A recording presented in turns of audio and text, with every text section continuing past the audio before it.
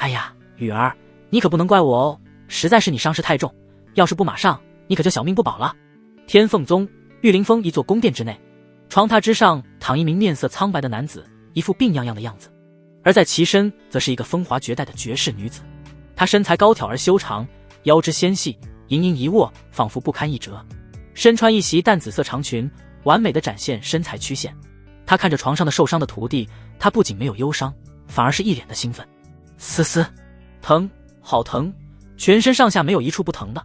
秦羽缓缓睁开双眸，只觉得全身就像是散架了一般。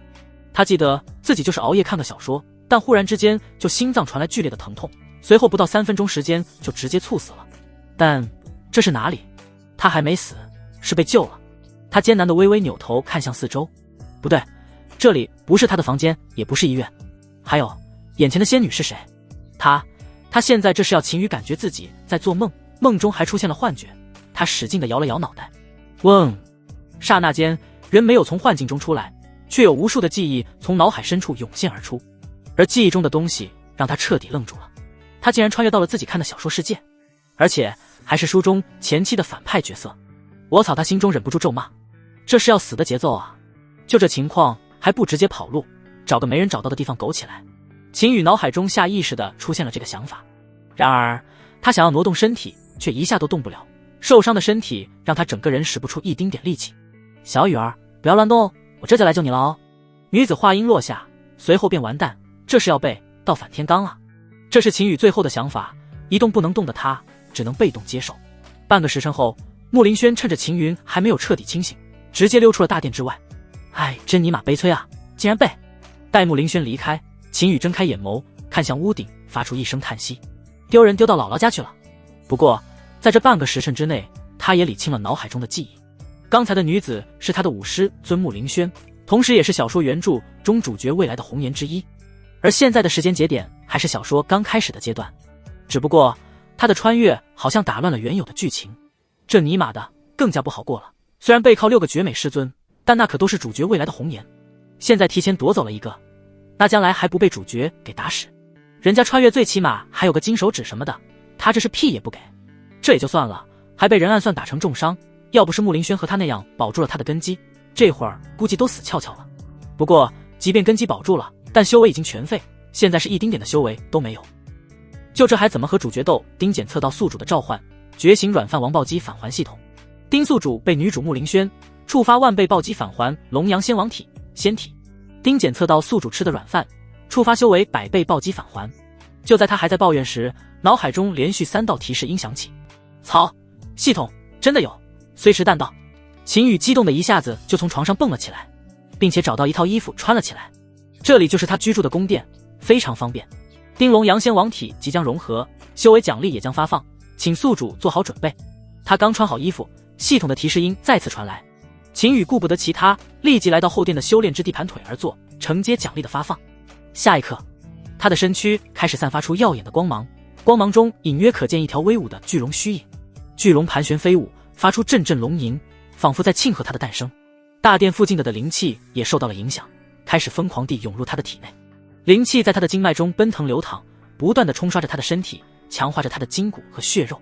随着气息逐渐变得强大，他身体表面浮现出一层淡淡的金色光芒，这是龙阳仙王体的特有标志。而且他的体内也发生了翻天覆地的变化，随着龙阳仙王体的融合成功，骨骼变得更加坚固，肌肉更加紧实，经脉也变得更加宽广。然而这还没完，体质融合成功后，紧随而至的便是修为的暴击返还。他盘坐在修炼室之中，周围灵气环绕，而身体之中返还的修为直接冲击着他的经脉。轰隆隆，经脉中汹涌的灵气宛如大江奔流一般奔腾而过，发出阵阵轰鸣之声，随后全都涌入丹田之内，转化为秦羽的修为。炼气境1层、2层、3层2个时辰后，砰！体内一层看不见的薄膜仿佛被无数的灵气冲破，灵力转化为真元之力，修为顺利进入化元境。然而100倍返还的修为非常庞大，他身上的气势还在1分1秒的增长着。随着时间的推移，丹田之中的灵气已经浓郁到伸手见不到五指的程度。滴答，当灵气被压缩得到一定程度后，第一滴灵液形成，落到了丹田之内。随着第一滴的出现，剩下的灵气仿佛受到了引导一般，在极短的时间内便全部转化为了灵液。而此时的丹田，原本那浓郁的灵气已经消失不见，随之出现的是一片灵液组成的小湖泊。灵气化液，这是踏入真海境的象征。当所有的修为返还完毕之后，整个丹田内已经成为了一片汪洋，由灵液组成的汪洋大海，一眼望不到边际。真海境9层已经达到了这个境界的极限，下一步便是凝聚金丹。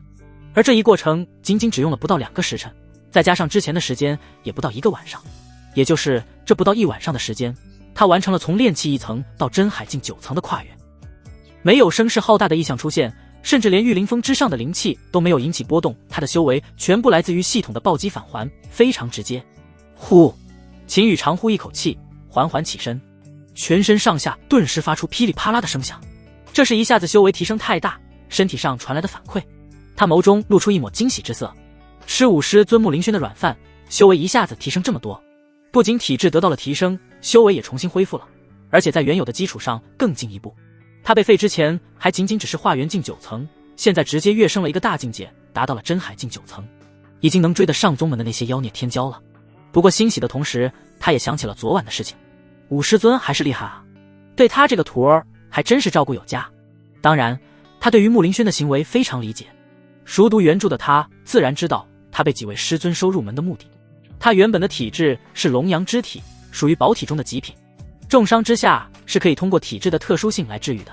当然，那种生死垂危的致命伤不行，他是3年前被大师尊在凡尘间发现并带了回来。一是见他可怜无路可走，处于生死边缘；二是体质特殊，龙阳体修炼之时所产生的龙阳之气能促进他们的修炼，加快修炼进度。没看错，确实是他们。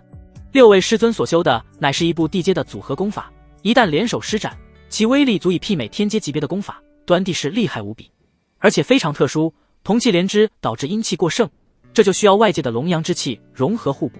因此他每次修炼之时都会有1位乃至几位师尊在他身旁一同修炼。也正因为这样，时间相处的久了，而且受到龙阳之气的影响，众师尊都对他产生了不一样的想法。然而这件事情他的前身却一无所知，只晓得眼前的6人皆是他的师尊。平日里他谨遵师徒之礼，不敢越雷池半步。尽管6位绝美师尊费尽心思想要与他拉近关系，但无奈原身就是个傻子，愣是未能察觉出其中深意，始终如一地恪守着作为弟子应尽的本分。也正是由于他这般木讷，才给了那位拥有炎阳霸体的天命主角可乘之机，让其得以成功收服6位角色师尊。不过随着他的穿越，原本的剧情似乎已经被悄然打乱。最起码木林轩已经先不管是主动还是被动，结果才是最重要的。不过原著中秦羽这一次只是被打伤了，并没有被废，也不知道哪里出现了问题，让他直接穿越而来。哼，既然金手指已经到账，那么该是我的就都还是我的。秦羽嘴角微微翘起，眸中闪过凌厉的寒芒。他的信条一向是该苟的时候苟，该莽的时候就要莽，现在有了系统，再苟的话就要被读者按倒狂揍了。至于教好主角，他从未想过。原书的作者也不知道是不是脑残，在他笔下的主角在秦羽看来就是一个彻头彻尾的伪君子，为了得到他的6位师尊，是想尽一切办法抹黑他，最后还借助外人的力量将他斩杀。他也是脑子秀逗了，会熬夜看这种书。系统调出面板，刚才没空仔细查看系统的作用，只记得有一个面板来着。嗡，脑海中一个面板展现而出。系统软饭王暴击返还系统，只要被系统判定为宿主软饭硬吃的行为，都会触发暴击返还，其中还包含但不局限于修为、丹药、灵草、器物、功法等。宿主在每位女主身上第一次触发软饭行为，都会获得最高10000倍的暴击。宿主秦羽，修为真海境9层，体质龙阳仙王体仙体，功法龙炎诀玄阶上品，战绩秘术9重烈焰斩玄阶中品小成，无影步玄阶中品小成。女主好感度木林轩99，战力预测宿主听话，有本系统在，咱们只靠境界碾压，不靠越阶杀敌。最先进入他视线之内的便是系统的介绍和个人属性面板。秦羽也对自己的经手只有了一个清晰的认知，而且这个个人的属性面板确实是个好东西，能清楚地看到自己所修炼东西的进度。不过这个女主好感度怎么只有5师尊的？其他几位师尊不也是女主吗？宿主只有触发软饭暴击返还的女主才能进入列表。似乎看出了秦羽的疑问，系统还出来解释了一下。可以，非常不错。只不过好像除了武师尊穆凌轩之外，其他几位师尊似乎都有自己的事情在忙。他回忆着原书中的内容：大师尊穆容焉奉宗主之命前往紫云州为宗门选拔弟子，而且还是刚走没几天，回来的话最起码也得2个月之后了。二师尊苏礼，苏氏皇朝家族出现了内乱，回去处理家族的事情去了，回来时间待定。三师尊骆云长连同其他封的封主组队前往南火离国调查魔物横行的事情，短则1周，长则1个月。四师尊楚梦琪，由于天资稍差一些，是6姐妹中修为最低的一个，目前在后山洞府闭关修炼。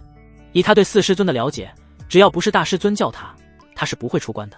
当然他除外，他可是被几位师尊当宝贝供奉着的。六师尊白洛瑶，白魔族之人，被族中叫回去相亲。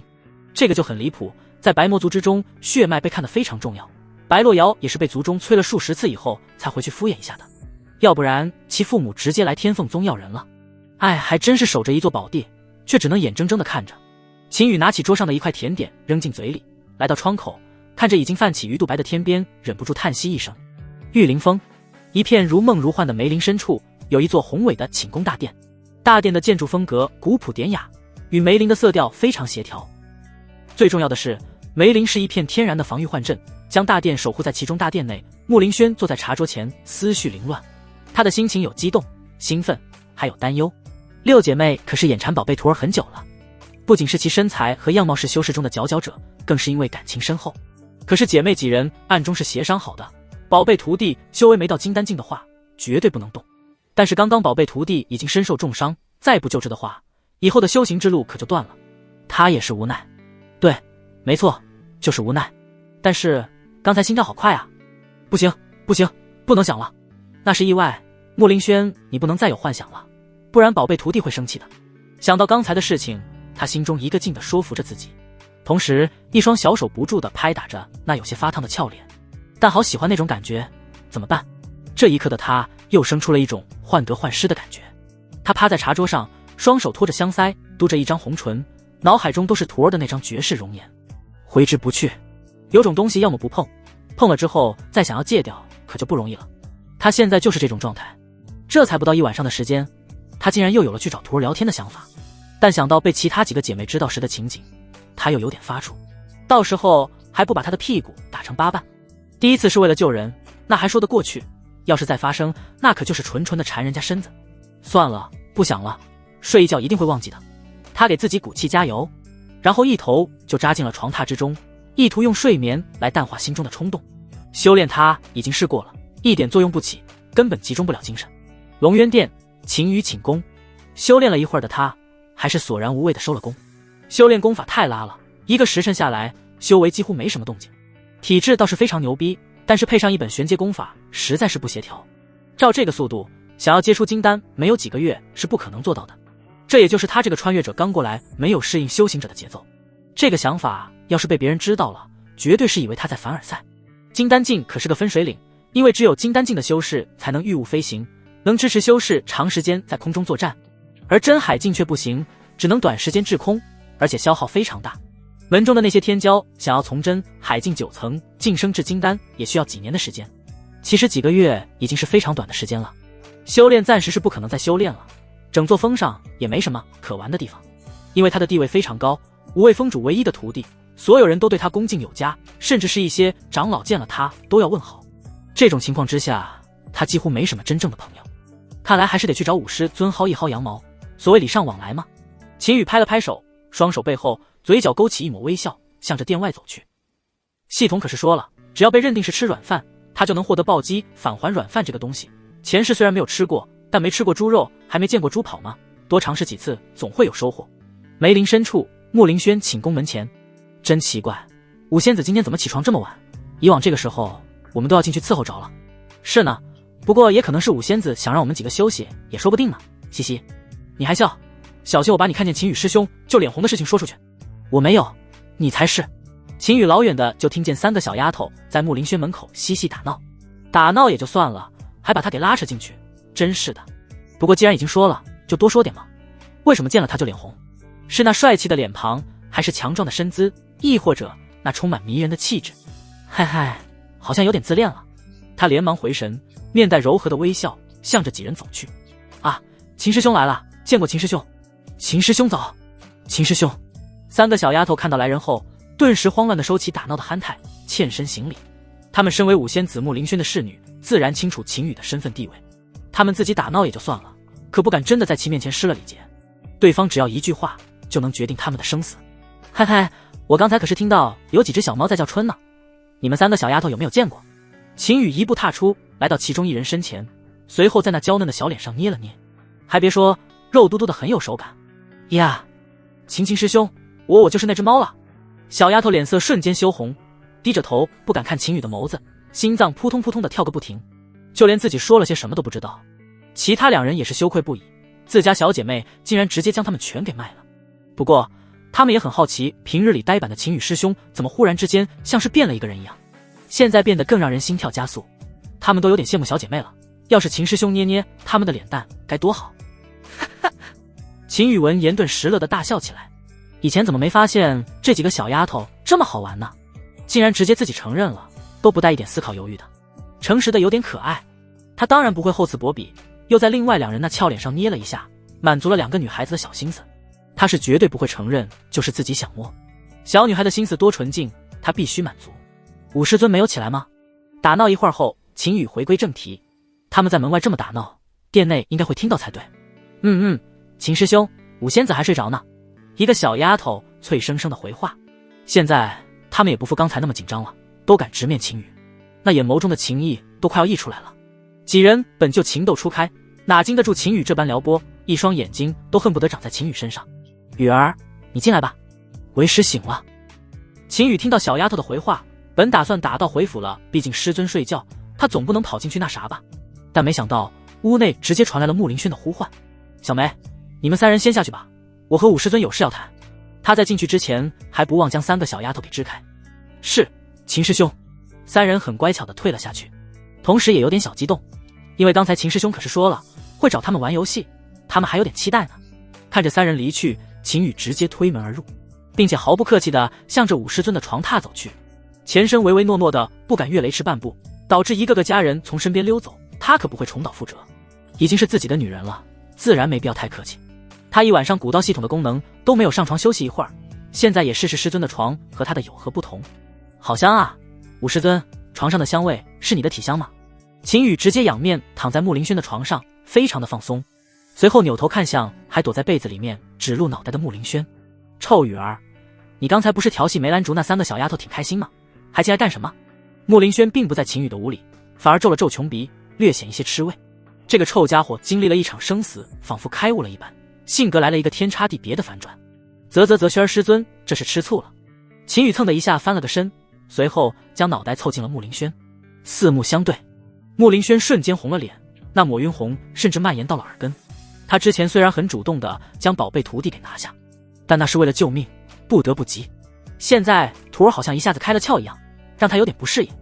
你怎么变得这般油嘴滑舌了？他下意识的往后缩了缩脑袋，眼神都有点乱飘。徒儿那目光太有侵略性了。师尊，你相信生死之间忽然明悟吗？秦羽忽然起身，眼神中充满了忧郁之色。那个时候我突然觉得压抑自己就是在伤害别人，现在我不想再伤害那些爱我的人。话音落下，他用眼角的余光看向穆凌轩，这可是他来之前就想好的说辞。他变化这么大，师尊们总会生出一丝怀疑，他需要将这一丝怀疑抹除。伤害别人，这个别人是我们吗？穆凌轩闻言，眼神有些飘忽，眼眶中不自觉地出现了丝丝雾气。宝贝徒弟真的变了，往日的努力没有白费，现在知道心疼他们了。羽儿，他轻声呢喃。秦羽看时机成熟，也不再装了，直接将其搂入怀中。床榻之上，雨帐缓缓落下，一切尽在不言中。青云峰，天凤宗9峰之中，实力排在第2，仅次于玉灵峰。毕竟玉灵峰有6位峰主，没人能夺其锋芒。一座金碧辉煌的大殿内，少年一边品着灵酒，一边欣赏着舞姬翩翩起舞，非常享受。小峰，你又懈怠了，这些精神上的享受偶尔一下并无不可，但不能成为阻碍你修行的绊脚石。少年脑海中一道非常温和的声音传来，那声音仿佛能抚平人躁动的心灵。不过说到后面，声音中却带了点愠怒，显然是对于少年此时的样子有些不满。云姐，别生气嘛，我这就去修炼。少年听言，顿时收起那放荡不羁的样子，变得乖巧了很多，同时挥了挥手，将殿下那些舞姬都赶了出去。识海中温养的这道神魂，可是他在天凤宗崛起的机缘，不能惹恼了对方。这还是他第一次听到这个温和的声音出现恼怒之意，以前最多也就是稍微说一下罢了。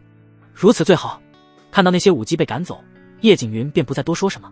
要不是这段时间楚风太过荒淫，他也不会出来说的。毕竟这是他推算出来的天命人，天命人的命运和气运自有天定，不宜过多干涉，他只要辅助其成长起来，帮他重塑肉身即可。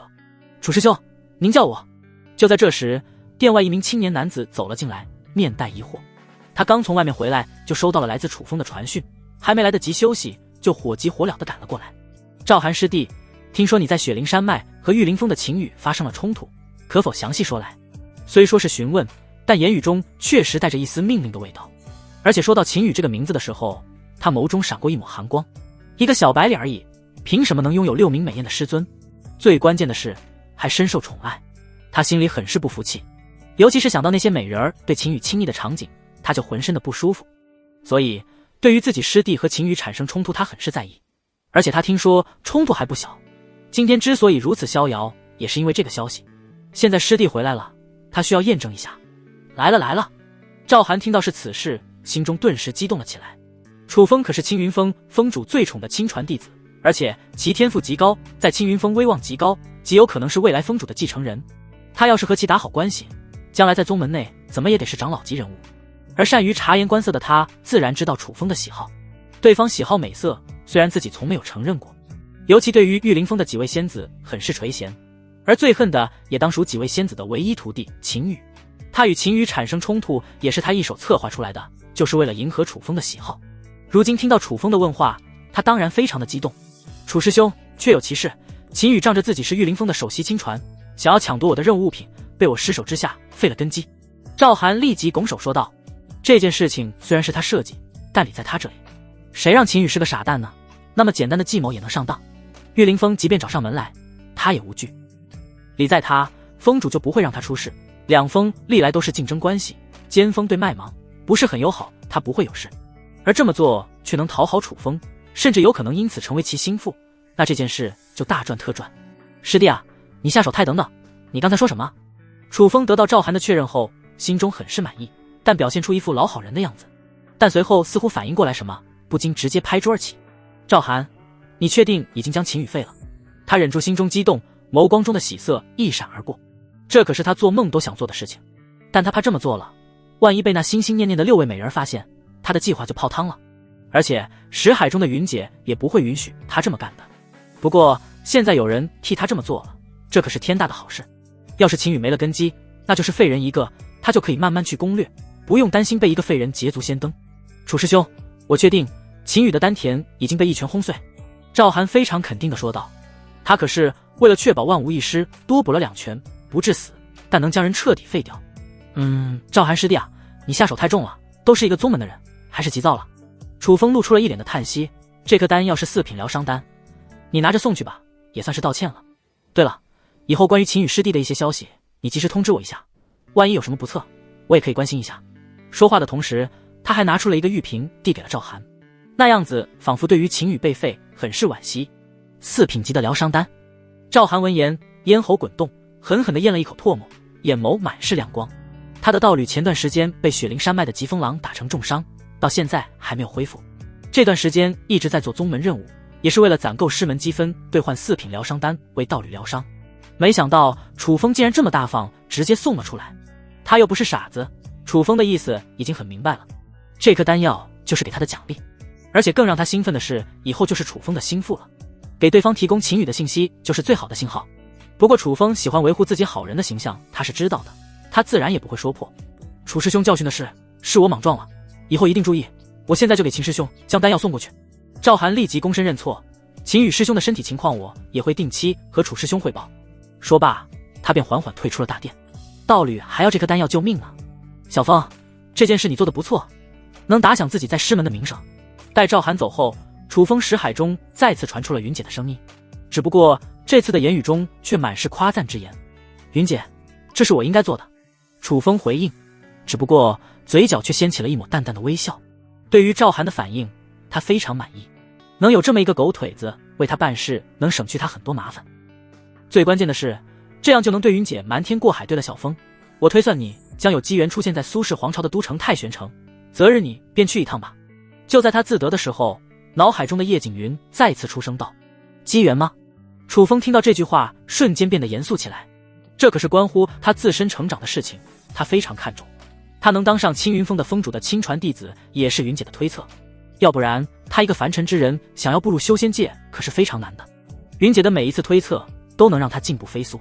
所以，对于那什么苏氏皇朝，他异常看重。多谢云姐，今晚我准备一下，明日和师尊告假后，便前往太玄城。他点点头，很认真的道谢。虽然云姐有些时候太过正直，看事情不够圆滑，但对他是真的没话说，帮了他不少。道谢也是发自内心。有机会的话，他会帮云姐重塑肉身。玉凌峰、梅林中、穆凌轩的寝宫大殿，秦羽一脸开心的从殿中走出。他和穆凌轩探讨了很多人生理想，但可惜的是没有被系统判定为吃软饭。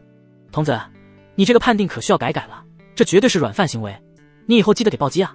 秦羽心中吐槽着系统的不给力。你没有个100倍、1000倍的暴击，2倍、3倍的也可以啊，真是小气。天色还早，去找那3个丫头聊聊天。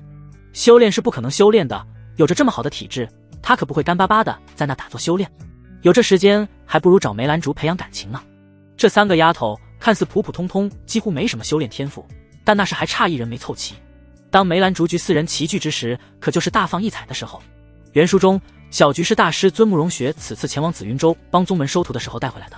4人都是隐藏天赋者，分开了和普通人没什么区别，但4人齐聚会发生化学反应，彻底觉醒自身天赋，成为罕见的天骄妖孽，从而让几位师尊收为了弟子，也成为了他的师妹。不过原书的秦羽就是木头脑袋，和他颜值身材以及体质一点不相配，对于4人那懵懵懂懂的情谊一点感受不出来，最后还是被主角楚风的甜言蜜语给攻陷了。自己的这些个师尊也是在此的基础上逐渐接触到了楚风，后果可想而知。不过现在嘛，当然是先进楼台先得月。今天上午那3个丫头的目光都快粘在他身上了。嘿嘿，我还真是个天才。秦羽双手背后非常自得的自夸一句，随后悠哉悠哉的向着侍女宫走去。寝宫内，穆林轩眼眸中流露出一抹得意之色，他的魅力果然无法阻挡。小雨还是很喜欢他的。哼，二姐，这可不能怪我哦。想到二姐临走前对他特别的叮嘱，下意识的流露出害怕的神色，只不过随后就放松了下来。雨儿可是说了，要是二姐抱走他的话，一定会替他出头。有雨儿在，他安全感拉满。晚上要不要去呢？好纠结。想到再过几个时辰就到晚上了，他心中一阵纠结起来。算了，不能给雨儿留下不好的印象，还是明天再去吧。最后他还是忍痛做出了这个决定。侍女宫，梅兰竹3个丫头独住一座寝宫，非常豪华。虽然没什么修为，但3人都是五峰主的贴身侍女，规格自然不低。相比于凡尘的公主待遇，都不遑多让。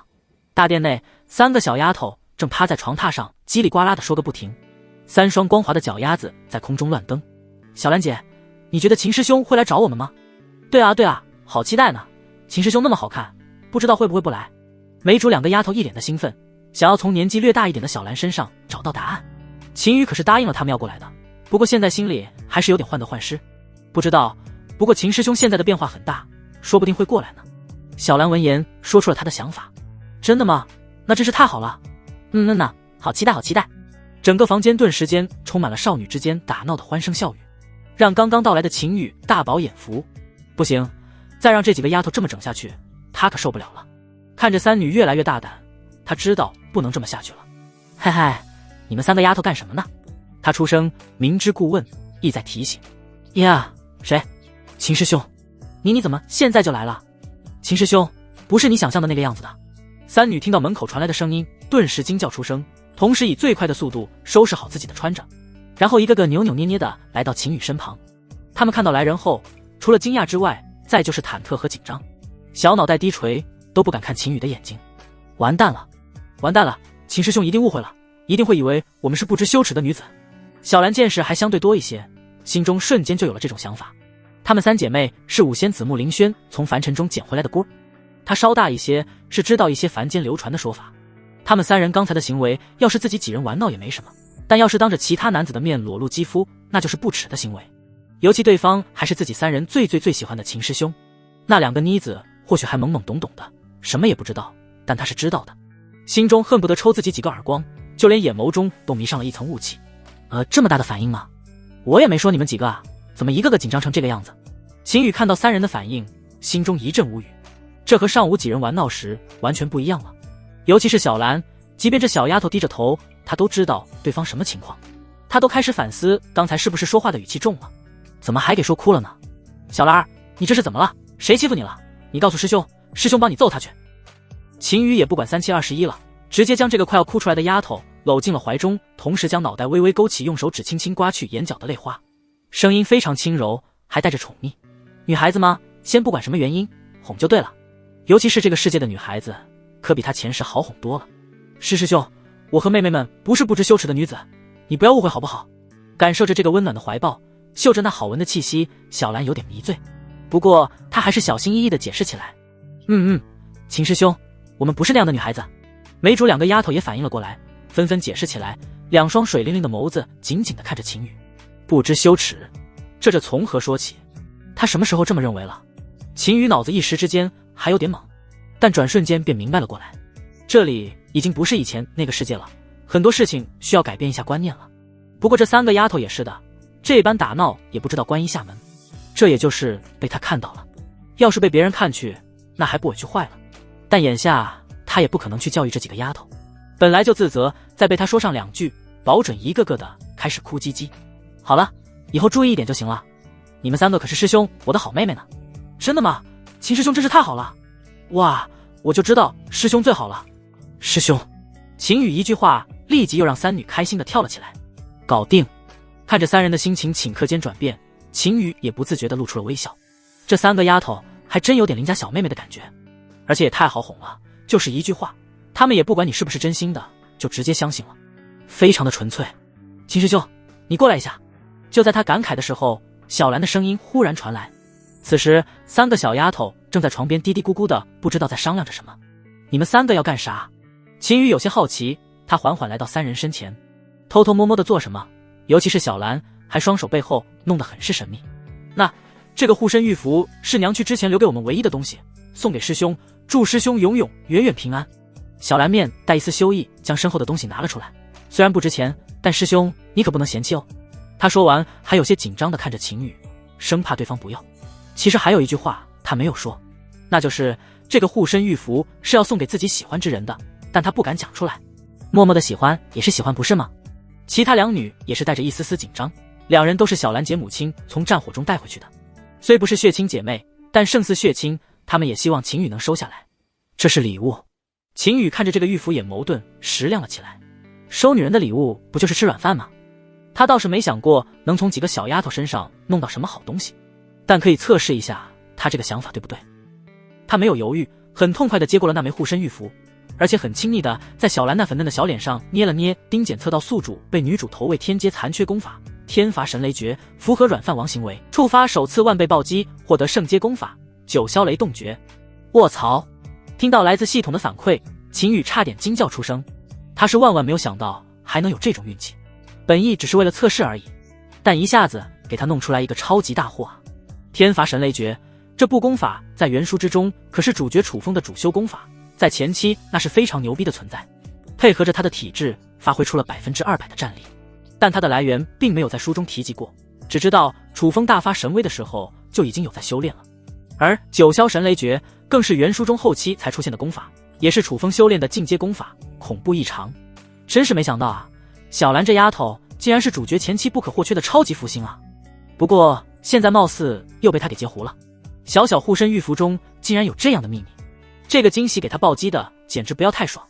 那可是圣阶功法啊，包括紫云州在内附近100座的州府之内都不见得有一本圣阶功法，而天凤宗最高级别的功法就是地阶极品，像几位师尊那样达到天阶程度，还是因为几人联手后才有那样的威力。超纲，真就超纲，和现在这个节点修炼的主修功法完全不在一个层次上。秦宇忍不住心中的兴奋劲，直接在小兰那穷鼻上刮了一下，还真是个福星呢。他昨天晚上还对自己修炼的功法吐槽来着，这转眼间便来了一本圣阶的，还真是雪中送炭。嘻嘻，秦师兄。小兰小脸蛋瞬间染上了红霞，他没想到秦师兄不仅没有嫌弃他那普普通通的护身符，反而还异常的开心，这让他心里甜甜的，跟吃了蜜糖一样。我靠，这三个丫头现在的样子还真是有说不出的魅力。宿主，梅兰竹菊可都是女主之一，第一次触发都是万倍暴击，你现可别有什么其他想法。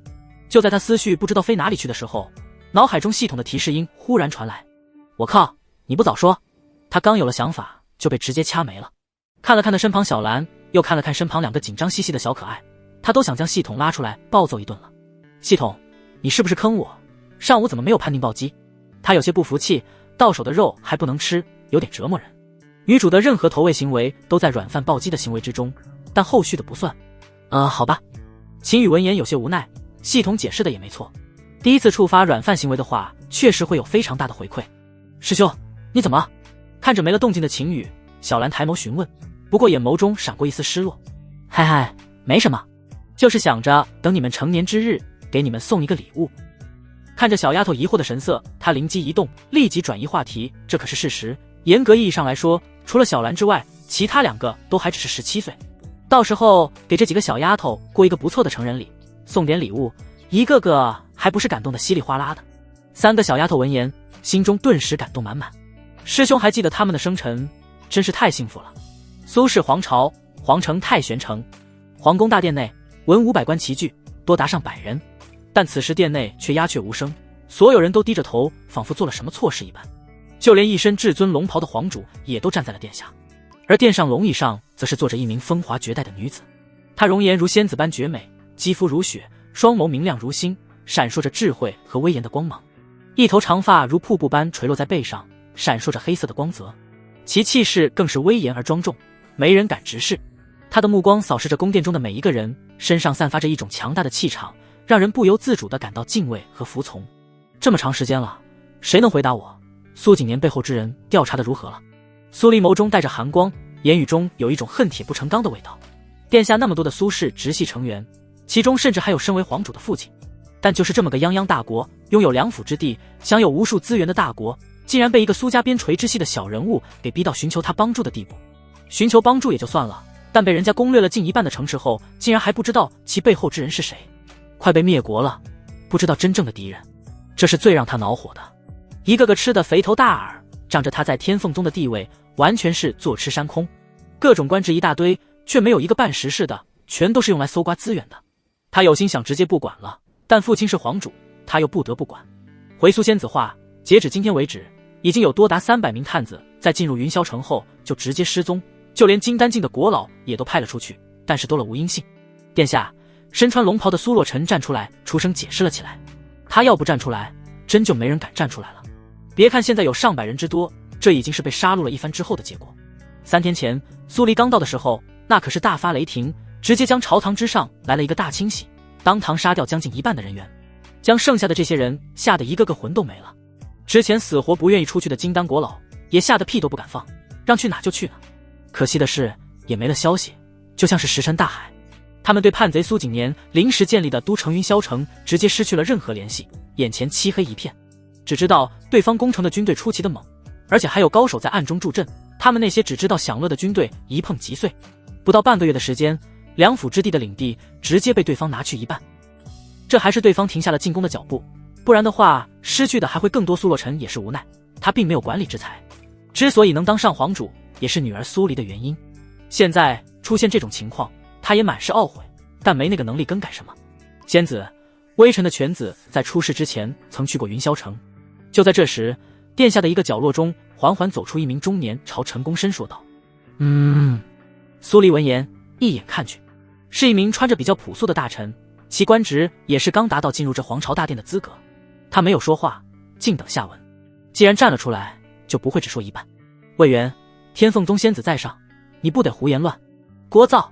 噗嗤，站在苏洛尘身后的一名老臣看到说话之人只是一个小小的卫将的时候，立即出言阻止，但刚说到一半就被殿上严厉的声音打断，同时一道光芒从他的脖颈之处一划而过，那颗苍老的头颅便直接飞了出去，血洒朝堂。左相，苏洛尘瞳孔急剧收缩，这是他平时最器重的重臣，君臣关系非常好，但没想到只是说了一句话就被自己的女儿给杀了。左相宗义涉嫌通敌，满门抄斩。苏黎眸中寒光乍现，言语异常冰冷。左相的位置由魏源顶替，谁有异议？说完，他在殿内扫视一圈，尤其是自己的父亲身上停留得更久。那老东西要不是父亲私下的好友，他前几天就直接将其杀了，欺负老实人也就算了，竟然还敢在他面前放肆。这次杀了也就杀了，也给自己父亲长点记性，施加点压力。要不然他以后常年不在，迟早都会是一个傀儡。要是连这点压力也顶不住的话，那就直接养老得了。而殿下之人此时哪敢有什么不满，都将身子攻得更低了。现在就算是将皇主换了，都没人敢说半个不字。魏源，继续说下去。苏黎语气微微放缓。多谢苏仙子厚爱，微臣感激不尽。魏源立即拱手道谢，但声音依旧非常稳重，丝毫听不出此时内心的情绪波动。不过对于苏黎的提问，他也没有怠慢，开口道：犬子之前是仓促离开云霄城的，因为他发现了云霄城有魔道气息存在，而且不在少数。说到这他便停了下来。他知道的就这么多，但这个消息也足够了，最起码敌人是谁应该能猜得出来。之前一直没有说，就是因为有像左相的这种人存在。他不说还好，说了立即就会成为蛊惑人心之人，死都不知道怎么死。他死也就算了，说不得还会殃及家人。但现在不一样，他看到了苏黎此次整理皇族内部矛盾的决心。魔道气息。苏黎闻言面色立即凝重起来。苏景年背后的势力要真是魔道的话，那可就严重多了，已经不单单是皇朝的事了。因为天凤宗所占的3州之地内之前是并不存在魔道的，现在要是出来了，就是在打天凤宗的脸好。此事事关重大，我会亲自处理，将探子都招回来吧。他沉思片刻后立即开始吩咐：魏源，朝堂之事由你辅助我父亲处理，我给你生杀大权，朝中高手都尽可能做好准备，我随时都要用到。话音落下，他便直接化为一道流光离开了朝堂。有魏源这个人在，朝堂之事可以先放一放了。他需要亲自去探查一番，要是真有魔道高手集结，这件事就上升到了正魔2道宗门之间的对抗。太玄城一座豪华酒楼之内，楼内嘈杂异常，都是一些闲来无事的公子哥在喝酒聊天。苏仙子真是雷厉风行，一来就将那么多豪门直接给铲除了，差点将我老爹给吓死。可不是怎的，不过要说最惨的还属左相，自己被斩了不说，还连累了家人被满门抄斩。不过听闻苏仙子现在已经离开了，不知道皇主会不会听从那个魏源的话。一声声嘈杂的声音让靠窗边座位上的少年眉头皱了起来。他实在是不知道来这里有什么意义，那些皇朝的琐事跟他半毛钱没有关系。虽然其中提到了苏仙子，但现在对方已经离开了太玄城。然而云姐非要让他前来这里打探一些消息。云姐，这里压根什么也没有啊，您是不是推断错了？我的机缘在哪里呢？他忍不住抱怨起来，说是这里有他的机缘，但这都来了半天了，就在这里坐着了，什么也没干。着急什么？做事要有耐心，没有耐心什么也做不成。脑海中叶景云出言训斥一声，随后继续道：你之前不是一直仰慕苏峰主吗？现在机会到了。这也是他的猜测，但这个猜测8、9不离10。因为之前的推测就是太玄城，但现在已经转移到了云霄城，而刚才酒楼中众人的言语他都听得清清楚楚。苏黎就是刚离开不久，其目的地便是云霄城，由此便可以推断出来。什么？楚风闻言差点惊叫出声，眼眸中的喜色都快掩饰不住了。苏黎作为玉凌峰6位峰主之一，自然在他的谋划之中，只不过对方作为长辈，他一直没有机会。现在云姐忽然跟他说机会来了，让他有点没反应过来。云姐，这个机会是？他一脸期待地看着叶景云，眼神里闪烁着兴奋的光芒。一想到苏黎那张倾国倾城、沉鱼落雁般的面容，他整个人就像打了鸡血一样亢奋不已。叶景云看着眼前的男人，他心中不禁感到有些无奈，真就把他当成无所不能、可以预知未来的工具人了啊！面对这样的问题，他实在是有些无语。回想起曾经推算出的天命之人，他不禁怀疑自己是否算错了，完全就是个不怎么会动脑子的人。机缘都给你推算出来了，机会当然需要自己去创造和争取啊。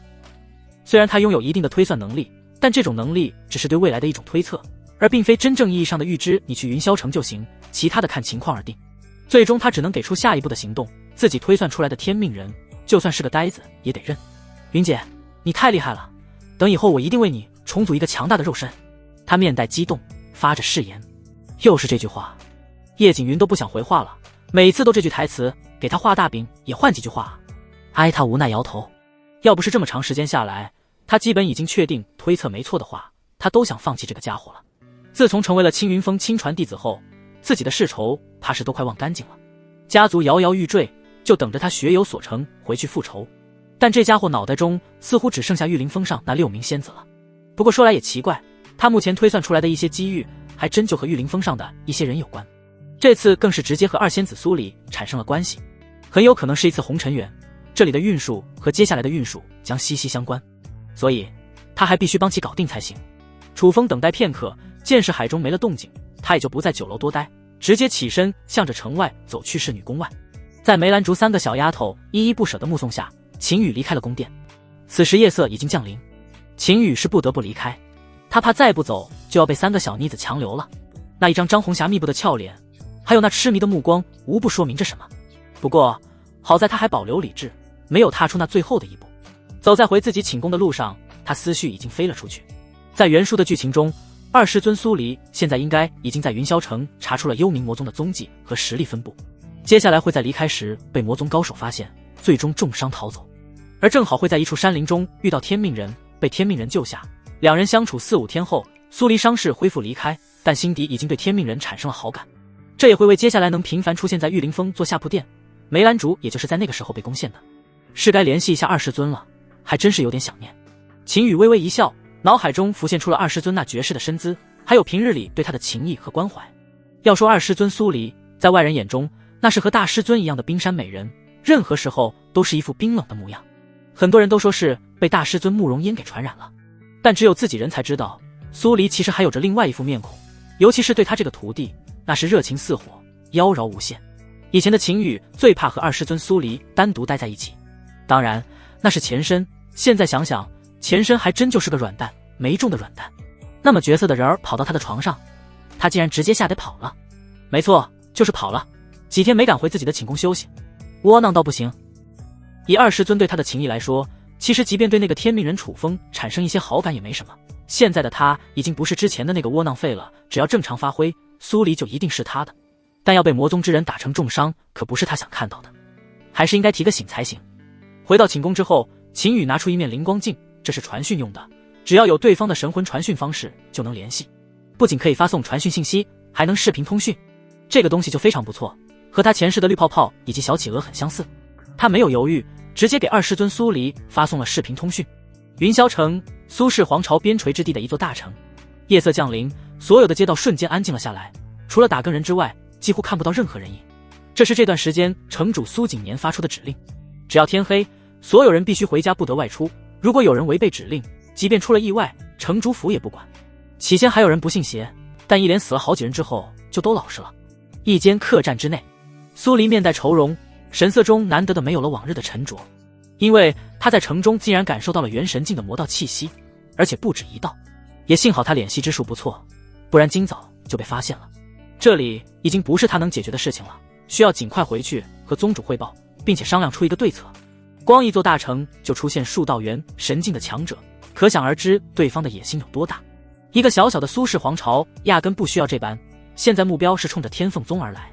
而天凤宗现在实力最强的几名太上长老，也就是元神境巅峰的修为，这事处理起来不容易，谁知道对方有没有后手，必须要有一个对策才行。不过现在晚上宵禁，他不能出去，他知道外面那些人在干什么，现在出去绝对会暴露。想要回宗门，还得等到明天才行。嗡！然而就在这时，他腰间的一面小镜子忽然发出了微微的亮光。女儿，苏黎看到镜面上的联系人，眸中出现了一抹惊奇之色。他可是知道自己徒弟性格的，看他就像是看洪水猛兽一般，今天怎么主动给他发起了视频通讯？这要放在以前，那是绝对不可能出现的，尤其还是在晚上。难不成有紧急情况？他下意识地想到了这种可能，随后立即点开了通讯。要是宝贝徒弟真有什么危机，他就是拼命也要赶回去。雨儿，你是出什么事了吗？视频一打开，他就迫不及待地出声询问，眼神中的关切之色都快要溢出来了。啊，出事？我怎么就出事了？二师尊，我没事啊。秦羽有些纳闷，他这么晚联系苏黎，就是告知他有危险。这话还没说呢，他怎么就糊里糊涂的成了那个有危险的人了？没事。那你怎么想起大晚上的和我视频通讯啊？看着镜面中那怡然自得啃着点心的徒弟，苏黎知道是自己多心了，但这更让他疑惑了，今天这个臭徒弟怎么转性了？嘿嘿，忽然之间想师尊了，所以就看他，想想我。苏黎瞬间被惊得小嘴微张，眼睛忽闪忽闪的，他都觉得自己出现了幻觉，但掐了自己一把之后，非常确定这不是他幻想出来的。心脏在这一刻非常不争气的急速跳动了起来。宝贝徒弟竟然说想他了，这真是该庆祝的时刻。要是能回去的话，他一定要跑去和宝贝徒弟玩贴贴。臭雨儿，你说真的？没有骗我。他立即恢复了往日在宝贝徒弟面前娇柔的一面。当然，我怎么忍心欺骗最疼爱我的师尊宝宝呢？哇，要死了！听到这句话，苏黎整个人都感觉晕乎乎的。宝宝，这是多么亲密，多么肉麻的情话，幸福一下子来得太突然了。激动的心情让他整张俏脸都开始发烫，看上去红彤彤的，分外惹人怜爱。师尊，你现在的样子好可爱。对于苏黎，秦羽不需要太过含蓄，对方的情谊他感同身受。也就前身那个木头疙瘩，要是他的话，说不得现在已经是一对神仙眷侣了。至于他的变化如此之大，自有武师尊会去帮他解释。哼，油嘴滑舌，看我回去不狠狠教训你。苏黎闻言，嘴上说着狠话，但那灿烂的笑容和柔情似水的语气无不出卖着他此时的心情，就连发现魔宗踪迹带来的坏心情也一下子没有了。虽然宝贝徒弟变化有些大，但应该不是什么大事，一会儿问问五妹就行。而且徒儿这个变化他非常喜欢，就和突然开了窍一般。这一刻他都恨不得立即回到玉灵峰去引逗一下突然开窍的徒弟，看看这个臭家伙是个什么反应。对了，二师尊，你现在是在云霄城吗？秦羽眼看感情聊得已经差不多了，立即转移到正题之上。我刚刚得到一个关于云霄城的消息，想要和你说一下。说到正事，他也变得严肃了起来。哦，你竟然知道我在什么地方？苏黎有些惊讶，这虽然不算什么秘密，但要是不关注的话，是不可能知道的。自己这宝贝徒弟果然已经开始关心他了。不过他能有什么消息啊？魔宗的消息还是他冒着极大危险探查出来的。惊讶过后，他又疑惑地看着镜中的徒弟，等待下文。二师尊，我听说云霄城那边近期有宵禁，而且进去的时候很容易，但出去时除了城门口，其他地方都暗中设了防护阵。你要出来的话，一定要走城门，不然很容易就被发现了。秦羽立即将他预先组织好的话说了出来。苏黎去云霄城的事情，苏氏皇城的高层几乎都知晓，他知道并不意外，而且也知道苏黎是去干什么了。打探完情报的话，一定会离开，他给支个招很正常。至于那防护阵是原书中提到过的，原书的作者也不知道发了什么疯，就得让苏黎有着正道不走，非要从天穹中离开，也就是因为这样才被隐秘阵法发现，从而被魔宗高手追杀到重伤才逃离。在他看来，这就很莫名其妙。为了给天命人安排两人相遇的机会，那阴低作者也是煞费苦心了。但他既然来了，自然不能让心爱的师尊宝宝受伤。至于还能不能相遇，他不是太在意。有了今晚的感情培养，苏黎岂会一下子转变心意？原书中也是他最后伤透了二师尊的心，才让那个家伙有了可乘之机。所以对于苏黎正常逃离之后还会不会和天命人相遇，他一点不在乎。隐匿防护阵，苏黎听言，脑海中莫名的感觉到一阵清明，思维都变得活跃了。这一点他竟然没有想到，心中涌现出一丝丝的后怕。要不是宝贝徒弟提醒，他真就打算等天色一亮直接从空中飞走。但现在想一想，还真就是在找死。那可是有数名元神境强者坐镇啊，再加上防护阵，他的脸息术就是再牛逼也不管用，保准会被发现。这让他有一种捡回一条命的庆幸。同时看向镜中那道身影的眼神更加迷离了。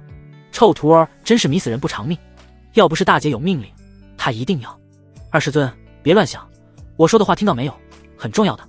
秦羽看到苏黎那眼神就知道对方本性又露出来了，急忙提醒，这可是很重要的事情，小则重伤，大则是要丢命的，万一因为他的参与引起了连锁反应呢？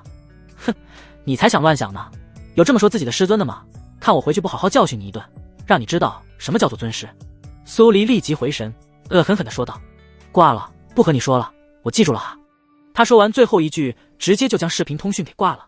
呼呼，他长舒一口气，拍了拍自己的脸蛋，让清醒一下。臭徒儿，真是迷死人不偿命的家伙。玉灵峰龙渊殿，秦羽一脸懵逼地看着已经恢复暗淡的镜面。这女人咋说变脸就变脸，不就是事情紧急说了她两句吗？怎么还急眼给挂了呢？他原本还想着彻夜畅聊培养感情呢，现在没戏了。算了，还是研究一下九霄雷动诀吧。想到这本圣阶功法，秦羽心中还是一阵火热。这可是原书中后期才出现的功法，他现在就弄到手了，简直不要太爽。来到后堂的修炼室，他立即盘腿而坐，调整心态，随后很快便进入了修炼状态。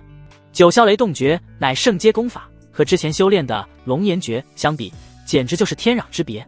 他刚开始运行，便感觉修炼速度陡然加快，周身气息也变得愈发强大。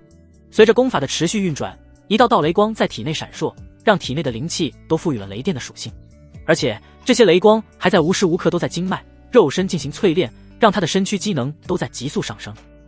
随着时间缓缓流逝，他体内的雷光越来越多，甚至已经影响到了外界的变化，整个修炼室周围天地灵气发生剧烈的波动，狂风呼啸，乌云密布，电闪雷鸣，其身躯也化身为一个巨大的漩涡，疯狂地吞噬着周围的灵气，将其转化为自身的力量。而这一动静很快便将已经休息的穆林轩惊动了。我的天，雨儿这就要结金丹了吗？看着天穹之上那巨大的灵气漩涡，犹如天河倒挂，穆林轩不由得惊讶出声。尤其是还伴随着大片的天罚雷霆汇入天河之中，远远看上去宛如灭世般的九霄雷动，异常的恐怖。臭家伙怎么不仅性格大变，就连修炼功法也变了，变得好恐怖。穆林轩美眸中已经不单单是震惊了，还是惊骇。当感受到那恐怖的气息越来越强势之后，他毫不犹豫地在周边布置了一座隐匿阵法，亲自担当阵法核心。这要是被宗主或者那些太上长老察觉了，抢徒弟还是次要的，说不得还会被逼供功法来源。轰隆隆，雷霆伴随着灵气时刻都在劈下，然后被秦羽吸收到体内。时间一分一秒的流逝，在灵气和雷电的双重洗礼下，秦羽的身体也逐渐发生了变化，皮肤变得晶莹剔透，仿佛玉石一般，体内的经脉也变得更加宽阔坚韧。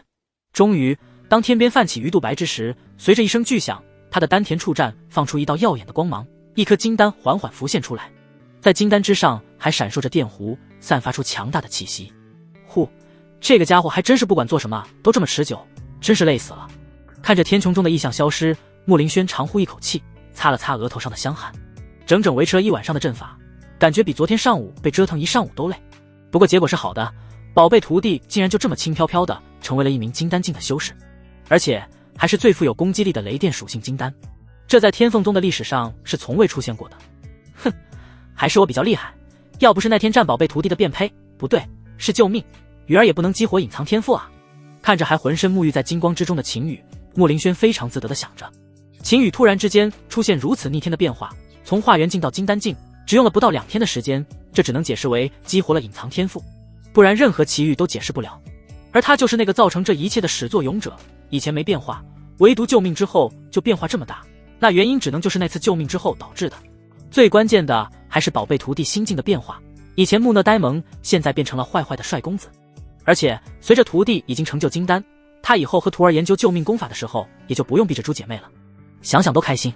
而此时秦羽也是异常震惊，他昨晚的本意也就是尝试一下这个圣阶功法有多厉害，但一个没注意，直接就引动了突破的契机，不愧是九霄雷动诀，将金丹都赋予了雷电属性。内视丹田内那颗闪着电弧的金丹，他非常的满意。要知道在天凤宗真海境的修士一抓一大把，但金丹尊者却很少见，因为结金丹非常困难，而且还有失败的几率。但是当真的达到金丹之后，不仅能拥有尊者的称号，还能享有长老的地位。亲传弟子之上便是长老，长老之上是各封封主，而封主都有着凝阴境的修为。就像6位师尊，除了4师尊楚梦琪是凝阴境后期之外，其他5位师尊都是凝阴境圆满的修为。6人联手可与元神境太上长老一较高下。雨儿，感觉怎么样？刚突破金丹有没有不适？随着他收工之后，穆林轩来到了他的身边，眼眸中都是关心之色。那个师尊，你就不好奇我的变化吗？看到穆林轩开口就是关心的话，丝毫没有提及他的变化，他暖心的同时也有点奇怪。他一晚上的突破，穆林轩可是全程都在观看，很明显功法早已经不是原来的龙颜诀了，而且这个天赋也远比之前强大了不止1星半点。正常情况下，作为师尊不都会询问的吗？变化？你是说你修炼天赋变好吗？穆林轩闻言不仅没有疑惑，反而脸上流露出了一些不好意思。哎呀，这个你就不用感谢为师了，都说那天只是说为了补救你伤势嘛，能激活隐藏天赋还是你自己本身的能力，至于功法那都是你自己的机缘，这有什么大惊小怪的？我和大姐他们修炼的功法也不是宗门的啊。他自认为说的一点没错，很合乎情理。你师尊牛逼。秦羽听完穆林轩的讲述，心中直接给了一个大大的点赞，这脑补简直不要对他太好了，都不用他解释，师尊大人自己都把自己说服了。而且有了这个小喇叭在，其他几位师尊相信也很快就会知道了。对了，雨儿，半年后有一场百州大比，要是能获得第1名，就会获得星辰阁奖励的一本天阶上品功法。穆林轩似乎忽然想到了什么，眸光一亮，你到时候或许可以争取一下。他越想越觉得有可能。百州大比5年一届，限制30岁以下的青年才俊，也是为了给星辰阁自己物色天骄弟子。这对下面这些小门小派可是有着致命的吸引力。天阶功法，那可是4、6品宗门才能有的底蕴，而天凤宗满打满算也就是3品顶级宗门，距离4品就差一本功法了。自己这宝贝徒儿要是能获得第1名，那就是天凤宗的功臣，以后即便他们之间的事情曝光了，相信宗门也能睁一只眼闭一只眼。他越发觉得这是个好方法。半年之后，百州大比嘛秦羽闻言，眸中陷入回忆之色。他在回想原书中的剧情，如果按照正常走的话，那可真不是什么好事，那是天凤宗悲剧的开始。不过时间还长得很，他没必要想那么多，走一步看一步。就比如现在，他可是还有更重要的事情。刚刚突破金丹境，怎么也得和武师尊探讨一下谁的基本功更扎实。之前的几个修炼动作可是将他累得够呛，现在实力提升了，必须重新修炼一下。嘿嘿，师尊，那个什么百州大比咱们以后再说，我先向你讨教几个修炼的基本要领。秦羽脸上立即露出了一抹不怀好意的笑容，同时一步踏出，在穆林轩还没有反应过来的情况下，直接横抱而起，随后快速的回到前殿。羽儿，你要干什么？穆林轩被秦羽突如其来的动作吓得惊叫出声，而且下意识地伸出手臂环抱住了秦羽的脖颈。他脸颊泛红，一对眸子中有一点点慌乱。宝贝徒弟所说的话，他哪里听不明白？虽然还是有些羞涩，但他可不会拒绝。嘿嘿，当然是修炼了，身为师尊，这可是你的职责哦。秦羽嘴角微微上扬，随后便直接抱着家人走向修炼场地。殿外天色已经逐渐大亮，一片祥和，但殿内却传来了阵阵激烈的讨论之声。云霄城外50公里处，一座荒山之上，楚风经过连夜赶路，终于是在天亮前赶到了云霄城，返回太玄城的必经之路。不管是走陆地还是从空中飞过，都会路过这座荒山。只要来到了这里，就不会错过和苏仙子相遇的机会。云姐，我还需要进城吗？听说城内好像不安全啊。楚风擦了擦额头上的汗珠，气喘吁吁地说道。一晚上赶了近1000公里路程，把他累得够呛。不过累倒还是其次，他在路上可是听说云霄城最近诡异得很，很多商队都退出了云霄城，他有些不太敢进去了。苏仙子人家是凝阴境大圆满的境界，而他才只是真海境5层，相差甚远。人家或许可以没事，他万一交代在里面，可就得不偿失了。等一下，他已经来了，启用我刚才和你说的那套方法。忽然叶锦云的声音响起，他强大的神魂已经感知到了天边一道人影在急速而来。真的吗？真是太好了。楚风闻言立即激动起来。云姐，那就动手吧，我已经准备好了。他说话的同时还将独属于天凤宗亲传弟子的服饰穿了上去，这可是计划成功重要信息。叶锦云并没有说话，而是直接动用神魂手段对着楚风神识发出一击。这一击他有把握，只是让其神魂受一些伤，从外边看上去伤势严重一点，实则只要几日就可恢复的那种。噗嗤，楚风只觉脑袋一沉，一口鲜血直接从口中喷出，眼前一片模糊，脸色瞬间煞白，异常的难受。要不是提前知道计划，他都怀疑云姐是在故意害他。救救命，救救我！他一边口吐鲜血，一边摇摇晃晃地向前走着，同时还有气无力地喊着救命。以他对苏黎的了解，看到如此重伤之人绝对会救人的，更何况他还是同门弟子，只要被救起了，他就有办法将其拖住个1-2天的时间。这是他的机会，也是云姐口中说的红尘缘。红尘之中相伴，他照顾我，我依靠他，多么美妙的情景。他的脑海中甚至已经有了那种画面，非常的美好。苏黎急速而来，远远的便看到了远处有一个受伤颇为严重的男子。他眉头微皱，自从昨晚被秦羽叫了几声宝宝之后，他就心痒难耐，想要尽快见到自己的宝贝徒弟。彻夜难眠后，他一大早就非常听话的从城门口出了城，在之后就一路全力飞驰。即便是遇到阻挡他的树木巨石，也被他直接摧毁，任何东西都不能阻挡他想要快速见到宝贝徒弟的决心。但眼前却有个不长眼的东西挡他道路，即便受伤又如何？受这么重的伤，还不如直接去死，省得耽误他的时间。想到这里，他没有丝毫犹豫，手中出现一柄长剑，一剑挥出，凝阴境的威势宛如排山倒海般的浪潮，直接向着还在意淫的楚风轰去。我操，怎么和想的剧本不一样？楚风瞳孔急剧收缩，他一个小小的真海境哪里能承受住凝阴境强者的一击？云姐，我不想死，救我！在剑光来临之前，他只来得及喊出最后的那一句话。轰隆隆，枯树碎裂，山石飞溅，整个荒山都颤抖了起来，仿佛大地要裂开一般。大片的土石被掀起，扬起一片尘土飞扬的景象。狂风呼啸而过，带着无数的沙石和灰尘，形成一股巨大的沙尘暴，这股沙尘暴如同汹涌澎湃的海浪，向着四周席卷而去，将周围的一切都淹没在了其中。而一道丽影却速度丝毫不减，直接从烟尘中呼啸而过，片叶不沾身，对身后之事完全不放在心上。一刻钟后，嗨嗨，一阵阵咳嗽声从一块巨石下传出，砰！巨石应声被掀飞，一道狼狈的身影从土石中艰难地爬起。呸呸！楚风将口中的泥土吐出，其中还夹杂着一些内脏碎片。那一击，他虽然活下来了，但受伤不轻。云姐，云姐，你没事吧？他稍微稳住一些伤势后，就焦急地喊了出来。他知道能挡住苏黎的那一击，绝对是云姐护着他的，不然现在骨头渣子都找不到了。云姐，你别吓我啊，你快说话。等待片刻后，听不到叶景云的说话声，他着急了。叶景云对他是亦师亦友，两人的情分还是在的，他不能忍受叶景云陷入沉睡。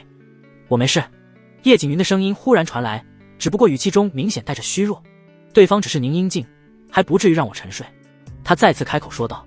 刚刚之所以没有出声，是因为他陷入了沉思。对于自己的推测，他不认为会错，要是错了，前几年怎么一直都是没问题的，单单现在出现了问题。但刚刚又该怎么解释？亦或者那段红尘缘并非是苏黎，而是另有其人？他有点搞不清楚了。云姐，你没事真是太好了。那我们接下来该怎么办？苏黎也不知道抽了什么风，完全不将我放在眼中。楚风听到叶景云的声音后，不禁长呼一口气，那悬着的心也落地了。不过这一趟云霄城之行好像又废了，1000多公里的路也白赶了。小风，有没有可能你的红尘缘还在云霄城之中，并不是这个苏黎？这不会吧？您之前不是说我的这段机缘是从太玄城转移到的云霄城吗？除了苏黎之外，还能是谁？听到叶景云的疑惑，楚风难得地分析了起来。他其实是不想进去云霄城的，现在整个云霄城已经很少有人进去了，出来的人倒是不少，一个人2个人也就算了，这么多人都对云霄城有忌惮，他是真不想以身试水。云姐，你要不再推算一番，我下个机缘在哪里？他尝试性的询问。叶景云并没有回复，而是沉寂了下来。他不是不想回复，而是不知道说什么。机缘他在刚才其实就已经推算过了，但一切源头指向又回到了天凤宗，准确说来应该是玉凌风。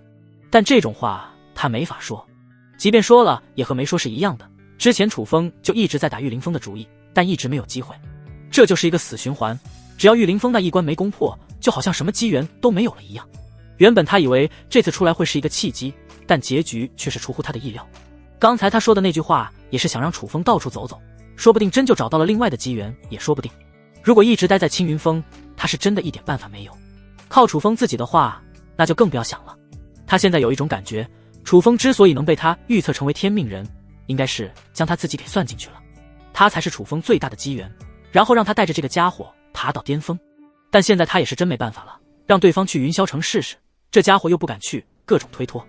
云姐，你别叫我了，要么回宗门待着等机缘掉嘴里，要么去云霄城去找机缘，你自己选。听到楚风又要叫他，叶景云心中压抑的那股火气直接就窜了上来，说话的语气非常的冲。想他巅峰期也是渡劫境巅峰强者，只差一步迈入大成，心境非常的坚固，但没想到如今会被一个小辈给气得发脾气，自己怎么就找了这么一个窝囊废当天命人？好，我现在就去云霄城。楚风咬了咬牙，心中一横，下定了决心。他还是第一次见到叶景云如此生气，自然不敢再顶撞了，还是顺着他的意好一些。只不过眼底却闪过一丝凶光。他不去云霄城是为了安全着想，既然叶景云让他去，那就去，最不济也有对方在前面顶着。刚才不是说一个小宁英静不能将其怎么样吗？那就看看云霄城这个人人忌惮的地方，他能不能扛得住。楚风心中其实也有气，只不过被他压下去了而已。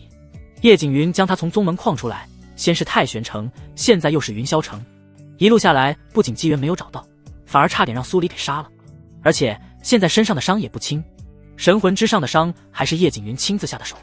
他现在都怀疑是不是这个女人早就对他有意见，现在就是纯粹的想让他受几天罪。当然这些想法他并不会表现出来，而是乖乖的向着云霄城走去。凌云峰龙渊殿，又是半天过去了，穆林轩匆匆忙忙的从殿内走出。哼，臭雨儿你等着，等二姐回来一定要让她狠狠收拾你一顿。回头看了看大殿，他娇哼一声，随后立即离开了。臭徒儿是一点不饶过他，他要赶紧回去恢复一下体力，不然等二姐回来发现肯定饶不了他。几个姐妹中他最怕的就是二姐苏黎。大姐虽然看上去冷冷冰冰，但非常疼爱他们，唯独二姐，那是阴晴不定，狠起来真揍他呢。他又不敢反抗，以前可是被揍过好几次。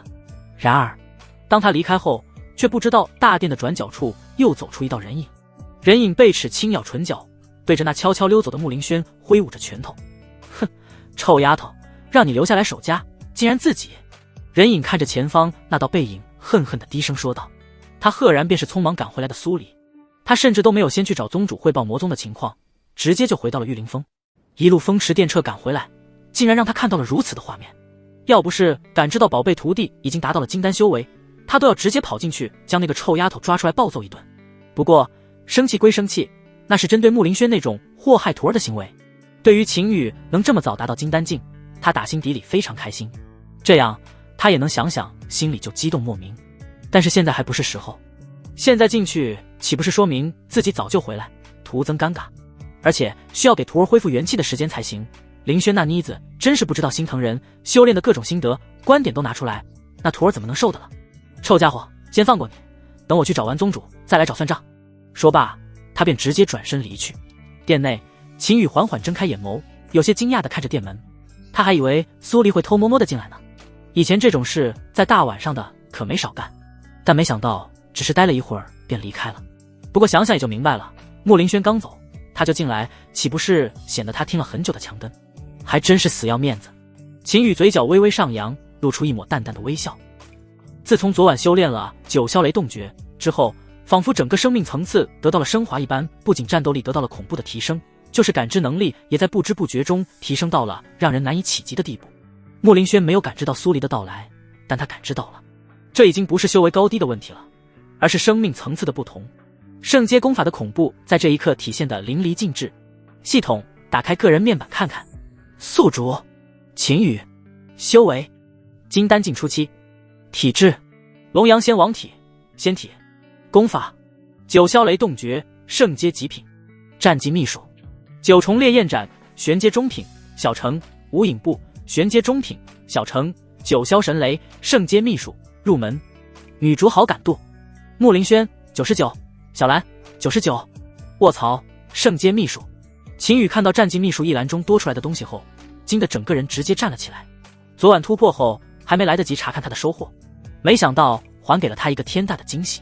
功法自带秘术他也听过，但那种功法可遇不可求，即便是偶尔出现一本，其中的秘术等级是要比功法本身低一阶甚至是2阶。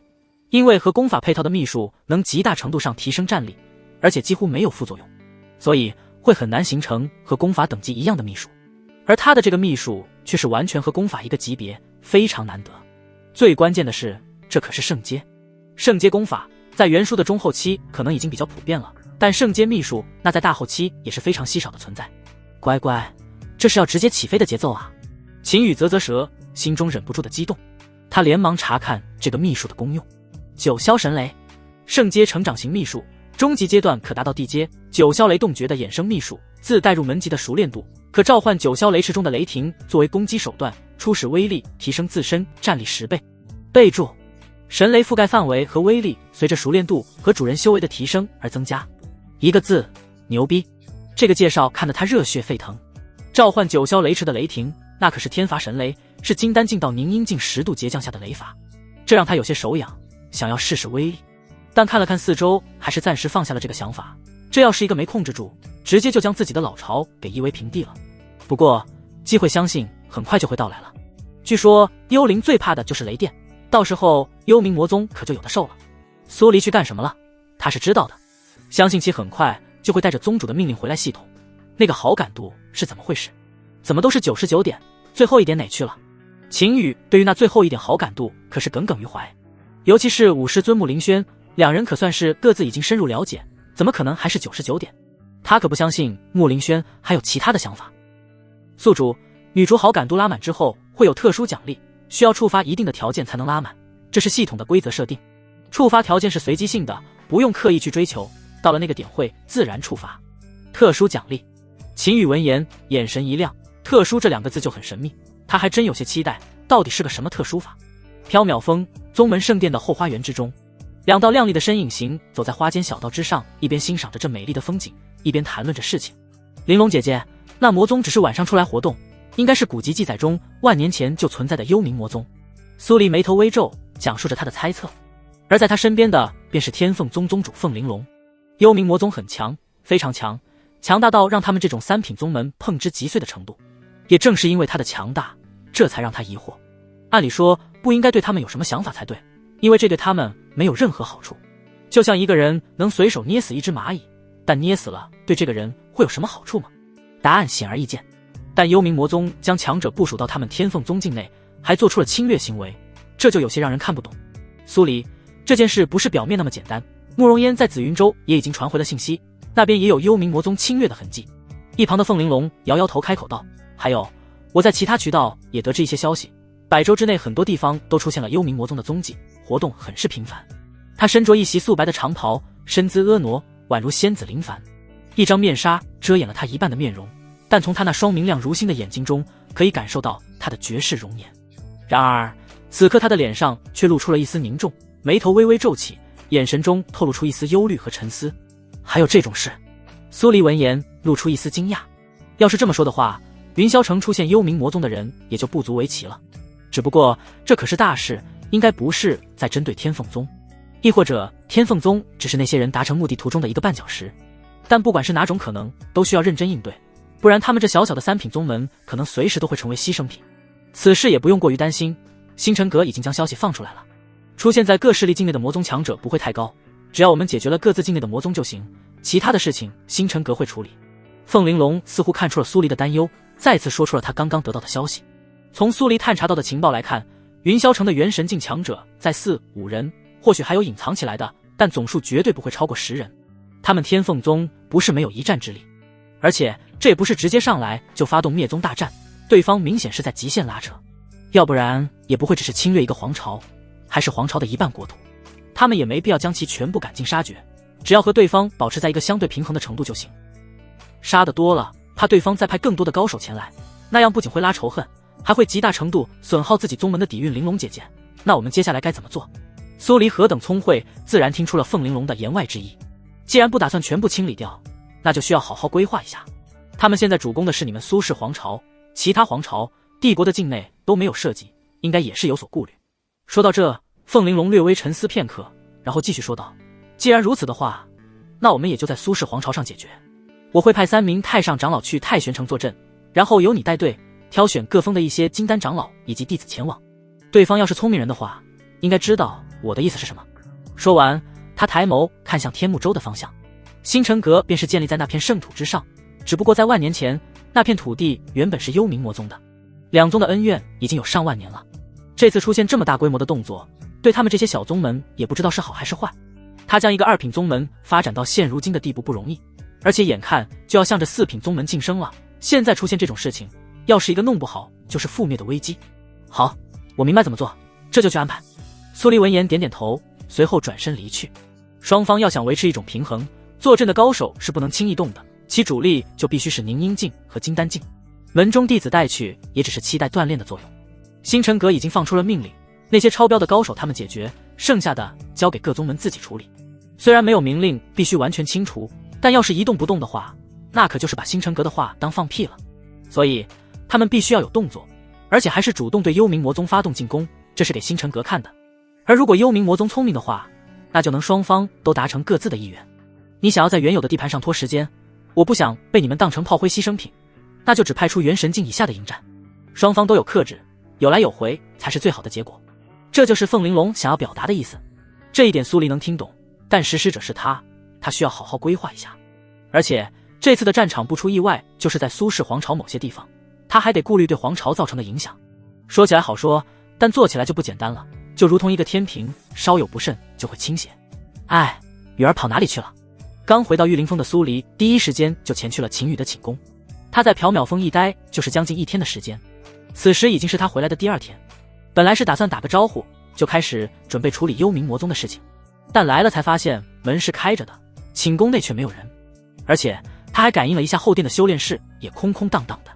这大清早的，臭家伙又跑到哪里去了？等等，不对，他忽然想到了一种可能。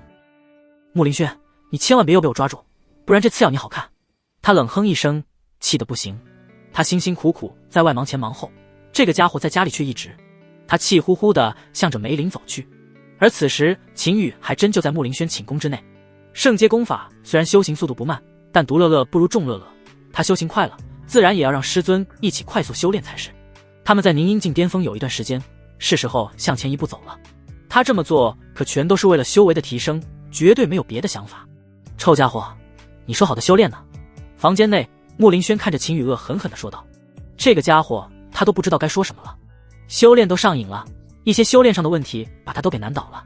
嘿嘿，师尊大人辛苦了，先喝点茶水润润喉。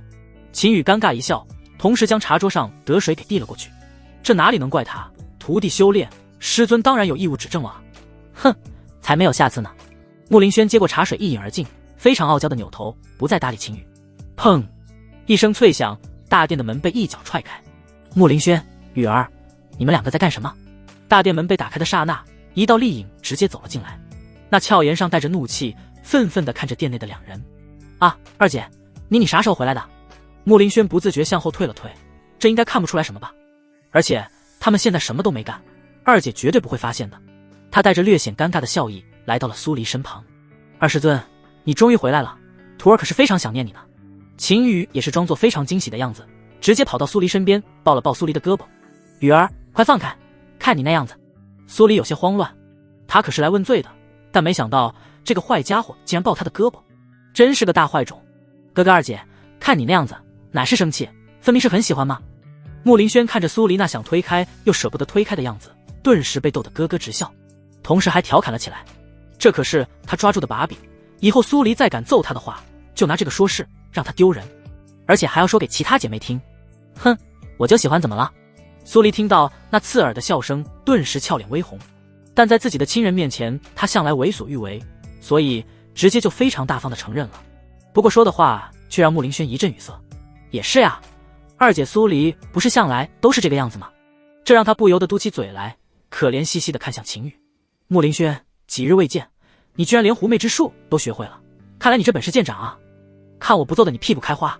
苏黎被穆林轩那勾人的小眼神气得不行，这家伙学坏学得也太快了吧，谁知道他背着自己偷偷练了多久呢？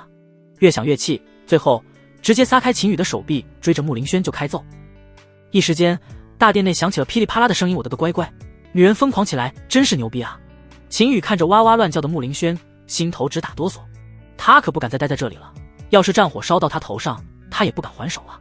于是乎他趁机脚底抹油，赶紧逃离现场，把战场留给了两位好师尊。哼，臭小子溜得还挺快。察觉到秦羽离开，苏黎拍了拍那有些发红的小手，停了下来，心里顿时舒畅不少。这个偷家贼也揍了，被偷家的家伙也跑了，眼前一时之间清亮了很多。二姐，你干嘛欺负我？羽儿她明明已经金丹境的修为了啊。穆林轩捂着被揍的屁股，有些委屈地说道。这是真揍啊，还带着一丝元婴之力，老疼了。这也是他对苏黎发出的原因。没有不能啊。那你还，谁让你偷家之前不说一声，就是想揍你一顿。穆林轩欲哭无泪，苏黎的思维就是这么奇葩。好了，不开玩笑了，我找你还有一件事。苏黎忽然变得严肃起来，随后将凤玲珑决定的事情又大体上讲了一遍，这也是他故意放走秦羽的目的。这件事他不打算让秦羽知晓。虽然凤玲珑说了让一些弟子跟随，意在锻炼，但她们六姐妹可就这么一个宝贝徒弟，怎么能让他冒险去？即便是金丹境也不行，要是元神境的话还可以考虑一下。二姐，你的意思是？穆林轩拉着苏黎坐了下来，有些疑惑的询问。单独告诉他肯定是有用意的。宗主让我带队前去，一个凝阴境的当然不行，这次你跟着我一起去，我还另外给其他部分封主也发了传讯。苏黎立即将他的计划说了出来。你现在已经到了破境的临界点，只要出去战斗上几场应该差不多了。这是他想要带着穆林轩出去的主要原因。这个家伙因为偷吃的原因，这几天下来进步确实神速，气息忽高忽低，这是即将突破的征兆，极有可能是姐妹中第一个突破元神境的存在。他都有些羡慕了，要不是这件事情比较急，他都想在峰上多待几天，说不得也能突破元神境。没问题。穆林轩点头应下。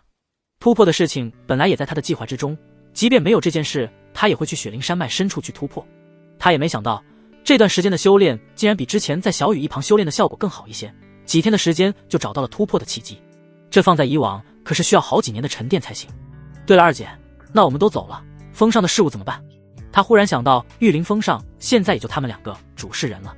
没事，不是还有梦琪吗？咱们临走前将她叫醒就行。苏黎微微一笑，一副早有打算的模样。而有雨儿陪着，相信梦琪的修为也能更进一步。楚梦琪作为她们姐妹中的一员，其实绝大多数时间都是在修炼中度过，因为资质不是很好的原因，为了能追赶上她们几人的修为，只能用情捕捉。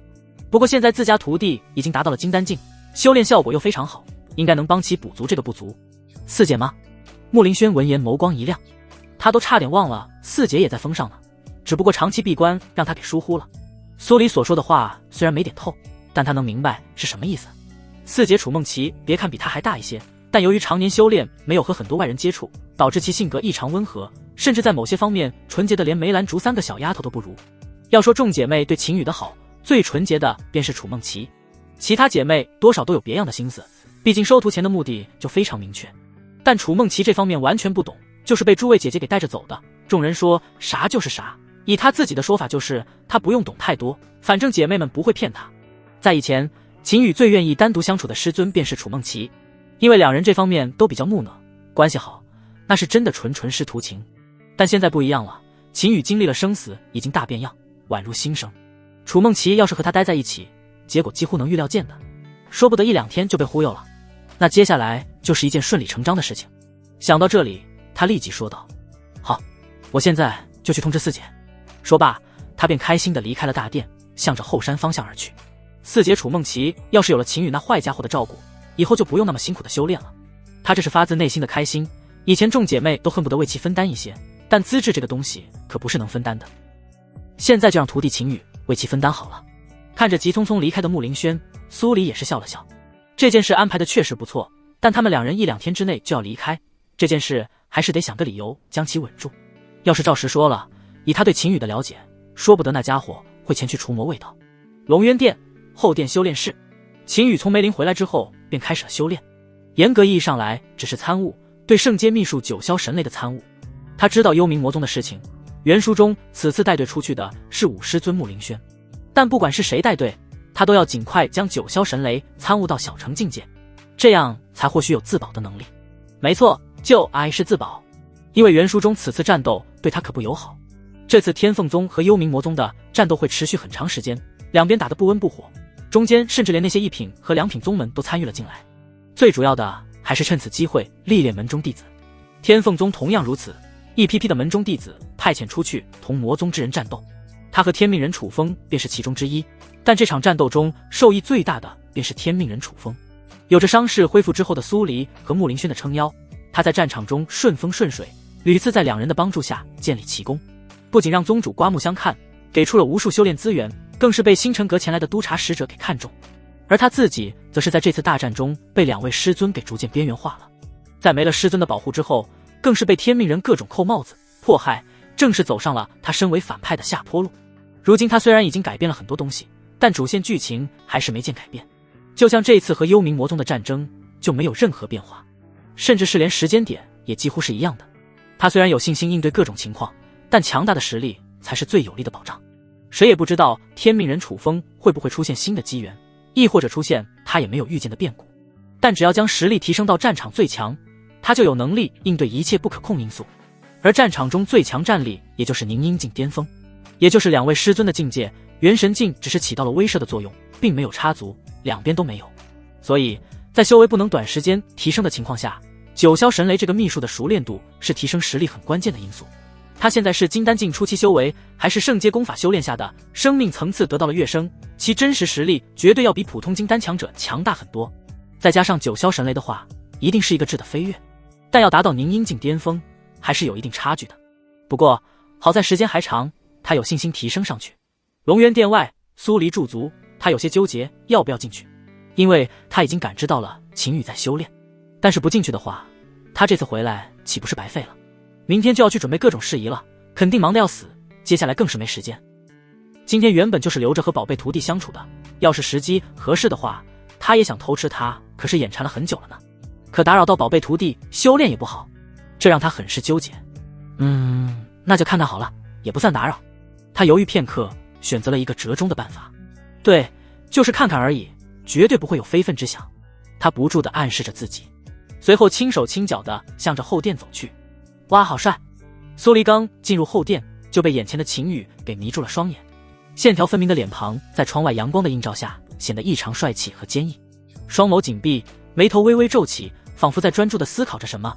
长长的睫毛在脸上投下淡淡的阴影，增添了一份神秘的气息。说好的看一会儿，但他却直接找了一个小凳子坐了下来，双手托腮，仔仔细细地看了起来。陌上人如玉，公子世无双，真是越看越好看，越看越迷人，不愧是我的徒弟，天下第一美男子。他舔了舔唇角，狠狠咽下一口唾沫，他是真的有点忍不住了。二师尊，你到底要偷看到什么时候？秦宇直接睁开双眸，看着那差点将哈喇子都流出来的苏黎，忍不住翻了一个白眼。就这么被看下去，他实在是集中不起注意力来。原本以为看上一会儿也就离开了，但苏黎这一坐就是半个时辰。他承认自己很帅，但又不是没见过，用得着这么一副痴女的样子吗？啊，你什么时候清醒的？苏黎瞬间回神，下意识地擦了擦并没有口水的唇角，脸色变得有些微红，有一种做了坏事被人抓包的感觉。不过他可不会承认自己偷看，立即说道：哼，什么叫偷看？你是我徒弟，看自己的徒弟怎么能叫偷看？那是光明正大的好不？好好，你说啥是啥，不过打扰了我修炼，你要怎么赔偿？秦宇看这情况，索性也放弃了参悟，开始调侃起来。这可是你自己送上门的，一会儿就别走了。惩罚？什么惩罚？是你自己修炼不够认真，才不会接受惩罚呢。宝宝啊，你这个臭坏蛋，说吧，要怎么惩罚？苏黎彻底的败下阵来，一句宝宝让他一点抵抗力没有，这个家伙将他拿捏得死死的。我想想，作为惩罚，过来帮我按摩按摩好了。听到苏黎的妥协，秦宇嘴角掀起了一抹淡淡的微笑，他好像发现了苏黎的一些小爱好。哼，按摩就按摩。苏黎娇哼一声，来到秦宇身后，轻轻地按了起来，看上去一副很不情愿的样子，但内心中却有一种，就像上次视频通讯一样，他好像又被秦宇命令了。手法不错，再去床上帮我捏捏腿吧。秦宇也逐渐来了兴趣，说完他便不急不慢地来到了前殿，随后很自然地背靠在床头上，将腿伸展。这次苏黎只是轻轻应了一声，便很乖巧地跟着他坐到了床边，那双滑嫩的小手也再次轻轻地捏了起来，只不过眸子中早已经含情脉脉地看着秦宇，娇媚中带着无尽的魅惑。卧槽，还真猜中了！秦宇心中激动异常，这种有特殊喜好的非常罕见，在前世有人说这是变态，但经医学研究证明，这是很正常的情绪表达，是对一个人爱到深处的体现。对象要是换一个人，就不会有这样的效果。宝宝，你现在是在想功法招式吗？秦宇抓过那双柔弱无骨的小手，一把将其拉到了怀中，异常温柔地说道：招式的名字我都想好了，臭徒儿，你要不要陪我练一下呢？苏黎一只手搭在秦宇的脖颈上，另一只手挑着他的下巴，带着一丝挑衅。我靠，不愧是苏黎啊，真是会玩。秦宇那躁动的心再也忍不住了，直接将其放倒，就要扑上去。小雨，住手，不得对你二师尊无礼。就在这时，一道严厉的声音在殿外响起，随后眨眼间，声音的主人便来到了殿内。那一双杏眸中有着丝丝的怒意。他刚被五妹叫醒，听说徒弟小雨晋升了金丹境，他就马不停蹄的过来，想要为其祝贺一番。但没想到竟然被他看见，这个逆徒竟然想要侵犯二姐，这让他很是气愤。虽然他们都很宠溺这唯一的徒弟，但也不能这般容忍，犯了错就要纠正。我尼玛！秦宇差点被吓得背过气去，这么好的氛围被破坏，他有一种想骂娘的冲动。是哪个不长眼的出来捣乱？但回头看到来人后，那满满的怒意瞬间消散得干干净净。四师尊楚梦琪在原书中，那可是和秦宇相处最愉快，也是最能聊得来的师尊。两人有些性格是惊人的相似，尤其是情感都属于小白级别的，即便晚上睡一个被窝都不会发生任何事情的那种。对男人来说，那种性格就是奇葩，但对女人来说就是纯粹单纯。楚梦琪说出这样的话来，那真是情有可原，因为他压根就不会往两情相悦这方面去想。在他看来，身为师尊的苏黎就不可能对自己的徒弟产生这种感情。而且秦宇还知道，楚梦琪对其他几位师尊和他所说的一起修炼的理解也非常奇特，就是坐在一起修炼，没有其他任何意思。这还是他通读原书才知道的，就是苏黎他们这些做姐妹的都不知道。男女之事，他只知道有道侣一说，其他的一概不知。真就一门心思扑在了修炼之上，要是请教什么修炼上的事情，理论知识是非常的精通。所以看到来人是楚梦琪，他是一点脾气没有。不管是从他的性格来说，还是两人之间的感情来说，他都生不起气来。哥梦琪，雨儿她没将我怎么样，我们只是研究功法上的事情呢。苏黎也已经起身，看到秦羽那吃瘪的样子，顿时捂嘴轻笑了起来，同时还不忘帮着解释一下。他还真怕自己这耿直的妩媚将宝贝徒弟给揍一顿。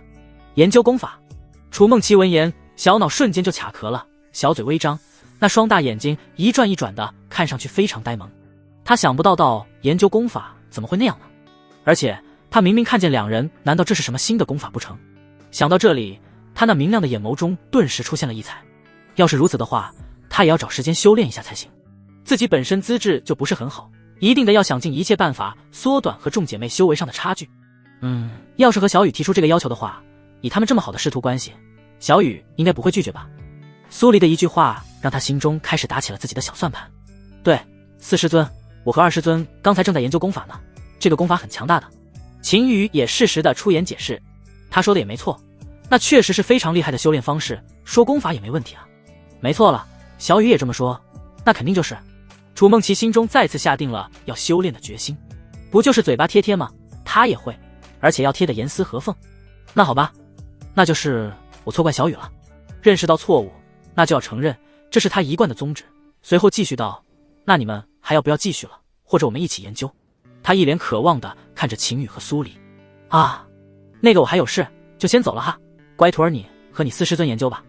苏黎听言立即跑路，这么尴尬的话题他可聊不下去，还不如直接开溜，让自家徒弟收尾好了。要是两人真去研究去了，也正合他心意。楚梦琪的修行进度，他们这些做姐妹的也就不用担心什么了。小雨看到苏黎走了，楚梦琪立即将目光聚焦到了秦羽身上，嘴巴微微嘟起，一副撒娇讨好的样子。在他看来，让徒弟陪他修炼，当然要讨好了。卧槽，有哪位大师读者爸爸来了，将这个妖精给捉住，就地正法。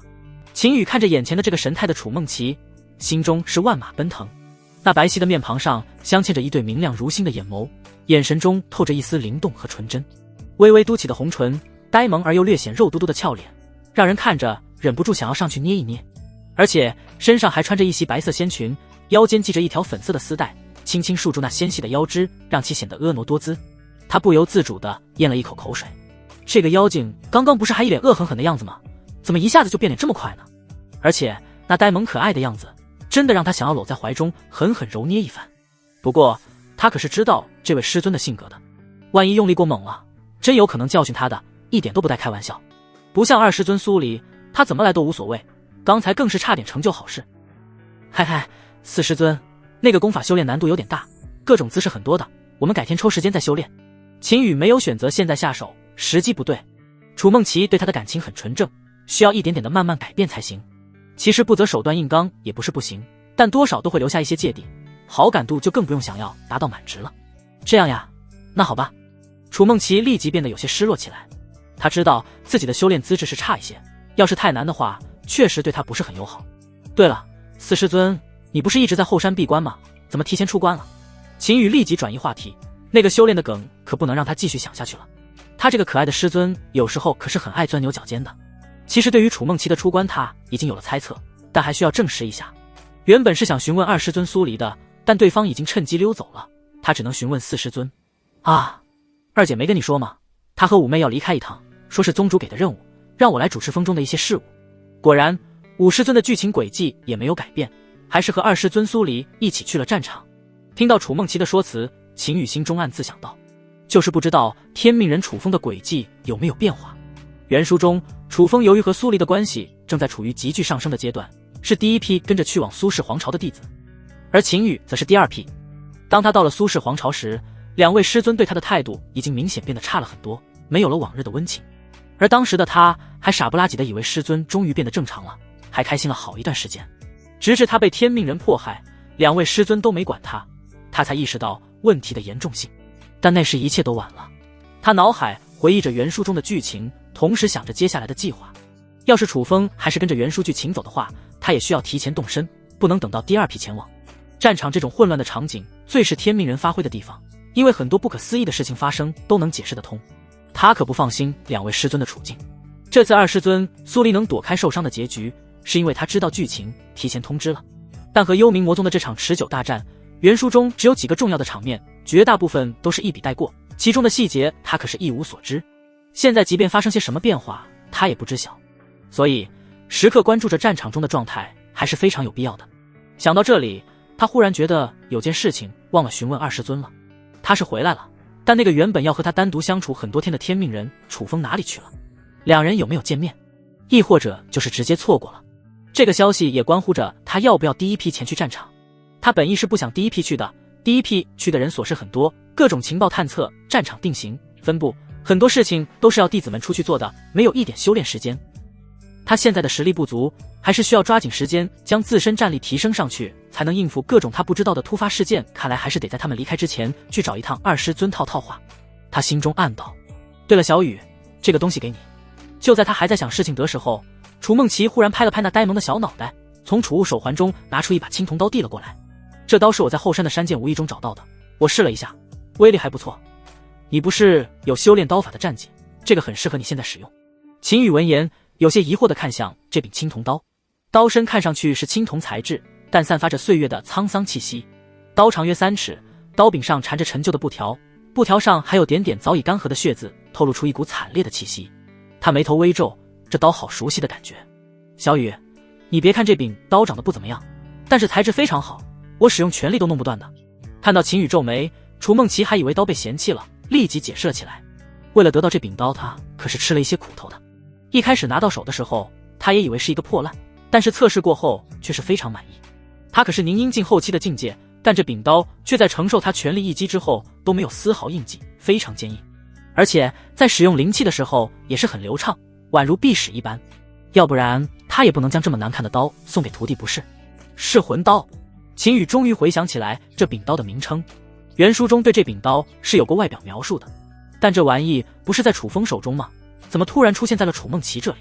楚风可是凭借着这柄噬魂刀能越阶击杀幽冥魔宗的高手，幽冥魔宗之人擅长控魂和指挥幽魂战斗，而这柄刀正好是其克星，这让楚风在战场中混得风生水起，声名大噪，让周边3-4个州之内的天骄都知道了他这个人。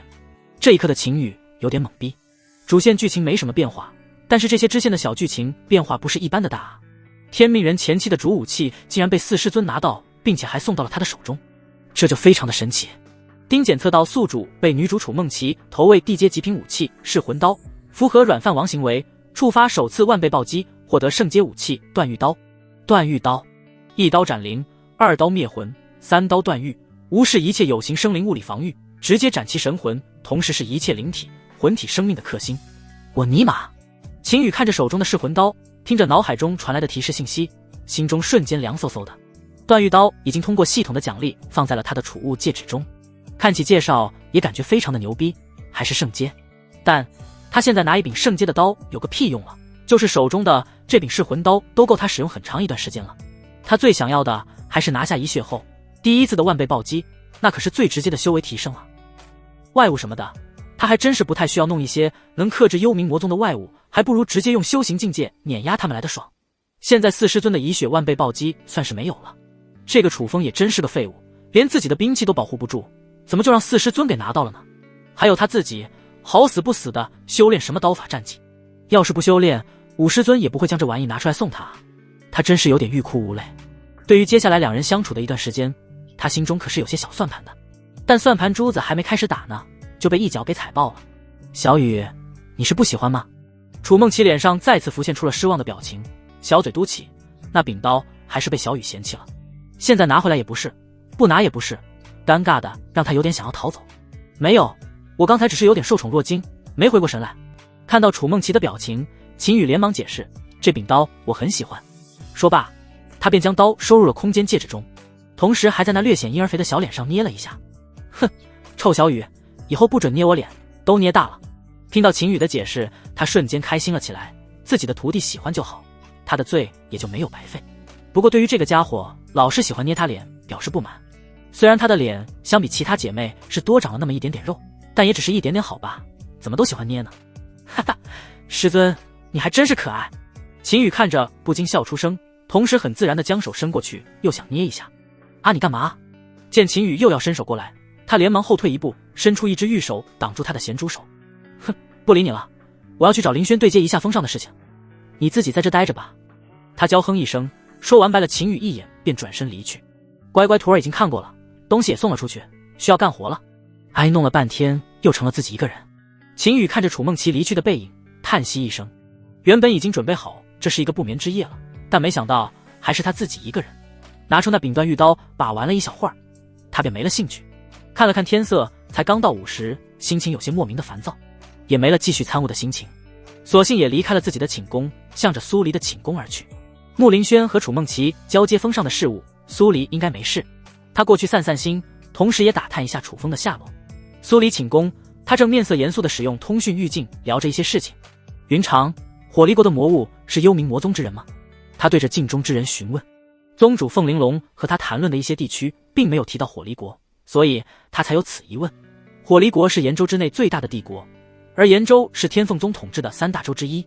现在宗门所在的天风州和大姐慕容嫣所在的紫云州都已经出现了幽冥魔宗的人，所以他也怀疑火离国出现的魔物有可能就是幽冥魔宗之人在捣鬼。二姐，我已经跟踪了7、8天，都是一些被魔火侵蚀的妖兽，并没有发现幽冥魔宗的踪迹。镜中之人略微沉思后便直接说道，而且他们攻击的目标非常杂乱，修士和凡人都有，不像是有组织性的事件，应该不是幽冥魔宗搞的事情。我再跟踪一段时间，要是没什么事的话，我就去大姐那边了，她那边招收了不少弟子，现在又出现了这种情况，宗主让去帮大姐。骆云长将自己这边的事情一一诉说了一遍。魔物偶然是会在一些特殊的环境下形成，每年都会出现那么1、2次，小一点的各自国家自己就解决了，但实力强悍一点的魔物都会交给宗门来解决。这次的火魔事件之所以闹到让他前来处理的地步，就是发现了一头凝阴境的魔物，而且金丹境的魔物也不少，火离国自己解决不了他才来的恶。他这几天就一直在跟踪那只凝阴境的魔物，但并没有发现什么异常的东西。再加上紫云州大姐那边需要人手，他决定再等个1、2天，还没问题的话就将其直接斩杀，然后前往紫云州，不是吗？那就好，要真出现的话，人手还真有点不够用了。苏黎闻言，心中的担忧消除了不少。现在主战场已经定在了这边，紫云州那边并不严重，只要派人看着点就行。反正这种事情也是做给星辰阁看的，只要幽冥魔宗不要太猖獗，他们也就睁一只眼闭一只眼了。对了，二姐，听林轩说秦羽那小子突破金丹境了，真的假的？正式聊完，骆云长立即说起了他最关心的话题。他记得10天前离开宗门的时候，乖徒弟秦羽还只是一个化元境7层的修士，这短短10天不到就直接突破到了金丹境，这让他感觉有些不可思议，忍不住再次确定一下。最关键的是，大姐可说了，只要乖徒儿修为达到金丹境就能黑他，可不像其他姐妹那么含蓄，还要征求徒儿秦羽的意愿，只要修为真达到了，等他回去一准强制执行，不愿意也不行，保准让他在床上滋哇乱叫。凡间有句话说得非常好，男女之间的那点事情只会存在0次和无数次，要么不做，做了就绝对上瘾。他有绝对的自信让乖徒儿上瘾，他要身材有身材，要容貌有容貌，除了爱打架之外没有别的缺点，那小子绝对会对他上瘾，实在不行揍一顿就好了。哼，穆林轩家伙还敢跟你说这件事，那他有没有说他都快要破元神境了？苏黎一听到金丹就火气蹭蹭的往上冒，那个臭丫头不声不响的就偷吃，而且吃的都快突破元神境。女子的第一次有原因，男子也有元阳，最大的好处都给那个家伙偷吃了去，着实可恶的很。啊，卧槽，穆林轩那丫头有啥大机缘啊？怎么这么快？我们都还差很多呢。骆云长闻言直接就爆了粗口，他是既震惊又惊喜。6姐妹中除了4妹之外，资质都相差不大，修炼的又是同一种功法，修为进度自然也是大差不差。他们现在想要突破，怎么也还得2、3年的时间，穆林轩忽然之间就要突破了，这可是几人中的大事，而且也是喜事。不过二姐怎么还生气上了？怎么回事？而且穆林轩那个小喇叭好像还真没有将这件事跟他说，按他那性格，有这种好事保准大肆宣扬，闹得人尽皆知，但这次竟然能忍住，怪事啊。二姐啥情况？他面带疑惑。哼，那个骚蹄子把你那乖徒弟偷吃了，而且这段时间是天天开荤，你觉得他是怎么突破境界的？苏黎毫不犹豫地将穆林轩给卖了，既然偷吃了，就要有被众姐妹讨伐的觉悟，他还只是将其揍了一顿屁股，要是3妹骆云长那个战斗狂的话，保准会战力全开，将其全方位暴揍一顿。等等，现在的骆云长貌似好像有点打不过那丫头了吧？他忽然想到，众姐妹中除了她之外，那丫头可谁也不让着。什么？我他个骚，骂声太难听，此处和谐200字。骆云长直接隔着通讯预境就直接开骂。嘎吱！就在这时，寝宫门应声而开，苏黎瞬间回眸，还真是说曹操就到。刚说到秦羽秦羽就找上了门。听着还在疯狂喝骂的骆云长，他都替其感到尴尬。她们众姐妹听听也无所谓，但被秦羽听到了，谁知道他会怎么想？人暴力也就算了，言语还这么暴力，整一个人形母暴龙。他没有说话，而是看着秦羽面带疑惑，这个时间不是在和五妹聊天吗？怎么跑到他这里了？秦羽脸上浮现一道道黑线，只听声音就知道狱警对面是谁，还真是符合他的性格呢。最关键的是和他也有关。不过这二师尊还真告状呢，他还以为五师尊强推他的这件事就这么过去了。但听镜子里面骆云长的这些话，他都能想到将来两位师尊见面后的画面。看了一眼坐在桌前的苏黎，他嘴角微微一笑，心中顿时生出了一个非常有趣的想法。你不是告状五师尊吗？那就拉你下水好了。随后他便一溜烟钻进了寝宫之中。二姐，你怎么了？怎么忽然之间脸色这么红？修炼出岔子了？这时原本还在疯狂输出的骆云长忽然停了下来，出言关心的询问。没什么。苏黎回应，三妹，我还有事，先挂了。他不挂不行啊，这个臭徒儿已经进门了。话落，不等对面回应，便直接掐断了通话，然后就没有然后了。青纱帐缓缓落下火离国，一座边陲小镇的客栈内，骆云长一脸懵地看着已经暗淡的镜面。发生了什么？怎么忽然之间就挂了呢？这一点不像苏黎的性格啊，而且挂断视频通讯之前的那个画面还一直在他脑海中闪现，直觉告诉他这其中一定有问题，而且还是大问题。苏黎竟然挂断都不想让他发现。想到这里，他更加怒火中烧。一个穆林轩将那么重要的事情瞒着他也就算了，现在莫名其妙的又多了一个苏黎，也有事瞒他。他苦思冥想，就是想不出来。没有经过人事的他，很难想到那个地方。别看他开口闭口都是要暴力拿下自己的乖徒，但那还只停留在理论，没有实践呢。哼，你们两个给我等着，等我回去非得胖揍你们一顿不可。他气呼呼地说着。六姐妹中除了大姐大，她谁也不惧，不爽就揍一顿，先不管能不能揍得过，打过才知道。然而一时分神的他并没有注意到一个黑影从他身后一闪而过。玉凌风，苏黎寝宫。月明心烦，时间眨眼间便来到了深夜。明亮的月光从窗户中穿过，照在那朦胧的青纱帐上。丁处发修为万倍返还。听到系统的声音，秦羽缓缓睁开双眸。从中午一过到现在，他都不知道过了多长时间。他看着怀中那张恬静的绝世容颜，说实话，他有被惊艳到，即便是已经看了不知道多少遍，还是非常震撼。安静下来的苏黎真的很美。他轻声下地，系统提示已经触发了万倍奖励，还是修为上的奖励，他需要回自己的寝宫接受，免得打扰到苏黎。龙渊殿，有了上次突破的经验，秦羽刚回来就把大殿守护阵法打开。他虽然不知道这个修为万倍暴击能将境界提升到什么程度，但绝对不会太低。万一引起了什么异象，也能及时的遮掩住。后殿修炼室，秦羽盘腿而坐，周围的空气仿佛在这一刻都凝固了。他紧闭双眼，内心却充满了期待和激动，那可是万倍修为暴击返还。下一瞬，一股强大的力量如潮水般涌入体内，秦羽瞬间感觉到自己金丹境初期的修为松动了，开始急剧提升。体内金丹不断的旋转膨胀，释放出耀眼的光芒。随着时间的推移，光芒越来越强烈，他的身躯也开始微微颤抖起来，其气息在飞速的变强，而且周围的灵气疯狂地向他汇聚。砰！丹田内随着一声巨响，金丹突破壁障，瞬间增大了10倍不止。金丹境中期成。然而这只是开始而已。金丹境后期，金丹境巅峰在接下来的2个时辰中再次突破2个小境界，整个丹田内已经宛如一个巨大的熔炉，散发着炽热的金光。金丹的大小相比最开始之前已经大了数百倍，强大的力量充斥着全身，而且那返还的修为还剩下将近40%之多，突破丹成阴就在此一举了。秦羽长呼一口气，心中变得紧张起来。凝阴境需要渡泪劫，他没敢待在自己的寝宫继续突破，怕将附近建筑都毁掉，反而直接来到了后山无人区。这里是诸位师尊闭关或者修为突破时用到的地方，灵气也非常充裕，还不会被人关注到。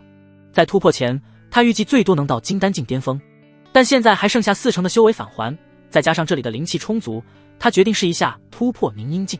开始，他暗喝一声，便进入了最后的突破阶段。随着修为的持续增加，金丹在体内开始了剧烈的颤抖，仿佛要挣脱束缚。秦羽深吸一口气，调动全身的灵力汇聚于金丹之上，巨大的金丹开始发出耀眼的光芒，光芒越来越强烈，直至将整个后山都照得如同白昼。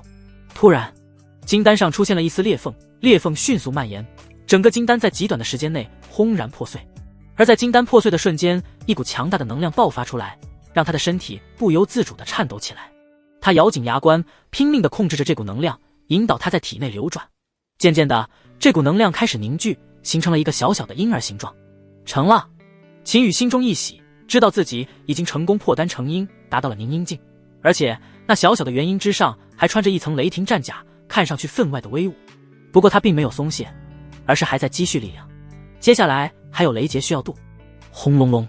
就在他突破的瞬间，天穹中突然乌云密布，电闪雷鸣，一团团雷云在天穹积累力量，而且雷云的范围也在持续的扩张，1公里、3公里、5公里还没停下。无数的雷霆在雷云中发出剧烈的雷爆声。操，不对啊！秦羽瞬间睁开那对星眸，直直地看向天穹。金丹破阴的雷劫他可是听说过的，自己6位师尊可都是凝阴境的修为，他们所渡的雷劫都是4-9天罚劫，雷云范围都只是4公里而已。他这是怎么回事？怎么还在扩张？他的眉宇间增加了一丝丝凝重，这已经超出了他理解范围。雷劫云超出4公里范围的他从未听说过，6公里、7公里一直持续到方圆9公里，雷云才停了下来。而雷云中那积累的力量让秦羽感受到了巨大的压力，他面色阴沉，体内无限运转着九霄雷动诀。同为九霄之上的雷霆之力，他只希望能用身躯多吸收一些，多一丝度过这恐怖雷劫的几率。轰！终于，雷云中的雷霆之力已经积累足够，第一道巨大的雷柱从天而降，向着他劈来。秦羽不闪不避，直接伸出双手，将那劈下的雷柱抓在手中。雷柱在他的手中闪烁着耀眼的光芒，但却无法对他造成丝毫伤害。紧接着，身躯主动将那些雷霆之力吸收进体内，一部分淬炼身躯的强度，一部分转化为自己的力量。第2道、第4道接连劈下，他依然轻松应对，但他凝着的眉一直没有散开。前面这些雷柱的威力并不大，轻松接下在他的预料之内，他最怕的是最后面的雷劫，越到后面越加强大。正常4-9天罚劫，也就是36道雷柱就完了，但经过1个多时辰，他现在已经吸收了50多道雷柱，但一点没见雷云退去的意思。妈蛋的，9公里雷云不会是对应的81道雷劫吧？秦云感受着已经趋近于饱和的身躯，忍不住咒骂出声。只要身躯吸收饱和，九霄雷动诀就不起作用了，到时候他要么用身体硬抗，要么直接将雷柱打散。他妈的，拼了！我还不信能被雷给劈死！秦羽心下一横，准备好了硬拼。而此时也已经到了第60道雷柱。宿主运转秘术九霄神雷，这些小小天罚神雷只能成为养分。就当他准备先用身体硬扛时，脑海中响起了系统的提示。哦，还有这种好事！秦羽闻言惊喜异常，原本都做好了重伤的准备，但没想到还能峰回路转。圣阶秘术就是牛逼啊，还能将天罚神雷当作养分。他没有丝毫犹豫，在雷柱降下之前，迅速将九霄神雷凝聚了出来。一个以他自己为中心，方圆500米的缩小版雷域出现在场中。轰！第61道雷柱直接轰进了雷域之内，但还没有降临到他身上时，就瞬间被瓦解，化为养分被雷域吸收。而雷域所散发出的气势也更上一层楼，其范围也更加宽广了一些。果然可以，这下稳了。看到雷柱的消散，秦羽心中的担忧顿时消散。他现在只是构建雷域，并没有发动攻击，可以坚持很长的时间。而随着雷域吸收这些雷柱的力量后，只会越来越强，后边的那些也就不足为虑了。半个时辰后，天穹中的雷云逐渐散去，天边一抹鱼肚白也照亮了大地。秦羽站在山顶上，感受着自己体内强大的力量，心中充满了自信。凝阴境强者还是经历了81道雷劫的凝阴境，其实力有多变态，秦羽完全想象不到。他感觉即便是20尊，他们都不一定是他的对手了。要知道，他们可都是天凤宗宗主级别的强者。再进一步就是太上长老对应的元神境，也就是说，他的实力已经直逼元神境，甚至是已经步入了元神境，恐怖如斯。要知道，他才20岁出头，一个宗门年轻弟子的年纪，却拥有着太上长老的修为，简直不要太过恐怖。他立即查看个人属性面板，这已经成了他每次突破时必看的东西。宿主秦羽，修为凝阴境初期，体质龙阳仙王体，仙体，功法九霄雷动诀，圣阶极品，战绩秘术九重烈焰斩，玄阶中品，小成，无影步，玄阶中品，小成。这些弱小的战绩下次不会再写了。九霄神雷，圣阶秘术，小成。女主好感度，穆林轩99，小兰99，苏黎100。九霄神雷这个圣阶秘术果然已经小成了，秦羽很是兴奋，他都没怎么参悟，竟然就这么稀里糊涂的达到了小成境界，自带就是入门级别的，渡了一个劫就直接步入的小成，还真是独属于他的机缘。等等，秦羽忽然发现了一个让他意想不到的信息，2师尊苏黎的好感度竟然是满值。系统，你是不是吞了我的东西？不是说女主好感度拉满会有特殊奖励吗？他立即询问。特殊奖励？他还想看看是什么东西呢，怎么可以让系统给贪了？宿主，是你昨晚玩得太嗨了，没有听到本系统的提示，自己返回去看信息啊？这样吗？他有那么投入？不过想想昨晚和苏黎的激烈战斗，好像确实挺投入的。他连忙翻看记录，果然在昨晚后半程的时间段，确实有2条他没看到的信息。丁宿主成功挖掘出了女主苏黎的嗜好，好感度+1。丁女主苏黎好感度达到满值100，奖励永恒之恋+1，苏黎专属。永恒之恋，这是个什么玩意？秦羽疑惑，他赶紧查看自己的空间戒指，系统给的东西一般都会直接扔进里面去的。片刻后，一条精美的项链出现在他手中，链条由特殊金属打造而成，闪烁着柔和的淡紫色光泽。项链的吊坠是一颗心形的红色宝石，宝石周围镶嵌着一圈璀璨的星钻，如同繁星般闪耀，看上去非常的高贵。而项链的介绍也在同一时刻出现在了秦羽的脑海中。永恒之恋，苏黎专属。特殊宝物5品级：1. 拥有无限储物的功能； 2.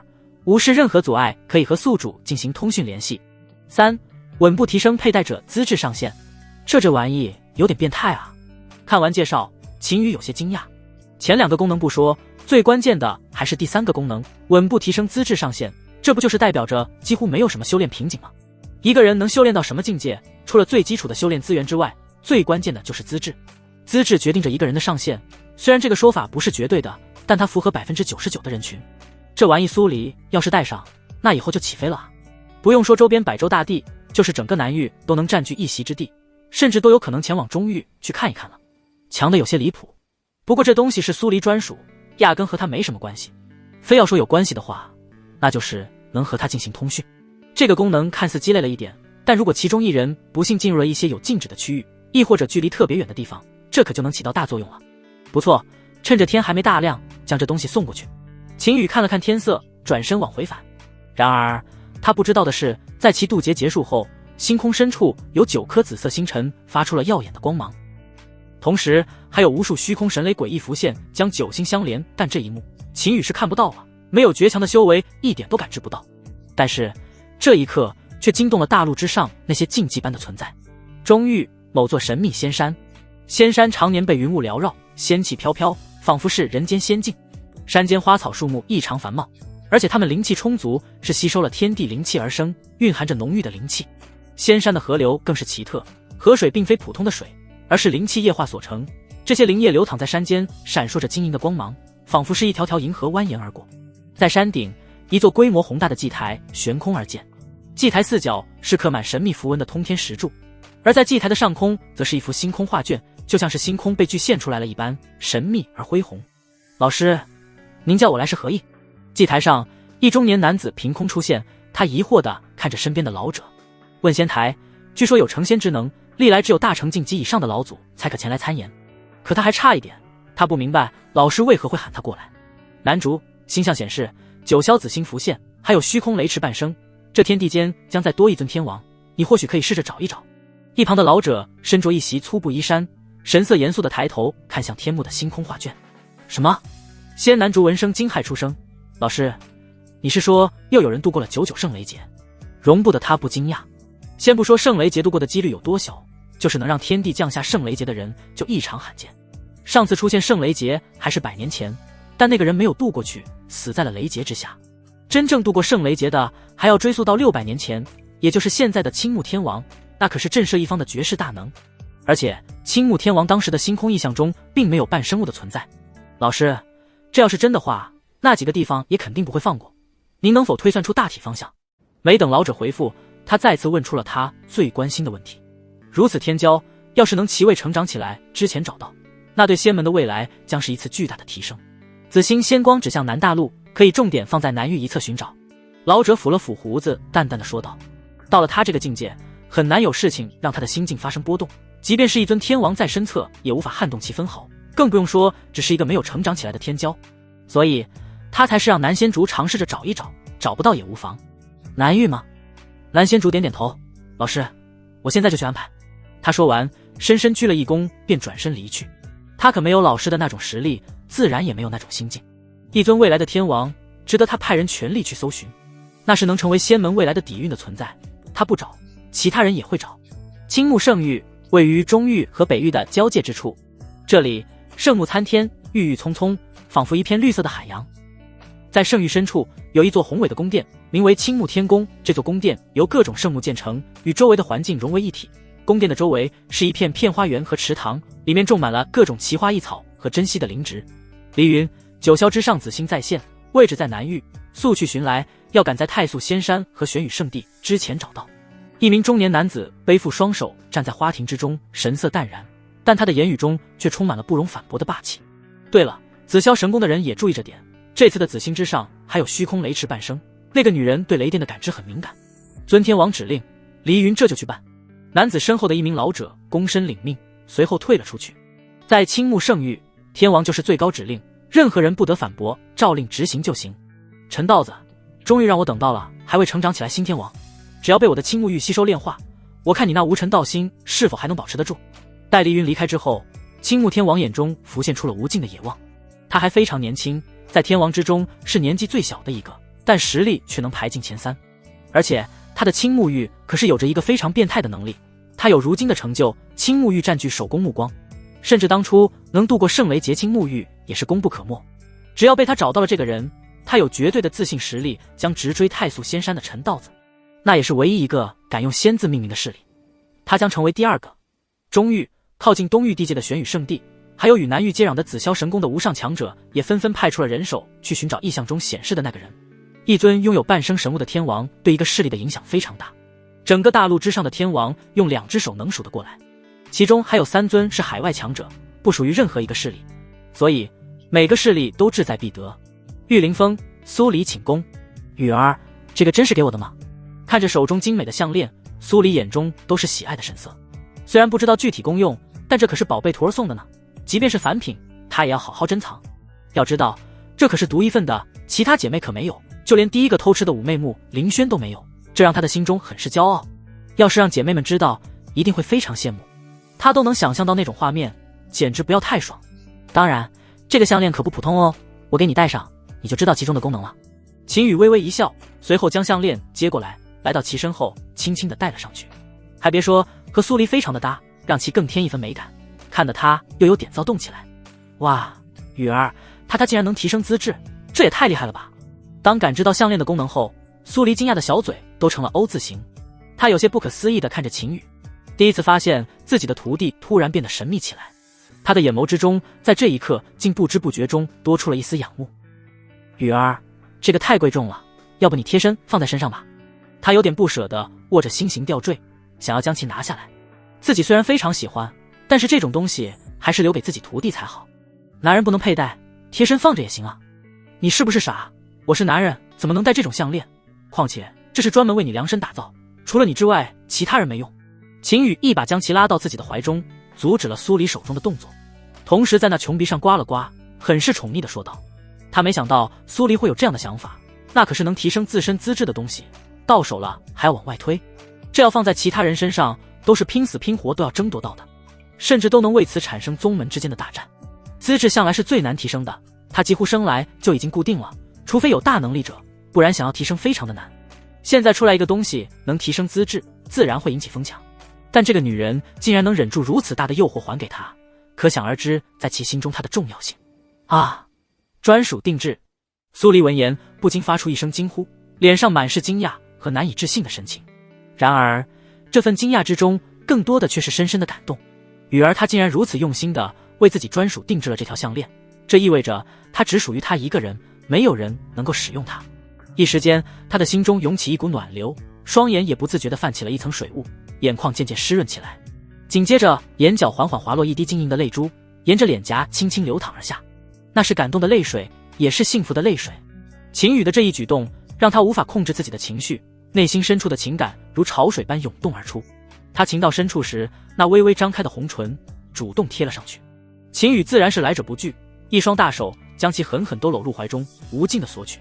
良久，唇分，两人都有点喘息，实在是两人都有点入迷，时间有点久。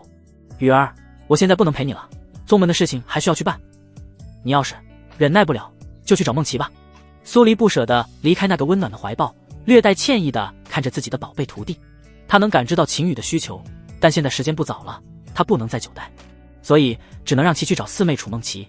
反正迟早都要发生的事情，早一点也无所谓，徒儿的需求是最重要的。好了，我又不是什么下半身动物，你去忙吧。秦羽轻笑一声，眼中满是温柔之色。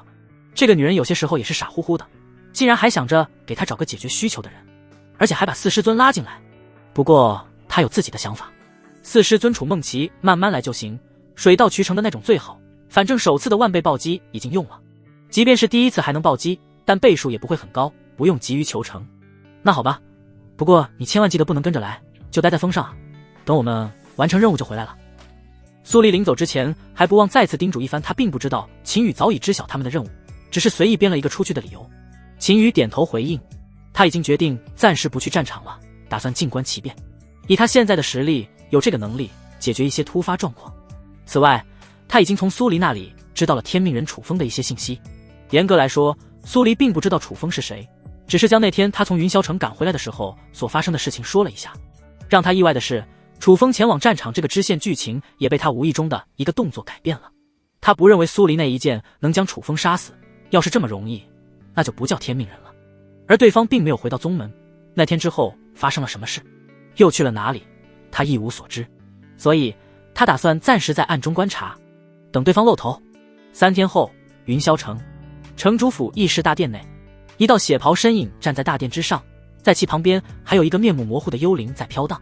而在殿下，一名身披战甲的中年大汉弓着身瑟瑟发抖，不敢抬头看殿上之人。苏景年，我给了你5个善于隐藏的金丹境幽魂，天凤宗那边的情报调查的如何了？殿上黑影沉声说道，听不出喜怒哀乐，甚至连声音都趋近于中性，听不出男女。回月影大人，天凤宗已经在苏氏皇朝部署了高手，门中弟子近1万，金丹长老级别的数量暂时不明，但宁阴境高手明面上有5名。苏景年立即回应，他就是一个坐镇边境的休闲王爷而已。原本以为能逍遥自在的过一生，但没想到被幽冥魔宗抓着当了他们的代理人，容不得他说一个不字，不愿意就得死，他也没有办法。而且他对于那些幽魂是发自内心的畏惧，他们本体可以无视绝大多数的外力伤害，只有为数不多的属性伤害和神念攻击才有效，非常难以杀死。最关键的是，他们绝大多数的情况下是不会让本体暴露在外的。他们有一个能力，可以入住死者的体内，操控死者的尸体进行战斗，战力几乎能继承原主人的全部，即便是躯体被击碎，他们的本体也能及时的逃脱。他亲眼见证了自家唯一一个金丹供奉被杀掉后又重新站了起来，但现在的供奉已经不是之前的供奉了，而是幽冥魔宗的人。而就是这些恐怖的幽魂，也只是真正幽冥魔宗之人培养的鬼物罢了。就比如殿上的那道不知道男女的血袍身影，他就是真正的魔宗之人。虽未出过手，但其身边的那道幽魂却是能号令诸多金丹境幽魂的存在，非常恐怖。很好，这是幽魂令你拿着，城中原神境以下的幽魂你可以全部调动，应对来在天凤宗即将到来的进攻。血袍身影淡淡的说道，好似一切都在他预料之中一样，同时将一块暗红色令牌扔给了殿下的苏景年。他已经了解到了自己想要知道的信息。这个凤玲珑果然如传言中那般聪慧，店主将转身池放在这里绝对是明智的选择。他们需要无数的新鲜血液和残魂，但不能引起太多人的关注，小规模的战争，长时间的拉扯是最想要的结果。而天凤宗的动作也确实如他们所料，这种只涉及到一个皇朝的战争，对天凤宗也造不成太大的隐患，还能骗过星辰阁的耳目。双方虽然最终目的不一样，但都想到了同样的方式，这也是他们只侵略了苏氏皇朝一半领土便停下来的原因。将手下无数强者交给苏景年指挥，他也无所谓，其中绝大部分都只是幽魂控制的尸体罢了，没了就没了，也不心疼，再控制一个就行。而且最关键的是，不会打仗的人只会打仗，最容易造成大面积死伤，这是他乐意见到的，这样血液的收集就能更加快速很多。是，多谢大人信任。苏景年躬身领命，随后慢慢退出了大殿。出来吧，偷摸摸的跑进来，别以为我不知道。待苏景年离开后，血袍人影将披在身上的血袍直接收了起来，露出了本来的面容，声音也恢复了正常，轻柔中带着一点娇媚。嘿嘿，我就知道瞒不过月莹姐你。随着声音落下，殿后的阴影中走出一个少年。少年面对殿上的那道身影，完全没有苏景年那种拘谨，反而非常放得开。看着眼前的家人，心中升起一阵阵自豪，同时也对识海中的云姐生出无尽的感激。要不是云姐的一再劝诫，他也不可能在城中救下被下了媚药的月影。他也非常肯定地认为，这就是云姐给他算出来的红尘缘。身着黑色纱裙，她身姿婀娜，宛如一只暗夜中的精灵，轻盈而神秘。她的面容虽不算是绝美，但非常耐看，肌肤如雪，眉如远黛，双眸犹如星辰般明亮，眼神中透露出一种清冷而高贵的气质，让人不敢轻易接近。他很随意地来到主座之上坐下，然后将家人一把搂入怀中，很是亲昵。这就是他自豪的地方。没有拿下苏黎，但能拿下比苏黎还要厉害的魔道高手，是他最自以为傲的一件事。入手那种柔软的感觉让他心潮澎湃，这里要不是议事大殿，他都想直接就地开战。行了，别闹，你刚突破金丹境，不好好稳固修为，跑出来干什么？月影一点不抵抗这个男人的亲昵，甚至还双手搂住了男人的脖颈。对于这个救下他的这个男人，他有别样的感情，仿佛找到了当年情窦初开的感觉。这个小男人从始至终都没有把他当一个修为足够高的前辈对待，反而将他当作小女孩一样哄着，这让他非常享受，完全不同于他之前养的那些男人。在云霄城，他现在就是最高指挥，也就任由这个小男人在他的地盘上随意乱跑，同时还用秘法将对方的修为提高到了金丹境。小男人本身资质就不错，再加上他用调教，水到渠成的事情。月影姐，我刚听你们的谈话了，是要和天凤宗开战了吗？他一边继续着手边上的动作，一边询问。刚刚达到金丹境的他意气风发，想要出去表现一番。哦，怎么还惦记着你的天凤宗呢？月影闻言，嘴角微微一扬，出言调侃，同时伸出纤细的手指轻轻勾着楚风的下巴，眸中带着挑衅。他自然知道楚风的来历，但无所谓，和他们幽冥魔宗牵扯上关系，哪里还能洗白？他这么说就是想看看楚风对这件事的态度。要是这个小男人觉得能凭借他们的关系让他放过天凤宗，那他就要考虑考虑放弃这个男人了。你可以什么都不懂，但不能说一些非常幼稚的话。惦记？那倒没有，天凤宗除了我师尊对我不错之外，其他人都是路人而已，他们的死活与我有何关系？楚风的回答让月影很是满意，他再次开口道：姐姐的小男人，那你是想……这次他没有试探，而是真的有点好奇，既然不是惦记天凤宗，那提出这个问题是要干什么？月影姐，我不是刚突破金丹境吗？是时候出去历练一下，也算稳固修为。楚风将下巴的玉手抓在手中，让怀中的尤物变得安分下来，同时神情也变得严肃起来。他略作沉思后继续道：我要以幽冥魔宗弟子的身份前往战场击杀天凤宗之人。他说出了自己的决定，眼底透露出一抹阴狠之色。他刚才说的都是内心所想，天凤宗除了师尊之外没有一个好东西，尤其是那个苏黎，竟然不顾同门情谊直接对他出手，要不是云姐帮他度过那次劫难，他都有可能直接陨落了。这一次前往战场，除了稳固修为之外，他还要想办法报仇。软的不行，那就来硬的。以他现在的身份，月影必然会给他身边派一名高手保护，到时候他要让苏黎，不对，听说还有穆林轩也来了，他要让这两个女人尝尝什么叫做男人的强大。这个世界上没有所谓的对与错，实力才是一切的根本。这是这段时间下来他忽然醒悟的一个道理。要是有对错的话，幽冥魔宗这种性质的宗门早就不存在了，但人家不仅存在，还存在了上万年，底蕴非常深厚，所以他想要完成自己心中的愿望，使用点手段无可厚非。要是那两个女人识趣的话，他不是不能给他们一个名分。你要代表魔宗去战场？月影惊讶的直接从楚风腿上站了起来，他有些惊讶的看着这个小男人，这才多少天啊，就要对老东家直接下手，这个心肠还真不是一般的硬。刚才他还有些担忧楚风刚来他们这边不习惯，心肠会软，但听到这句话，他仿佛重新认识了这个小男人。心肠狠，这是成为枭雄必备的条件之一，这样的人最适合在他们魔宗发展，完全不怕事主。你要有能力将当今魔主拉下马，自己当魔主都行，没人会说你什么。这一刻他对楚风多了一些期许，看对方的眼神都多了一丝迷恋。这个小男人不管是资质还是心境，完全能支撑他有更好的发展。他发现真的有点爱上了这个男人。月影姐，你难道不支持我这么做吗？看到月影的反应和那眼神的变化，楚风心中暗自得意。即便拥有高深莫测的修为，又能如何呢？终究不过是一个陷于情爱之中的女子罢了。对于幽冥魔宗所秉持的宗旨，他又怎会一无所知？方才所说之话，一则出于内心真实所想，二则亦是期望能够让月影对他另眼相待。毕竟月影贵为元神境的强大存在，所能给予他的助力会非常大。唯有使得对方全心全意地专注于自己，日后前行之路方能顺利许多。诚然，他的能力固然重要，但在感情方面亦需对方完完全全地倾心于他才行。故而他刚才所言之中尚且夹杂着些许委屈与恼怒之意。没有，我自然是全力支持的。你莫要动怒，稍等片刻，我便派遣血明执事随你一同前往，由他护佑你的周全。月影几乎是不假思索地脱口而出，但却并未察觉到其中有任何异样之处。月影姐，你真是太好了。楚风的面庞之上流露出无比感动的神情，与此同时更是毫不犹豫地张开双臂，将月影紧紧拥入怀中，并朝着那把宽大的椅子倾倒而去。也不知道是对还是错，一道透明的虚影忽然在虚空中浮现，他赫然便是楚风识海中的叶景云。看着下方已经战斗进入白热化的两人，他不禁叹息，楚风有如今的局面，完全是他在暗中帮的忙。当时楚风来到云霄城时，心境上已经出了问题，他能感受得出来，要是放任不管，迟早生出心魔，然后一蹶不振。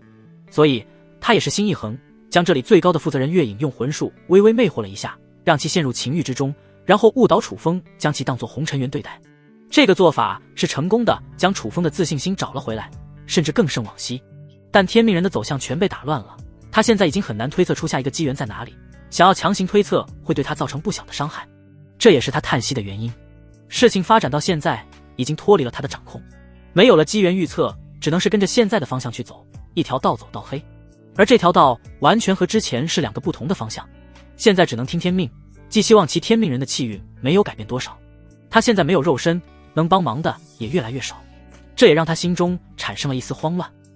在楚风心境出问题的时候，让他知道了对方对他的情感并没有他想象中的那么深。如果他要是再没了作用的话，他不知道自己的下场会是什么样，是好还是坏，完全是看以后楚风的脸色。但现在换人的话，着实有些太晚了。他将自己的很多心血都倾注到了楚风身上，能拿出来的东西着实不多了。而且即便是换人，他也找不到一个更适合的。他的目的还是要恢复肉身，一尊渡劫境的神魂，肉身要求很高，一般人哪里能承担得起？只能走一步看一步了。他透明的神魂微微摇头，随后再次回到了楚风的识海之中休养。玉灵峰龙渊殿，小雨，这个功法怎么感觉怪怪的？楚梦琪摸了摸自己有些发麻的嘴唇，微微仰着头看着眼前的秦羽说道，虽然徒儿教的这个功法好像没什么作用，但是这个怀抱还是暖暖的，而且小雨上的味道香香的，真的很好闻呢。他眨巴眨巴大眼睛，有些不想离开这个怀抱，虽然感觉有些羞羞的，但这是自己的徒弟，都是自己人，应该没事吧。他心中这样想着，两只小手也下意识地抱得更紧了。师尊，这个功法就是这样的，这是很正常的反应，没什么不对。秦羽摸了摸楚梦琪的脑袋，一脸宠溺地说道，这个呆萌可爱的师尊在苏黎他们走后就一直缠着他，让他教奈天和苏黎修炼的功法。劝解无果之后，他只能陪着练了，美其名曰这就是修炼，共同进步。当然他也不是完全撒谎，这也算功法的前奏，不是吗？这一修炼开就没完没了，每天必来，一天好几次，甚至这2天下来连自己的寝宫都不回去了，就赖在他这里。这几天下来，他可是被折磨的痛并快乐着。他之前还是低估了楚梦琪对男女之事的纯洁程度，他得一步一步来。这么可爱的师尊，他可不想伤害，是吗？那好吧，可能还是我资质不好的原因，接下来我们就要更加勤奋地修炼这个共同进步功法。他对秦羽的说辞没有任何怀疑，还是感觉自己的资质问题。对了，小雨，这几天因为修炼的事耽误你时间了，你有什么想要的跟师尊说，师尊一定满足呢。他腾出一只小手拍了拍胸脯，做下保证。小雨这么辛苦，他作为师尊当然得补偿一下才行。真的？那我昨晚得那个要求怎么样？秦羽闻言心中一动，他昨晚可是被折磨的不行，修炼到一定的地步，当然是还想更进一步，但是这个呆萌的女人直接不让他指点了，说什么这不是在修炼的范围之内。但现在可是他自己提出来的，他哪有不趁机敲诈的道理啊？那个换一个好不好？楚梦琪闻言，刚才那豪言壮语的脸色瞬间垮了下来，一脸可怜兮兮地问道。他不是不同意，实在是那样的话，太要是答应了的话，他都不知道要怎么样了呢。算了，帮助师尊修炼是徒儿该做的事情，就不要补偿什么了。秦羽叹口气，大义凛然地说道，但那口气任谁都能听出带着失落的情绪在内。小雨，你别不开心呀，我答应就是了，不过我要是出丑的话，你不能笑话我。楚梦琪看到秦羽的表情，心瞬间被揪了一下，他感觉自己做师尊的简直太可恶了。让徒弟陪自己修炼，还不给报酬。虽然那种是私密了一些，但那是自己最疼爱的徒弟啊，都是自己人，其实也没什么的。不过最后他还是打了一个预防针，怕自己万一出丑被徒儿嘲笑。漂亮！秦羽闻言，心中立即激动了起来，这可是迈进了非常大的一步。只要到了这一步，接下来的事想到这里，他直接再次开始了新一轮的修炼指点。半个时辰后，秦羽背靠床头，幽怨地看着那个眼神躲躲闪闪的呆萌女人。他是真搞不懂这个师尊是怎么做的，这方面的事情怎么就没有人教呢？5位师尊一个个那么在行，怎么就跑出这么个奇葩？真是要了他的老命。刚才报酬是收到了，他还一阵兴奋激动。就在他想再进一步时，楚梦琪竟然真的阻止了他，而且振振有词地说，那是只有道侣之间才能做的事情，他们不能做，让他是憋了一肚子的火，没法发泄。身体本能之下，竟然也能保持那么清晰的理智，他也是真服气。光听这个理由的话，还觉得他懂得挺多，还知道什么事是道侣之间才能做的，但他就是不知道他们现在做的事也是只有道侣之间才能做。小雨，这你可不能怪师尊，是你自己越界了呢。楚梦琪整理了一下衣衫，低声说道，眼神躲闪，都不敢看秦羽。他害怕看到那失落的眼神，忍不住就答应了。虽然他刚才也很想继续，但是那样的话他就是一个坏师尊了，大姐他们那里也不好交代。哦，我知道了，是弟子越界了。秦羽忍不住翻了一个白眼，他发誓以后再也不这么玩了，简直就是给自己找罪受。你开心一点嘛，大不了以后除了那件事之外，你都可以做。哦，算了，我不越界了。呜呜，臭小雨，你别生气嘛。我没生气，那我们结为道侣好了。楚梦琪抱着秦羽的一只手臂，两眼泪汪汪的，他实在是没办法了，才说出最后那句话。看到小雨不开心，他更难过。虽然从师尊到道侣跨度有些大，但是只要大姐同意了就没关系，他是这么认为的。大姐慕容嫣在他这里一直是一姐一母的角色。嗡！听到楚梦琪最后那句话，他脑袋嗡的一阵轰鸣，直接懵住了，耳朵之中都好像被什么堵住了一般，听什么都是模糊的。他忽然意识到自己好像错得离谱，利用师尊对他的疼爱，逼迫对方做一些很为难的事情。他一开始的循序渐进已经被他抛到了九霄云外，只顾着自己享受了。其他几位师尊也就算了，关键是楚梦琪就是一个非常特殊的存在，他在这方面单纯的像个孩子，而且还有自己最坚守的底线，而这个底线就是道侣。为了让他满足，不惜主动说出这句话，可想而知他被逼迫到什么程度。是啊，道侣这2个字代表着一种身份，也是一个名分，他确实不能太自私了。想到这里，他带着愧疚之情将这个呆萌的女人直接搂进了怀中。这次他什么都没做，就是这么一直抱着，看着那梨花带雨的眸子，他有些心疼，让自己的女人流泪确实有点不该。小雨，你不生气了？楚梦琪嗅着那好闻的气息，忍不住抬眸看着秦羽。通过感觉，他觉得秦羽这是喜欢他的表达，没有再像刚才那样生气了，但还是有些不确定的询问。我可不会生师尊的气，宝贝，你就等着我将你娶过门的那一天吧。秦羽低头笑着说道，还忍不住在那琼鼻上轻轻一吻，而且后面的称呼他都直接改了。既然有了这个想法，他当然就需要让这个小呆瓜提前熟悉一下道侣的称呼。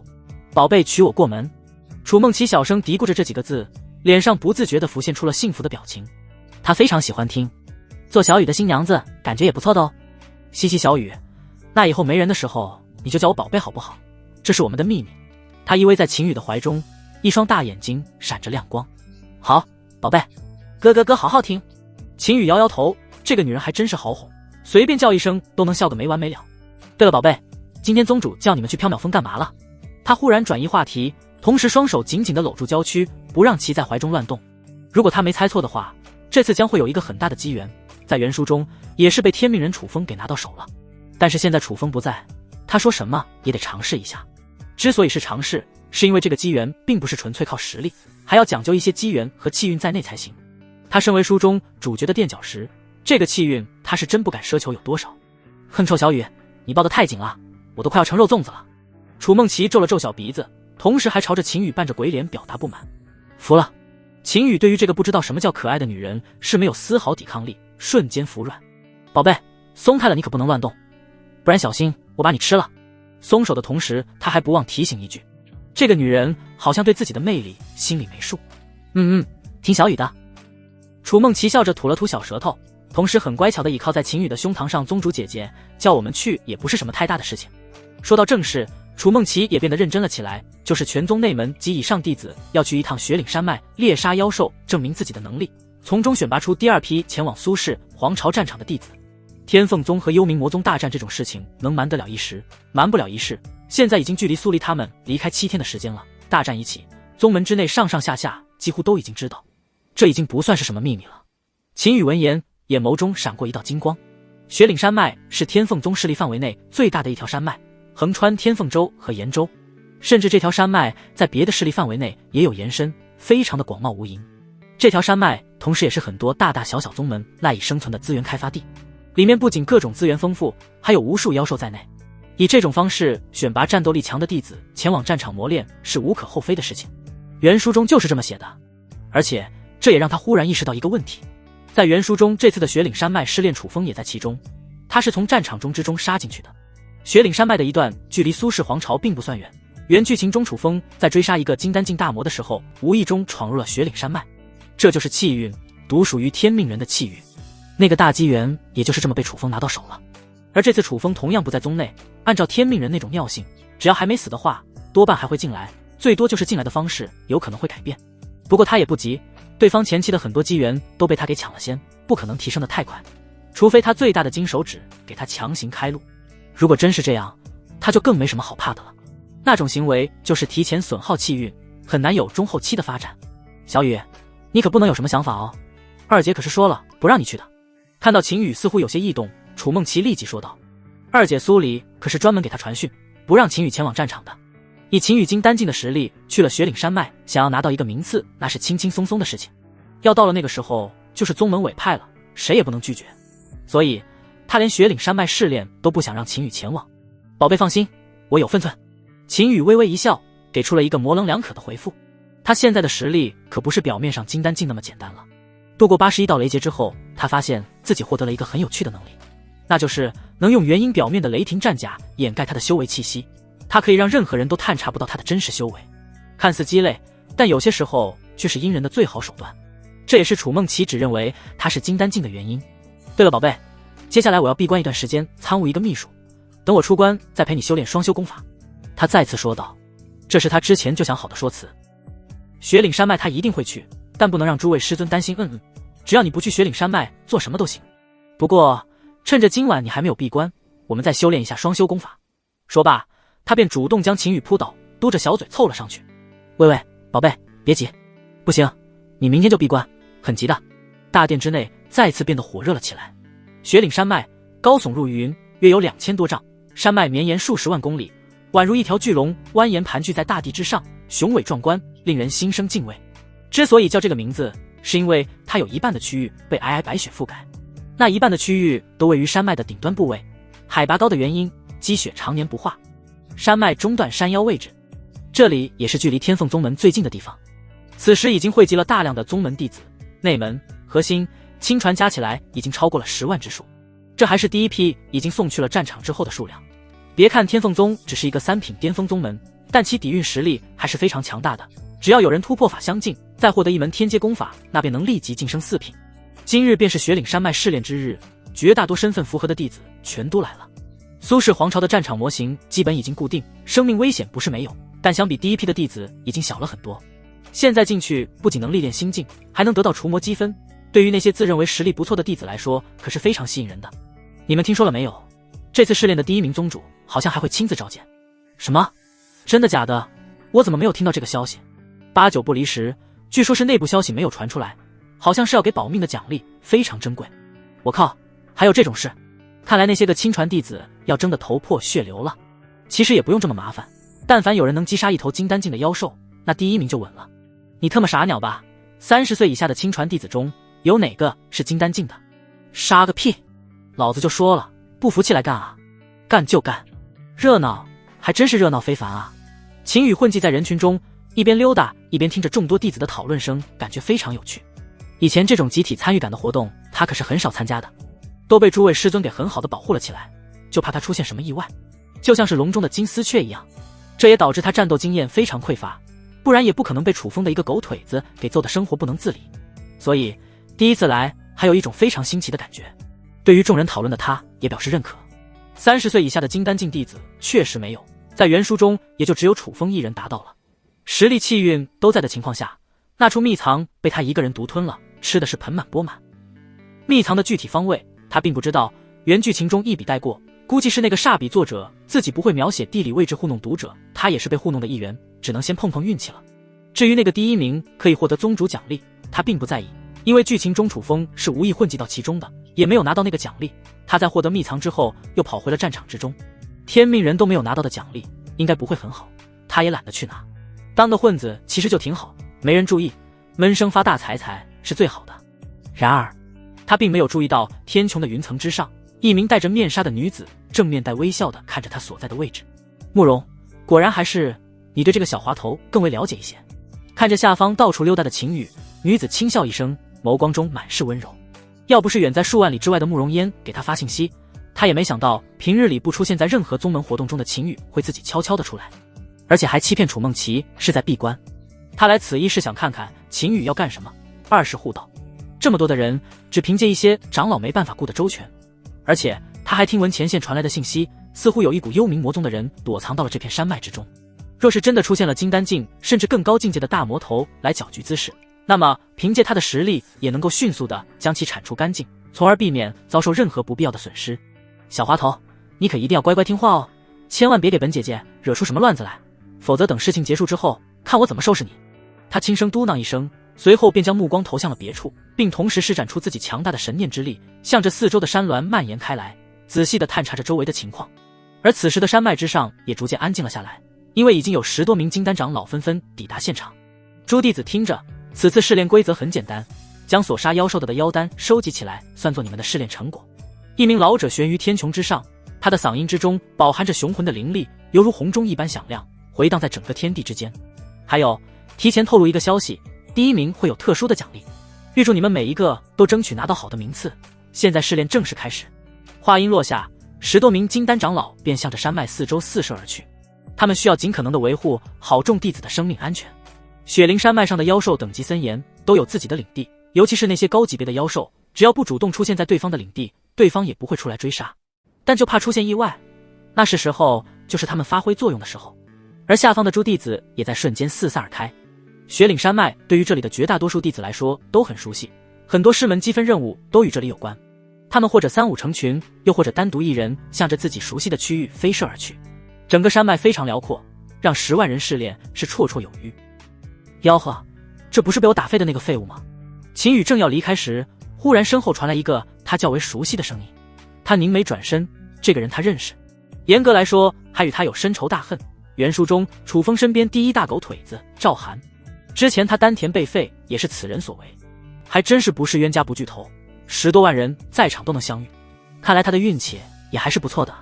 赵师兄，这个废物看来并没有真的废掉啊，还敢来参加这种试炼，还是有修为的在身的。师兄，你看这个家伙用什么眼神看我们呢？要不我们再废他一次？堂堂玉灵峰的唯一亲传，竟然连我们这些核心弟子都不如，要我看还不如死了算了。在赵寒周边还跟着6、7名核心弟子，一个个为了给赵寒舔狗毛，也是不遗余力。死，很好，你们既然有这种想法，那就都去死好了。秦羽冷笑一声，同时一记刀芒斩出，其出手速度快到让几人根本没有任何反应。扑哧扑哧，一连串皮肉开裂的声音响起，刚刚还大肆叫嚣的几人忽然集体失声，同时一颗颗上好的头颅直接从脖颈上飞了出去，6、7具尸体砰砰倒地，鲜血到处四溅。这一切发生的太快了，甚至连一个呼吸不到，也就是这几人话音刚落就被斩去了头颅。浓烈的血腥味瞬间扩散而开，让周围还没离开的人群直接停了下来，一个个震惊地看着这边的情况。而站在最前方的赵寒更是被鲜血溅了一身，脸上的血珠一颗一颗的滑落，远远看去就像是刚刚经历了大战一样。他双腿打颤，眼神惊恐地看着不远处的秦羽。他没死，不是他很强挡住了，而是那个刀芒并没有斩向他。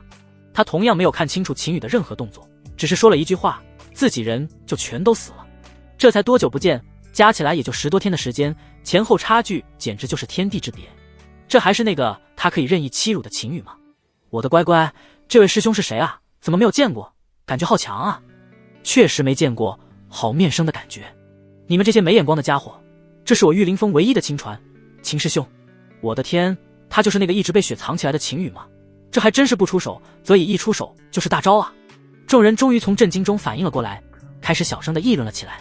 秦羽杀的可都不是无名之辈，那都是青云峰非常出名的核心弟子，一个个都真海境的天骄之才。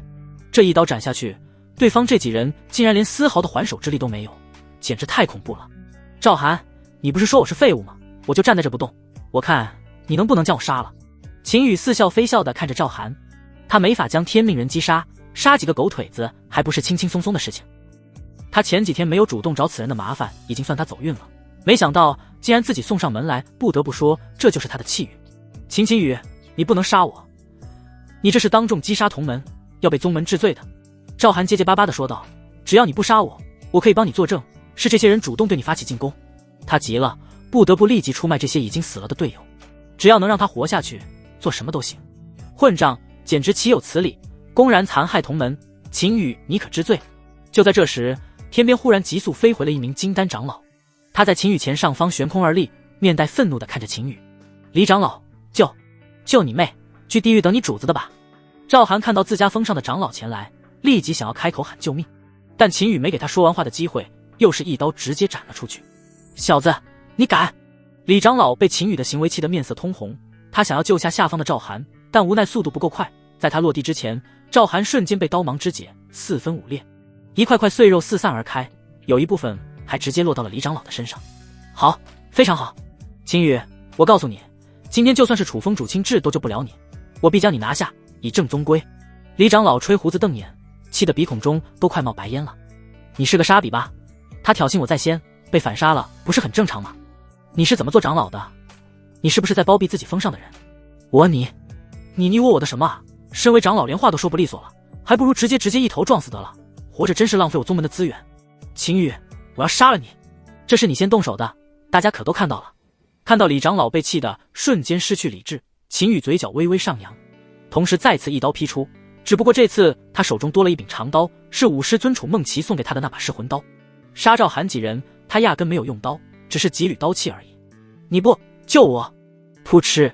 李长老看到秦羽回击，但他对自己的实力非常自信，直接迎着刀芒就一掌拍了上去。但是他严重低估了这一刀的威力，他的一掌瞬间被击溃，同时余威不减，直接顺着手掌劈在了他的身躯之上。只来得及喊出一声求救，整个人便瞬间被劈成两半。剩余的刀是威力不减，在其身后的地面上直接离出了一条3米深5米长的沟壑才消散。哦不行，我实在忍不住了，快要吐出来了，这场景简直太过血腥残暴了。天啊，李长老竟然就这样被活活劈死了吗？那可是堂堂金丹期的尊者啊！现场一片哗然，人们纷纷发出惊愕不已的呼声，同时每个人都被眼前这惊心动魄的一幕吓得连连后退数百米之远。他们瞪大双眼，满脸骇然之色，难以置信地望着前方那位缓缓收起噬魂刀的秦羽。此时此刻，众人心中皆是掀起了惊涛骇浪，这样强大的实力，真的属于一名普通弟子吗？这简直超乎想象，令人匪夷所思。一时间，整个场面陷入了死寂般的沉默之中，唯有那触目惊心的血迹和深深的沟壑，见证着刚才那场惊心动魄的战斗。刚才还有人质疑宗门没有30岁以下的金丹境弟子，现在就啪啪打脸。这不是金丹境是什么？瞬秒一个长老，简直打破他们对于自己宗门的认知。不用说3品宗门了，就是那些4品5品也没有这般变态的存在吧。天穹上，凤玲珑也是较为震惊的看着下方发生的情况。秦羽的修为他通过慕容烟已经提前知晓，金丹境初期的修为，而且也是近期才突破，但对李长老直接被瞬秒，还是让他一时之间难以回神。要知道李长老可是有着金丹境中期的修为，而且还是在愤怒出手的情况下，想要做到瞬秒，即便是那些金丹境巅峰强者都很难做到。他的眼光可要比那些普通弟子高很多，能看出很多不一样的东西。这个小滑头藏得还真够深，连你几位师尊都隐瞒了过去。他的声音带着些许惊讶，同时眸中的柔色更加浓郁了。至于死去的几名弟子和李长老，他并不是很在意，死就死了，反正他又没看见。而且小滑头刚才不是也说了吗？是对方先挑衅，先动的手，他只不过是被动自我防卫罢了，失手将其打死情有可原，到时候惩罚1个月不发资源就可以了。这都是小事，只要不捅出大篓子，他都当看不见。诸位师弟师妹，你们可都看见了，是这个老东西先动手的哦，这可与我没关系，你们到时候都得给我作证。秦羽拍了拍手朗声道，他虽然不怕麻烦，但也不想被麻烦到，所以还是有必要给这些人加深一些印象的。青青师兄，我们知道了，现在可以走了吗？望着面带微笑，步伐稳健地朝他们逐渐靠近的秦羽，众人之中终于有人按捺不住内心的恐惧与疑惑，开口发问。毕竟未经这位狠人许可，他们着实不敢轻易迈步离开，唯恐遭受其针对性的攻击。要知道，以他们的实力，恐怕连其一招都难以招架得住。面对众人的胆怯，秦羽却始终保持着那令人如沐春风般的灿烂笑容，轻声道：哈哈，瞧把你们给吓成什么样了。放心好了，本师兄一向和蔼可亲，平易近人，最讨厌打打杀杀这种血腥之事了。他的话语仿佛带着一种神奇的魔力，让原本紧张不已的气氛稍稍缓和了一些。然而秦羽话锋一转，语气变得严肃起来。不过嘛，这件事总得有人站出来做个见证不是？所以呢，请各位留下一枚留影石当做证据吧。当然了，如果哪位师弟师妹不太情愿留下，倒也无妨，只需一起陪着他们下去就行了。说完，他还不忘露出一个意味深长的笑容，咕咚咕咚。听到这番话，人群中顿时响起一阵吞咽口水的声音，每个人的脸色都变得极为难看，眼角更是不受控制的抽搐起来。你这叫平易近人，还不喜欢杀生？不愿意配合的就杀掉，你是真敢说啊？你知不知道这里有多少人啊？少说也得有大几百，要是都不给你留，你难不成真将所有人都杀了？虽然有些人心里暗自嘀咕，但终究还是没那个胆量当众讲出这些想法，更别提单独站出来充当那个出头鸟了。最终众人无奈之下，只好纷纷留下用于作证的留影石，然后像一群受惊的兔子一般匆匆忙忙地逃离现场。不错不错，这一届的师弟师妹都挺好带，这下就不用怕麻烦了。秦羽收起这数百枚留影石，心情非常的不错。其实其他人他倒也不怕，唯独青云峰有个老不死的实力还不弱，他得在明面上站立才行，最起码不能让宗主等人屁股坐到对面去。能做天命人前期师尊的角色并不简单，那个老东西对外称是凝阴境巅峰的修为，但实则早就是元神境了，而且在元神境中实力都不弱，实属一个老阴逼爱。他现在的实力对付这个老家伙或许不敌，但能保证安全，只要宗门其他人不掺和就行。毕竟他刚刚杀的几人也都是来自青云峰，名义上是第一峰和第二峰之间的矛盾。收好东西后，他便向着山脉深处飞速而去。原剧情中虽然没有明确秘藏的具体位置，但是楚风从战场那边进来雪岭山脉的，只要向着苏氏皇朝战场那边靠近，大体方向就不会错。至于能不能找到，就看他这个气运了。雪岭山脉一处山谷之内，阴风阵阵的刮着，周边的山石都呈现暗红之色，树木之类的草木的也都早已经枯萎，整个山谷都呈现出一片凄凉的诡异场景，与山谷之外的郁郁葱葱犹如是两个世界一般。楚大人，您给的消息确实没错，天凤宗有大批量的弟子在山脉中历练，我们什么时候动手？山谷口有10人静静地站着，看着谷内的特殊环境，领头之人便是被称为楚大人的青年男子，而出声汇报之人则是青年身后2名血袍中年男子中的其中1名，再往后面的7人则都是形如僵尸一般的存在，毫无生机。这些人赫然就是楚风以及几名幽冥魔宗之人。楚风闻言，面上露出了纠结之色，他也是得到了师尊的传信，才知道天凤宗试炼这个消息的。原本进来就是灭杀一些天凤宗弟子，这么多修士的鲜血可顶得上无数凡人士兵的鲜血，只要操作得好，几乎可以无伤拿下。他身后这2名血袍可都是金丹境巅峰的高手，而且那些幽魂控制的活死人也都是金丹境的战力。最关键的是，暗中还有元神境的显明执事在护他周全。在雪岭山脉上，只要不去招惹那些妖王，他能横着走，杀那些天凤宗的弟子还是绰绰有余。但是眼前的山谷却给他一种莫名的吸引力，想要让他进去。如此阴森诡异的山谷，他也不知道是好事还是坏事，而且进去之后需要多久才能出来，会不会耽误他的灭杀大计，这些都是他考虑的事情，所以一时之间陷入了纠结之中。云姐，你帮我推算一下里面有没有机缘，我总感觉有什么东西在召唤我。他忽然想到了脑海中还有一个人可以帮他分担苦恼，不由得询问。这段时间和月影混在一起，不缺修炼上的指点，不缺资源，他都差点将叶景云给忘了。对方不是会推算吗？只要推算一下就能知道要不要进去了。哎，果然只有用到的时候才能想到我。叶景云心中叹息一声，他都不记得这是第多少次叹息了，但最关键的哈是自己的选择好像真得错了，选错了人。心性凉薄，只看重利益，他感觉继续下去的话迟早都要完蛋，更不用说什么重铸肉身了。以前就算是画大饼也会画一下，现在是连画都懒得给他画了。至于推算机缘，他要是还有余力的话早就推算了，那还用等到现在？现在的天机都是灰蒙蒙的状态，像是被什么给挡住了一般。他推算的话没有以前那么随意了，真要推的话也不是不行，但一次下来能要他半条命。要是放在以前，他会毫不犹豫地为楚风推算，但现在他不想了，还是要给自己留一点点的后路。想到这里，他开口道：小风，天机不知道什么原因已经蒙蔽，我现在推测不出来。这是真实的情况，他如实说了出来。什么？怎么会这样？你以前不是很容易就能推测出来吗？楚风微微皱眉，一副不愿意相信的样子。云姐，我都说过了，会帮你重铸肉身的，你怎么连简单的推测都不帮我了？而且现在我已经凭借自己的魅力征服了月影，以后将平步青云，你只要推测就行，我对你已经够好了吧？对于叶景云的话，他相信不了一点，言语中都带着一些生气的语调。哪有以前可以推测，现在不能推测的道理？你……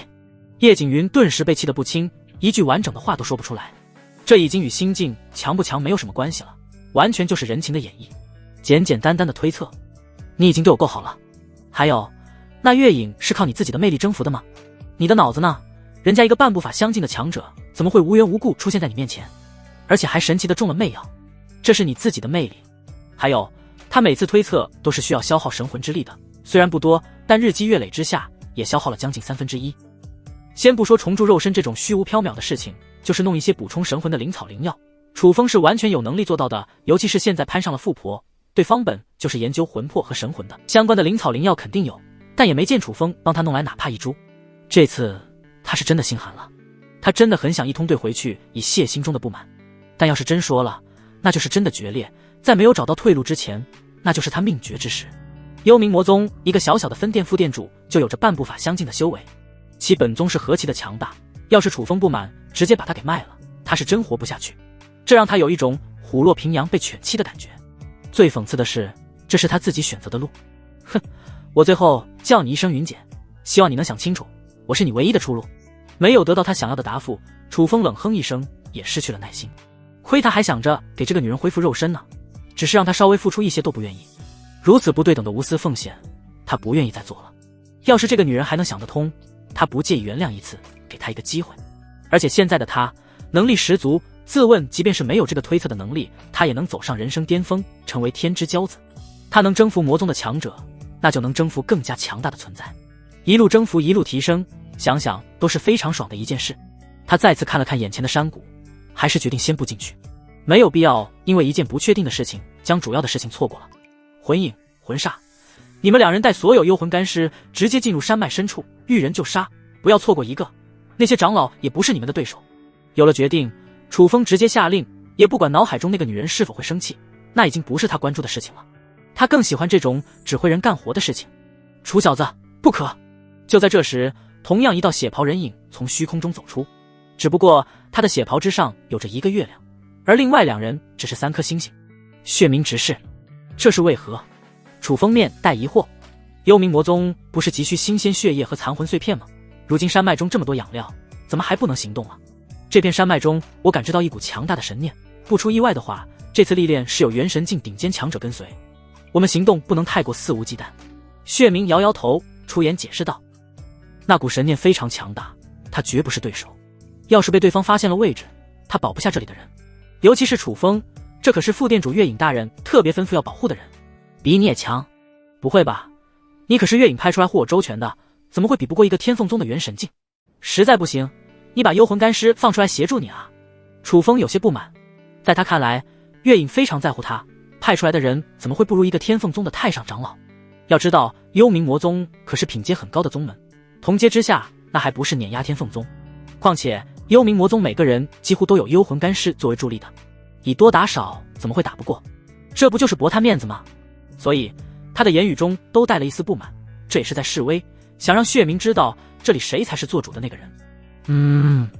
血冥闻言，眉头微皱，看向楚风的目光也变了一些。这就是副店主最宠爱的男宠，对他态度不好也就算了，怎么还不长脑子？他既然都说了不可强行来过，那肯定是将全部战力都算进去了，还用一个小娃娃替他着想。而且，一个男宠是怎么敢对他这么说话的？这里谁保你安全的？没有一点自知之明。在血冥眼中，楚风也就是副店主月影身边高级一点的男宠罢了，还真把自己当一回事了。像他这样的男宠，副店主还有一个团都在宗门饲养着呢。血明，我跟你说话呢，你要是敢懈怠，我必然会回去上报月影副店主。看到血明完全没有搭理他的意思，楚风立即感觉颜面尽失，忍不住直接呵斥了起来。他甚至直接将月影给搬了出来，这是他最有力的底牌和依仗。我说不行就是不行，魂影、魂煞，你们伺机而动，找落单的杀就行，不要有大动作。对于楚风这种人，他都懒得理会了。血明重新对其他2人下令，他们虽然很需要新鲜血液和灵魂碎片，但没有到那种急于求成的地步。这也是他们魔宗能这么久存在于世的法则，要给人留有活路，也是给自己活路。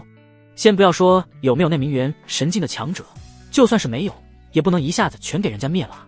这可是天凤宗下一代的全部根基，以大欺小之下将对方根基给毁了，看看天凤宗还会不会和他们在战场中墨迹了。发狂之下的天凤宗他们虽然不怕，但违背了他们来此的任务目标。反正他也就只保护这个无脑的男宠一次，以后谁爱保护谁保护，他是不来了。无脑程度堪比一头畜生了。是。魂影、魂煞2人顿时躬身领命，随后立即离去，那样子好像生怕反悔一样。他们也是惜命的，天凤宗要是有缘神境强者，他们2人可不是对手，要是无脑干，那就是在找死了。还好血明大人还算理智。你很好，血明，我记住你了，你等着。楚河看到离去的魂影2人，被气得面色通红，当他要回眸想要再次威胁血明一番时，忽然发现身后已经空无一人，哪还有血明的影子啊！气煞我也，你们都给我等着。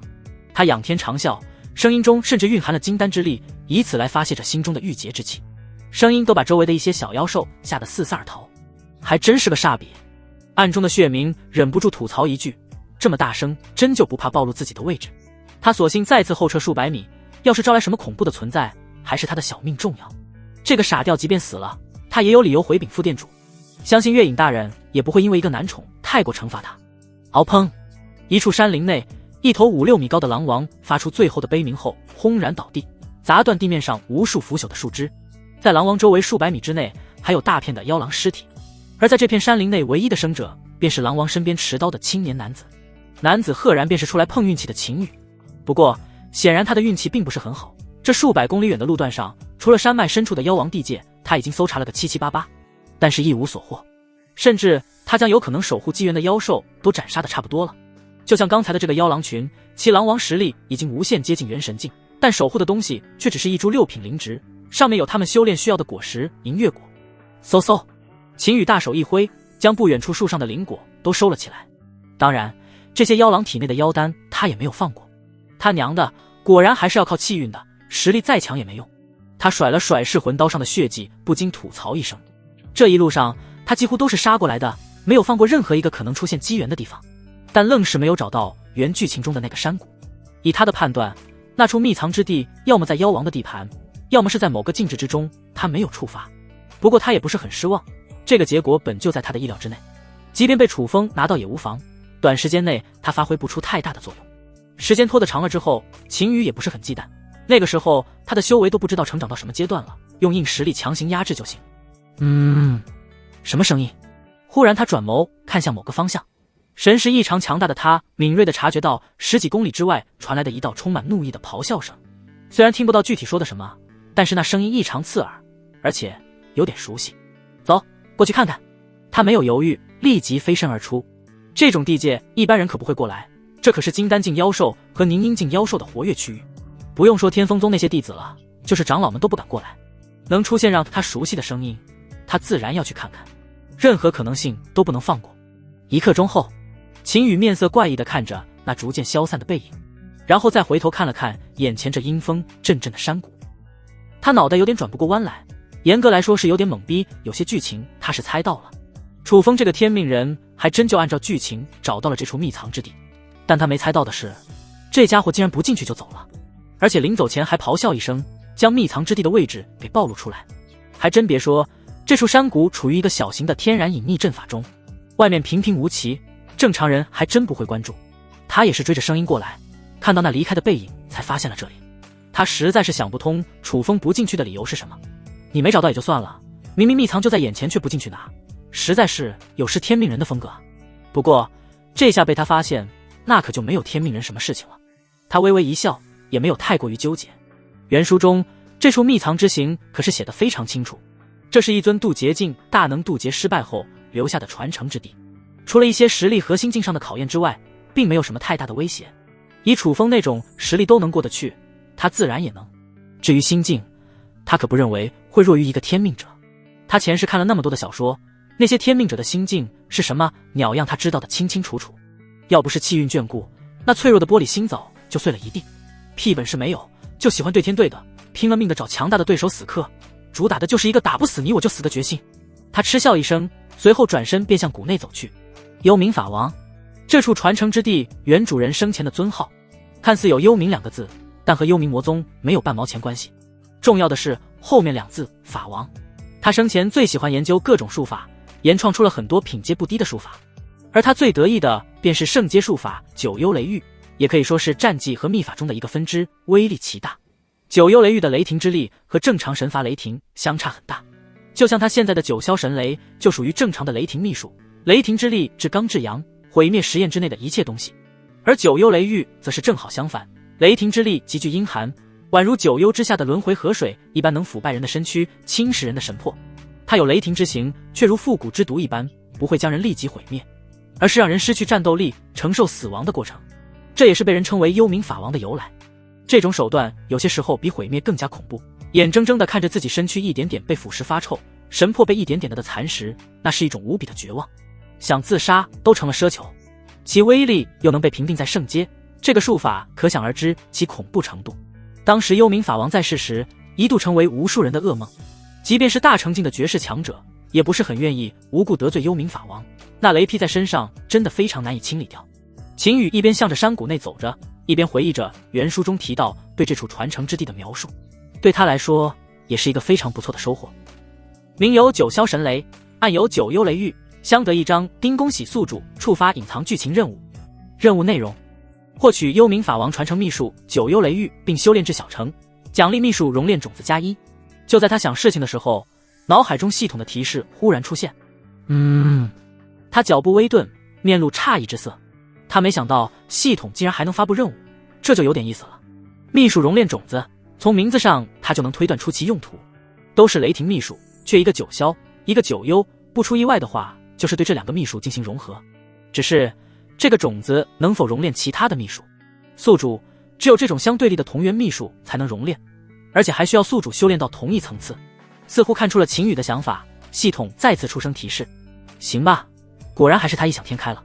能称得上是触发式隐藏任务，一定是有其触发条件的。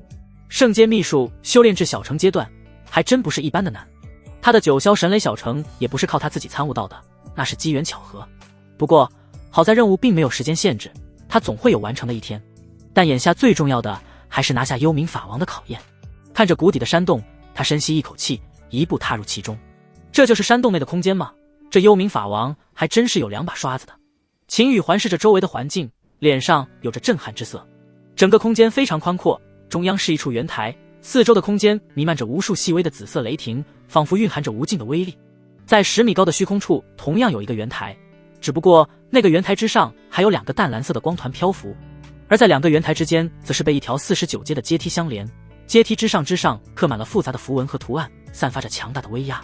而诡异的是，阶梯和圆台之上是没有紫色雷霆的，仿佛被隔绝在外。而秦羽所在的位置便是下方的圆台之上，他能感觉到那些紫色雷霆给他带来的强大威压，这些玩意极有可能就是九幽雷域的雷霆之力。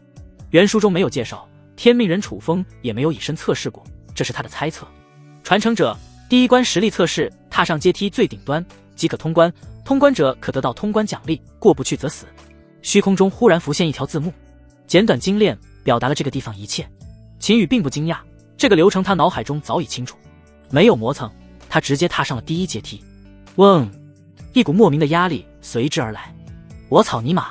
感受到身上的压力，秦羽直接破口大骂：真他娘这么区别对待吗？第1阶梯，他竟然感受到了宁阴境初期的压力，非常变态。这可是有着49阶，这要到了顶端的上升到什么恐怖的地步？这他娘的哪是实力测试，真就是要人命。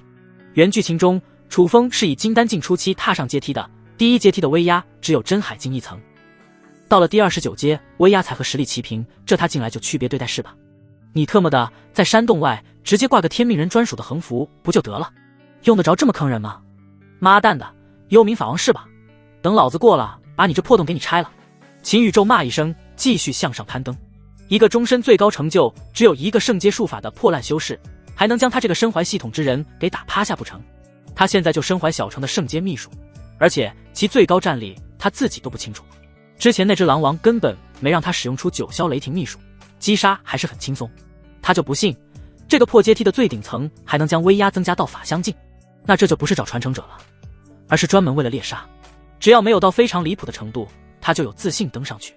第7阶阶梯，秦宇感觉身上的压力骤然增加，已然增加到了凝阴境中期，增长的速度非常快，短短6个台阶就增加了一个小境界的压力，但对于他来说还是比较轻松。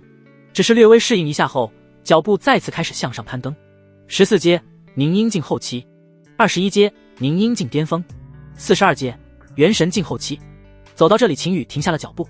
此时的他额头上已经布满了汗珠，衣衫也早已经打湿。他已经100%肯定这就是给天命人专属定制的机缘。幽冥法王这老王八死了都300-400年了，外面这么小的一个隐匿阵法怎么会没被人发现？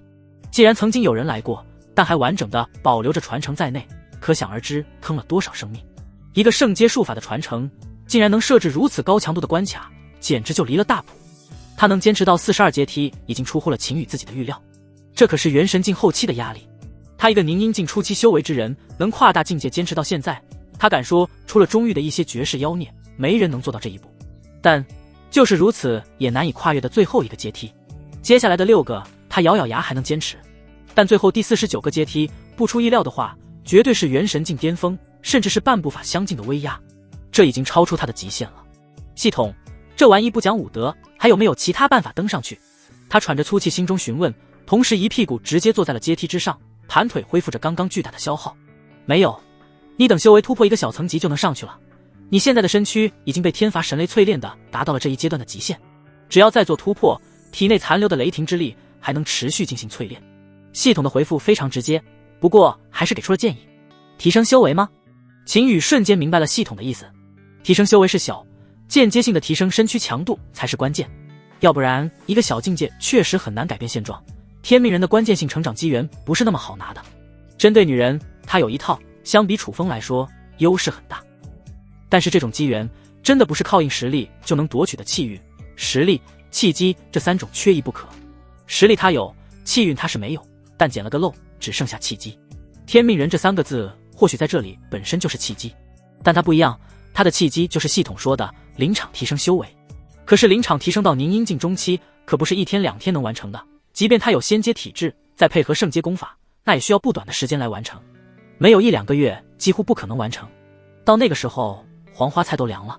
宿主九霄神雷和阶梯外的紫雷相克，你可以借用这个特性将其一点点引入身躯之中，从反方向淬炼身躯的抗性，或许可以打破极限，让身躯强度迎来一次新的升华。那样如果成功了的话，不用提升修为也能上去。就在他纠结的时候，系统再次给出了提示：饮酒幽雷玉的紫色雷霆入体。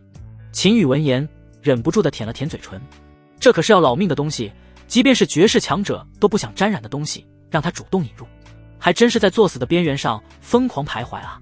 不过系统说的也没错，他有克制紫色雷霆力量的同源力量，说不定定真能行。系统既然敢让他尝试，成功的几率应该不小。而且现在他也没有别的选择，真要等修为突破，外界都不知道发展成什么样子了，他等不起，说干就干。待他调整好状态后，立即运转九霄雷霆秘术于手掌之间，吱吱吱吱，雷电在掌中肆虐，宛如一个而小型的雷狱。他慢慢控制着九霄雷霆之力包裹住整个手掌，随后向着阶梯之外伸去。而紧接着神奇的一幕便出现了，阶梯外的紫色雷霆竟然瞬间温顺了许多，主动向着他的手掌靠近，随后融入了九霄雷霆之中，只不过看上去颜色泾渭分明。九霄雷霆偏向深蓝色，而九幽雷霆则是淡紫色。有用。秦宇看到这种情况，心中一喜，因为那些紫色雷霆并没有对他造成任何伤害，同时也变得更加大胆了一些。山掌上雷玉在一步步的向外扩撒，吸收更多的紫色雷霆进入手中之中。随后他通过对秘术的把控，将这些紫色的雷霆都运送到了身体的各处。啊，这尼玛疼狗系统，你坑我！腐蚀性力量如同火山喷发一般猛然炸裂开来，这股恐怖至极的力量如同一头凶猛的巨兽，无情地啃噬着秦宇的血肉、骨骼乃至经脉，仿佛被一场可怕的瘟疫侵袭，大片大片的坏死，呈现出令人触目惊心的惨状。更糟糕的是，这些坏死的部分似乎有着与肉身分离的迹象，难以言喻的剧痛如潮水般汹涌而至，几乎将他淹没，以至于他险些当场昏厥过去。豆大的汗珠顺着额头滑落，浸湿了衣衫，但他却不敢有丝毫松懈。不过他咒骂的同时，还不忘迅速驱使九霄雷霆之力迅速涌向身体的各个角落，全力修补那些受损严重的部位。然而这个修复的过程并非一帆风顺，随着九霄雷霆之力的注入，一种无尽的瘙痒感随之袭来，那种感觉就像是有成千上万只蚂蚁在身上爬动，又痒又麻，让人无法忍受。其中的酸爽也就只有秦羽自己能体会得到，但他只能咬紧牙关，强忍着疼痛和瘙痒，默默感受着新生血肉逐渐增强的力量，甚至为了验证这新生血肉的坚韧程度，再次对其施加了紫色雷电的洗礼。奇迹发生了，这次紫色雷电并没有引发任何不良反应，而是顺利地融入了新生成的血肉之中。血肉在毁灭中重生，赋予了2种雷电的属性力量。看到了效果的秦羽顿时感觉疼痛也没那么难忍了，这就是所谓的痛并快乐着。随着时间的推移，秦羽吸收紫色雷霆的速度在持续增加，一开始那种近乎晕厥的疼痛也在一点点减少，直至5个时辰后，疼痛和瘙痒彻底消失，而全身上下的血肉都几乎换了一遍，不管是毁灭还是腐蚀都成功地融入了进去，宛如新生一般。秦羽感觉现在就是光靠身躯的力量都能砸死一个元神境的强者，不提中间出现的剧烈疼痛，单从结果来看，他此次的收获就已经无比的巨大。以他现在的新生的躯体，即便做不到滴血重生，但断肢重生是绝对没有任何问题。而且现在他就已经对腐蚀和侵蚀有了抵抗之力，接下来修炼九幽雷域将会变得简单许多，最起码入门是比较轻松的事情。看着阶梯之外丝毫不见减少的紫色雷霆，他有心想要出去尝试一下，但还是被理智给拉了回来。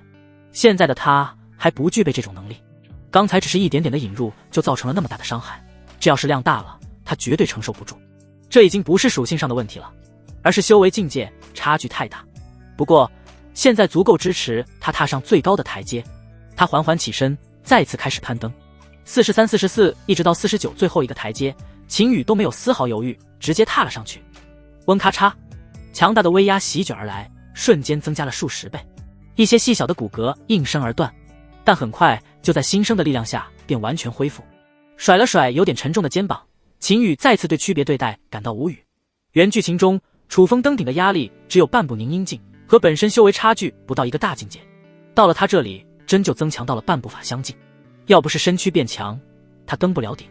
一阵感慨后，看向圆台之上漂浮着的2个淡蓝色的光团，第一个拿在手中，光芒散去，是一个特殊材质做成的丹瓶。秦羽只是拿起瓶盖闻了闻，亲自感受了一下圣阶丹药的药香，便直接放进了储物戒指中。没错，就是圣阶的丹药，还是圣阶上品的渡劫丹，增加渡劫成功的几率。之前一共有2颗，被幽冥法王自己服用了1颗，另外1颗成为了传承之物。这些东西和原书中是一样的，没有给他偷梁换柱。另一个光团他更是看都没看，直接收了起来。那是一个超大规模的储物戒指，里面是幽冥法王的全部身家，不用看他都知道有多少好东西。天凤宗全部家当加起来都不及这里面的1/10，他以后的修行资源暂时是不用发愁了。而且几位至尊的修行资源他也能提供，尤其是一些天凤宗很少见乃至没有的高级资源，他这枚戒指中都有不少。幽冥法王凭借着九幽雷域可是杀了不少同阶的修士，积累的财富那可是海量的。传承者，恭喜通过第1关，第2关新境试炼即将开始，在试炼开始之前向石像跪地磕3个响头。在秦羽将奖励都拿走之后，虚空中再次浮现一道字幕，同时圆台之上缓缓升起一个人物石像。尼玛，又整区别对待。看到字幕上的内容，秦羽心头火气噌的一下涌了上来，老子还没有接受你的传承呢，磕个屁的头。而且原剧情中楚风最后拿到传承术法都没有磕头，你特么的还要不要脸了？秦羽看着眼前的石像就气不打一处来，而且看样子不磕头的话连第2关新境考核都不给开，但想让他磕头那是磕不了一点。要是按照正常程序来，他还想尝试一下这个新境考核的强度，但这个死了不知多少年的狗屁法王既然跟他来这一出，那就别怪他直接开挂了。老王八蛋，让你知道什么叫做预知，什么叫做开挂。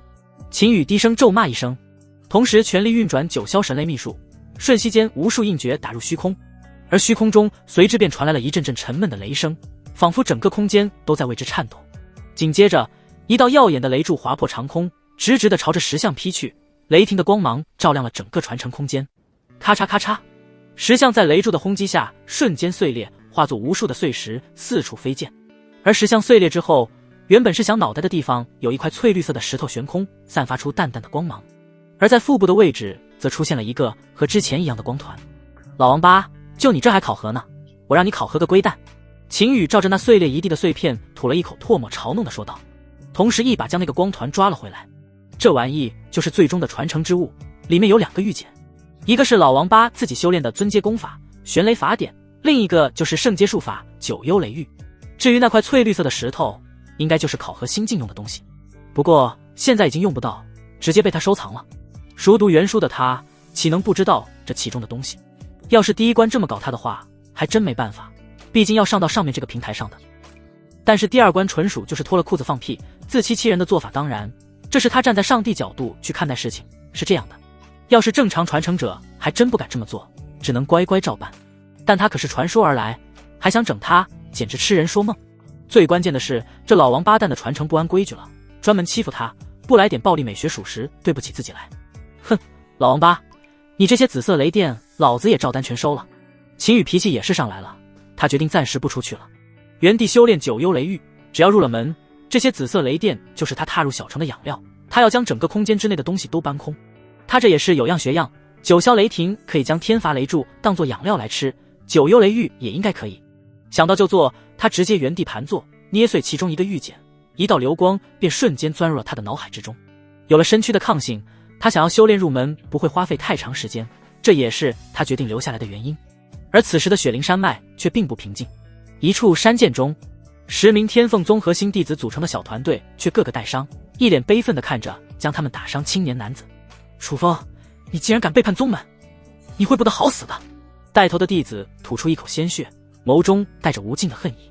他原先只是一个人在猎杀妖兽的，但被忽然出现的楚风蛊惑，将周边分散而开的几名队员全都汇集了起来。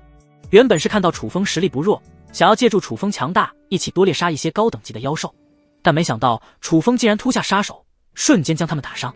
呵呵，背叛宗门，我就背叛了又怎么样？楚风在几人面前慢慢踱步，一副看猴戏似的看着几人。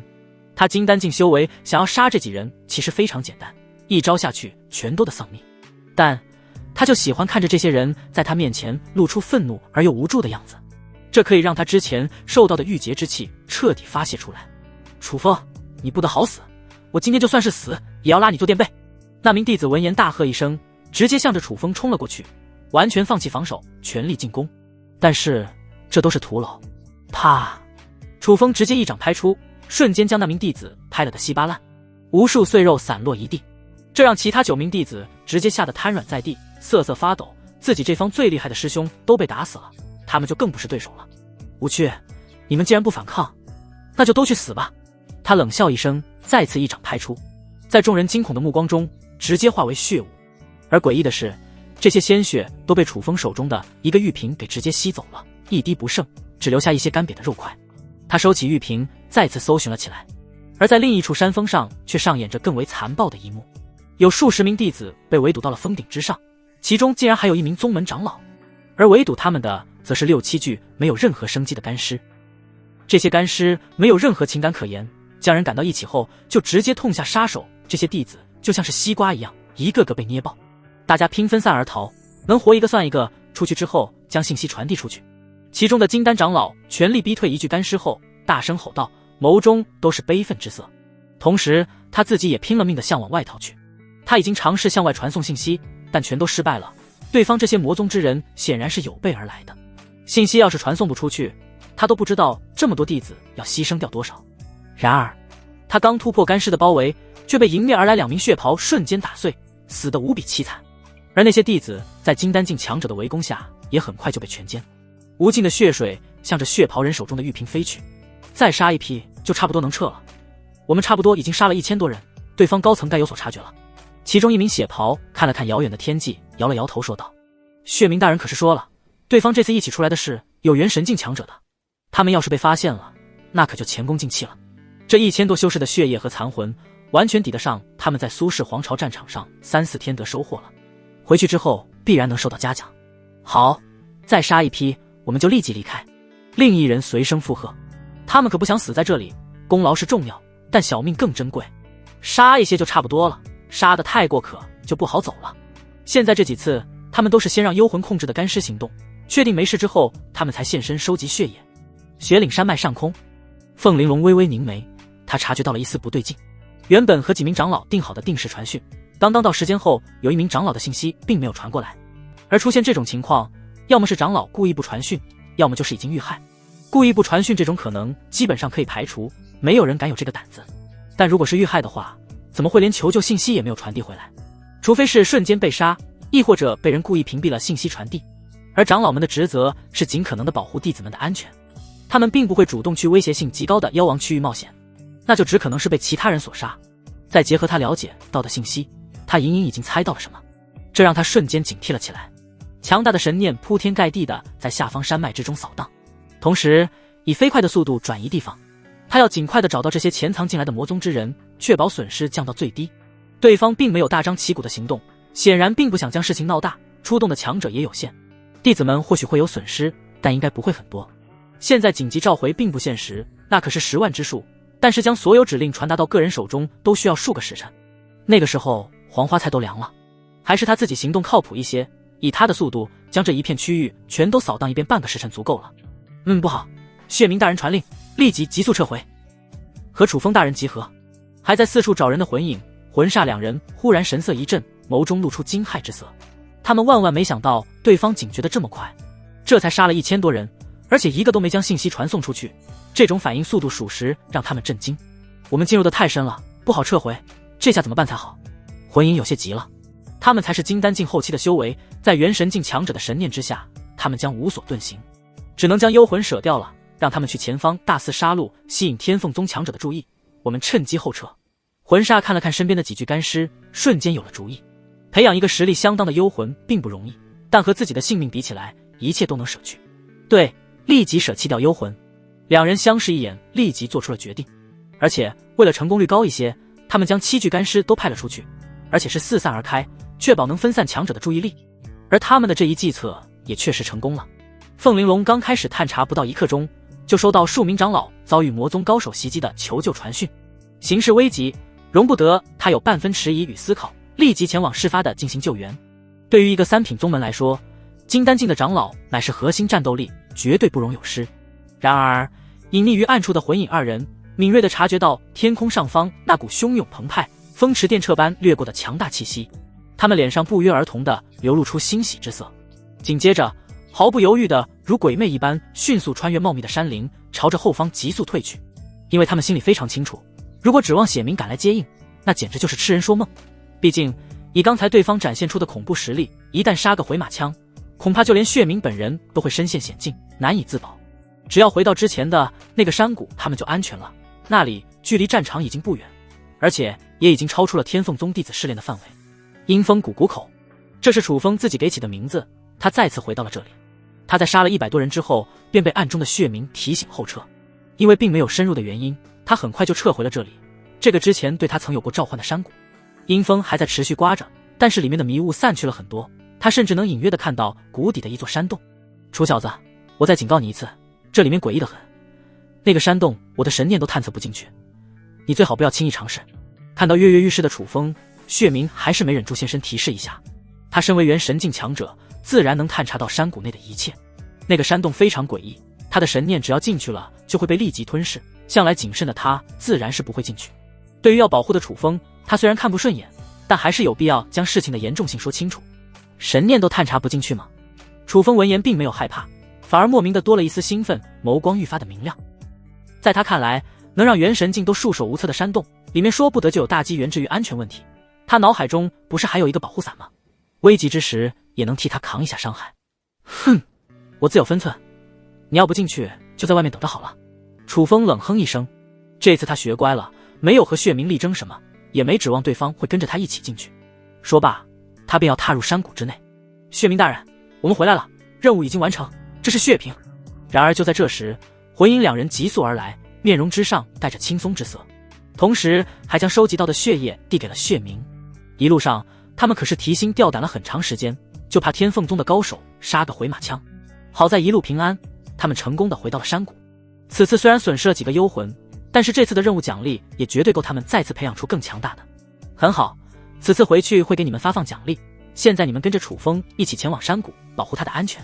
血明结果血瓶开口说道，让他进去是不可能的，他很惜命，但不进去的话又是失职，现在来了2个替死鬼，那就让他们进去好了。安全出来的话他也有功，都死了的话他的过失也没多大。啊！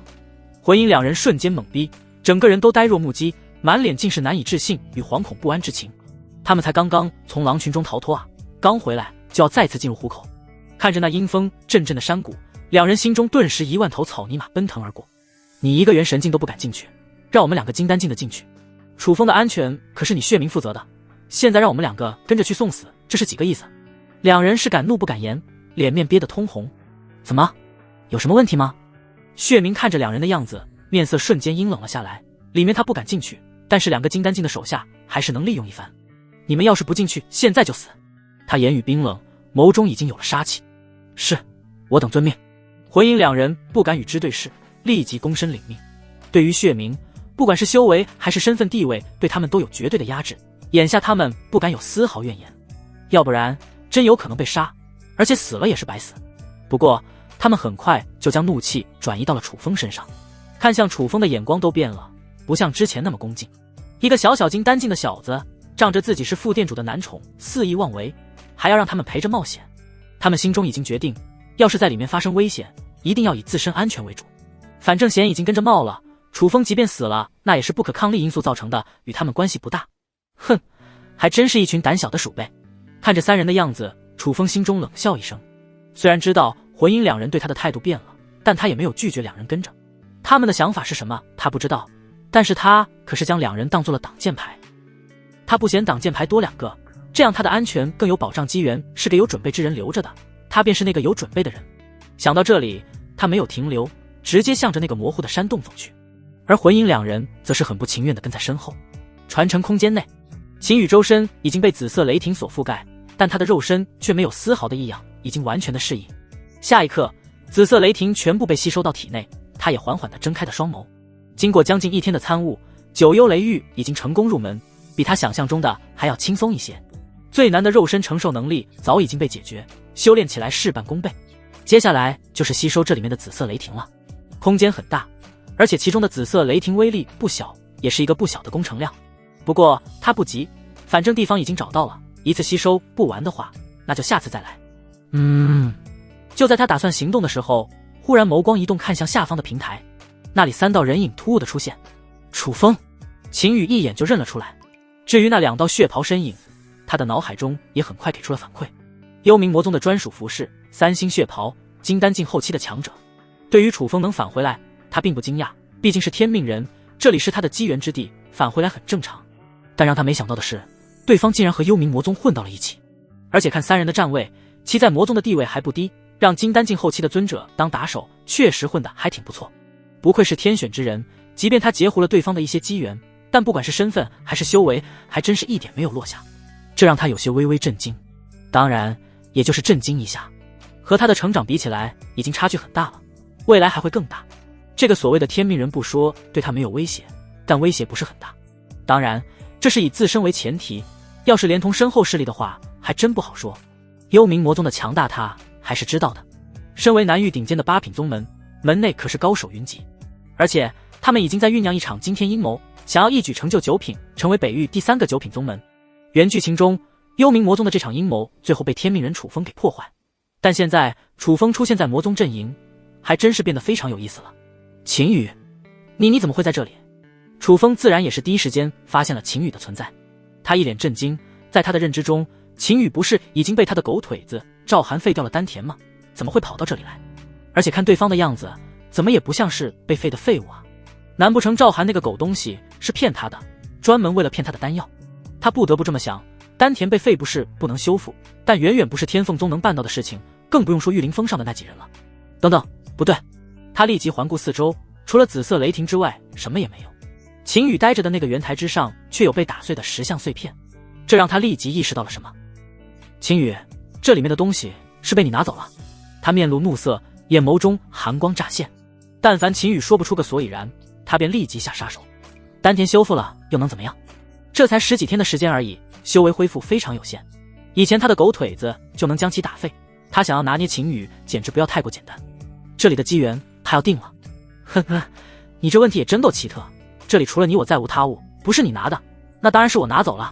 秦羽一点不遮掩他拿走机缘的事实，因为没用，而且他也不惧，这几人就是给他送人头的，他也顺带的为宗门做点贡献。对了，最疼爱你的青云峰峰主不知道是否已经知晓你的背叛，你们这次进来是不是与他有关系呢？我觉得要是宗主大人知道了的话，他一定会彻查清楚的吧。没等楚风回话，秦羽再次出言，只不过这句话却带着嘲弄之色。原书中楚风除了红颜之外，最亲的人便是他的第一人师尊云清扬，那可是存在真正亲情的。要是对方知道他投靠魔宗是个什么样的心情呢？即便师徒情深没有隔阂，但这件事被凤玲珑知道后，云清扬的下场可不会很好。他倒要看看这个天命人会怎么处理。你无耻，这是不关我师尊的事情，你休要挑拨离间，有本事就冲我来。楚风闻言瞬间恼羞成怒，他成魔之事师尊还真不知道，他不担心和师尊解释不清，只担心其安危。啧，还真是孝顺。秦羽缓缓起身，双手环抱，面带嘲讽继续道，我给你一个建议，这里面信息传送不出去，你只要将我杀了，这件事就没人知道。当然前提是你需要先上到我这里来。从下方圆台到他这里，阶梯上的压力可还是存在的，他想看看这天命人是如何承受压力一路冲上来。不过他真正的目的还是想要尝试一下天命人是否能杀得掉。他已经做好了随时钻入紫色雷霆之中的准备。九幽雷域已经入门的他已经勉强可以进去了，但其他人就不一定，尤其是楚风脑海中的那个金手指姐姐，那是纯粹的神魂，这紫色雷电可是有噬魂的效果，即便爆发也拿他没有任何办法。好，很好，秦羽，你成功的惹怒我了，要是以为这阶梯能挡住我，那你就大错特错了。楚风闻言立即冷笑，他也瞬间明白秦羽为啥有恃无恐的原因了，不就是一个阶梯吗？他倒是试试有多难上，秦羽那种人都能上得去，他凭什么上不去？说罢便直接踏了上去，而他身后的魂影两人却丝毫不出声，就像是完全不存在一般，也不跟着他一起上去。他们已经进入了山洞，剩下的就跟他们没关系了，只要保护好自己就行了。至于楚风自己怎么作死，那是他自己的事情。上方的秦羽也好整以暇地看着秦羽，这就是你的依仗吗？这阶梯对我来说形同无物。楚风一连登上10几个台阶都没感觉到什么压力，立即抬眸看向秦羽，无情地嘲讽起来。他还以为有多难呢，这都快上到一半了，连他本身境界的压力都没达到。要知道他的实力可不仅仅只是表象而已，即便是对上下面那2个傻货，他也能游刃有余，甚至将其击败，这就是他的自信。哦，是吗？那就请你继续表演，想要从我身上拿走机缘，你得登上最后一个阶梯。秦羽走到阶梯口俯瞰下，一脸的笑意，不过心中却还是忍不住的感叹，天命就是天命，这个压力的增长速度和原剧情中的是一模一样。照这个情况下去，楚风登上了虽然会有难度，但一定能上得来。看来他还是需要给加点料才行。天命人机缘不缺，保命手段也不缺，他们最差的其实就是心境。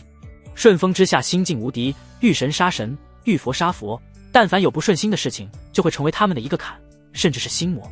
秦羽第一要务是尝试将其进行击杀，实在不行打击一下对方的心境也行，只要能拖慢其成长速度就行。哼，秦羽，你就装吧，我看你能装到什么时候。楚风闻言冷哼一声，再次开始攀登阶梯。他非常看不惯秦羽那副对他嘲笑的嘴脸，恨不得立即将其撕碎。当登上21阶梯的时候，他面色明显变了一下，但还在他的忍受之内。一直到第42阶梯时，他身上的压力剧增，汗珠都顺着脸颊溜了下来，同时面色也凝重了下来。还有7阶，但是几乎要到极限了。他心中非常的不平静，看着近在眼前的秦羽，目光是变了又变。他现在绝对相信赵涵那个狗东西是骗了他，一个被废之人绝对不可能在这么快的时间内成长到这个地步。他自问自身实力已经属于超级妖孽的级别的，即便是放在幽冥魔宗之内也是排得上号的天骄，但现在却明显感觉到了被压制，那是气势上的压制。对方不仅登顶，而且看上去异常轻松，而他即便是强行登上去，也将是强弩之末，根本没办法对敌。想到这里，他不由得停了下来，脑海中疯狂地想着办法。小风，还是退下去吧，那个少年应该还有后手，你现在上去不是对手的。就在这时，脑海中的叶景云忽然出言提醒道。他从上面那个少年身上看到的只有从容，甚至还有一点期待的兴奋之色，这非常不正常。那种表情就像是看着猎物即将步入设置的陷阱一般。以他数百年的人生阅历，看不出秦羽一点伪装。他虽然已经对楚风失望，但现在楚风还不能出事，万一出事了，他将无处可去。就现在的神魂强度，支撑不了他到处游走，只能就近选择寄居之人。而楚风明显和秦羽仇恨不小，对方岂会允许他进入识海中寄居？所以他只能提醒一下云姐。对啊，我差点忘了云姐你的实力。听到脑海中的声音，楚风立即面露喜色。云姐，你再帮我一次，等我一会儿登顶之后，你就发出最强的神魂一击，让那个小子失去行动能力。他对于叶景云的提醒一点没听进去，只想到了接下来的应对方法。只要秦羽失去行动能力，那就对他构不成威胁了。他只要略作恢复，就能从秦羽手中拿到属于他的机缘。他心底甚至是有些激动起来，因为他曾经见识过叶景云的神魂力量，想要击败一个秦羽应该是绰绰有余。叶景云听到楚风的想法，他的心彻底凉了下来。楚风现在自认为有了新的靠山，已经完全不将他当人看了，而是完完全全的一个工具，帮他实现目标的工具。至于他的死活，那是一点都不顾了。以他现在的神魂强度，要是再发动攻击，极有可能陷入沉睡。那个时候，小风，我的神魂有限，这次帮不了你，留得青山在，不怕没柴烧。以后我们还有机会。他如实回复，帮是帮不了的，他是还希望楚风能清醒一些。现在明显是被对方刺激到了，有点失去了理性。又是神魂问题，你这些年都做什么了？怎么会神魂出现问题？之前你就不愿帮我推测，现在又不帮我，你是不是想换主人了？楚风闻言无比愤怒地说道，眉宇之间也变得狰狞起来。三番五次的拒绝帮他，尤其还是在敌人眼皮子底下。这次要是登不了顶，他不仅获取不到机缘，甚至会在心底留下心魔。如此重要的时候，叶景云不帮他，这就是要害死他，这是背叛。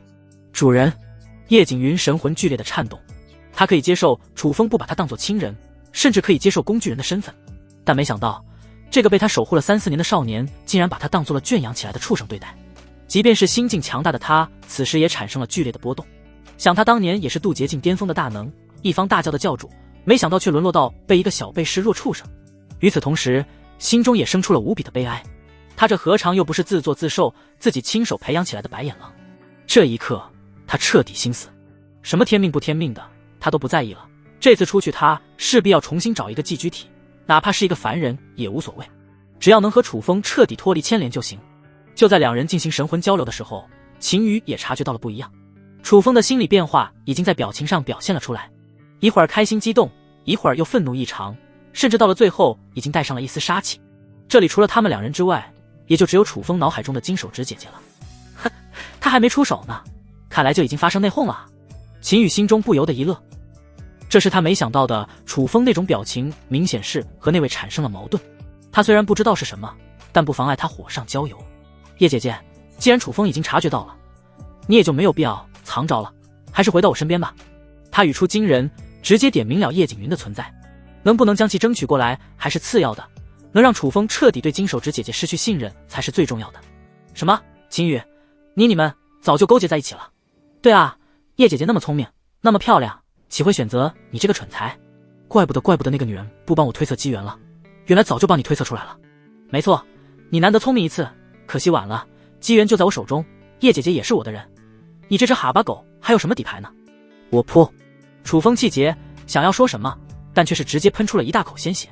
他双目赤红，双拳紧握，身上散发着无尽的戾气。如果可以，他要将这一对狗男女撕成碎片。嗡！叶景云这个时候也没法继续待在楚风神魂之中了，直接现身。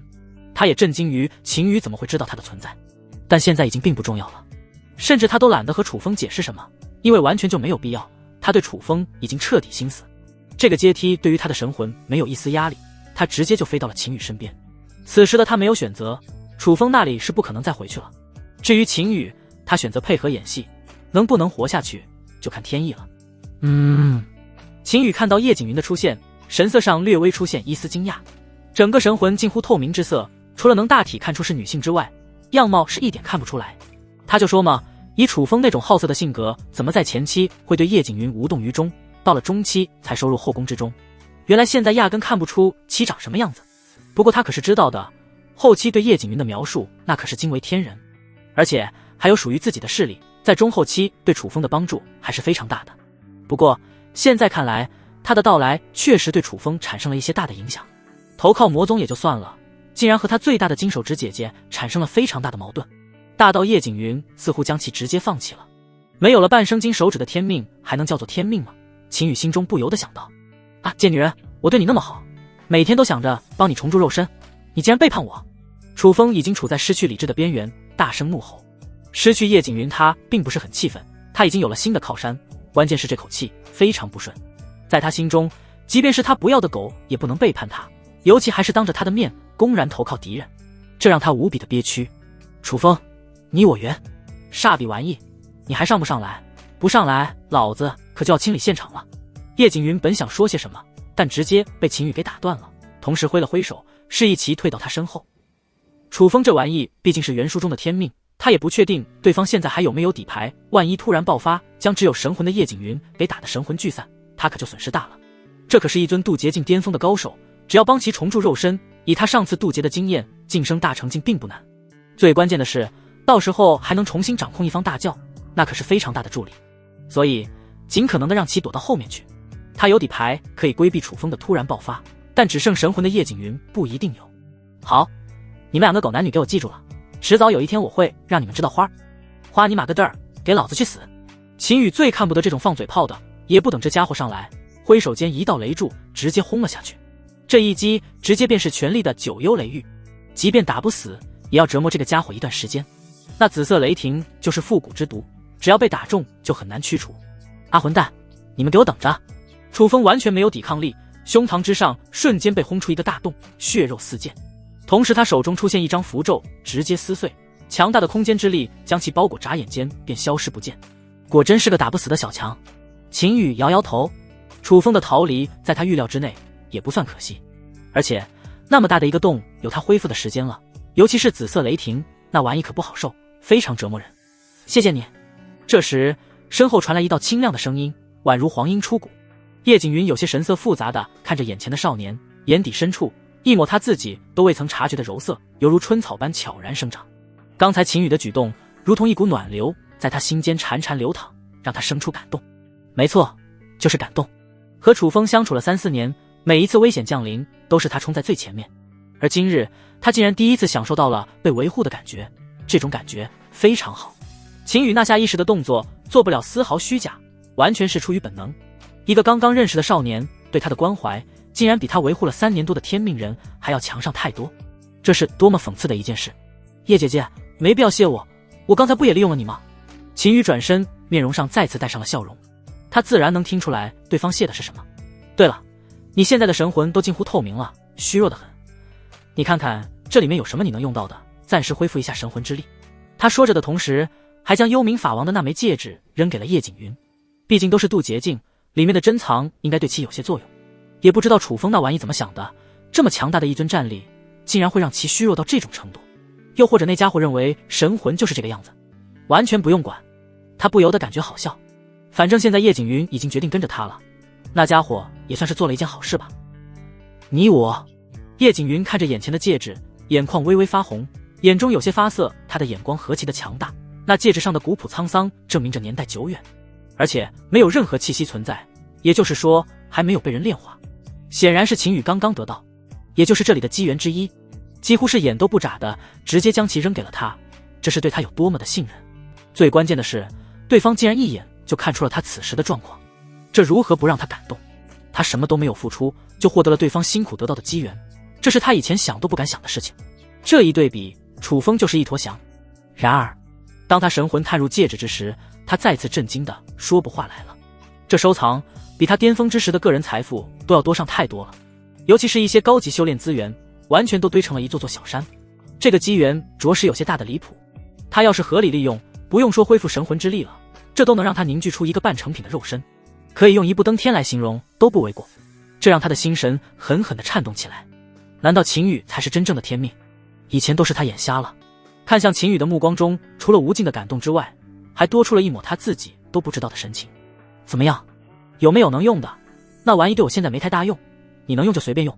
秦羽异常大方地说道，嘴角却是若有若无的微微上扬。雪中送炭永远要比锦上添花更加让人感动。尤其是对方刚从楚风那个坑逼手中出来，更是如此。他这么大的手笔砸下去，还不把这个金手指姐姐迷得晕乎乎的。原书中叶景云的性格可是出奇的好，非常重情。他都不知道楚风是做了什么伤天害理的大事，让如此重情的一个女人对他绝望。现在也是叶景云情感最脆弱的时候，秦羽自然要趁虚而入了。这也是他毫不犹豫将那枚戒指扔出去的原因。我谢谢。看着秦羽那非常自然的神情，叶景云最终只说出了这2个字。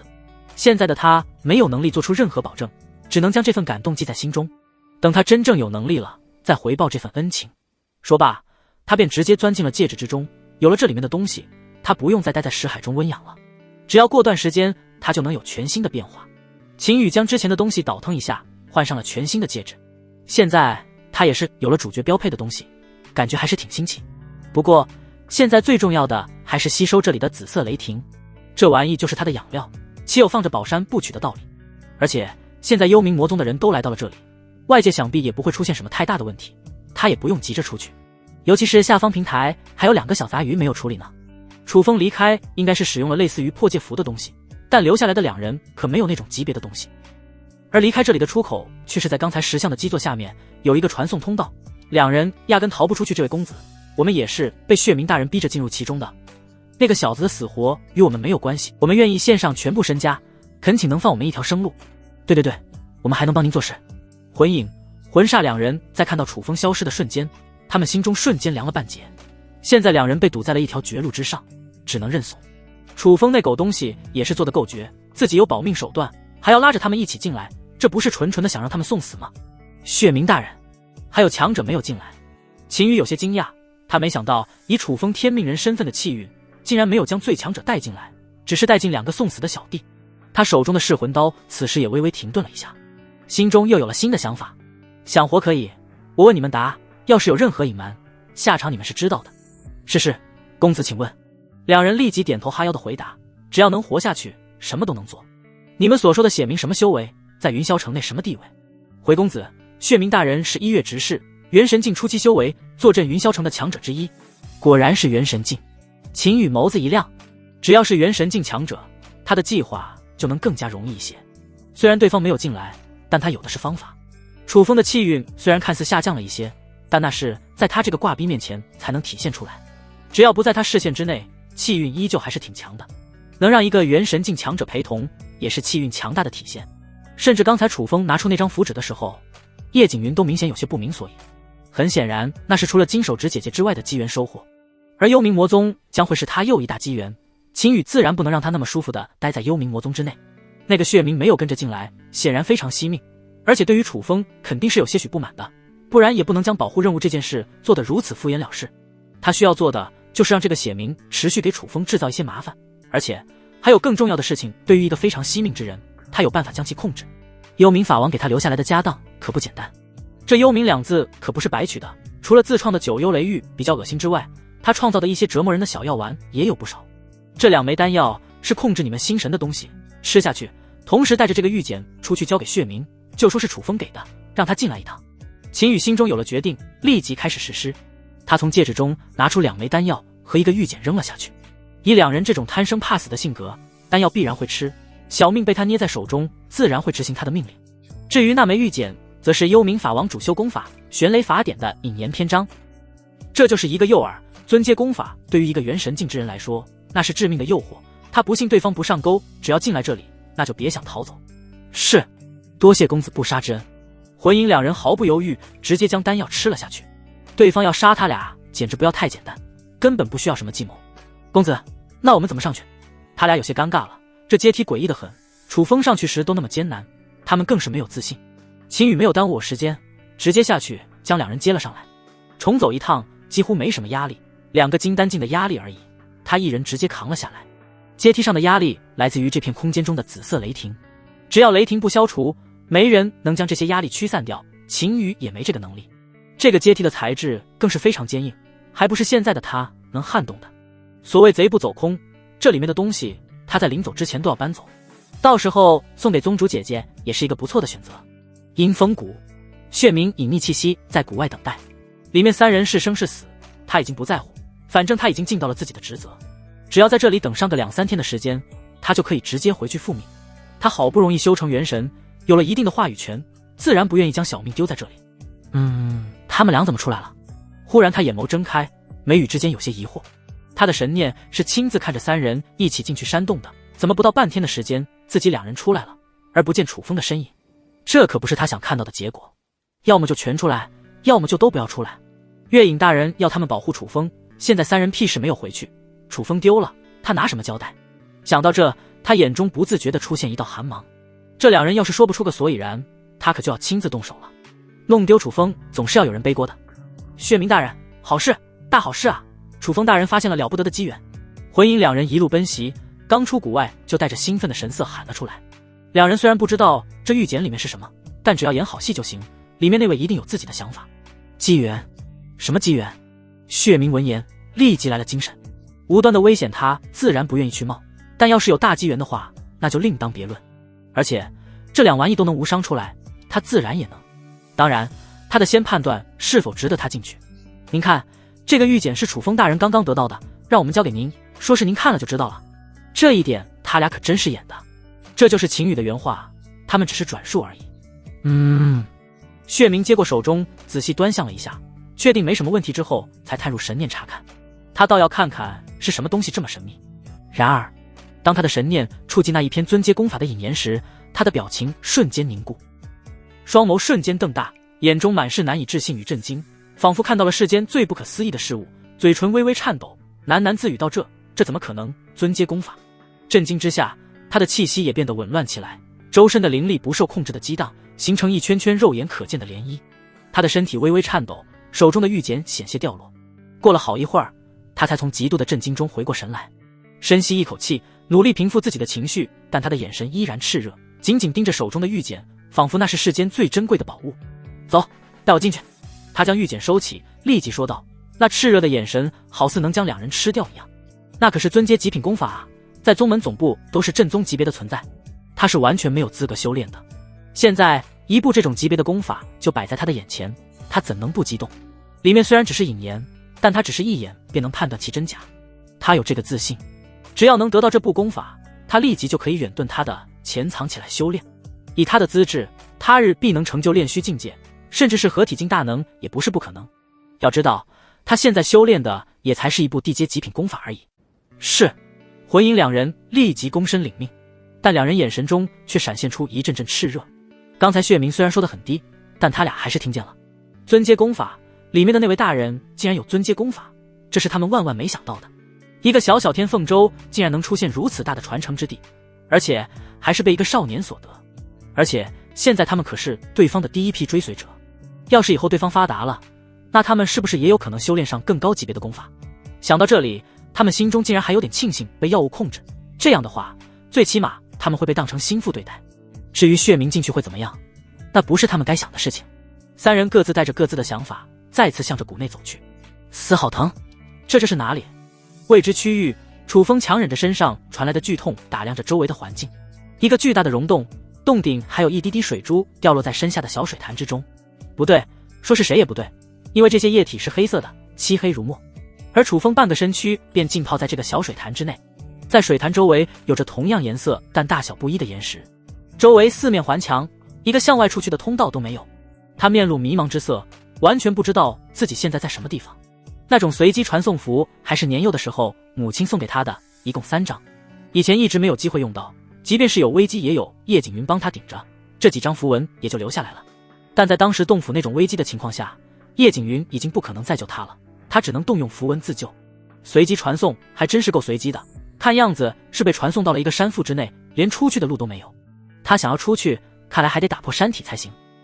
算了，情况也不算太糟糕，最起码这里没有人能发现，可以先将伤势恢复一下。随着看清周围的情况，楚风也回过了神。现在最重要的是恢复伤势，有一个封闭的疗养环境也算不错了。对于秦羽忽然爆发出来的战斗力，他已经不想过多的去纠结，否则会让他心绪难宁，情绪失控。一直被他认为是废物的人，转眼间就成为了可以随手秒杀他的天骄妖孽，而且还夺走他的传承机缘，拐走了他得护身符叶景云。那种心理上的打击不是短时间内能平复的，他只能尽可能不让自己想起这件事。疼痛似乎减轻了不少呢。正当他准备迈步离开水潭，调养伤势之际，猛然间察觉到方才那犹如撕裂灵魂般的剧痛正在逐渐减弱。与此同时，胸口那狰狞可怖的血洞竟传来一阵难以言喻的酥麻之感。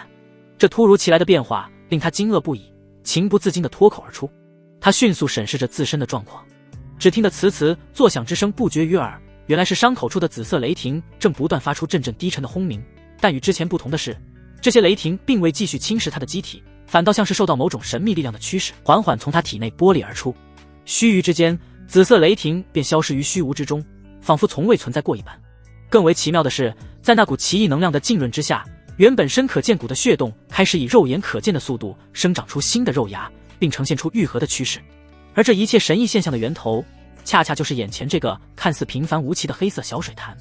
真是不可思议，如此神奇的黑水居然拥有修复肉身的奇效。他的眼眸中闪烁着惊喜交加的光芒，口中低声呢喃道：这无疑是一场难得的机缘，更是专属于我一人的天大造化。看着身体周围的黑色液体，他顿时来精神，索性也不出去了，原地开始闭目养神，吸收黑水中的能量来修补自身的身躯。同时心中那原本有些落寞的心情再次燃了起来。机缘，以前他一直认为机缘都是叶景云帮他推算出来的，但现在他不这么认为了，是他的永远都是他的，即便没有叶景云在，他也能获得机缘。就现在，这些黑色液体就是他的机缘。他能感觉到那些能量除了能修补身躯的伤势之外，还能提升他的肉身强度。秦羽、叶景云，你们这一对狗男女给我等着，等我归来之时，便是你们的灭亡之日。他冷哼一声，暗中发下誓言。尤其是秦羽，几乎快要成为他的心魔了。以前在天凤宗就想着要怎么将其弄废掉，不仅没弄死，反而让其成长到了如今的恐怖程度，能瞬秒他，最起码也有宁阴境的实力。现在更是连续夺取原本属于他的东西，要是不弄死对方，这个心结将永远存在。这个溶洞非常奇特，他不相信只有黑色水潭这一处神异之地能产生黑色液体的东西，其本身也一定有更强大的效用。这些东西待他伤好之后会一一探查。2天后，阴风谷外，秦羽驻足，在他身后还跟着3人。这3人赫然便是血冥以及魂影和魂煞2人。他们看向秦羽的目光中充满震撼和敬畏。没错，就是敬畏。这2天内，他们亲眼见识到那些能吞噬人的紫色雷霆被眼前这个少年一一吞噬，那沐浴在雷霆之中的样子宛如一尊灭世雷神。这就是让他们畏的原因，这个少年只要不陨落，将来绝对是称霸一方的存在。如果只是这样，也最多让他们畏惧。真正让他们产生敬意的是，这个少年竟然真的将半部尊阶功法给到他们修炼，如果修炼有成，还能获取到下半部。尤其是血冥更是非常的激动。原本的他修为几乎到了一个瓶颈，即便以后再有所突破，最多也就道元神境巅峰，这辈子也就这样了。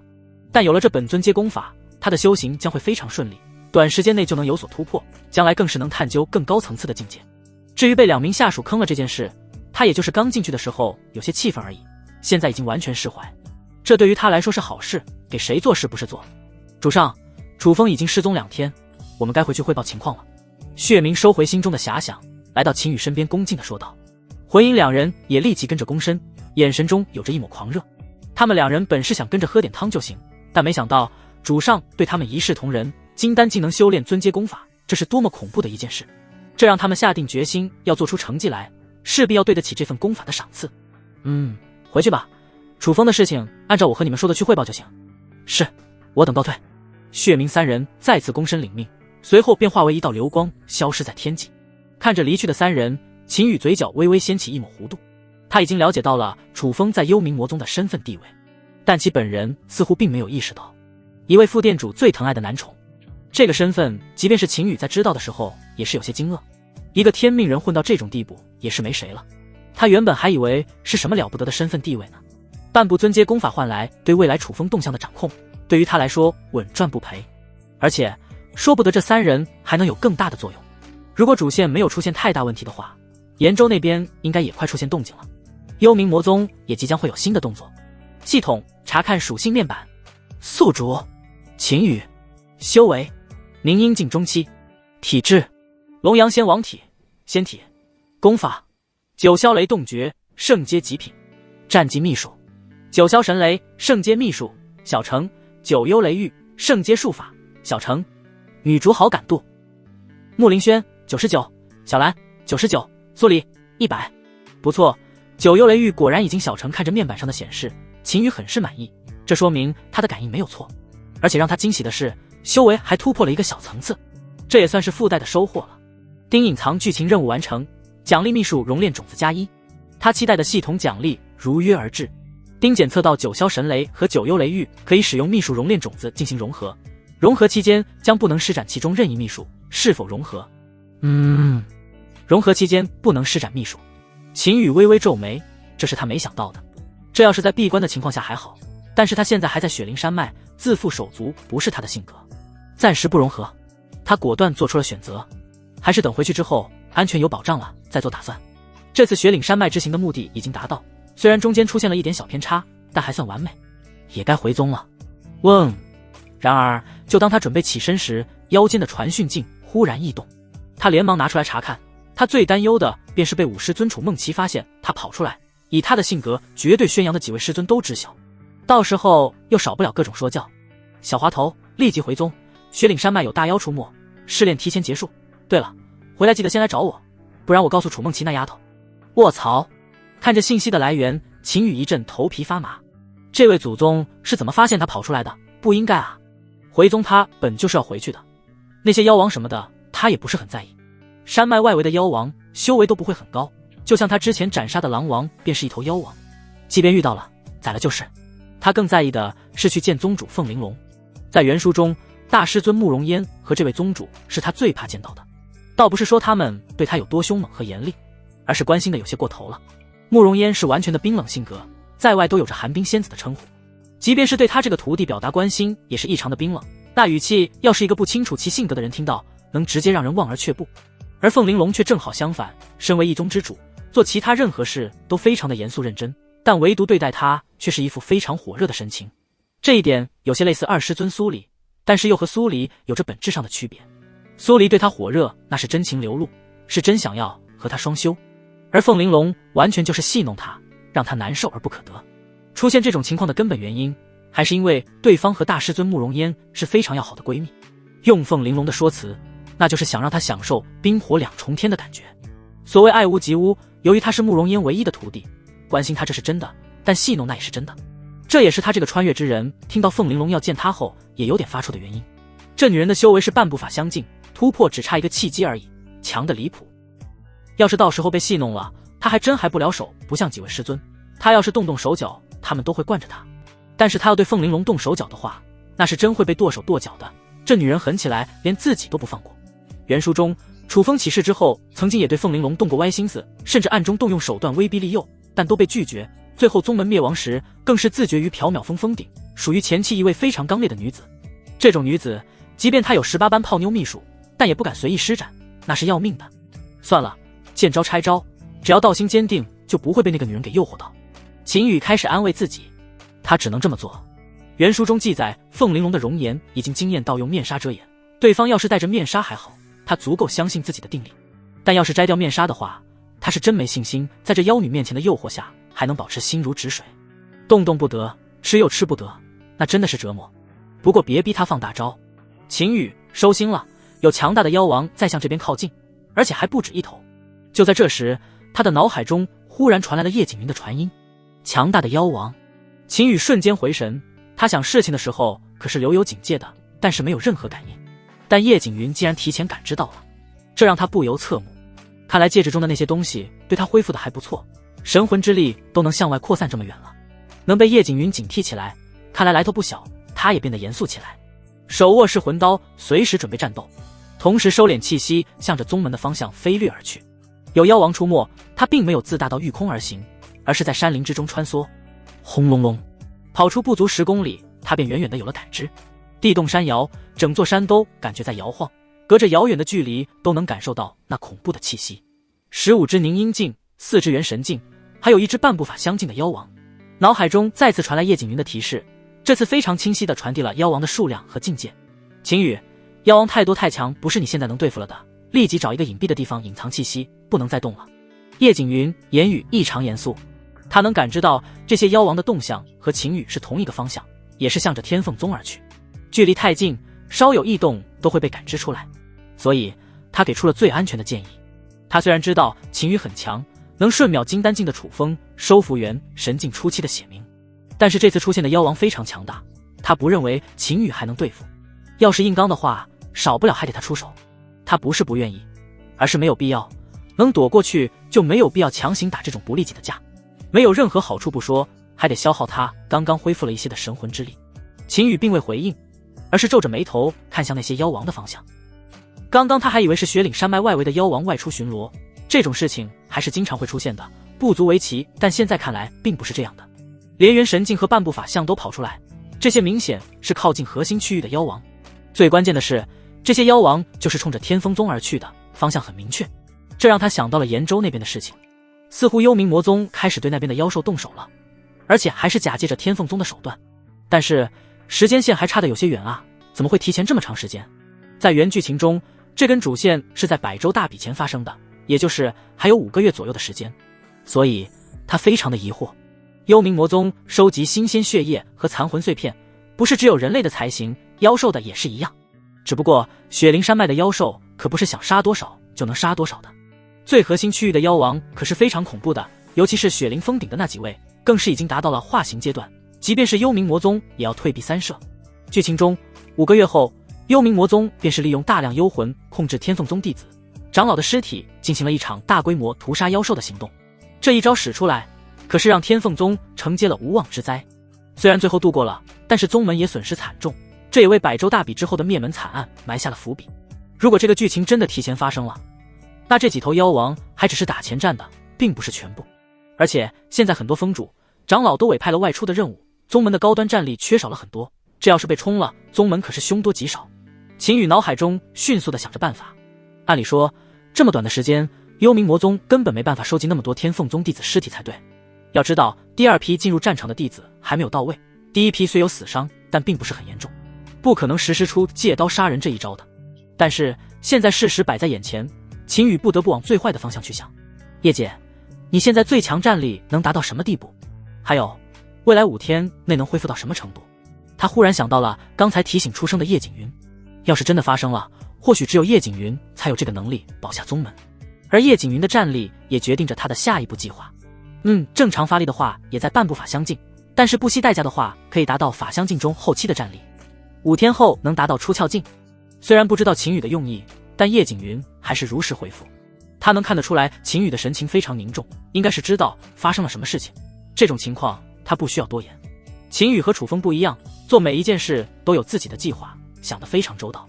通过设计楚风，逼迫他现身，以及收服血冥等人这些事情，他能看得出来。好，你先全力恢复，今天你不需要出手。秦羽闻言立即做出了决定。叶景云今天绝对不能动手，要是消耗过大，后续的那些妖王没法阻拦。而这些打头阵的妖王也不能任由其肆无忌惮地进入宗门之中，只有凤玲珑能挡住那只半步法相近的妖王，剩下4只元神境巅峰的妖王，那几名太上长老够呛能接得住。就算接住了，也无暇顾及其他。在战力空虚的宗门之内，15只凝阴境的妖兽是致命的威胁，足以将整个宗门搅成一锅粥。所以他必须要将其拦截下来，最不济也要将那些凝阴境的妖王斩掉。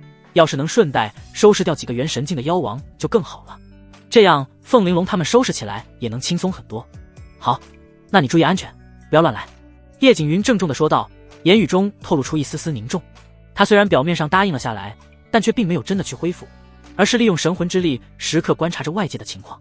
他从秦羽的言语和神情中看出了一些不同寻常。这个男人似乎不打算听他的劝告，想要独自面对这些妖王，这让他心绪难宁。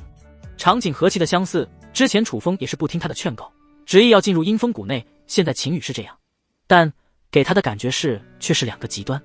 楚风那是为了自己的一己私欲，拿着他当挡箭牌，不顾劝阻的去得到自己想要的东西，而秦羽这完全是为了自己的宗门。场景虽然相似，但两者的意义却是天差地别。那些妖王向着天凤宗的方向而去，虽然他不想承认，但是秦羽应该是看出什么来了，不然不会那样问他。他很想出手帮他将这一波妖王赶走乃至斩杀，但秦羽考虑到的事情他也能猜得七七八八，这是想要保证他的神魂之力不被消耗，以应对后续可能出现的危险。但他既然选择跟随了秦羽，其生命安全才是放在第1位的。要是一会儿秦羽出现什么危险，他还是要出去的，至于以后的事以后再说。这个男人值得他这么做。轰隆隆，大地摇晃，大片大片高耸入云的参天巨树倒地，发出震耳欲聋的轰鸣声。这个声音由远及近，而秦羽却怡然不惧，他直接飞身而起，悬空而立，正面迎接这些大块头的到来。他已经看清了这些妖王的样子，同样这些妖王也感应到了他的存在，将速度放慢了下来。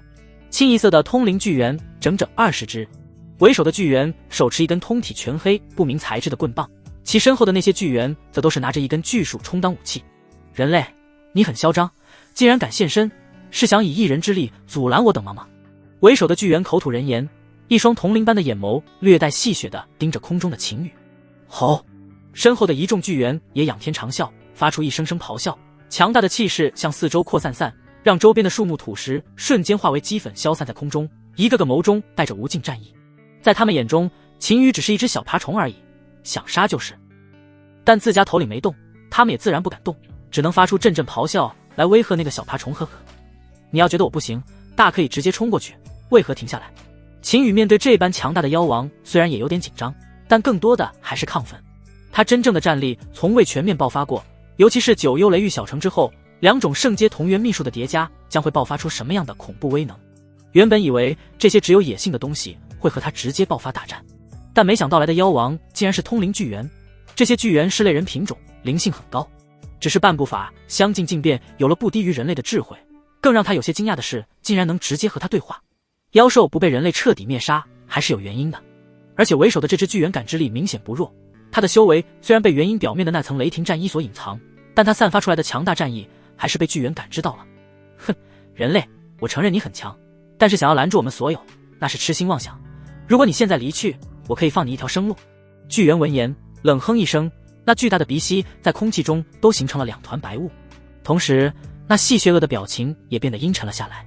他本想让小弟们散发威势吓退这个人类的，但没想到对方竟看穿了他的意图。他这次来的目的只是为了探明天凤宗的底蕴，顺便搞清楚天凤宗为何要在延州那边搞小动作。他们探查到这段时间延州那边有些人类蠢蠢欲动，想要对底层妖兽大规模动手。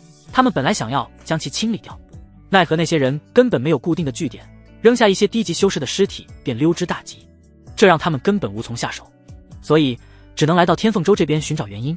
因为那些尸体都是穿着天凤宗弟子的服饰，要真是天凤宗搞事情，那就直接灭门。他们本不想和人类发生大规模冲突，但是敢破坏那潜在的规矩，那他们也就不必遵守。一个小门派而已，灭了就灭了，放我一条生路。秦羽冷笑一声，有一句话我也送给你们，要么活着原路退回，要么死在这里。他言语中充满霸气，手中的噬魂刀上已经滋滋地闪着电弧。打不打得过先不说，该有的气势一点不能少，至少他有全身而退的自信。人类，你是在找死？为首的巨猿闻言，无尽的怒意瞬间充斥全身，抡起黑色巨棍直接朝着秦羽砸了下来。一个小小人类，实力虽然可能还不错，但这话是对他们赤裸裸的侮辱。畜生就是畜生，只会人言，不善思考。秦羽冷言一声，随后直接闪避过那雷霆一棍，向着后方杀了进去。这个大家伙完全放弃了猴子天生的灵活技巧，竟然妄想使用蛮力对付他，他岂能放过这个机会？九幽雷域运转，无数的紫色雷电通过噬魂刀划过天幕。这一刻，雷霆的速度发挥到了极致，他人还未到，一道道紫色刀芒便直接冲入了后方巨猿群之中。他一出手便是全力，小城的九幽雷域通过刀势快速突进。轰轰轰！吼！那些凝阴境的巨猿完全没有抵挡之力，被那紫色的雷霆刀芒直接洞穿而过，一个个发出悲鸣的吼叫声，然后轰然倒地。巨大的身躯砸落，让大地都震动起来。而那些元神境的巨猿还在苦苦支撑。刀芒虽然没有洞穿他们的身躯，但是那些紫色雷霆犹如复古之毒，让他们痛苦不堪。肉身上的剧痛还能忍耐，但神魂上的步步残食让他们宛如一只只发了狂的野兽，向着四周倾泻他们的痛苦。卧槽，这玩意结合刀是这么变态吗？秦羽看着这种效果，忍不住啧舌。这是他一时兴起之作，他手中的兵器只有2柄刀，直接施展九幽雷域术法，威力是有，速度也够快，但施展的次数有限，起不到突袭的作用。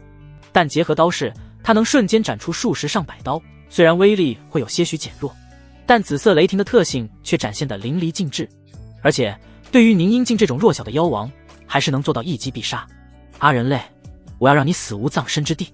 为首的巨猿仰天怒吼，只是一个呼吸时间而已，他的这些手下便死的死，伤的伤。他发誓一定要将眼前的人类撕成碎肉，至于上面给他派的任务，早就抛到了九霄云外。不过这也彻底激发了他的战斗本能，身躯瞬息间变得和正常人类差不多大，挥舞着手中的黑棍便冲向了身后的秦羽。一个不慎被这人类钻了空子，他岂能再犯这种低级错误？瞬间百道棍影挥出，每一棍都携带着无比强大的力量，将秦羽所有闪避的方向全都封死。同时在其身后竟然出现一道非常神异的巨猿虚影，那虚影紧闭双眸，散发出极其恐怖的威压，将虚空都挤压出一道道裂痕。本命法相！秦羽心中惊呼，这只巨猿已经无限接近法相境了，要是那法相凝实们就不仅仅只是辅助本体战斗了。感受到身上传来的那无尽压力，他面色变得极其凝重，虚空都出现裂痕，可想而知其中蕴含的威势有多大。他不敢拖大，将噬魂刀收起，双手同时全力运转两种圣阶秘术。刹那间，只见一蓝一紫两道雷光缠绕在秦羽的手上，滋滋作响，周围的空间仿佛都承受不住这股力量，开始扭曲起来。天空中转眼间乌云密布，电闪雷鸣，一道道巨大的闪电划破天际，直接冲向他的棍影。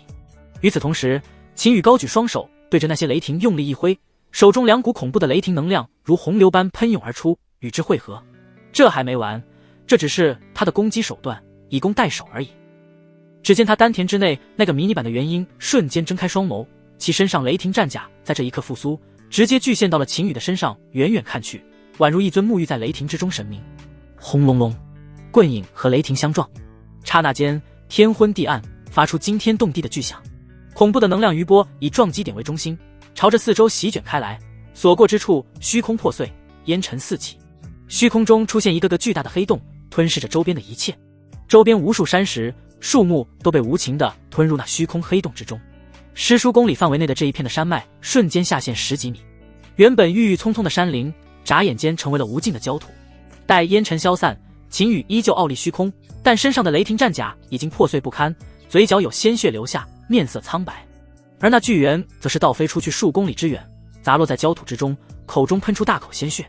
他的身上全身焦黑如炭，大片血肉脱落，还有着2种电弧在身上闪烁着，受伤非常严重。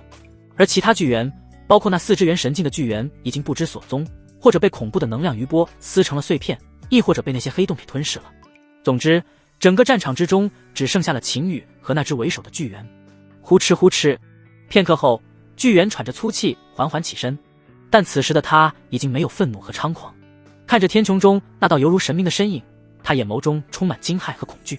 他含恨之下的全力攻击，甚至是不惜被反噬的代价，将本命法相都召唤了出来。但是败的却是如此彻底。现在的他战力10不存1，几乎油尽灯枯，要是对方想留下他，他连逃走的能力都没有。想到这里，他惊骇的同时也充满了绝望。不用说什么任务了，连目的地都没到，就全军覆没。戒指中，叶景云也是彻底的懵了。当秦羽毫不隐藏，将自己的身形暴露在众妖王面前时，他已经做好了随时接战的准备。但接下来的一幕幕却直接让他傻眼。那2种能量截然相反的雷霆之力竟然能同时出现在一个人身上。紫色雷霆他见识过，知道其恐怖程度，但没想到那竟然是一种秘术。还有那蓝色的雷霆之力，其威力竟然一点不弱于紫色雷霆，2种雷霆之力的结合竟然直接让一名半步法相近的妖王近乎陨落。而他自身却只是受了些轻伤，略微有些虚脱。圣阶秘术绝对都是圣阶秘术，他心中呢喃，目光都有些呆滞。怪不得他轻易的就将尊阶功法扔给了那几名收服之人。原本他以为这只是秦羽收服人的手段，也是一种对未来的投资。现在他知道了，压根就不是那么回事，人家根本就没有将尊阶功法放在眼中，那种功法在他眼中或许也就是垃圾一般的存在。想到这里，他不禁露出一抹苦笑。想他一个巅峰期也才是修炼尊阶功法的人，竟然会担心出手就是2种圣阶秘术的人。小小年纪就有这种机缘，他也是眼瞎了才会将楚风那种人当成天命人。秦羽这才是真正的天命人才该有的机遇。半步法相，不对，绝对有了真正法相近的战力。叶景云心中顿时有了自己的判断，那2种雷霆结合轰出去的威力绝对有这个实力。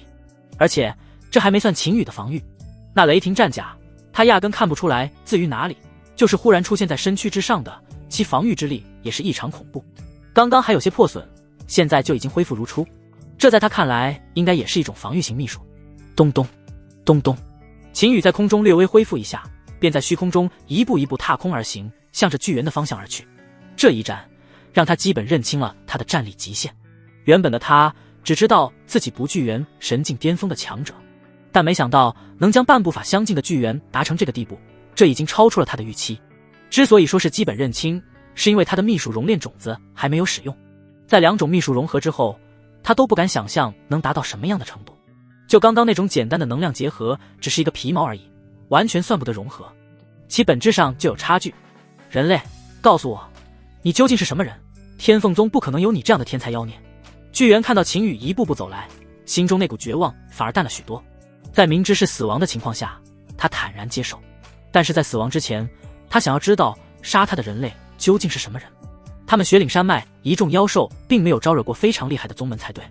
呵呵，你这大块头竟然也学会思考了，刚才不是只会发疯吗？秦羽来到巨猿上空，居高临下的说道，天凤宗是我幽冥魔宗预定的养料培养基地，你们这些大块头可不能将它弄坏了。还有，你们这智商还真是凡间的狗见了都得摇头。岩州上的那些天凤宗弟子尸体，你们真就只看外表不看内在，以后也活该被我们当成养料吞噬掉。好了，你想知道的我也免费告诉你了，可以去死了。说罢，秦羽朝着巨猿的脖颈一刀挥出，咔嚓，脖颈应声而断，那巨大的头颅也直接飞了出去，半步法相近的妖王就此陨落。只不过在临死前，他身上的一根毫毛脱落，在风中飘向远方。秦羽，那妖王都被你杀死了，你说那些话有什么用啊？一艘灵舟之上，秦羽悠闲自在地品着灵茶。还别说，幽冥法王的各种收藏还真是不少，不仅灵舟能给他代步，这灵茶品着也是非常不错。而此时他脑海中也再次传来叶景云的声音，他实在是有些搞不清楚秦羽的用意。要说是嫁祸给幽冥魔宗的话，那也应该将那头巨猿的命留着才对，但要说不是嫁祸，说那些话就压根没有意义。这个男人真是让他越来越好气。以前楚风是求着他让他给出主意出计谋，现在换了一个人，角色直接调换，秦羽做出来的一些行为他是根本看不懂，还有忍不住心中的好奇出言询问。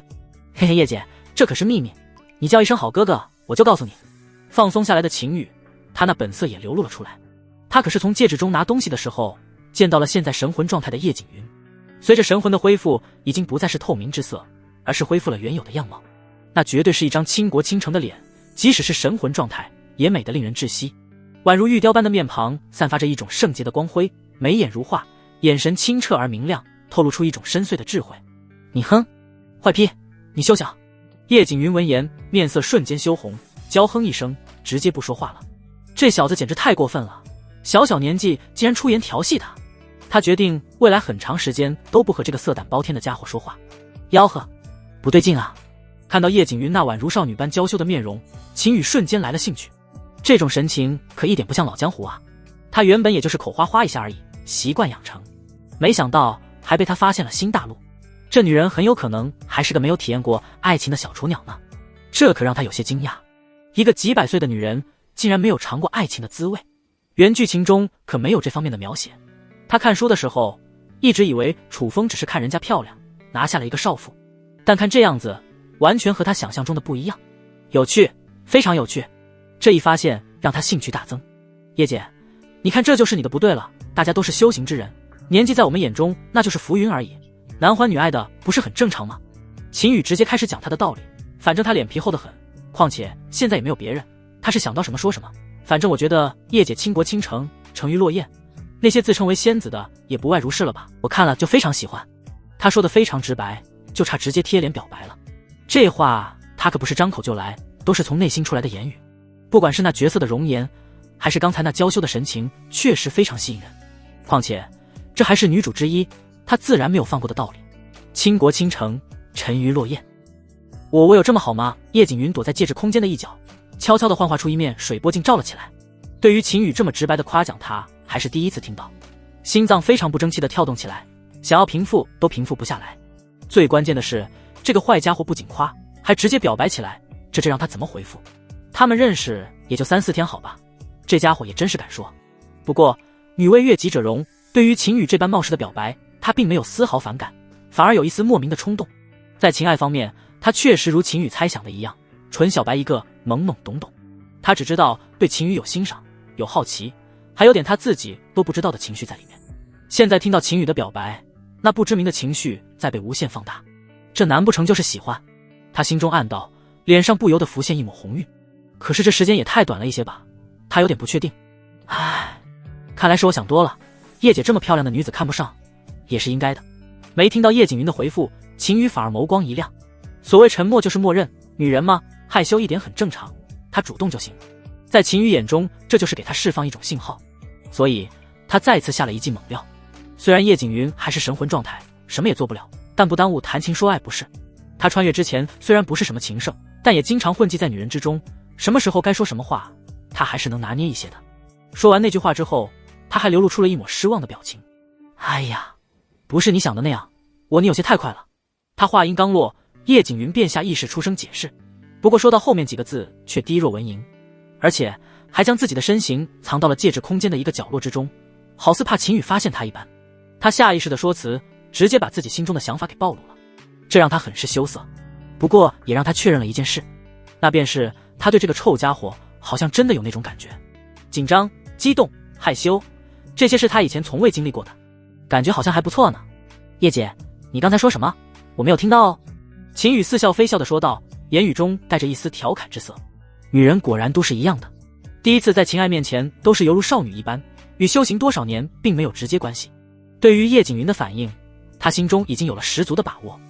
哼，你就是个坏屁，接下来我要恢复神魂了，你别打扰我。叶景云看着秦宇那得意的笑容，很是来气，娇哼一声后直接关闭五感，开始修炼起来。莫名其妙的就被这个家伙给拿捏了，他很生气，气自己太不争气了，所以他要尽快恢复肉身，出来给这个家伙一个惊吓。现在即便不能恢复到全盛时期，但是重铸肉身之后，就不用每天担心神魂之力用一点少一点，还得重新积累。那个时候他能尽情的战斗，恢复神魂吗？秦宇背负双手看向远方，他想的可不只是给叶景云恢复神魂，神魂恢复有现在这个戒指就足够了，这么一尊强大的战斗力，没有肉身怎么能行？他要是没记错的话，大地母石配合墨灵髓是最好的肉身重铸材料，都属于圣阶极品宝物，而这两样东西往往都是半生出现的，在原剧情中在中后期才出现，是楚风在南域和中域边界之地的一处秘境中获得。这个秘境是圣品宗门紫霄神宫管辖，10年开启一次，楚风是在下一个10年进去的，而这次开启就在半年后的百州大比之后。不过想要进入秘境之中，除了名额之外还有修为限制，名额倒不是很难，他有办法获取，关键是修为，起步法相境、合体境之下不限年龄，只要是这个修为阶段且有名额就能进入。秦宇现在才凝阴境中期，战力虽然不俗，但是境界确实还差不少，现在还剩下不到半年的时间，确实有点赶。他并不想等到下一个10年，那个时候黄花菜都凉了。事在人为，所谓压力大动力才足，这个目标也并不是没法完成。有着系统的存在，什么事都有可能。叶姐，你只恢复神魂便可，肉身的事情我帮你想办法，里面那些乱七八糟的东西不要碰。有了这个想法，他不忘提醒一下戒指中的叶景云。虽然他不知道戒指中的东西能否帮助他重铸肉身，但以防万一，毕竟幽冥法王也是一个非常富有的渡劫境强者，他的一生积蓄相比一些大成期的高手也多上不少，能出现一些重铸肉身的材料也不奇怪。肉痕可是很重要的，他可不愿意叶景云胡乱弄个身躯出来，那样影响他的上限。叶景云，他本还打算铸就出肉身后给这个家伙一个惊喜的，但是好像这个小男人似乎早有打算，不计划让他用这些残次品代替。他有些失落，但更多的是感动。失落是因为这样就不能更早的以实体形态陪伴其左右了，感动就不用说了，这个小男人似乎想要给他最好的东西。其实戒指中的东西对他来说已经非常豪华了，但小男人的话他还是要听的。他相信这不是给他画大饼，这是他的直觉，就像之前楚风给他画大饼一样，直接就能听得出来。我听你的。他轻声道，声音非常柔和。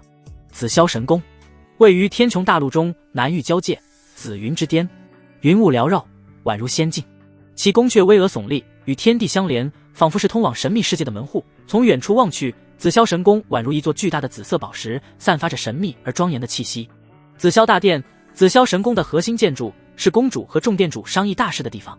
大殿内宽敞明亮，四周墙壁上镶嵌着无数的宝石和仙晶，闪烁着耀眼的光芒。大殿正中央摆放着一座巨大的紫金王座，王座刻满了神秘的符文和图案，散发着强大的气息。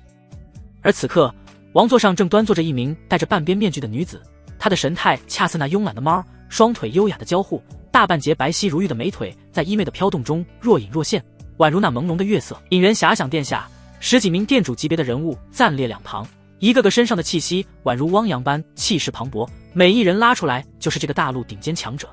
回禀公主，暂时还没有那名少年的消息，不过星辰阁在半年后有一个百州大比，到时候南域半数以上的青年才俊都会前往。一名中年男子拱手说道，那个时候寻找或许会更加容易一些。他垂手低眉，并不敢和王座上的那位对视，只是认真地回禀他这段时间的调查结果。公主，于峰店主说的确实没错，那名少年隐藏很深，并没有任何消息传出，中域其他那些势力也都没有任何进展，同样也在等星辰阁百州大比时间的到来。另一名老者也上前说道，他是负责对其他大势力的情报收集，毕竟他们也算是南域的东道主，这点能力还是有的。只不过这段时间下来，各方势力没有一点进展，那场能影响到天外星域的雷劫似乎并没有人看到。哼，一群蠢货！就在这时，王座之上那慵懒的女子缓缓起身，神色逐渐冰冷，身上的气势也如雷霆般汹涌而下，让殿下之人都战战兢兢，大气不敢出。他们虽然不知道自己蠢在哪里，但知道公主发火那可是很恐怖的。我问你们，做什么事都跟着那几个势力做，何时是出头之日？女子声音轻了，别人做的事情你们再做一遍有何意义？那些人没找到，那是他们蠢，你们身为东道主，扔掉自己的优势跟着他们做，这是蠢上加蠢。听到两位店主的汇报，洛清雪很是愤怒，这不是他想要的结果。人可以找不到，但找人的过程让他相当不满意。这些人真是高高在上习惯了，连思维都开始固化，不懂得变通。殿下10几人个个低头沉默，尤其是刚刚发言的于峰和墨痕2名店主，他们自然知道公主洛清雪重点说的就是他们2人，毕竟他们是这件事的主事人。原本以为跟着太素仙山、青木圣域这些超级势力去调查绝对没错，但现在看来好像错得很离谱。从今天开始，6品及以上宗门势力全部人开，不用去排查，向下面派人调查，人手不用多，每个宗门暗中派1人去即可。洛清雪再次开口，但这次却是直接给出了调查的方向。还有，这次挑选人的时候都带点脑子，我们是出去找人的，不是派人出去显摆的。那些和你们一样蠢的就不要派出去了。他说话毫不留情，是时候给这些人一点教训了。好的没学会，那些不好的东西倒是学得很快，就连调查少年天王这种对于宗门非常重要的事情也开始懈怠，连脑子都不会用了。要知道紫霄神宫现在才刚刚挤进圣品级势力之中，不用说和太素仙山的差距，就连青木圣域和玄羽圣地都比他们强大很多，稍有不慎就有可能被打压，甚至是覆灭。身为东道主势力，他们的优势在于知道整个南域大大小小所有势力的资料，这么重要的优势是太素仙山这些势力短时间内不可能拥有的。既然明面上没有那名少年的传说，那就说明很大可能是出身寒微，在低品级势力之中。这种情况下，利用东道主的优势，想要先别人一步找到那个少年是完全有可能的。虚空雷池半生绝对是雷霆的宠儿，这和他们紫霄神宫非常契合。要是能找到这名少年再培养起来，他们圣品级势力绝对是做得稳如泰山。现在宫内其他高手不缺，只缺一尊天王坐镇。低品级宗门，于峰和墨痕2人闻言，脑袋瞬间清醒了很多。他们下意识地认为如此天骄就应该名声大噪，出类拔萃，所以直接就在那些大势力中去找了。那些小势力他们从没有想过，因为小势力之中的条件就不可能培养出这种级别的妖孽。不过现在看来，那种不可能的事情还真有可能发生。是，公主放心，这次我等一定竭尽全力找到那名少年。2人立即拱手领命。有了公主的提示，他们根本不用等那什么百州大比了，可以瞬间比那些人多出5个月的时间来寻找，而且还比百州大比的范围更广，机会更大。每个宗门派遣1人下去，那是绰绰有余。哼，办法已经给到你们了，要是再出现纰漏，所有人都去雷狱之中领罚。洛清雪冷哼一声，对于那些势力来说，一名天王或许只是锦上添花，但对于他们来说，那是雪中送炭。他看得无比重要，这将是紫霄神宫成为超级势力的一次转机。是，殿下2人闻言忍不住打了一个冷战。紫霄神宫主修雷法，雷狱他们自然知道其中的恐怖，进去不死也得脱层皮，他们可不想去尝试。说罢，2人便立即告退了出去。整个南域小势力非常多，他们需要把尽快安排下去。其他众店主也都跟着退了出去，这件事还需要他们协助帮忙的。1、2个店的弟子很难完成这么庞大的任务，他们也需要挑选人手出来。嗡！待众人都离去之后，大殿虚空忽然荡起一层涟漪，一道绝色的身影从虚空中缓缓浮现。女子身姿婀娜，同样面戴半边银色面具，露出的另外半张绝美倾城的脸，一袭白色纱裙轻轻飘动。最关键的是，两人除了衣着之外，几乎长得一模一样，只不过一个看上去性感妖娆，一个淡雅脱俗。你怎么不和他们说那件事？女子刚出现，便带着些许责备地问到洛子嫣：“我都跟你说了多少次，要叫姐姐知道吗？”哼，你别想转移话题，那件事要处理不好，你知道后果的。切，那有啥好怕的？不是还有20多年的时间吗？罪不济也还有你顶着啊。洛清雪完全不在意自己妹妹说的那件事情，而是神态悠然地坐回了那王座之上。不就是被青木那小子逼婚吗？多大点事，一身臭皮囊而已，给了就给了，对于紫霄神宫没有一丁点影响。洛子嫣的存在，除了那几名祖地的老祖之外，没人知道，就是这些店主也不知道。两人谁当公主都是一样的，身为同胞姐妹，除了性格不一样之外，其他的都一样，就连修为境界也是同一水平线。你，洛子嫣语塞，她是真没自己姐姐这种心境，千年修行都是孑然一身，自信不弱于任何人，更别说委身一个男人了。但是现在为了宗门不受骚扰的发展20年，却毅然答应了那个混蛋的逼迫。你也别盯着我了，这是已成定局，要是为了我好，你也去将那个少年找到，说不定20年内会有奇迹发生呢。洛清雪微微一笑，很是倾城。她这话看似开玩笑，但有自己的算计在内，也是相当于在跟自己豪赌。青木天王很强，当年100年成王，如今1000岁不到，已经隐隐有问鼎天王第一宝座的趋势，甚至被称为第2位最有希望成仙的存在。但青木没有半生雷池，虚空雷池的强大，别人或许不知道其中的强大，但主修雷法的他知道的清清楚楚。要是那个少年被他找到，20年或许并不是没有可能，这也是他答应下来的原因之一。要是不答应，那个家伙还真是什么事都能干得出来。好，你等着，我一定将他找到，给你带来。洛子嫣没有多言，深深地看了一眼洛清雪，便直接消散在虚空之中。身为同胞姐妹，彼此之间的一些想还是能看出来的。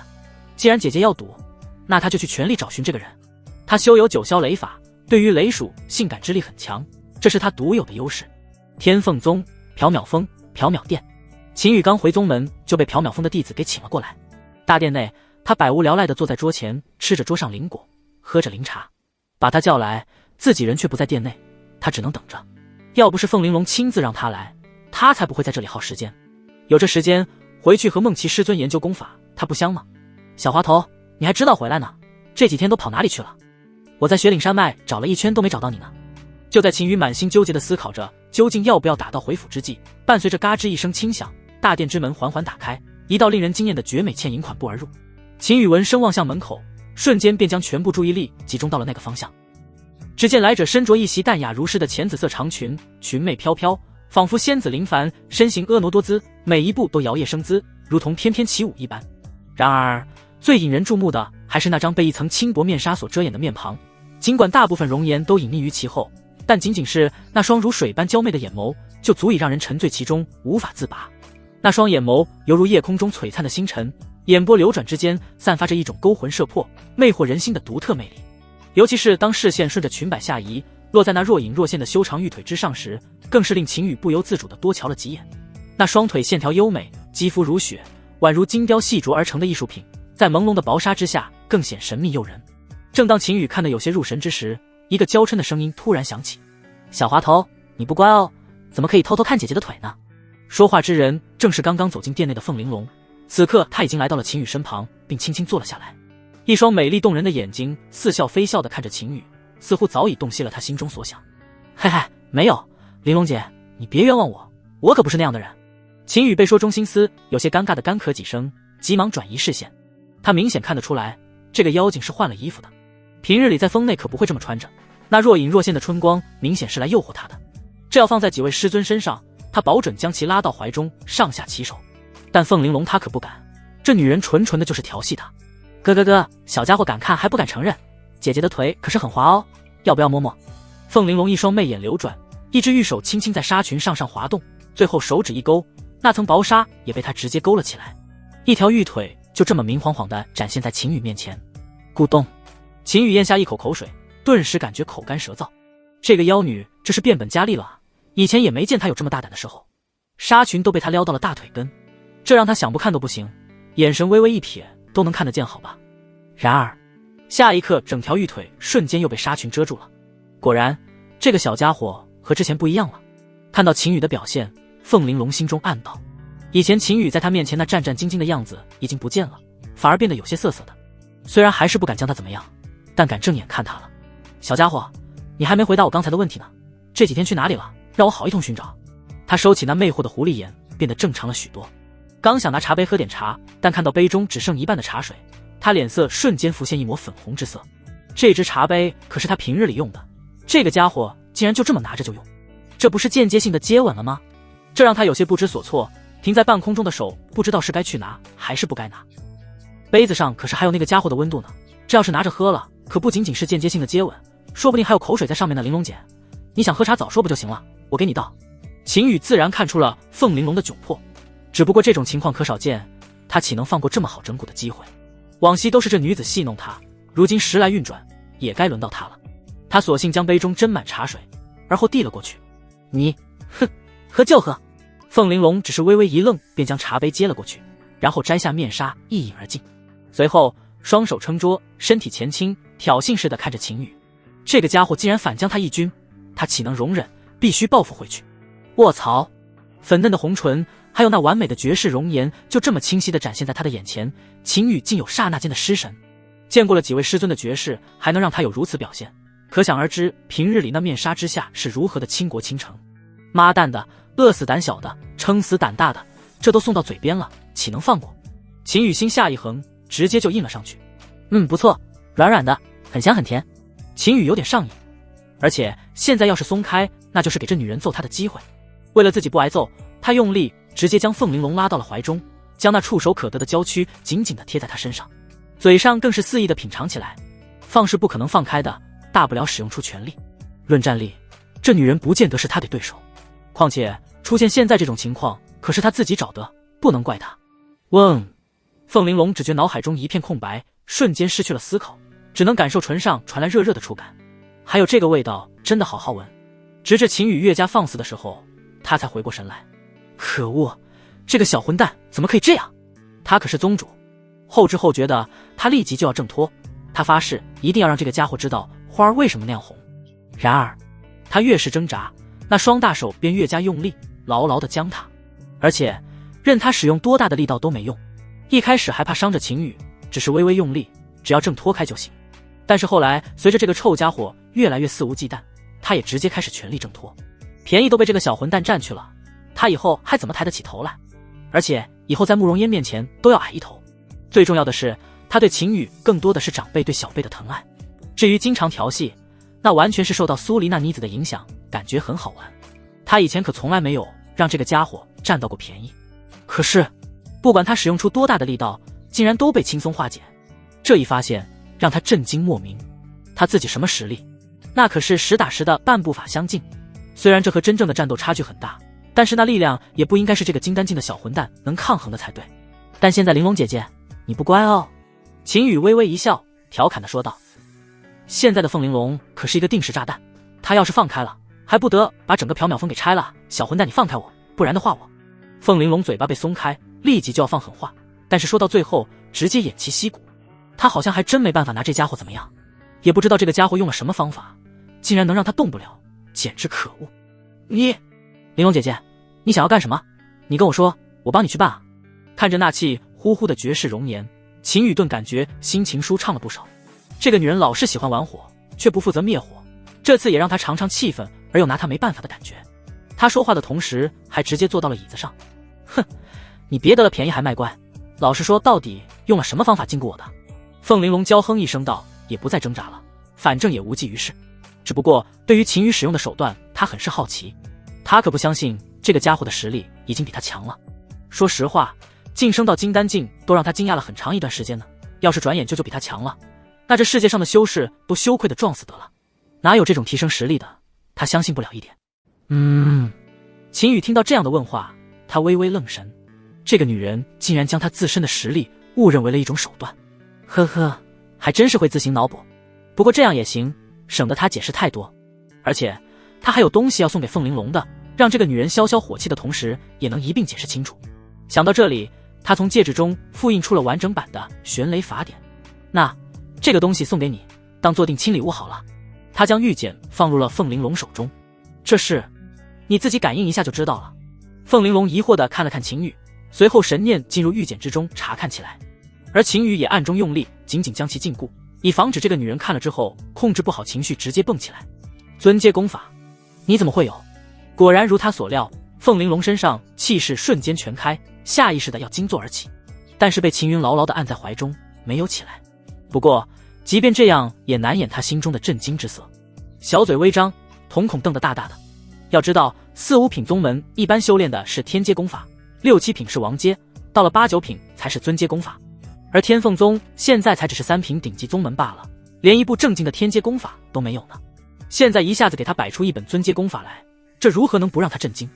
没有惊叫出声已经是很收敛了，禁锢人的手段还有尊阶功法，这个小混蛋这是去哪里发财了？仅仅只是消失几天就有这种奇遇。嘿嘿，玲珑姐姐，看你那吃惊的样子，一会儿我再送你一些突破法相近的好东西，保证你能尽快得到突破。秦羽一副怡然自得的样子，而且趁着凤玲珑震惊的时候，他是占尽便宜。你快说，这些东西都是从哪里来的？对于这个小混蛋那蛮横不讲理的胡闹，他是没有丝毫办法，只能转移注意力。不过这也是最重要的事情，因为这些东西足以让任何一个6、7品宗门为之疯狂，要是一个处理不慎，都有可能让宗门覆灭。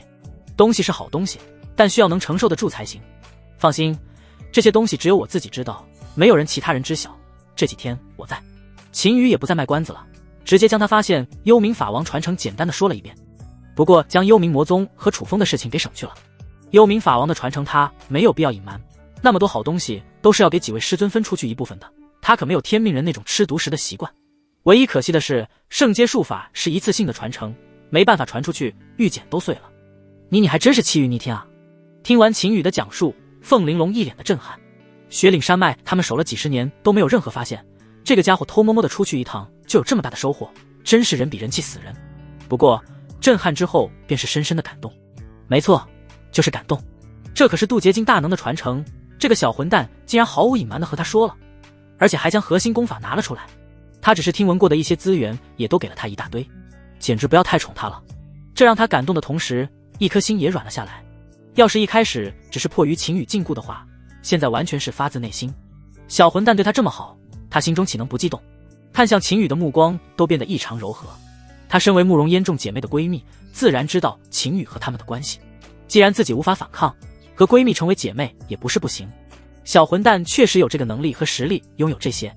1个时辰后，秦羽哼着不着调的小歌从缥缈殿走出，心情非常美丽。除了最后一步，他可是各种使坏，不是凤玲珑不愿意，而是他主动停止了。凤玲珑现在只差一步踏入法相境，一步之差，其原因之力相差也是非常大的。更何况她并不是女主，没有第一次万倍暴击的说法，所以秦羽还是想等着她突破法相境再说。反正现在已经心系她身上，迟早的事情。祭出灵舟，直接向着玉灵峰飞去。2天之后，第2批前往战场的弟子就要出发了。这次他决定去看看，不过在去之前，还是要看看好梦琪师尊才行，不然的话，那双呆萌的大眼睛肯定要哭给他看的，到时候他是一点抵抗力没有。还有梅兰竹那3个小丫头也得去看看，他可不是天命人那种只拿好处不办事的人。缥缈殿内，凤玲珑急急忙忙拿出通讯镜，快速接通。谁能想到小滑头刚走，人家师尊就找上门来。虽然那个小混蛋最后放过了他，但是被正主找上门，还是让他很紧张的。玲珑，你这是怎么了？怎么脸色这么红？还有，不对劲啊，腰带系反了，你这是干什么去了？通讯镜刚接通，对面的慕容嫣就发现了闺蜜的不正常，两人彼此之间可是非常熟悉的，一举一动都能看出一些信息来。嗨，没什么，可能是刚刚修炼出了点岔子。凤玲珑下意识的开始找借口，她现在可不敢将刚才的事情说出来，太那啥了。以前她可因为这事没少戏弄慕容嫣，现在要是被她知道自己的不堪，绝对少不了一阵奚落，而且说不得还要连累小混蛋被骂一顿。虽然这事迟早会被知道，但也得慢慢来，让自己的闺蜜慢慢接受才行。哼，少来这套，就你还想骗我？秦羽那家伙是不是去你那里了？慕容嫣冷哼一声，一语中的，直接来了一句暴击。她刚才也是下意识的询问，没想太多，但是这一回味顿时被她看出了什么。那紧张兮兮的模样，再加上面色的变化，让她一下子就想到了之前穆凌轩以及苏黎那2个家伙和她通话时的样子，几乎就是一个模子刻出来的举动。更何况她前几天才告知闺蜜让她暗中保护一下偷跑出去的徒儿，这一些串联在一起想，让他瞬间就明白了什么。他虽然不在宗门，但对自己徒儿现在的变化可是知道的一清二楚。那几个妮子和徒儿发生的所有事情都被他给盘问了出来，所以对于秦羽能肯动自己这个不是很难啃的闺蜜，他也不会很吃惊。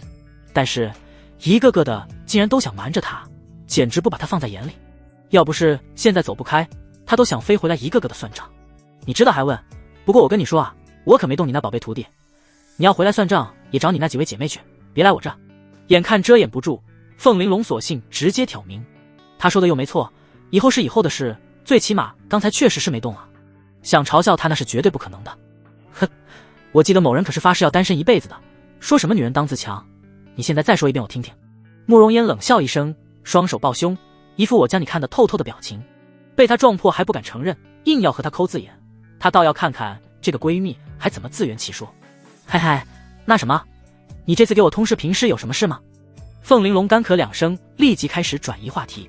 那个小混蛋可是说了，等他晋升法香后就会来再次找他的，那种誓言是绝对不能再发的。当然有事，我又不是你，闲的还有心情和那小家伙你侬我侬。镜子中慕容嫣没好气地说道，骆云长那妮子，我这几天联系不到他，说好的要来我这边的，但是现在音信全无，你那边距离延州比较近，去看看那妮子什么情况。我心里有些担心，这妮子让平日里可不会这么长时间不回信息。他说完，眉宇之间露出了淡淡的忧色。每个人都会有各自忙的时候，看不到信息也是常有的事情，但是这都消失好几天了，让他心中有些担忧，云长联系不到。凤玲珑惊呼一声，好，我现在就安排一名太上长老前去。他的神色立即严肃了起来，这是大事。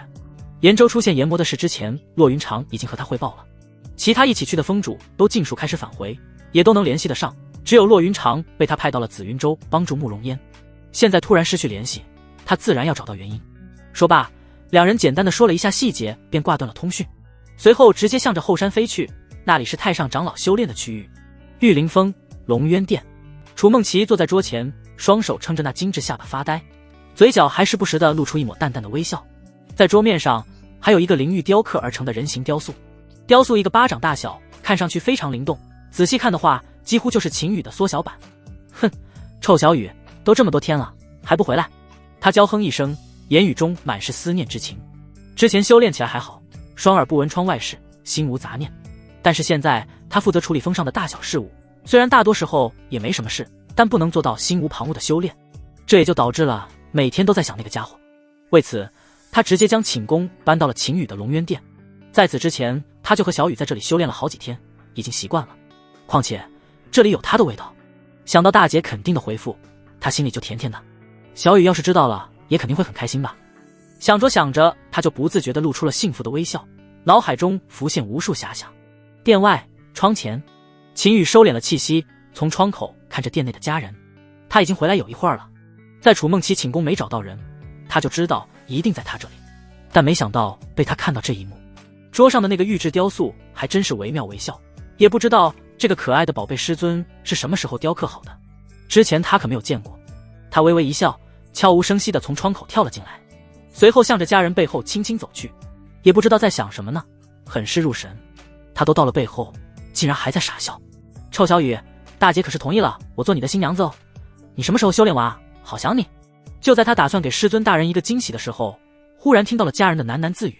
这秦羽听言，惊讶地看着眼前家人，他没想到楚梦琪竟然真的找大师尊说这件事了，而且还得到了同意。他眼眸中不自觉地露出了柔色，这个呆萌的师尊有时候还真是让他感动的不行。师尊大人，你刚刚在说什么呢？我没有听清哦，要不重新说一下。秦羽来到身旁坐下，眼眸中满是调侃和柔情。呀，臭小雨，你什么时候回来的？看到来人，楚梦琪立即变得惊喜异常。嘿嘿，我刚回来，这不就来看望师尊吗？现在夜色已深，我们该休息了哦。秦羽嘿嘿一笑，直接抱起楚梦琪走向他们的修炼之地。楚梦琪此时的心结也打开了，有了大姐的支持，她不介意现在将自己交出去。纱帐落下，一切尽在不言中。3个时辰后，天色已经逐渐暗了下来，楚梦琪已经在蚕丝被中香香的睡着了，小脸上还挂着浅浅的微笑。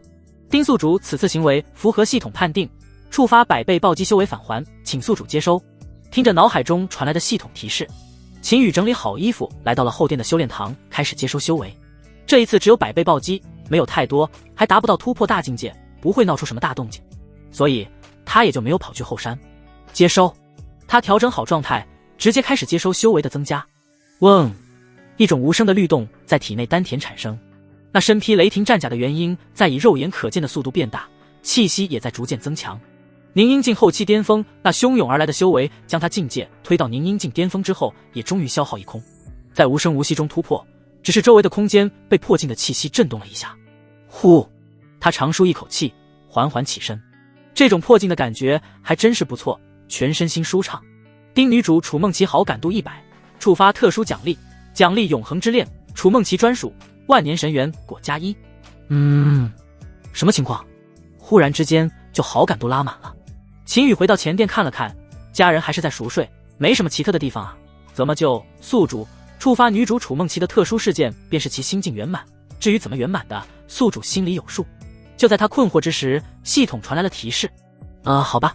看着楚梦琪那睡觉都挂着笑脸的样子，秦羽瞬间就想明白了，他就是那个让其心境圆满之人。由此可见，自己这个师尊心思还真是异常的单纯，只是做了他的新娘子就满足了。他坐在床边温柔地看着楚梦琪，眸中都是宠溺之色。这一刻的他是一个男人对自己女人的疼爱。小雨别闹，人家好困呢。楚梦琪不知道是感应到了秦羽的轻抚，还是梦中呢喃，说了一声后便又进入了梦乡，还真是可可爱爱的。秦羽笑了笑，便查看起了刚才得到的东西。万年元神果，原6品灵果，但由于年份破万达到圣阶极品程度，服用后可开辟识海，铸就无上元神，增加破镜者神念的万倍坚韧度和攻击强度。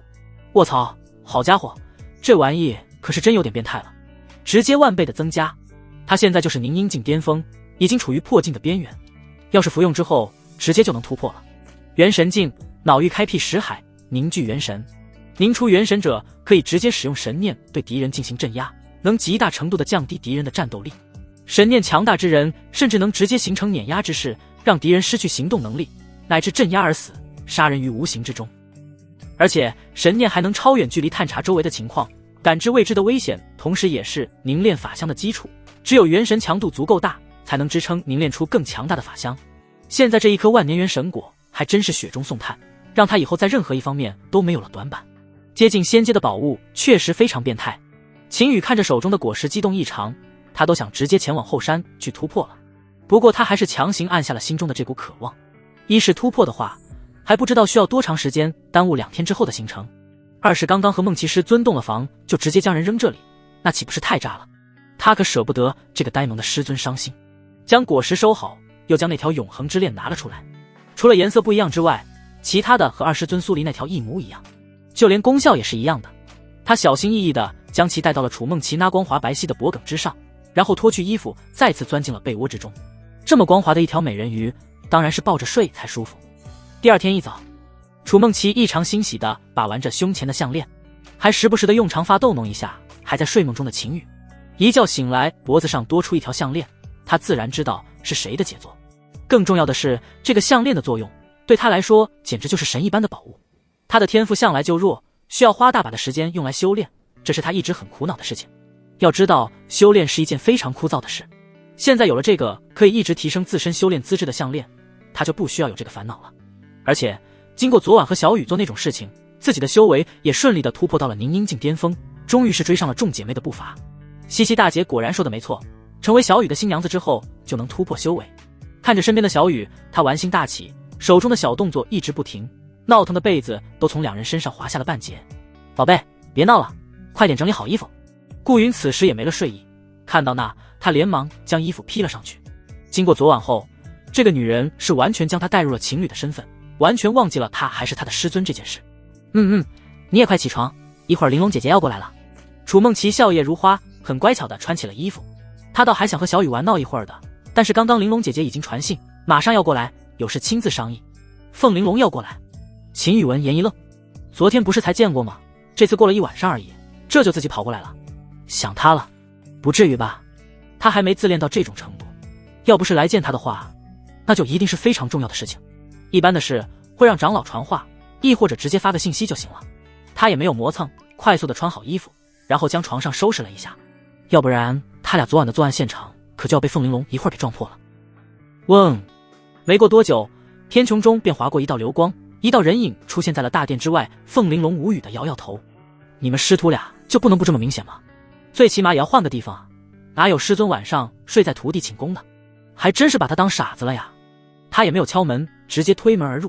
臭小子昨天大白天的还在他的乱来，晚上就把梦瑶那丫头拉到了自己的，还真是玩得挺欢。玲珑姐姐，你来了。那个我是刚刚从寝宫过来的哦，你别误会。刚进门，楚梦琪便迎了上来，但一出口就让凤玲珑和其身后的秦羽脸上浮现出了黑线。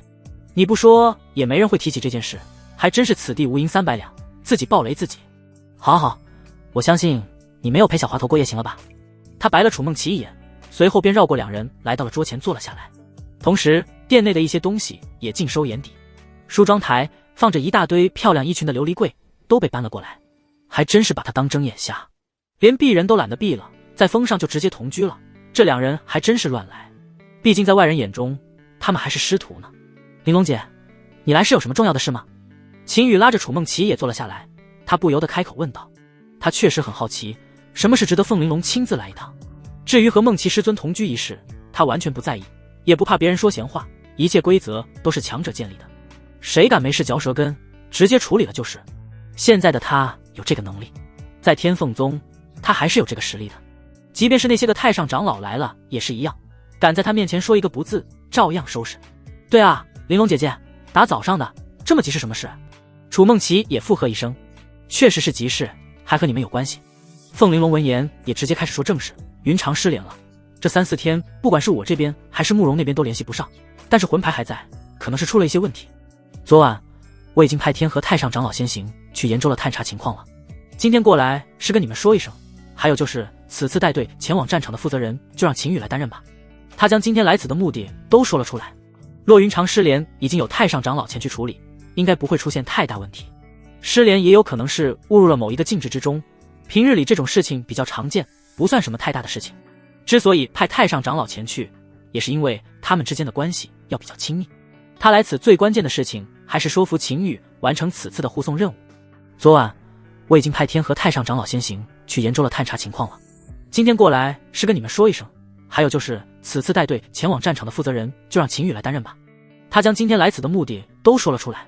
洛云长失联已经有太上长老前去处理，应该不会出现太大问题。失联也有可能是误入了某一个禁制之中，平日里这种事情比较常见，不算什么太大的事情。之所以派太上长老前去，也是因为他们之间的关系要比较亲密。他来此最关键的事情还是说服秦羽完成此次的护送任务。什么？3师尊洛云长失联了？秦羽闻言心中咯噔了一下，这有些不对啊。原剧情中3师尊洛云长很顺利地去了紫云州和大师尊慕容烟会合，并没有这一出剧情才对。他陷入沉思，回想着哪里出现了问题。等等，忽然脑海中一道灵光浮现，延州那边的妖王既然提前了近5个月的时间从雪岭山脉来到天凤州，那秦羽心中微微一沉。不管什么原因导致妖王从延州那边跑过来，而且还是直奔天凤宗，这已经说明那边绝对是发生了什么大事。3师尊洛云长又正好在延州的火离国，原剧情中延州爆发大规模妖兽被杀事件的核心位置，上百万的底层妖兽被杀，一度震动了雪山顶峰上的某位强大妖王。现在虽然还没有爆发那么严重的事情，但绝对也不算小。他知道的事情很多，所以没有凤玲珑那么心大。3师尊很有可能已经被抓了，要么是延州方向雪岭山脉的强大妖王，要么就是幽冥魔宗那些鬼东西，而他更倾向幽冥魔宗之人。要是妖王动的手，早就宣扬的天下皆知，说不得已经带人找上门来了。想到这里，他直接暗中发了几道信息出去。那几人拿了好处，也应该办点事情了。不过他也不能在这里等着，被动等待不是他的性格。既然知道3师尊可能被抓，他定要主动出击。一个幽冥魔宗的小小分部，他不是拿不下。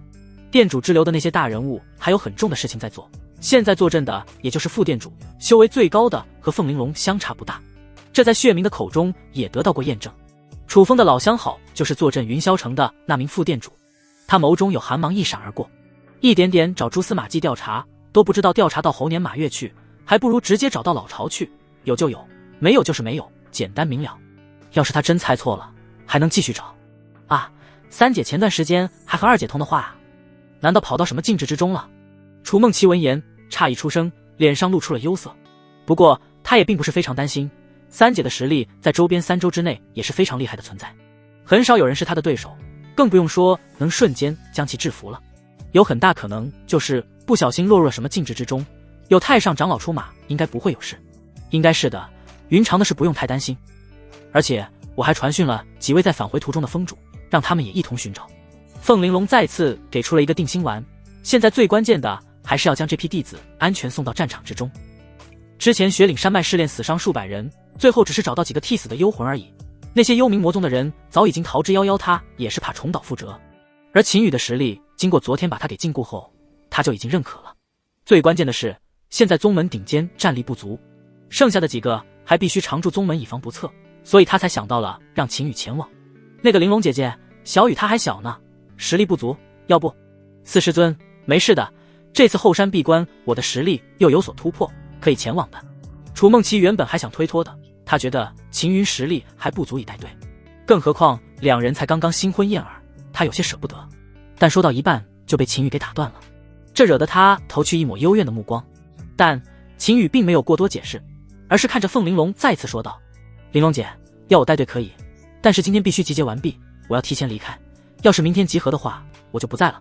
他说话的时候面色异常严肃，同时言语之间有着一股不予抗拒的强势。对他来说，带队是附带，前往云霄城才是他的主要目的。而且时间不等人，他不可能等到明天再走。凤玲珑两人闻言面色微变，他们还是第一次见到秦羽有这样的神色，看起来似乎有什么严重的事情发生。好，我现在就吩咐下去，下午出发。凤玲珑没有询问原因，直接给予了肯定的回复。这个小滑头现在变得他也看不清了，不过这不是坏事，有能力有担当，还变得智慧无双。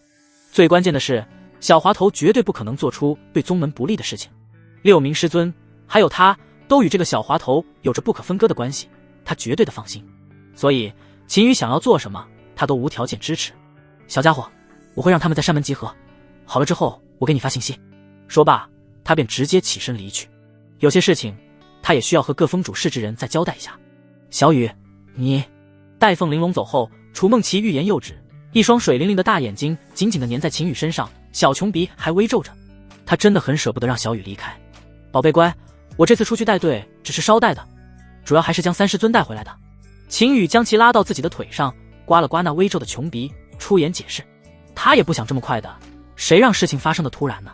对于楚梦琪，他没什么可隐瞒的，也让他心宽一些，不然这个小脑袋里面不知道会想些什么呢。啊，真的吗？你只是去找二姐？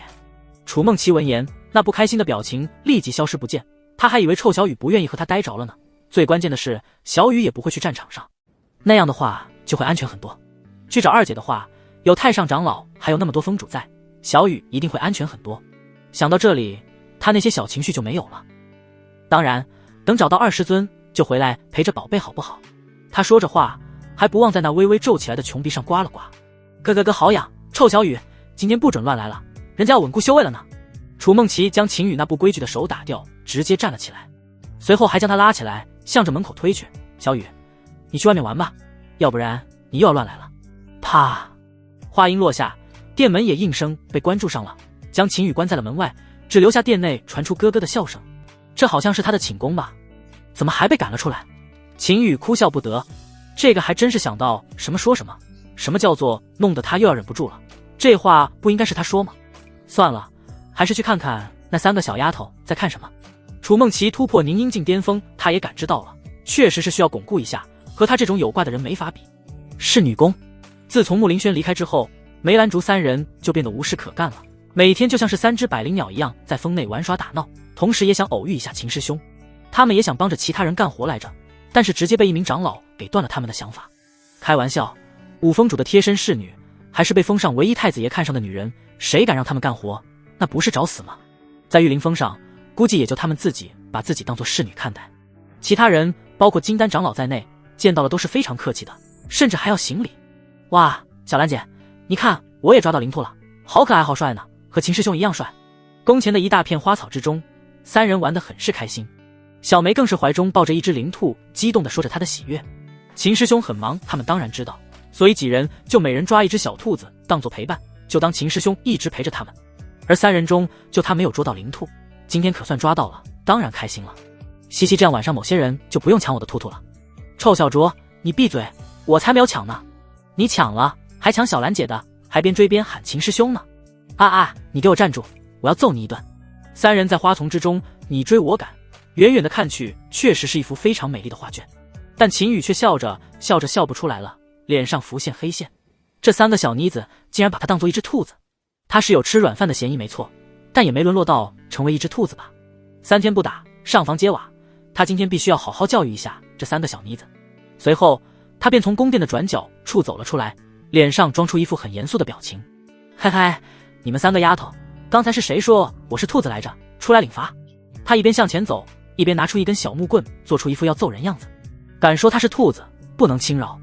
秦师兄，哇，太好了，秦师兄来了呢！呜，秦师兄，我们想你了。梅兰竹三人听到声音立即回头，当看到那日思夜想的身影，一个个顿时有些绷不住了，纷纷跑到了秦云身边。小梅更是直接将刚刚捉住的小兔子给扔了，一把将秦羽抱住，哇哇的哭了出来。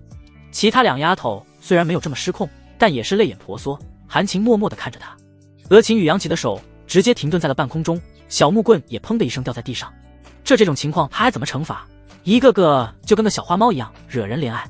乖，我这不是来看你们了吗？秦羽连忙安抚，挨个摸了摸那小脑袋，这才让三个丫头情绪稳定了下来。他是边负责擦眼泪边讲笑话，直到几人回到大殿之中，才让三个丫头的笑容重新回到脸上。你们两个小妮子，放开秦师兄，让师兄坐下来喝口茶。小兰沏好茶后，白了另外两个小姐妹一眼。这两丫头在外面的时候就像是树袋熊一样，一边一个紧紧地抱着秦羽的胳膊，一路走回来还缠着不放呢。这两丫头在秦师兄面前还真是越来越放肆了，各种撒娇卖萌耍宝是一样不落。虽然她也很想这样，但是身为的姐姐的她当然得做出个好榜样来。要是都天天这么缠着秦师兄，那怎么能行？略。两丫头闻言朝着小兰扮了个鬼脸，不过还是很听话的放开了秦羽的胳膊。对她来说，三个丫头各有千秋的性格她很是喜欢，三人对她的情感很纯粹，一点也没有其他多余的成分在内。她坐到茶桌前，很享受的品起了茶。没错，就是享受。三个丫头很是乖巧的做起了侍女才做的事情，一人给她揉肩，一人捏腿，还有一人负责给水果剥皮，然后将进口水果喂到她的嘴里。还别说，吃起来有别样的味道，很甜。对了，秦师兄，你等下，我们有东西要送给你哦。忽然小梅似乎想到了什么，直接放下手中的水果，转身就向着内堂跑去。喂，秦师兄，你别起身了，让小梅自己取过来就行。秦羽下意识的想要出言阻止，但是被揉肩的小兰给打断了。在他看来，秦师兄肯定是想起身去看的，但他们几人可是精心准备了好多呢，就是想给秦师兄一个惊喜，当然不能让他跟着去了。秦羽抬头看了看小兰，然后再看看已经消失不见的小梅，他是想表达这个意思吗？那可是送礼啊，他不得去看看吗？上次小兰的暴击确实不错，但是三人现在还只是练气期，哪里有那么多的好东西？心意归心意，但要是被系统给阴了，那这女主的首次万倍暴击返还可就又要浪费了。但三个小丫头的心意，她是真不好拒绝，一个弄不好又有给整哭了。童子，打个商量，咱就不要过于死板行不行？对于那种表达心意的反品，就不要浪费首次万倍暴击如何？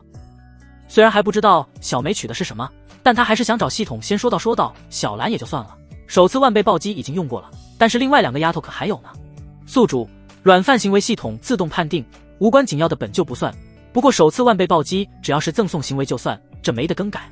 好吧。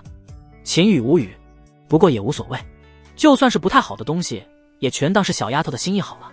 女主有的是，原书的作者在中后期可是给天命人安排了好些个女主呢，他可不能因为这种东西就将几个小丫头给他准备的礼物拒之门外。噔，师兄，你看这是什么？就在他想得出神之时，小梅从内堂走了出来，只不过在他身后飘着3只巴掌大活灵活现的血色纸鹤。没错，就是纸鹤，而且通体呈现血红之色。最让秦羽最震惊的是，这3只纸鹤就像是活着的一样，自己在虚空中飞翔，看上去非常有灵性，就像是被赋予了生命一般。这是……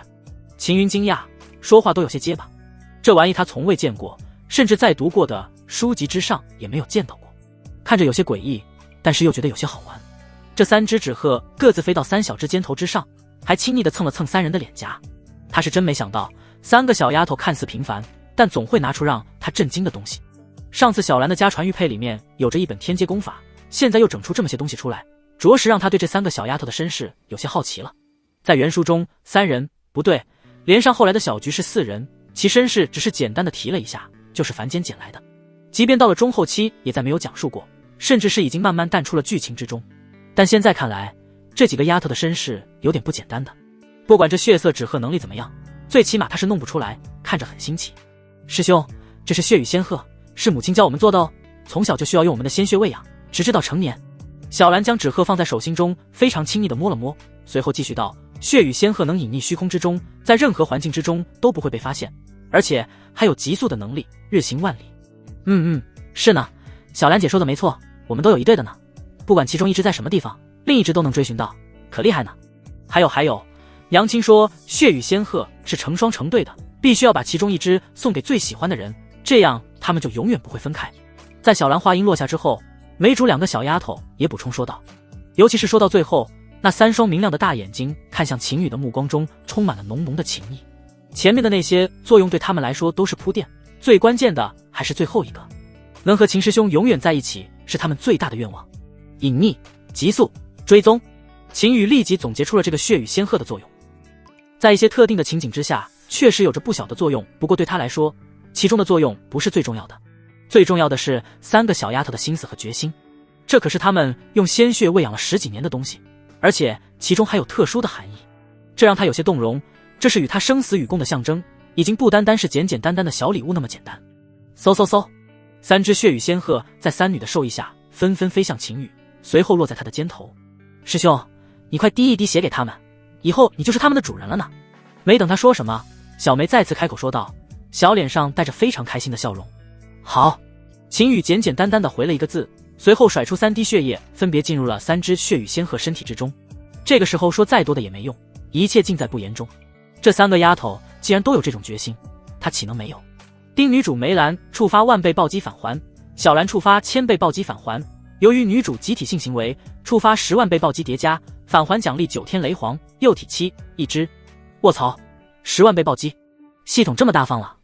这个叠加不是暴击倍数加起来吗？忽然的提醒着实给了他一个惊喜。3人的暴击返还直接合成了一个奖励，还是10万倍的暴击。这个奖励光听名字就不是个简单的主。秦羽立即查看，9天雷皇圣阶极品，仙兽凤凰的属性分支，虚空雷池半生圣兽，幼体期便有法相境实力，自然成长到成年期可达到散仙境界。好家伙，圣兽都整出来了，还是极品，差一步成为仙兽。尤其是最后的那段介绍，幼体阶段便有着法相境的实力，这是直接给了他一个超强保镖啊！而且最变态的是，自然成长到成年期便是散仙之境，这简直就是在作弊。那可是散仙啊，大陆上现存的最高境界。至于传说中的成仙之境，也就是传说了之中才有的，反正目前大陆上还没有仙人的出现。也就是说，他啥也不用干，就守着这只9天雷皇，将来有一天都能成为这个大陆上最有牌面的男人之一。这个奖励他非常喜欢，他现在已经可以非常确定3小指就是他的福星。虽然没有修为上的暴击帮助，但是外物上的助力绝对拉满。不管是他修炼的功法，还是现在这只小凤凰，可都是差一点达到仙阶的存在，也都是3小只暴击出来的。他没想到原书中不显山不露水的3个丫头，却是隐藏起来的福星。4个时辰后，秦羽离开了侍女宫。当然，这4个时辰他可没干坏事，纯粹就陪几个丫头玩了。小九，出来！他没有急着出山门，凤玲珑还没有给他传讯，10几个封的弟子召集确实是需要一定的时间，还有战前动员什么的麻烦事还比较多，所以他一路悠闲地走着去山门等待。同时想要将系统暴击返还的9天雷皇喊出来，看看名字这么霸气，其长相应该也不差。而小九就是他给起的名字，主打一个亲切好记。咕咕。就在他还在遐想小九那英姿飒爽样子的时候，一声低沉的声音传来，随后虚空中一个脑袋的生物缓缓浮现，在他的身后还跟着那3只血羽仙鹤。4只完全不同生命体的家伙似乎还玩耍得挺开心，对于秦羽突然将他们从系统空间叫出来表示很不满，还一个个朝着他发出咕咕的叫声。然而秦羽却一点不开心，脸色几乎是在瞬间变黑。这尼玛的是凤凰的分支，那漂亮的羽毛呢？还有那高大壮硕的身形呢？怎么和他幻想中的完全不一样？这他娘的就是一只杂毛鸡，那东一根西一根凌乱的羽毛，还有酷似野鸡一样的外形，让秦羽一阵蛋疼。一只杂毛鸡领着3只有生命的纸鹤，如此奇葩的一个组合，竟然还冲他发脾气。呼呼，秦羽长舒一口气，强行压下想要痛扁一下这4只家伙的冲动。这再难看也是三小只送给他的，打是不能打的。系统，出来解释一下，你给我的雷皇呢？怎么变成了一只鸡？他火气没出发，只能找系统的麻烦。这杂毛鸡还是10万被暴击出来的东西，他怀疑被系统给坑了。嗨嗨，那个宿主，咱们要不再等等，等他长大一点再说。我也没见过幼体期的9天雷皇啊！我操，你身为系统都没见过，你怎么敢将这么个玩意给我的？秦羽被气的差点脏话就喷出来，不过他还是克制住了，外形丑点，气势也没关系，只要实力达到介绍中的那样也行。小九，攻击我！想到就要验证，不过法相境的实力只能将他自己当作实验目标了，其他地方也承受不了。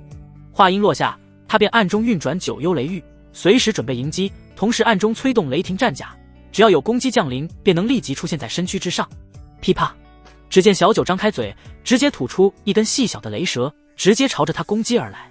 强大的攻击力成功让他衣服上的一片花瓣化为了土地的肥料。小东西攻击完之后，竟然还昂首挺胸，一副我很牛逼的样子。我尼玛！秦羽被这牛逼的攻击力震慑的直接爆了粗口。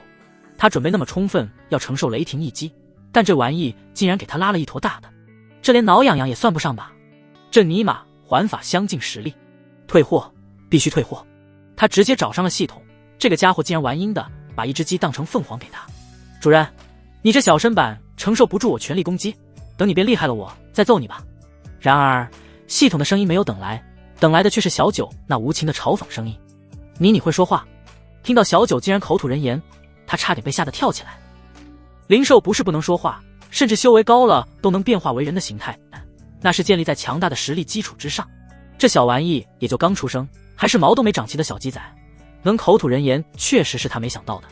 是啊，主人，我刚才只是给你展示我的属性能力，要是真实威力的话，把刚才的威力放大10000倍就差不多了，我怕把你打死了。小九很是傲娇的说道，昂首挺胸来彰显他的实力强大，但是那说话的口吻实在是欠揍。什么叫做将小身板，还害怕把他给打死了？一个小小法相近而已，最多也就是平手，怎么可能败得那么彻底？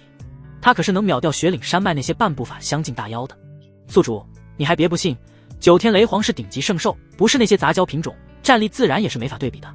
这时系统再次传来了解释，算了，什么就什么吧，反正想要系统给换是不可能换的了。他只能强迫自己相信这个小鸡仔就是一头圣兽。这次去了云霄城，就让这个家伙打头阵，反正也是雷霆属性的，克制幽冥之力，自然能检验出其真实的战斗力。想到这里，他直接将一击3鹤都收入了系统空间之中，眼不见心不烦。随后便哼着悠闲的小曲，向着山门走去。山门前广场，此时已经人山人海，上万人再次集结，其中一多半都是各峰较为精英的存在，甚至有个别天骄是峰主候选人。不过这些人此时正和一群金丹长老丹独待在一个区域，和其他弟子相比，有点区别对待的感觉。孟庆阳那几人有什么能耐？明明是弟子，却和长老待在一起，这摆明了就是看不起我们嘛！人群中有人对于这种区别对待有些不满。嘘，兄弟你不要命了啊！那些人一个个自傲得很，要是被听到了，保不准就被记仇了，到时候去了战场，随便下个绊子就能要我等的命。这位师弟说的没错，不过我听说孟庆阳的大师兄孙泽这次也要以弟子的身份去呢。什么？不会吧？那家伙都已经快40岁了，修为也接近凝阴，要去的话最低也是长老身份才对。还真不是长老身份，据说是他爷爷青云峰峰主孙阳亲自安排的，宗主也给几分面子。真是恶心人，都那么强了，还来和我们这些弟子抢功劳，真是不要脸。就是还有可能拖累到我们。人群中你一言我一语的讨论着自己的所见所听。不过说到后面，很多人都开始讨论起了那个还没露面叫做孙泽的弟子。在苏氏皇朝战场中是有战区一说的，什么修为级别就要去什么战区，当然击杀敌人后获得的积分也是不相同的。一个金丹境巅峰的存在混进权势真元化海境的人群中，那就是欺负人，这样就相当于打乱了战场规则，不仅仅会和他们这些普通弟子抢夺战场积分，甚至还会引起敌方的不满，到时候人家也派来一个金丹境，倒霉的就是他们这些普通弟子。所以说到最后几乎都是这个声音，闭嘴，全都给我闭嘴！孙泽师兄是你们能在背后说三道四的吗？就在这时，金丹区域的孟庆阳忽然站出来大声喝道，他声音中蕴含凌厉，确保在场的每个人都能听到。他眸中含着怒火，对于这些弱小的家伙，他本是非常不屑与之对话的，但是这些人那些话越来越过分，让他实在是有些听不下去。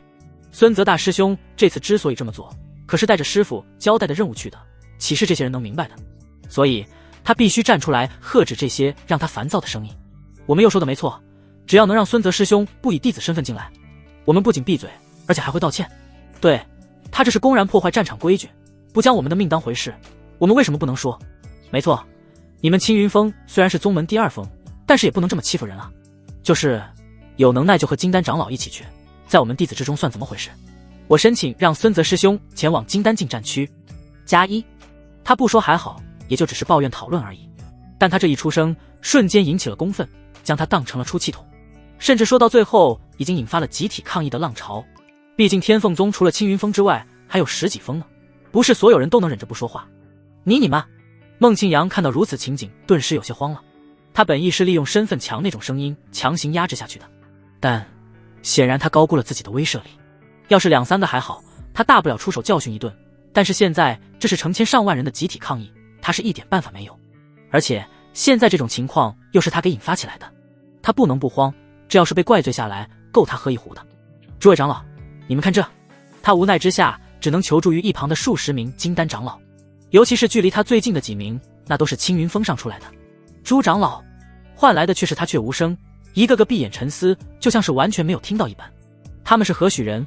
要搁在平时也就卖他孟庆阳一个面子，毕竟也是了不得的天骄，但现在对方惹了众怒，他们又不傻，为了一个莫须有的人情将自己的威严败坏，这种事他们可不干。况且他们也就只是金丹而已，还没有那么大能耐将这么多人安抚下来。艾庆阳，你先等等，这事还是等孙泽亲自来了解决吧。就在孟庆阳手足无措之时，他身旁的一名长老叹息一声说道，这件事明显没人想管，就连自己峰上之人也不愿意。他出声也是提醒一下而已，这事还得上面的人往下压，他们没这个能力。嗡！就在这时，天穹中忽然2道身影出现，一老一少，不对，不能说少，而是相对老者年轻一些而已。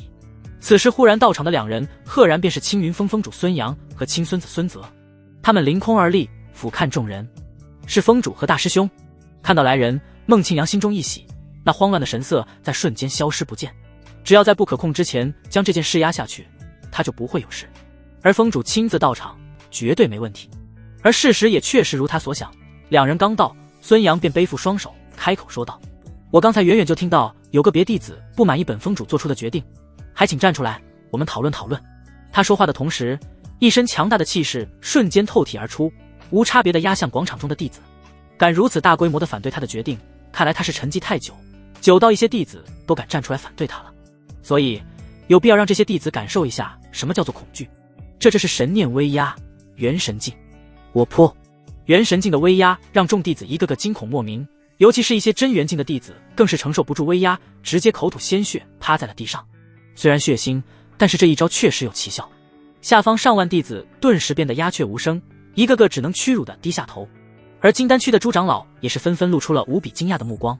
众人皆知天凤宗19峰峰主都是凝阴境的强者，就连第1峰玉灵峰的6位峰主也都是凝阴境巅峰的修为，但没想到第2峰的孙阳竟然悄无声息的就达到了元神境。而且刚才的瞬间的气势爆发，那可不仅仅是刚入元神那么简单，入元神那可是太上长老的地位了，就连宗主见了也得给几分薄面。这一刻他们忽然明白了为什么宗主会容忍孙泽这样的异类存在于弟子区域，这孙阳的面子确实得给啊。而且这第1峰和第2峰得位置似乎要换了，那可是元神境，而且似乎还不是一般的元神，即便玉灵峰6位峰主都将不是对手。不过貌似这次带队之人又是玉灵峰的人，这一下可有点针尖对麦芒了。众人惊讶的同时还有点期待一会儿玉灵峰带队之人来了之后会如何处理。孙阳威慑可以，但现在可是直接将前往战场杀敌的弟子伤了不少。往轻了说，这是扰乱人心，这些弟子可是刚刚接受了各峰负责人的战前训话，正在激情四射的时候直接给浇了一盆凉水，敌人没看到，先被自己人给打伤，这要是不处理可是要寒重人心了。往重了说，甚至能定性为叛宗之罪。所以怎么处理可就考验带队之人的能力了。一方面得让众弟子满意，另一方面还不能太得罪已经是元神境的孙阳，两方面都考虑进去可是非常难的。哼，一群小丑，我爷爷，你爷爷是哪根葱？我天凤宗什么时候轮到你们爷孙说了算了？孙泽本也想嘲讽一番，显示一下自己的威势，淡化说到一半便被一道冰冷的声音打断。他顺势看向声音的来源方向，这一道声音同样宛如闷雷一般在天际炸响，让在场的所有人都听得清清楚楚。所有人的目光，包括地面上那些受了伤的弟子，也都抬眸看去。敢骂一个元神境是跟聪的人，还真是少见。宗主都不一定敢这么说。这不是秦师兄吗？玉灵峰的秦师兄，怎么会是他？秦师兄不应该啊，即便是为了我等出头，也不应该如此顶撞孙子啊。孙泽这下就有借口下手了。对啊，秦师兄这般大义，却是踢到铁板了啊。即便是他那6位师尊都救不了他的。唉，难得出来一个敢硬碰孙泽的，竟然还是个年轻人。下方众多弟子乃至长老都开始议论起来。只不过对于秦羽的到来，他们虽然感激，但并不看好。一个年轻人，即便再厉害，也不可能是孙泽的对手，更何况还有一个孙杨在一旁助阵。哼，我倒是谁呢？原来是你这废啊爷爷舅。孙泽看到来人之后，顿时轻蔑一笑，正想要损上2句，但忽然一股极度恐怖的能量直冲他而来。在他没有任何反应的情况下，直接将其4肢炸成碎肉，同时无比强势的威压将他狠狠地从天穹中压到了地面之上。不到一个呼吸的时间，瞬间成为一个人质。砸到地面上之后，他发出阵阵恶鬼般凄厉的惨叫声，与此同时还向同样没有反应过来的孙杨求救。静，极致的安静。广场中除了孙泽那凄厉的叫声之外，在这一刻再没有任何声音。这一切发生的太快了，快到众人只是眨了一个眼，便出现了让他们感觉不可思议的一幕。他们大气不敢出，只是震惊地看着天穹中逐渐走近的秦羽，一言不合便直接下狠手。孙泽才刚出场便成了背景板，失去4肢的他没有特殊灵药恢复的话，这辈子算是废了。哗，短暂的安静之后便是哗然。我的天，秦羽师兄竟然变得这么强了吗？孙泽可是金丹境巅峰的强者啊！乖乖，上次雪灵山脉试炼，有人说秦师兄杀了一名青云峰金丹长，老我还不信，没想到竟然是真的，恐怖如斯。这种妖孽怕是5、6品宗门都不一定有吧？兄弟，自信一点，他们是真没有。我有个堂哥就是5品宗门太虚宗的弟子，我很清楚。这时的众人甚至都忘记了刚刚孙杨对他们的压力，只顾得上对秦羽的评论了。这种视觉上的冲击对他们来说太震撼了，半句废话没有，直接动手。这种果断不畏强权的姿势让所有人都热血沸腾。你牛逼怎么了？秦师兄更牛逼，你爷爷倒是厉害，不也没有保住你吗？他们看向秦羽的眸光中充满敬佩。不好，玲珑姐姐，你快去保护小雨啊，那个老东西估计要对小雨动手了。遥远的天边，2道丽影隔空而望，两人正是出来打算送行的楚梦琪和凤玲珑。只不过看到秦羽发威，他们便驻足观看起来。但楚梦琪还是沉不住气，他有些担心自家宝贝徒弟的安危。那个老东西不声不响地突破到元神境，他也没办法，只能求助凤玲珑。呵呵，你就别担心了，小滑头可是不简单哦，咱们看看再说，实在不行我会出手的。凤玲珑微微一笑，出言安慰道。他一直对于那天能禁锢他的东西很好奇，这个家伙表现出来的修为一直都是金丹境初期，但他总感觉这就是烟雾弹，小滑头可不是白教的，所以他也想看看这个家伙能不能拿捏孙杨。那就好，玲珑姐姐你可盯好了，不然小雨肯定要受伤了的。楚梦琪还是不放心的叮嘱一声，现在他不仅仅是小雨的师尊，还是新娘子呢，谁要是敢伤到小雨，他就去拼命。放心，保准还你一个健健康康的小雨。凤玲珑点点头，那也是他的小男人呢，怎么会允许别人伤到？秦羽，孙杨经过短暂的惊愣之后，便瞬间回神，他眸中冰冷，声音低沉。此子在雪灵山脉杀他峰中弟子长老，他还没找齐算账呢，没想到这次竟然敢当着他的面废掉他的孙子，此等仇恨岂能就此作罢？叫你爹干什么？有屁快放，没屁带着你那废物孙子滚蛋，老子还要带人前往战场呢。秦羽冷言说道，言语中充满不屑和嘲讽。对了，走之前别忘了将身家留下，伤了这么多弟子，总得赔大家损失吧。他说完后又扭头看向下方的众弟子，大声道，大家觉得我说的如何？是否要赔给大家损失？秦师兄说的没错，他个老登倚老卖老伤了我等，还请秦师兄主持公道。老东西不讲武德，秦师兄做得对，我们坚决支持秦师兄的做法。孙杨战前伤我宗门弟子数千人，这是叛宗之罪。下方原本无比憋屈的众弟子在得到了秦羽的撑腰后，顿时一个个犹如打了鸡血似的，开始大声诉说起了孙杨的罪状，而且还都是真实的，没有一点夸大。只不过那言辞之犀利，让秦羽都忍不住竖起大拇指，果然还是人多力量大，这么多词语他还真想不到。你们都给我住！老登，你就不能换个别的吗？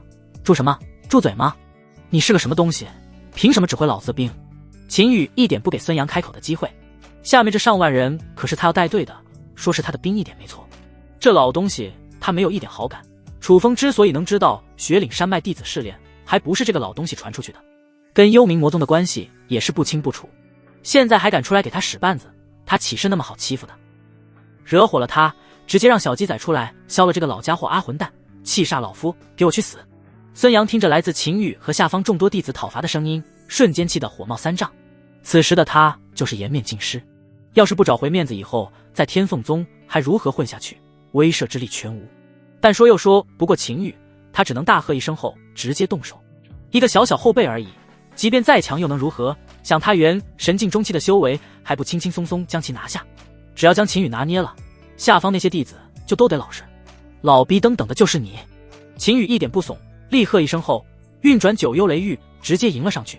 楚风还没死，这个老家伙还有点作用，他没打算将其杀死，而是选择用九幽雷域折磨一下这个老家伙，但不死也得让其脱层皮。这可是楚风现在唯一有点情轻的人了，说不得还能将那个家伙给逼出来。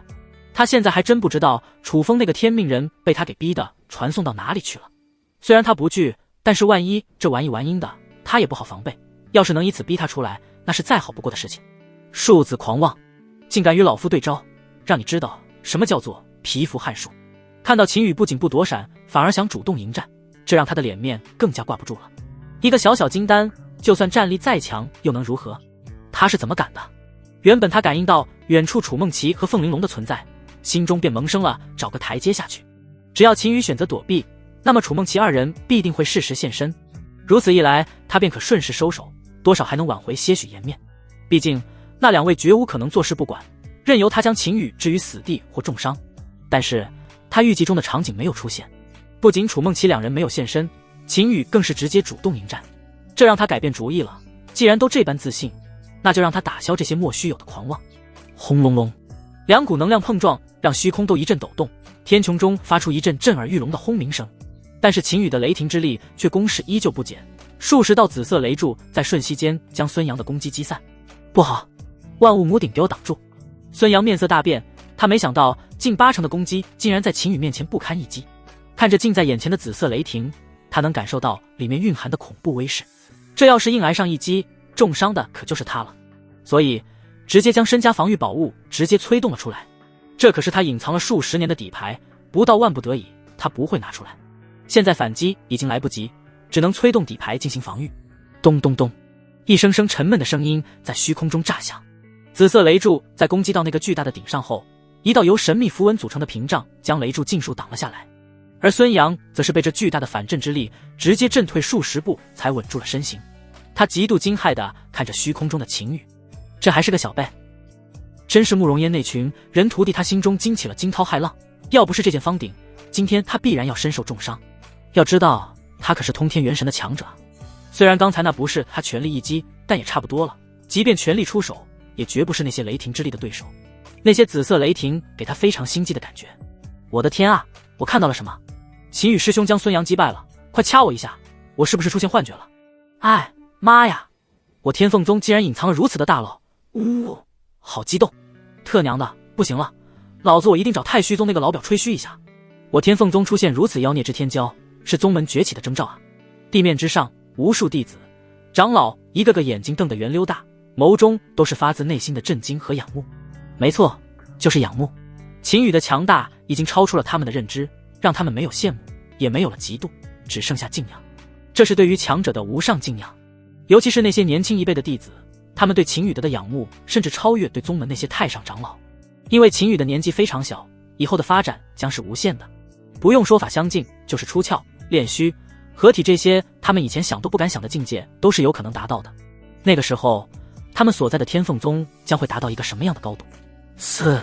不敢想，真的不敢想。这一刻的他们眼神中有了亮光，有了对未来的无比憧憬，甚至身上的战意也是犹如熊熊烈火燃烧了起来。有秦师兄在，那什么狗屁的幽冥魔宗就是个卵蛋，他们一定能将其全部击溃。秦师兄，秦师兄万岁！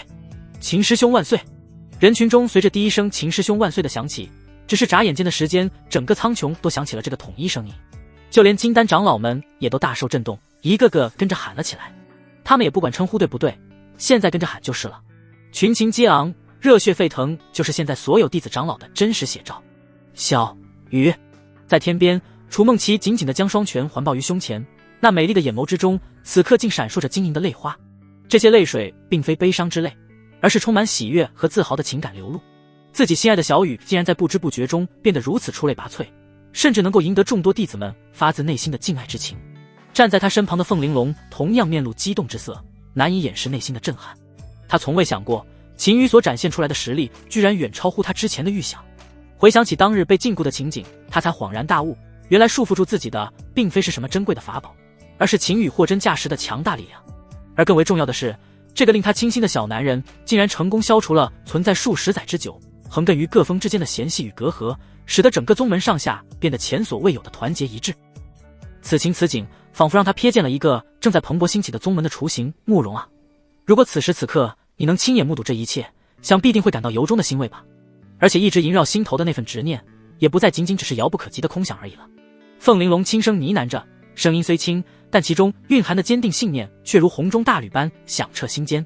与此同时，一股无穷无尽的斗志在他心底油然而生。无论是他自身心境发生的蜕变，亦或是众弟子们的变化，所有的这一切皆是拜秦羽所赐。毫无疑问，他必将成为宗门永恒不变的精神支柱，引领着众人不断向前迈进。卧槽！卧槽！这是什么情况？秦羽被这忽如其来的热情搞得有点发懵。他不就是想要教训一顿孙杨这个老东西吗？怎么引起了这么大的热情？不过他也不傻，很快就想通了什么。他今年好像表现得有些过头了，就像一个靠搬砖为生的少年，忽然发现自己老爹竟然是富一代时的那种心情。虽然这个比喻有点不太恰当，但是意思没错。唉，太优秀了，也是一种烦恼啊。他忍不住在心中暗自感叹着，脸上露出了自恋的神情。然而他那双锐利的眼睛却始终紧盯着围绕在孙杨身旁的那尊神秘方鼎。说实话，对于这件宝贝竟然出自孙杨之手，着实让他感到万分意外。要知道，此鼎日后可是会成为天命人楚风最为厉害的法宝之一呢。不仅如此，这方鼎之中其实还暗藏玄机的。当然了，如果仅仅只是这一尊单独的方鼎，还算不上完美无缺。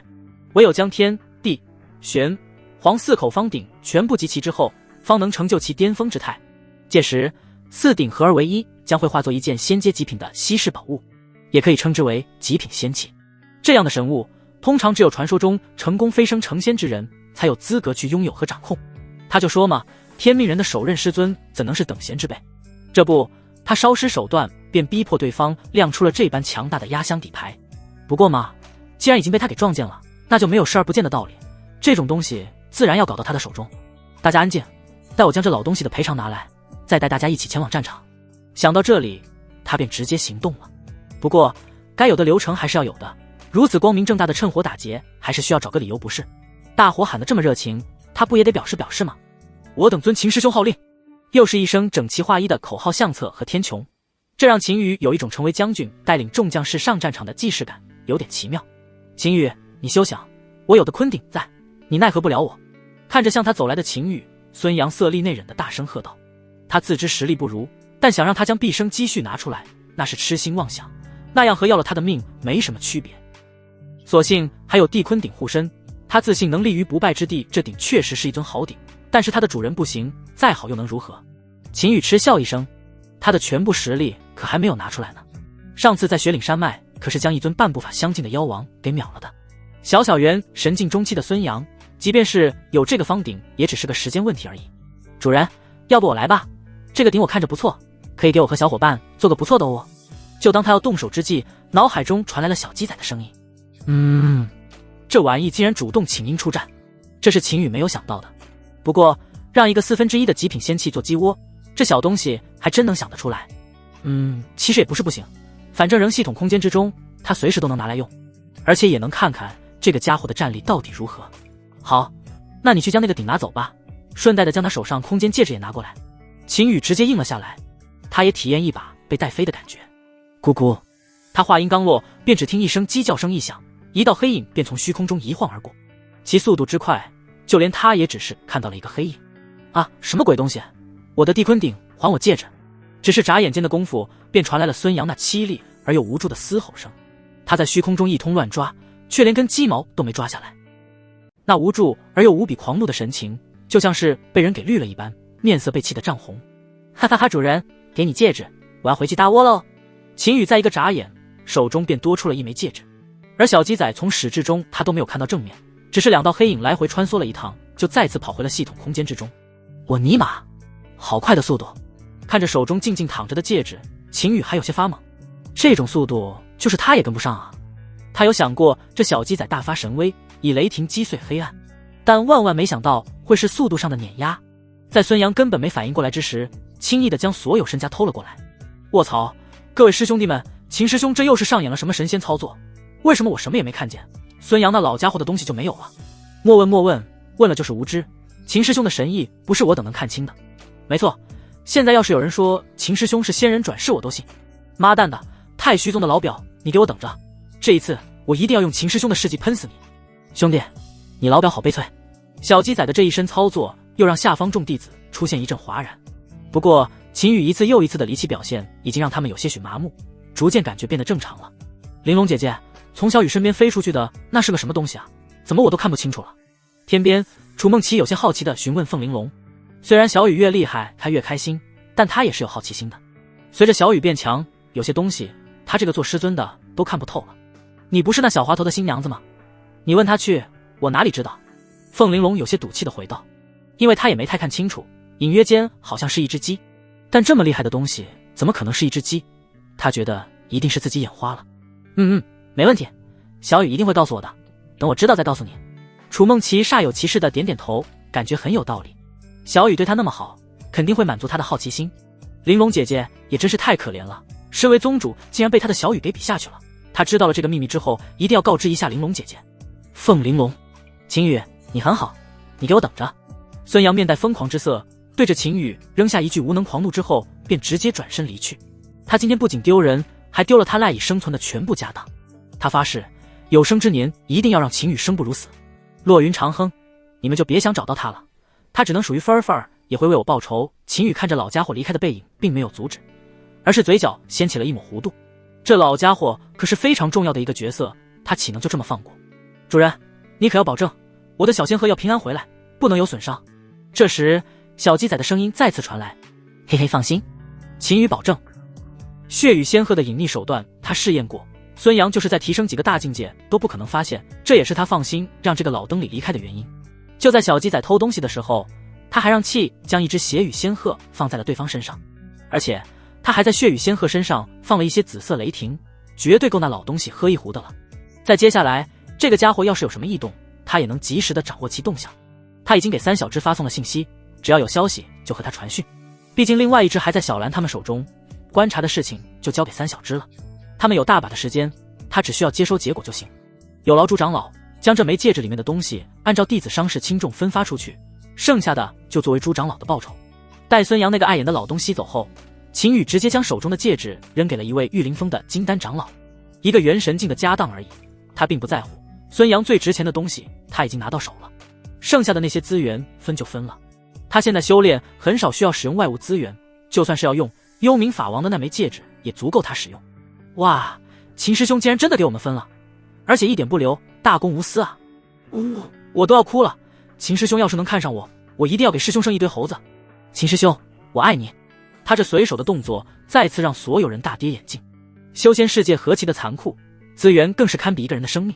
秦羽这般在他看来无关紧要的动作，在众弟子和长老们的心中那是极度震撼的，这可是相当于将自己的命奉献了出去，这如何能让他们不感动？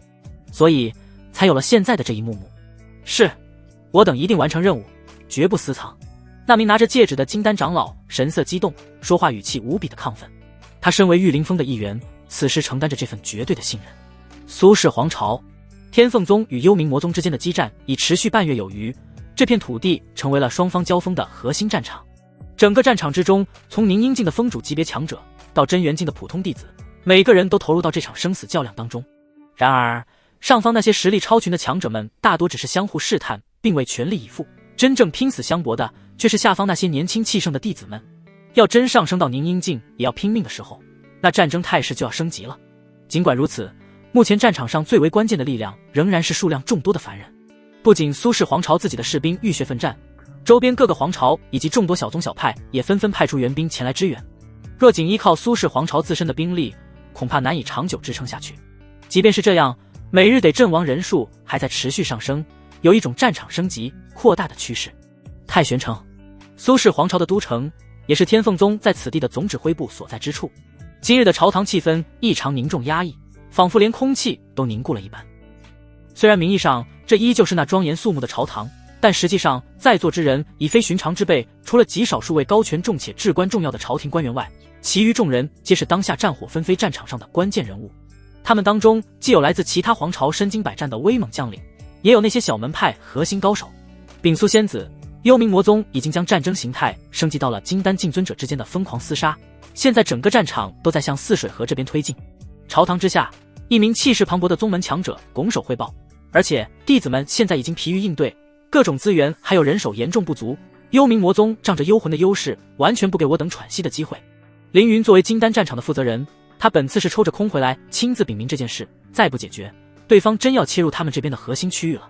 太玄城为主指挥基地，周边100公里之外还有4座古城，是保护太玄城的4个天然屏障。对方要是越过泗水河的话，就要直接碰到这4座古城了。那个时候很有可能就会态势再次升级，再升级的话就是宁阴境要拼杀了。那个时候除了天凤宗本宗之外，几乎就没有外援了。而那个时候天凤宗自顾不暇的时候，他们这些小门小派就是砧板上的鱼肉，任由幽冥魔宗宰割，这不是他想看到的。所以他现在非常的着急。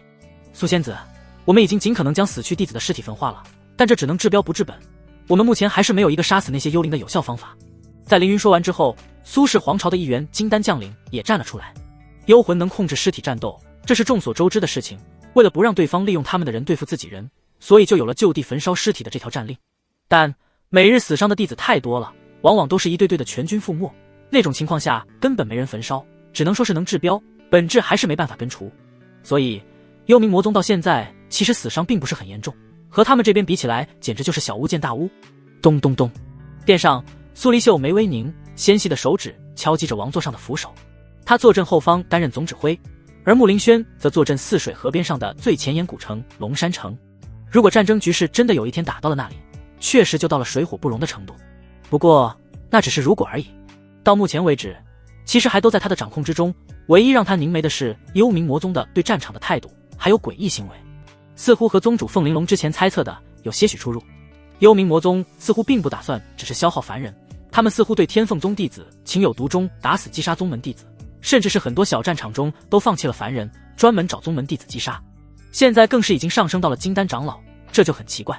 尸体是有焚烧没错，但焚烧统计上来的数量和战场上死亡的数量严重不符。即便是加上对方操控的也是如此，他不知道那么多的尸体被运送到了什么地方。虽然现在看着没有任何不好的事情发生，但这就是一个隐患。要是几十上百也就算了，但这可是上千具尸体的失踪的失踪。看着殿下那些人焦急的神情，他微微沉思片刻后道：人手问题不用担心，天凤宗第2批弟子这1-2天就能到，人数在2万左右，同时还有数十名金丹境的长老。他淡淡的说道，语气平和。泗水河是一条分界线，他自然不会让幽冥魔宗打过来。下面这些人担忧的问题都是小事，他们考虑的都是眼前遇到的麻烦，但他不一样，他得从大局整体思考。不过他已经收到了宗门的信息，本次带队前来的是自己宝贝徒弟，这让他可以微微放松一下，等雨儿来了，可以让其帮他分担一些。对于秦羽的能力他已经了解了个大概，不管是实力还是统帅能力都已经非常厉害。在通讯中，不管是四妹楚梦琪还是宗主凤玲珑，都对自家徒儿大肆夸赞，能带动上万名弟子长老的情绪，而且能让众峰弟子团结一心，这是非常难得的能力。他也没想到以往都需要他们保护的小男人，已经不知不觉中成长到了如此地步，甚至可以反过来保护他们，帮他们分担解决一些事情，这种感觉还真是不错呢。2万人左右，数十名金丹。堂下众人闻言纷纷发出一声惊呼，这要是不说天凤宗这4个字，都以为是哪个4品宗门出动了。不愧是3品顶尖的宗门，弟子数量和水平就是高离谱。要知道第1批加入战场的天凤宗弟子就有2万多人，现在又是近2万，可想而知其底蕴有多雄厚，以后成就4品也是必然的事情。他们这些小门小派加起来支援的人手都不够1万的，而且绝对的高层战力更是一个没有。太玄城坐镇的2名元神境就都是天凤宗出来的太上长老。听到苏黎传递的这个消息后，众人除了惊讶之外，更多的是惊喜，这样他们的压力就能少很多。都回到自己的驻守岗位上去吧，1-2天内人手都会给你们分配过去的。看到众人的神色，苏黎挥了挥手，示意众人退朝。他打算等秦羽到了之后，再亲自去一趟云霄城。数千尸体丢失，他必须弄清楚被幽冥魔宗弄到了哪里去。这件事情很重要。禀报仙子，秦羽大人带2万左右弟子已经临近太玄城。就在这时，朝堂外忽然传来一道急速的禀报声音，其言语中还透着惊喜。好快的速度！说曹操就到。这是堂中所有人的第一反应，他们同样面露惊喜。正好，来的正是时候，你们先随我去迎接一下，随后各自直接带着人返回就行。苏黎从王座上起身，边说边向着殿外走去。宝贝徒弟首次担当如此重任，他当然要亲自去迎接，帮其造事。众人拱手领命，紧随其后。天穹中一道道人影冲天而起，向着城门外飞去。我的天，这是发生什么大事了？皇城中竟然一下子飞出这么多强者，好强大的威势！这些人最低都有金丹境的修为吧？陆地神仙啊！我们也快去城门看看，这么多人出城迎接，一定是来了什么了不得的人物。快走！我家小子是天凤宗杂役弟子，他说这次前来的是宗门上万精英弟子，如此宏大的场面绝对不能错过。卧槽，快走，拉着我家那不成器的小犊子也去瞻仰一下。城中百姓、商贾、世家的人都沸腾了，他们可是第一次见到如此宏大的场面。一时之间，太玄城数十条街道上人满为患，都是争先恐后的向着城门口集中。一座酒楼之内，原本还非常热闹的，但转眼间便人去楼空，就连酒楼老板都带着伙计跑出去看热闹了，甚至连门都没关。而靠着窗边的一个座位上，此时却还有人没走，反而是饶有兴趣的看着窗外街上的人群。师尊，城外是来了什么重要的人吗？这些百姓怎么都和疯了一样？座位上一老一少相对而坐，少年约23、24岁的样子，面带疑惑，而老者一袭灰色长袍，一边看热闹，一边品着手中的灵茶。刚才出声询问的便是少年，他被师尊带着出来历练，顺带玩一下宗门最近才给到的任务。这几天也是听闻这边有正魔两派之间的战争爆发，所以就过来看看，要是能对他起到历练作用的话，他说不定也会参与进去。不过这才刚到都城，就遇到了如此奇特的事情，这让他很是疑惑。他也走过不少州域、国家、皇朝，但是这种景象还是第一次见。是有人来了，而且还是一个少年哦，跟你差不多大，威势十足，非常不错的一个青年才俊。老者闻言放下手中茶杯，笑着回道，口中的夸赞溢于言表。没想到这种地方竟然也能出现这等天才，确实了得，这要是放在中域，绝对是一个了不得苗子。少年闻言，疑惑的表情瞬间成为惊讶。师尊的眼光有多高他是知道的，想他以23岁之龄修炼到凝阴境大圆满，也仅仅只是得来一个很好的评价而已。但刚刚师尊可是用了很长一段话来夸一个少年，这是有多妖孽呢？这一刻也激起了他那争强好胜的雄心。这一路走来，能和他比拟的青年才俊几乎没有，绝大多数时候都是碾压之势，偶尔会有让他动真格的，但也仅仅只是动一下罢了。被师尊描述成这样的，他很想去看一下。云轩莫急，此子确实有枭雄之姿，但生在这种小地方已经被废得差不多，目前才只有金丹期的修为，和你相差太多了。老者在夸完之后又失笑一声，摇了摇头，对着一旁的徒弟说道。在他的感应中，秦羽不管是资质还是那睥睨天下的气势，都是绝大多数少年天骄不曾有的。他要是早几年遇到，绝对会收为亲传。但那修为气息却让他忍不住的摇头。小地方就是小地方，如此天骄却也是被埋没了，和中域那些主流的妖孽差距已经非常大了，一步差步不差，即便现在带回去也于事无补。所以他有些感叹。不过他修为上虽然废了，但是有些地方还是值得你学习的，我们出去也去看看吧。说罢，老者丢下一块灵石，便带着徒弟直接消失在原地。与此同时，一处客栈中也走出了一名神秘女子。女子戴着半边面具，神态冷漠，她微微感应了一下，很快便混入了人群之中，向着城门走去。秦圣子，前面那座大城便是太玄城，我已经提前让人前去汇报了，应该很快就有人前来接应我们。天穹中，一名金丹长老来到秦羽身边汇报。2天前他们就已经出发，1万多名弟子的队伍声势浩大，但修为参差不齐，所以赶路速度也就略微慢了一些。不过好在并没有遇到其他危险阻挡他们的道路，还算顺利。秦羽闻言点点头，他修为最高，已经感知到了城内的情况。二师尊苏黎带着一群人已经出来接应他们了，但是让他不习惯的还是这个圣子的称呼，怎么听都感觉别扭。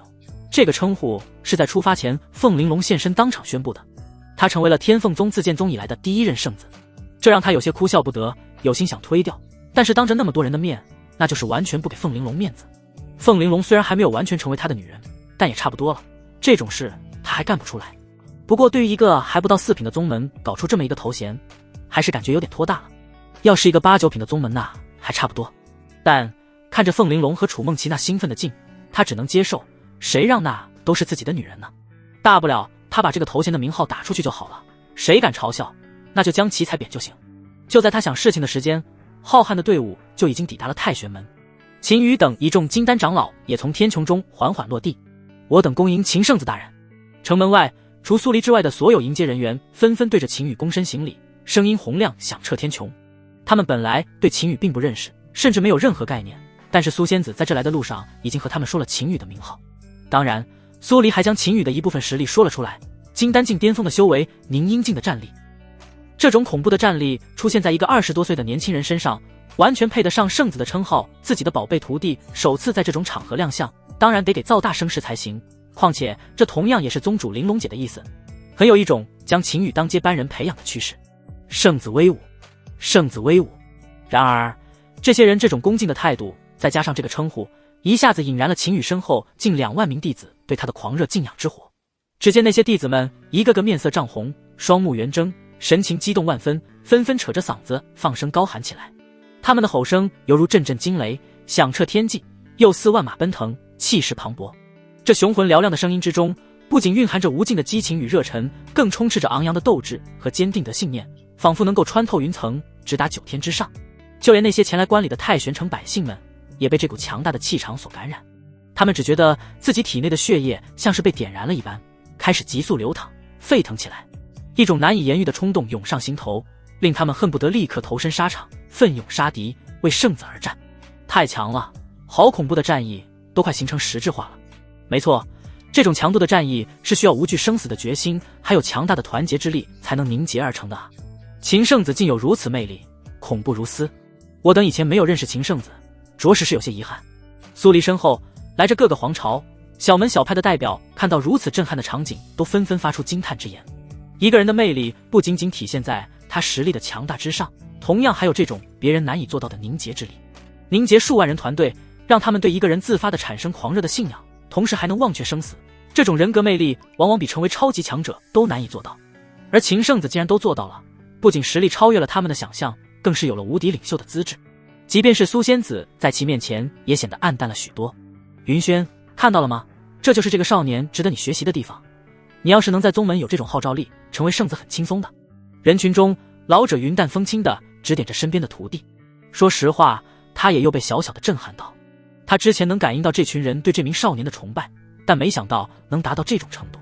这个近2万的队伍已经有了战阵的潜质，只要再共同修炼一种阵法，配合核心阵意，就能发挥出远超他们数以千倍乃至万倍的战力。这是大型宗门中绝对压箱底的存在，乃至能成为底蕴的存在。这种战阵一出，往往能改变很多灭宗大战的走向。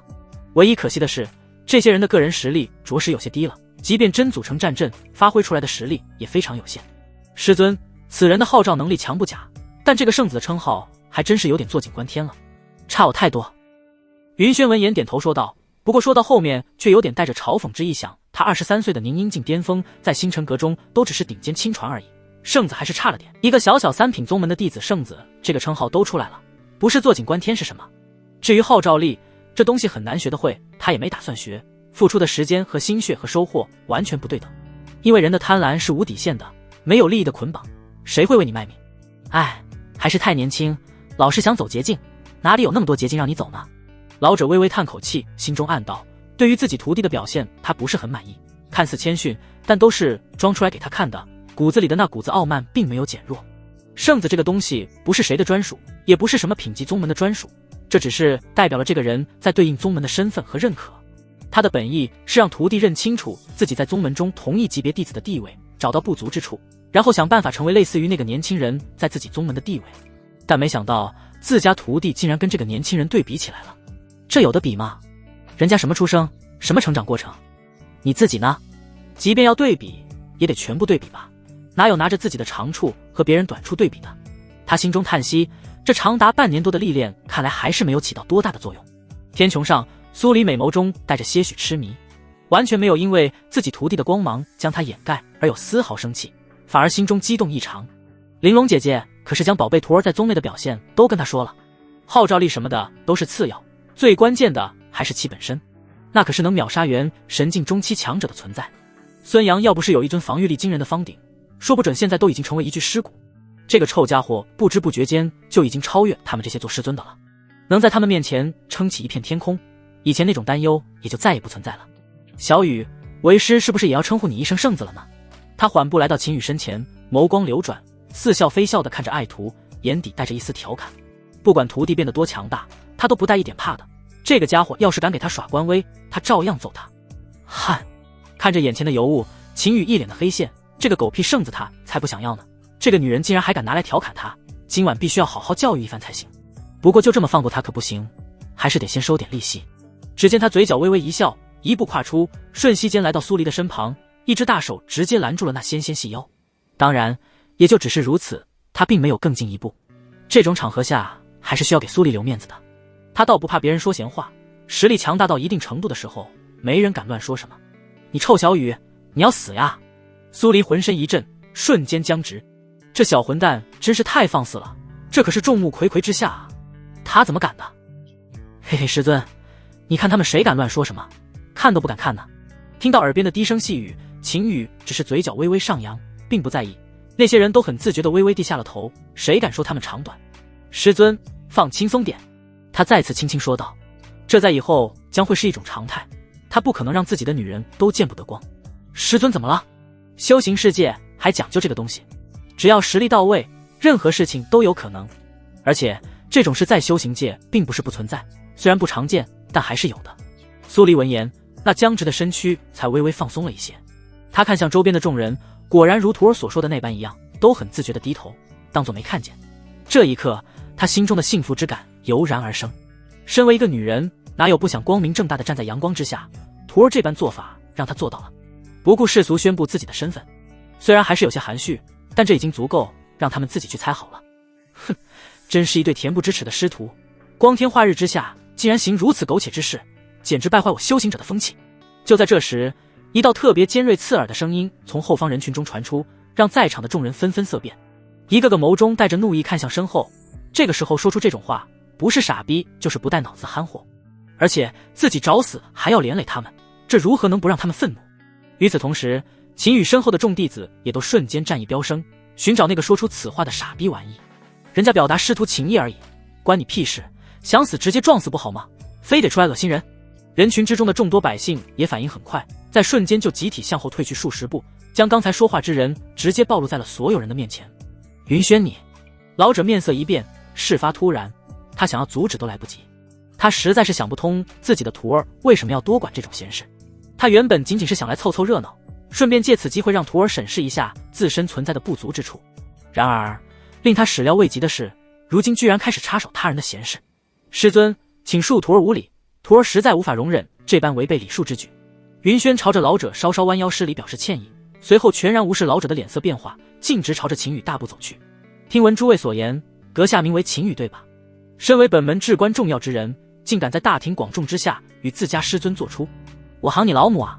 你个傻逼玩意，从哪里蹦出来的？这里有你说话的份吗？不想活了就吭一声，爷爷我立马送你去见阎王。秦羽本来心情还算愉悦，谁曾料到半路上会突然冒出这么一个愚蠢至极的家伙，使得他的好心情瞬间荡然无存。尚未等这家伙把话说完，只见他身形一闪，眨眼间便已抵达其身侧。紧接着，在众人完全没有反应过来的情况下，一只手掌犹如闪电般迅速掐住对方的脖颈，轻而易举地将其整个人凌空提起。此刻的秦羽面容之上布满了无尽的寒意，而他体内那汹涌澎湃如排山倒海般的强大气势更是源源不断地喷涌而出。噔噔噔，周围的众人都被这恐怖的气势直接震退十几步才停了下来，一个个惊骇地看着中央宛如战神般的秦羽。要知道他们这群人中还是有一两个宁英境的存在，可即便如此，竟连秦羽释放出的气势都抵挡不了，其真实战力该有多么恐怖。之前还对苏仙子的话有些许的质疑，但现在看来还质疑个屁，人家苏仙子还是谦虚了。秦圣子这般气势，相比那些元神境的老古董都不遑多让了。你阿师尊救我！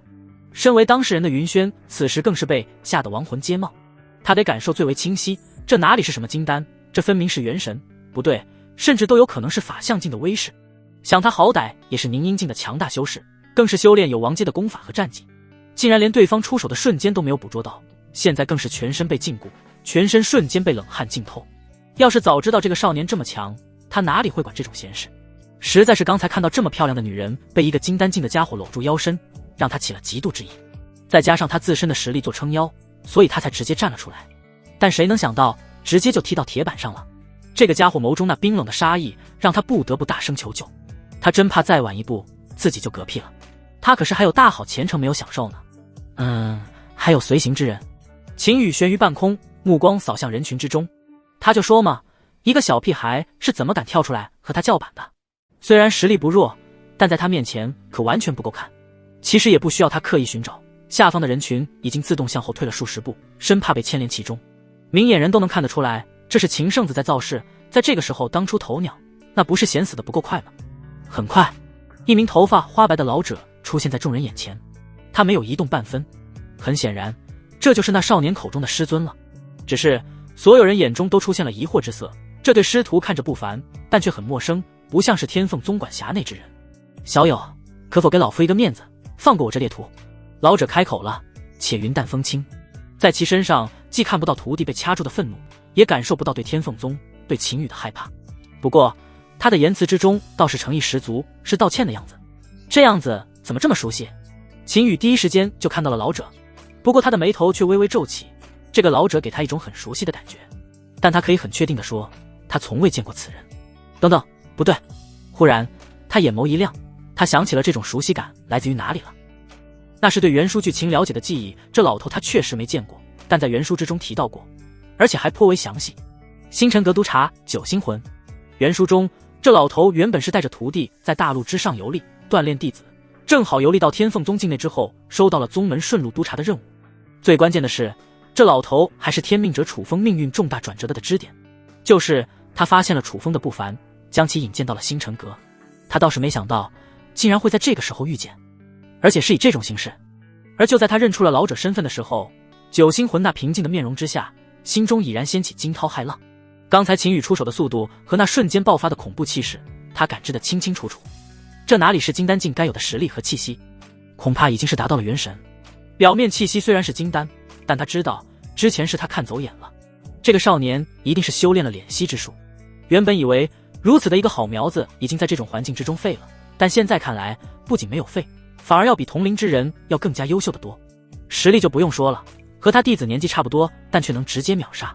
领导才能、凝聚之力更是在他见过的少年才俊之中能排到前列。最关键的是张狂而不焦躁，霸气之中又不失沉稳，还有懂得收敛自己，不暴露自身底牌。也就是他远远超出这个少年的实力，才能观察出一二。换做一般人，就算是法相进来了，也很难亏的这个少年。真是不管哪一方面，对他的弟子都是碾压，这让他不由得生出了惜才之意。这种苗子要是放在星辰阁，绝对是争当圣子的材料，而且是机会很大的那种。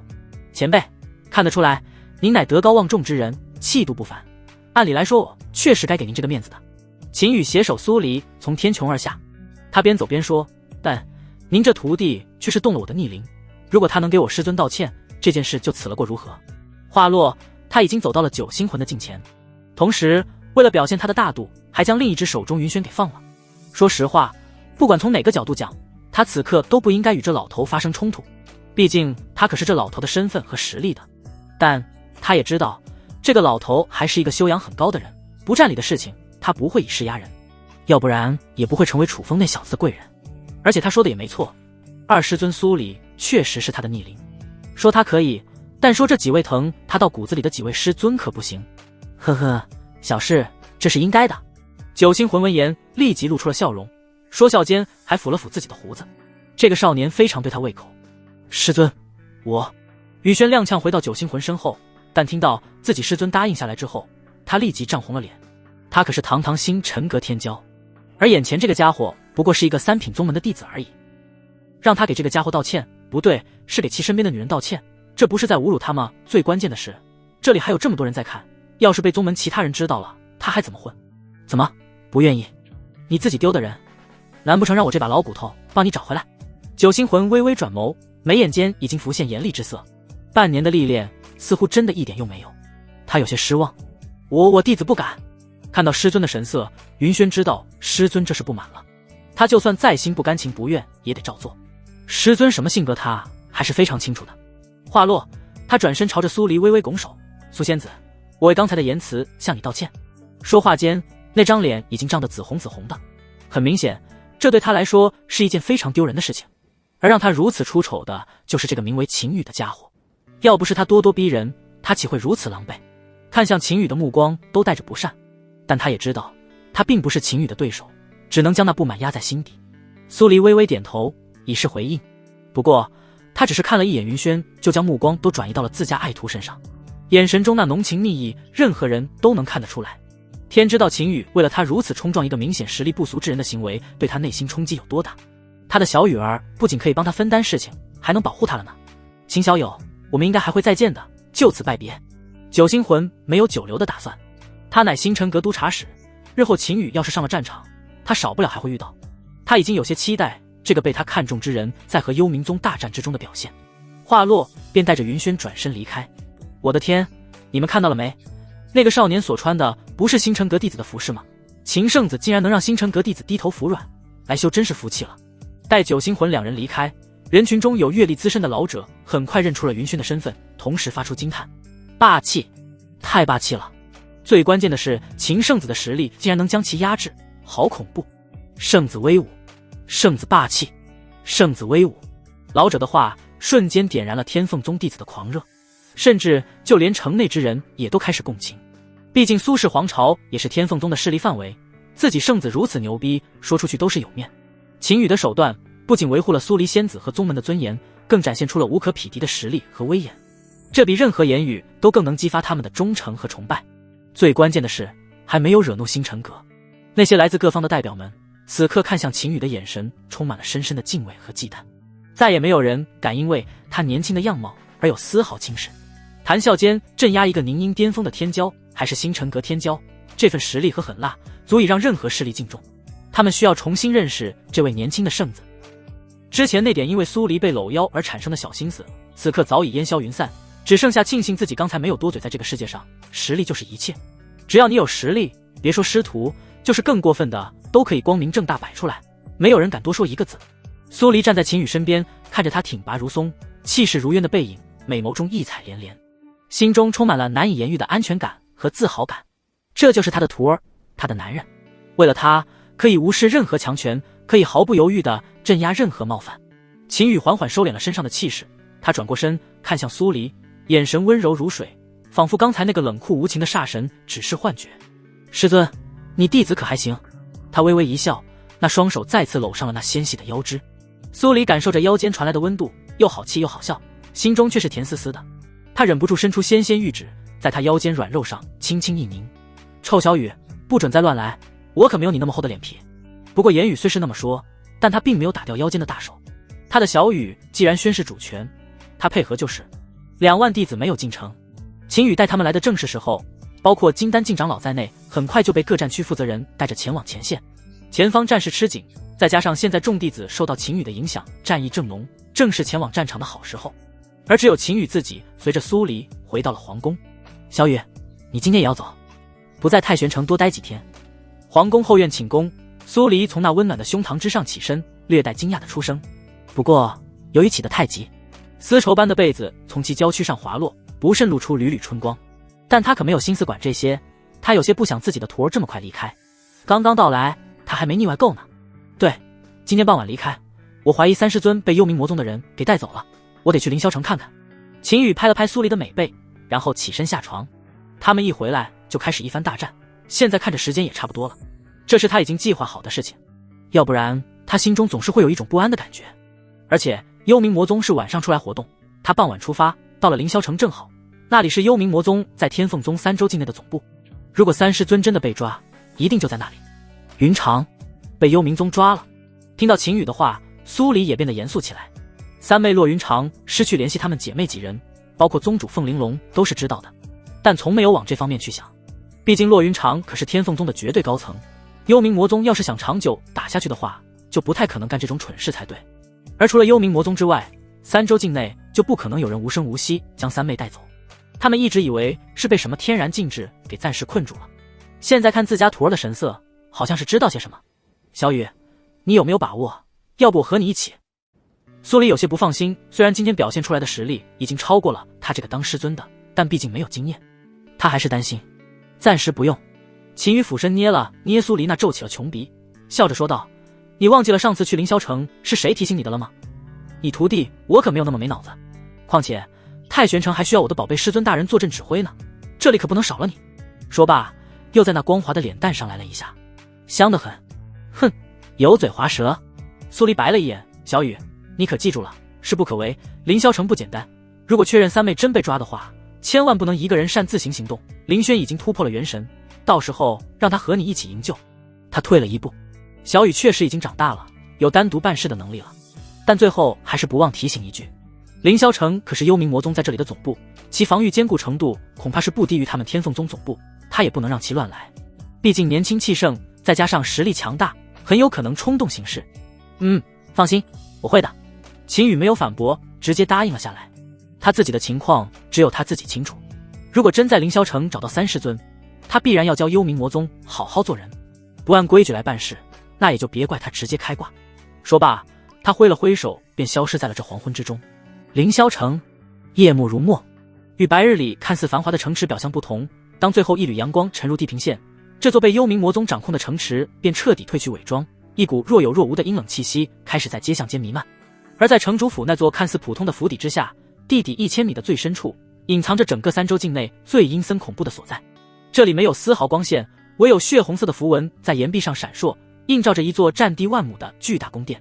叮叮，一滴滴不知名的液体从宫殿穹顶滴落，砸在地面，发出滋滋的腐蚀声。而大殿的空气中弥漫着浓郁的血腥味与魂念破碎的凄厉气息，让人一踏入其中便心神俱震，仿佛置身于九幽炼狱。大殿被这无形的阴力分割成两端，左侧一方直径100米的血池正翻滚着浓稠的鲜血，血浪之中隐约可见无数残缺的肢体在沉浮，时而有痛苦的嘶吼从血池深处传出，却又很快被血浪吞噬。血池边缘刻画着密密麻麻的血色符文，每一道符文都在贪婪地吸收着血液中的生机与力量，散发出令人作呕的邪异光芒。右侧则一座由白骨堆砌而成的祭坛拔地而起，祭坛之上布满了纵横交错的沟壑，里面流淌着幽绿色的魂火，无数残魂碎片在祭坛上空盘旋哀嚎，它们形态各异，有人类修士的虚影，也有妖兽的魂念，每一道残魂都被无形的力量禁锢，无法逃离。这些残魂大多来自前线战场，和那方血池一样，是幽冥魔宗这段时间以来收集而来的养料。而无论是翻滚的血池还是阴森的祭坛，都各自延伸出9条锁链，这些锁链材质特殊，混合着无数修士的怨念炼制而成，呈现出诡异的暗紫色。锁链表面布满了蠕动的符文，如同活着的毒蛇般蜿蜒向前，最终齐齐连接到大殿中央的一座水晶棺椁之上。水晶棺椁通体透明，却散发着冰冷的寒气，棺椁边缘雕刻着和锁链上相似的符文，这些符文将关内之人牢牢锁住。此刻关中静静躺着一道丽影，如果秦羽在此的话，一定会发现这正是他牵挂的三师尊骆云长。他身着一袭天凤宗的青色道袍，虽陷入昏迷，脸色苍白如纸，但绝美的容颜依旧动人，只是眉宇间紧锁着一丝痛苦，胸口微微起伏，证明他尚有生机。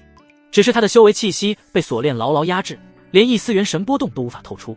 在棺椁两旁各盘坐着一名身着黑袍的老者，他们气息深沉，周身环绕着化不开的死气，赫然是2位元神境大圆满的幽冥魔宗强者。他们负责看守这具水晶棺椁，防止任何意外发生。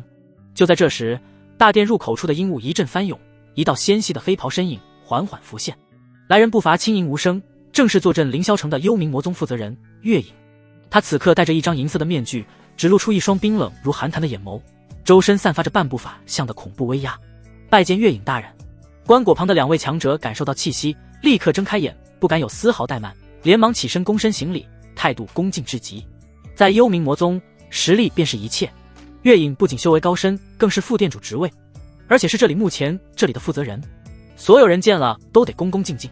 月影没有理会2人的行礼，径直走到水晶棺椁旁，那双冰冷的眼眸落在骆云长的脸上，眉头微微皱起。奇怪，他低声呢喃，声音带着一丝沙哑，按道理说食魂血咒早已发作，他不该还有如此稳定的生机才对。棺椁旁的一位老者连忙躬身解释，回大人，这骆云长的根基极为扎实，而且他似乎常年和龙阳之气极为旺盛的男子在一起修炼，这种龙阳之气将他的神魂保护得很好，食魂血咒的效果比预期慢了一些。不过请大人放心，再有7日，他的神魂就会彻底被咒力侵蚀，到时候就能让店主大人利用这具肉身复活了。两人负责看守这里，这里的情况自然更为了解一些。是吗？这次是打了天凤宗一个出其不意，希望不要出什么岔子才好。月影盯着骆云长那张绝美的脸庞，微微摇了摇头。他这次出此决策，其实并不在原本的计划之中。让店主复活的躯体另有其人，而且时间也不是现在，血液浓度不够，残魂碎片也没有收集齐全。但谁让他真的喜欢上了一个男人，一个天凤宗的男人？是那个男人提出了这个建议，并且给他出了一个方案，那就是利用战场上收集的天凤宗弟子尸体凝练出来的魂师，对雪岭山脉的妖兽下手，嫁祸天凤宗，尽快收集血液和残魂，这样就能提前将店主复活。如果执行的成功，那对他们来说就是大功一件。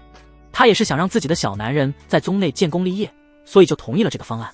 而且目前来看还算顺利，唯一出乎他意料的就是这骆云长的神魂被保护了，想要在几天之内完成对其神魂的灭杀是不可能。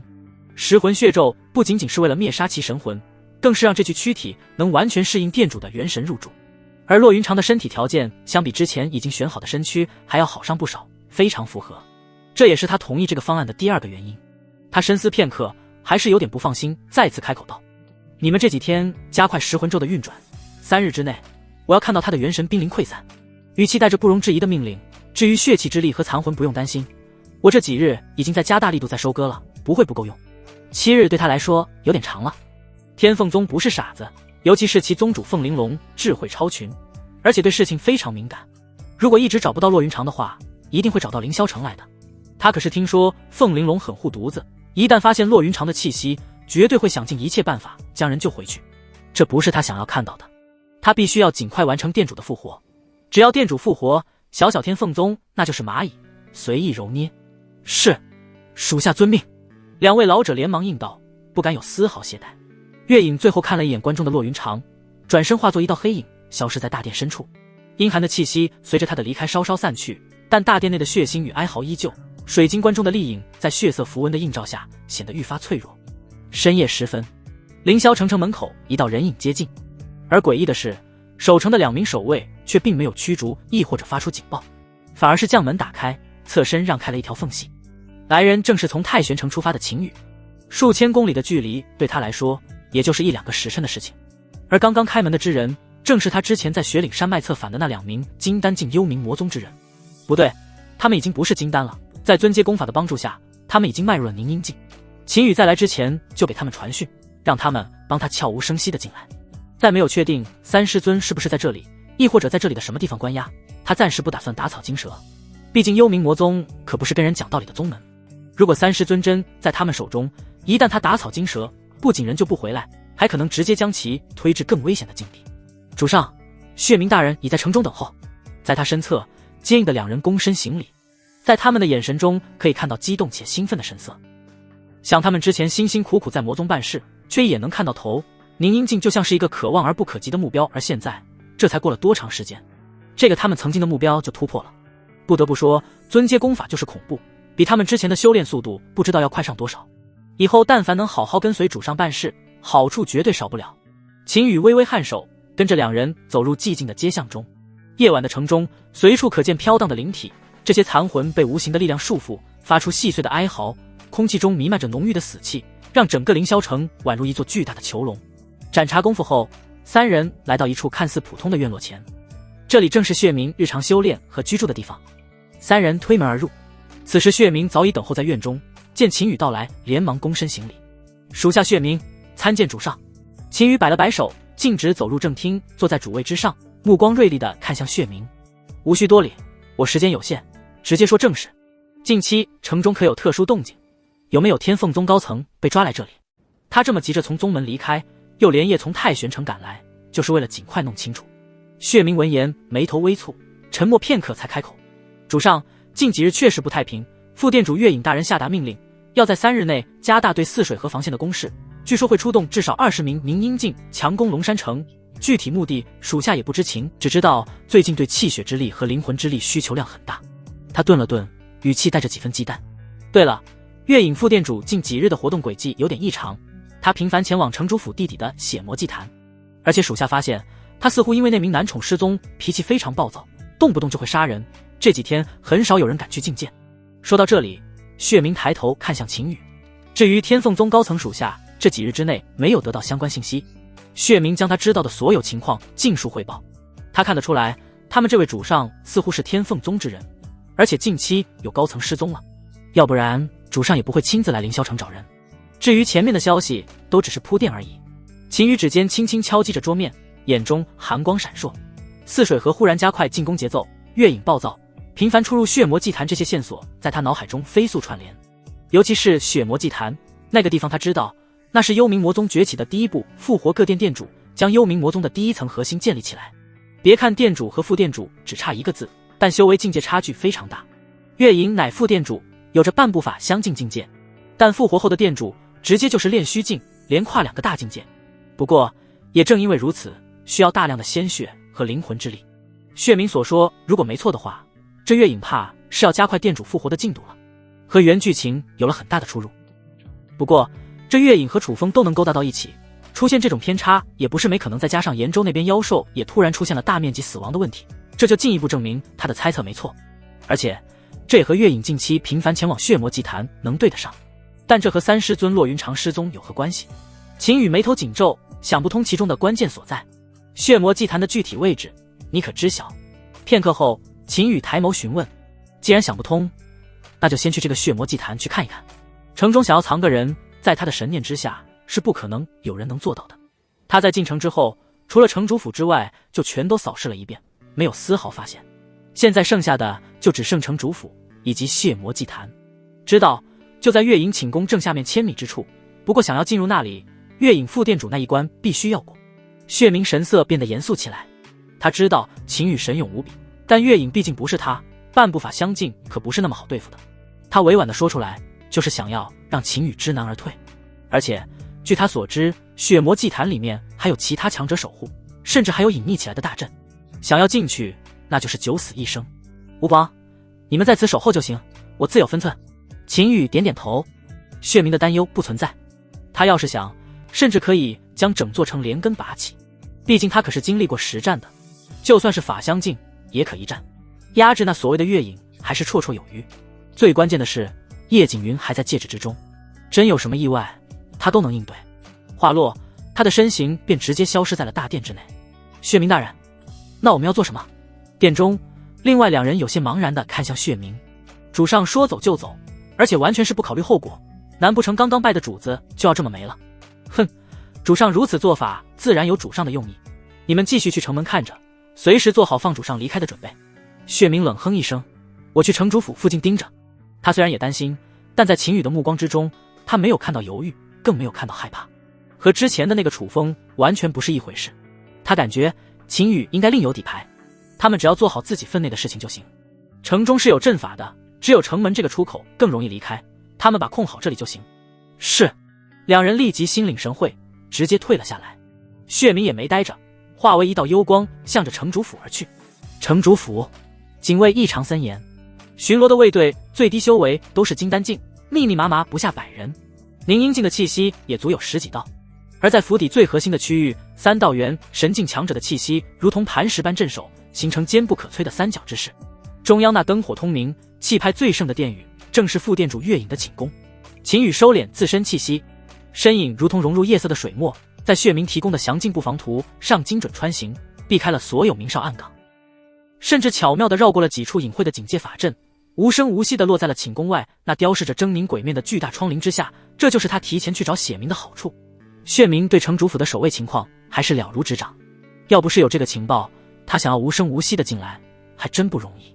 然而就在他准备潜入的瞬间，动作却猛地一滞，一丝极其压抑却又带着婉转娇媚的喘息，混杂着低沉的呻吟，透过半开着的窗缝清晰地钻入了他的耳中。秦羽的嘴角不受控制地抽搐了一下，脸上瞬间掠过一丝极其古怪的神色。老司机瞬间秒懂，这就是血明口中那因为楚风失踪而茶不思饭不想、暴躁杀人的月影副店主。这也不行啊，他还以为有多忠贞呢。这楚风才失踪了几天，就秦羽的眼神变得玩味起来。男主光环不是可以让所有女人爱上之后就死心塌地吗？这貌似也不全对啊。这楚风要是知道自己的真爱在他失踪没几天就另觅新欢，不知那张脸会扭曲成什么模样，怕不是要气得心境都出问题。从原剧情之中，他可是知道楚风有多霸道。不过一个绝妙的主意如同电光火石般在秦羽脑中闪过，他嘴角勾起一抹冰冷的弧度，随后掌心一翻，一枚小巧的流影石悄然出现，随后小心翼翼地将其嵌入窗棂一道极其细微的缝隙之中，角度刁钻地正对着寝宫内那张华丽大床的方向。幽光微闪，流影石开始无声地记录下寝宫内正在上演的活春宫。楚风，这份小礼物到时候希望你喜欢。秦羽心中冷笑，男主的面子，那玩意在秦羽看来就是用来狠狠踩在脚下的，关键时刻把这绿帽影像甩出去，效果绝对拔群。寝宫内那令人血脉奋张的声音持续了约莫半个时辰，才渐渐平息，只剩下粗重的喘息。秦羽收回流影时，他身形一闪，便已如一片落叶般飘入室内，落地无声。奢华寝宫内弥漫着浓郁的麝香和情欲的气息。大床上，月影紧披着一件薄如蝉翼的纱衣，曼妙的身躯若隐若现，脸上带着事后的慵懒红晕，正慵懒地靠在软枕上。他身边是一个面容俊秀且浑身赤裸的男子，此刻还在小心翼翼地伺候着月影。但随着秦羽的闯入，月影脸上的慵懒瞬间凝固，充满情欲的眼眸中变得冰冷。身为幽冥魔宗的副店主，最起码的沉着还是有的。那半步法相的恐怖威压如同实质的海啸轰然爆发，整个寝宫的温度骤降。找死！他利翅出声，玉手如电，带着撕裂空间的尖锐笑音，蕴含着足以粉碎山岳的幽冥死气，直抓秦羽咽喉。反应不可谓不快，然而他快，秦羽更快，而且是蓄谋已久的全力爆发。震！秦羽眼神冰冷如万载玄冰，口中只吐出一个字，体内那浩瀚的灵力带着九霄雷电之威，直接镇压而下翁。月影那足以撼动山岳的爪影，在距离秦羽咽喉还有3寸时，仿佛撞上了一堵无形却坚不可摧的壁障，硬生生停滞。他周身爆发出带着阴寒之气的半步法相威压，如同被投入熔炉的冰雪，在秦羽那更纯粹更霸道的九霄雷电面前寸寸瓦解湮灭。噗！月影如遭重锤轰击，身躯巨震，一口逆血不受控制的喷出。他脸上那惊怒交加的表情瞬间被难以置信的骇然取代。怎么可能？他可是半步法相，在这天凤州，除了天凤宗宗主凤玲珑，谁能压制他？还这般轻易。他想调动元神之力，却发现周身经脉窍穴仿佛被亿万道无形的枷锁瞬间锁死。那恐怖的九霄雷电不仅镇压了他的肉身，更如同冰冷的潮水，蛮横地侵入他的识海，将他那引以为傲的元神死死禁锢。一身足以翻江倒海的修为，此刻竟如同石沉大海，连一丝涟漪都激不起来。慌乱，从未有过的慌乱从他的心头涌现。他引以为傲的力量，他是做绝对安全的城主府腹地核心，在这个年轻的闯入者面前，竟如同虚设。风！秦羽根本不给对方任何喘息和思考的机会，指尖连点，一道道蕴含着雷电的金色符文，如同活物般烙印在月影的眉心、丹田、四肢百骸。他身上那件薄纱衣瞬间被无形的力量震碎，露出光洁的胴体，但此刻他眼中只有无尽的惊恐，连羞愤都来不及涌起。不，你是谁？你想干什么？月影的声音尖锐而颤抖，充满了绝望和不解。他看着眼前这个面容年轻的过分，气息却如同深渊般的男子，脑海中一片空白。他怎么也想不通，这个男子是如何闯过层层守卫的。他来此要做什么？而床边那个男宠早已被这突如其来的恐怖威压和月影喷血的景象吓得魂飞魄散，白眼一翻，直接昏死过去，像条死狗般瘫软在地。秦羽的目光冰冷地扫过月影因惊恐而扭曲的绝美脸庞，没有丝毫怜香惜玉，更没有任何废话解释。射！他并指如剑，带着不容抗拒的意志，直接点向月影光洁的额头。这是搜魂的手段，与其浪费时间逼问去往地底的通道，还不如搜魂来的轻松。哼！月影发出一声闷哼，只感觉自己的灵魂仿佛被一只冰冷的大手粗暴的撕裂翻搅，毕生的记忆如同决堤的洪水，不受控制地涌向对方。秦羽的神识如同冷酷的法官，在月影的记忆碎片中高速穿梭检索。然而当一幅画面被强行抽取，清晰地呈现在他识海中时，秦羽那一直冰冷平静的眸子瞬间被一股焚尽9天的暴怒彻底点燃。画面中正是那座被血池与魂坛环绕的阴森大殿，中央的水晶棺内躺着他朝思暮想、温婉可人的三师尊骆云长。他的脸色惨白如金纸，毫无生气，昔日灵动温婉的眉眼痛苦地紧锁着。更让秦羽目眦欲裂的是，那缠绕在水晶棺上的18条暗紫色锁链，正源源不断地将血池中的污秽血气和魂坛上的怨毒魂火强行灌入他的脑海中。画面中，他甚至能看到无形的食魂血咒之力，如同复古之躯，正在疯狂侵蚀、撕咬骆云长脆弱的神魂。幽冥魔宗，你们找死！一股无法形容的恐怖杀意，如同实质的飓风，轰然从秦羽体内爆发。寝宫内所有奢华的摆设瞬间化为齑粉，墙壁上坚固的禁制符文疯狂闪烁，发出不堪重负的哀鸣。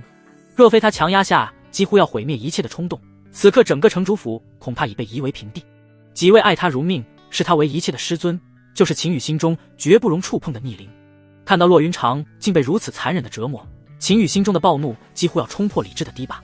若非担心立刻爆发会惊动祭坛守卫，给营救带来变数，他绝对会当场将月影这个始作俑者抽魂炼魄，让他尝遍世间最痛苦的刑罚。噗！本就因搜魂而遭受重创的月影，被秦羽这瞬间爆发的恐怖杀意再次冲击，又是一大口鲜血喷出，彻底昏死过去，气息萎靡到了极点。秦羽强压下沸腾的杀意，眼神冰冷的如同九幽寒铁。搜魂得到的血魔祭坛入口路线图清晰地烙印在脑海，他没有丝毫犹豫，直接抓起月影，随后身形一晃，直接冲向寝宫内一个看似普通的梳妆镜。按照月影的记忆，他抬手打出几道玄奥的法诀，镜面如水波般荡漾开来，露出后面一条向下延伸、散发着浓郁血腥和死气的幽深通道。他拖着月影一步踏入，身影瞬间被通道的黑暗吞噬。三师尊所受的苦，他要让着这个女人全都尝一遍。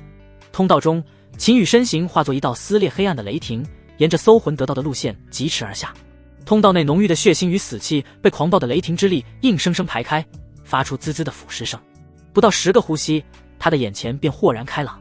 那座庞大、阴森、被血池与魂坛环绕的恐怖宫殿赫然在目，浓烈到令人作呕的血腥之气混杂着怨魂的奸笑，如同实质的浪潮扑面而来。然而，就在他拖着月影出现在宫殿入口的瞬间，盘坐在血池边缘魂坛之下的2名枯槁老者猛地睁开了眼睛，浑浊的眼珠瞬间爆射出骇人的金光，充满了震惊与杀意。没有任何废话，这里是幽冥魔宗最核心的绝密之地，闯入者唯死而已。更何况秦羽还带着不知生死的月影，他们不用询问也知道发生了什么事。其中一名黑袍老者干枯的手指闪电般结印，嘶哑的声音如同暗夜鹈鹕。嗡！整座大殿猛地一震，地面、墙壁上铭刻的诡异符文骤然亮起，散发出幽暗的光芒。刹那间，数十道黑影从大殿阴影中、血池深处，甚至魂坛的缝隙里无声无息的凝聚，浮现阴魁。数十尊散发着冰冷死气、形态各异的阴魁，他们的气息最低也是元神境巅峰，更有数尊浑身缭绕着浓郁黑雾，气息赫然达到了与月影相同的半步法相近。而最令人心悸的是矗立在2名老者身前的那一尊，他身形最为凝实，宛如生铁铸就，通体覆盖着暗红色的诡异纹路，一股远超半步法相，真正属于法相境强者的恐怖威压，如同山岳般轰然降临。他空洞的眼窝中燃烧着2团幽绿色的魂火，锁定了秦羽。这正是幽冥魔宗分殿耗费无数资源炼制的终极杀器，镇守血魔祭坛的最后底牌。数十尊阴魁在2名老者的操控下，如同闻到血腥的鲨鱼群，裹挟着滔天的阴风死气，悍然扑向秦羽。那尊法相近阴魁则如影随形，一步踏出，地面皲裂，一只覆盖着黑色鳞甲的巨爪撕裂空气，带着毁灭性的力量当头抓下。整个大殿的空间仿佛都被凝固、压缩，恐怖的威压足以让寻常法相境强者窒息。但是秦羽眼中只有那座中央的水晶棺，透过围攻的阴魁缝隙，他清晰地看到了棺中那苍白如纸、毫无血色的绝美容颜——三师尊骆云长。他的眉头因痛苦而紧锁，那18条暗紫色的锁链如同活物般蠕动着，将血池中污秽的血煞之气和魂坛上抽取的怨毒魂火源源不断地残忍地灌入他的眉心识海。他能看到无形的食魂血咒之力正在疯狂地啃噬、污染着他脆弱的神魂，意图将他的意志彻底湮灭。秦羽瞬间明白了他们的目的是要干什么，这是要将三师尊骆云长的神魂一点点湮灭，让阴魂和血气侵染其识海，然后借助三师尊的身躯复活这位幽冥魔宗的殿主。吼！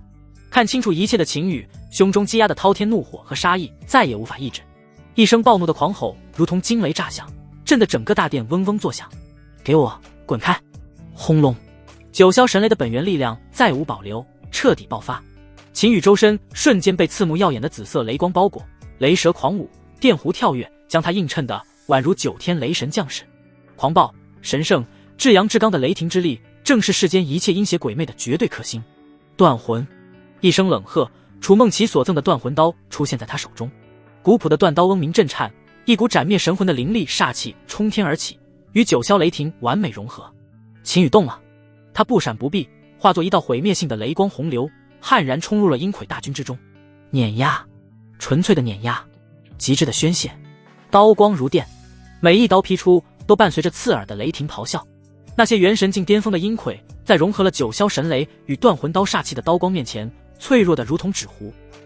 刀光掠过，阴魁坚于金铁的躯体如同热刀切牛油般被轻易撕裂，斩断附着其上的阴魂怨念，在这杨雷霆的轰击下发出凄厉到极点的惨叫，瞬间被净化蒸发，化作缕缕青烟消散。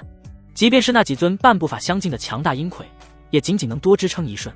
他们凝聚的死气护盾在雷霆刀光下如同泡沫般破碎，蕴含强大阴力的攻击还未近身，就被狂暴的雷域消磨殆尽。断魂刀锋过处，阴魁核心处的魂火被无情斩灭，庞大的身躯轰然倒地，迅速腐朽。那尊法相近阴魁的巨爪也终于落下，带着撕裂空间的威势。秦羽眼中厉芒一闪，竟是不避，手中断魂刀爆发出前所未有的璀璨雷光，裹挟着斩断一切的意志，逆斩而上。破！刀爪相交，没有惊天动地的巨响，只有一声沉闷的撕裂声。蕴含着九霄神雷本源的刀光，如同烧红的烙铁刺入寒冰。那覆盖着坚硬鳞甲，足以硬汉法宝的巨爪，连同其后方凝聚的庞大法相虚影，竟被秦羽这蕴含极致愤怒与力量的一刀从中硬生生劈开。吃了！刀光于是不减，从巨爪一路向上，将这尊法相近阴魁的庞大身躯从头到脚一分为二。核心处的魂火核心发出一声不甘的尖啸，随即在狂暴的雷光中彻底湮灭。庞大的残躯轰然倒塌，砸在血池边缘，溅起漫天污血。从秦羽爆发到斩灭法相近阴魁，不过短短数息，数十尊强大的阴魁连同那阵垫底牌已然化作一地残骸碎片，在大殿中弥漫的雷霆余威下滋滋作响，迅速化为飞灰。整个大殿死寂一片，只剩下血池汩汩冒泡和魂坛上怨魂的呜咽。秦羽的身影没有丝毫停顿，斩灭最后阻碍后，他一步踏出，如同瞬移般冲向中央的水晶棺。然而两道枯槁的身影如同鬼魅般挡在了水晶棺前，正是那两名操控阴魁的老者。他们脸色惨白如纸，眼中充满了惊骇欲绝，但更多的是一种疯狂的决绝。站住！黑袍老者嘶声厉喝，枯瘦的双手各自死死攥着一枚通体血红、布满诡异裂纹的玉符，玉符散发出令人心悸的毁灭波动。再赶上前一步，老夫立刻引爆祭坛核心。另一名灰袍老者声音颤抖，却带着玉石俱焚的狠厉。这血煞灭魂符连接着整个血魔祭坛、血池、魂坛的核心静止，一旦引爆，不仅这大殿会化为齑粉，方圆百里尽成死地。你还有水晶棺里的那个女人都将神魂俱灭，永世不得超生。他们看清楚了秦羽的来意，用此疯狂的举动进行威胁。秦羽前冲的身形猛地顿住，瞳孔骤然收缩。威胁，赤裸裸的威胁，但他就是不敢再移动半分，因为他知道那两个老东西所言非虚。这一幕何其熟悉！原剧情中，楚风是在4个月后闯入此地时，似乎也遭遇了类似的绝境，只不过与他不一样的是，楚风来此的目的只是为了阻止那名店主复活。他之所以现在才想起来，是因为当时对这里的剧情描述一笔带过，而那傻逼作者似乎也是为了就继续往下写，竟没有让主角楚风阻止成功。这也是一笔带过的原因，这也导致天凤宗后面被覆灭的惨剧。而现在这相似的一幕发生在他身上，他要是阻止不了，三师尊可就完了。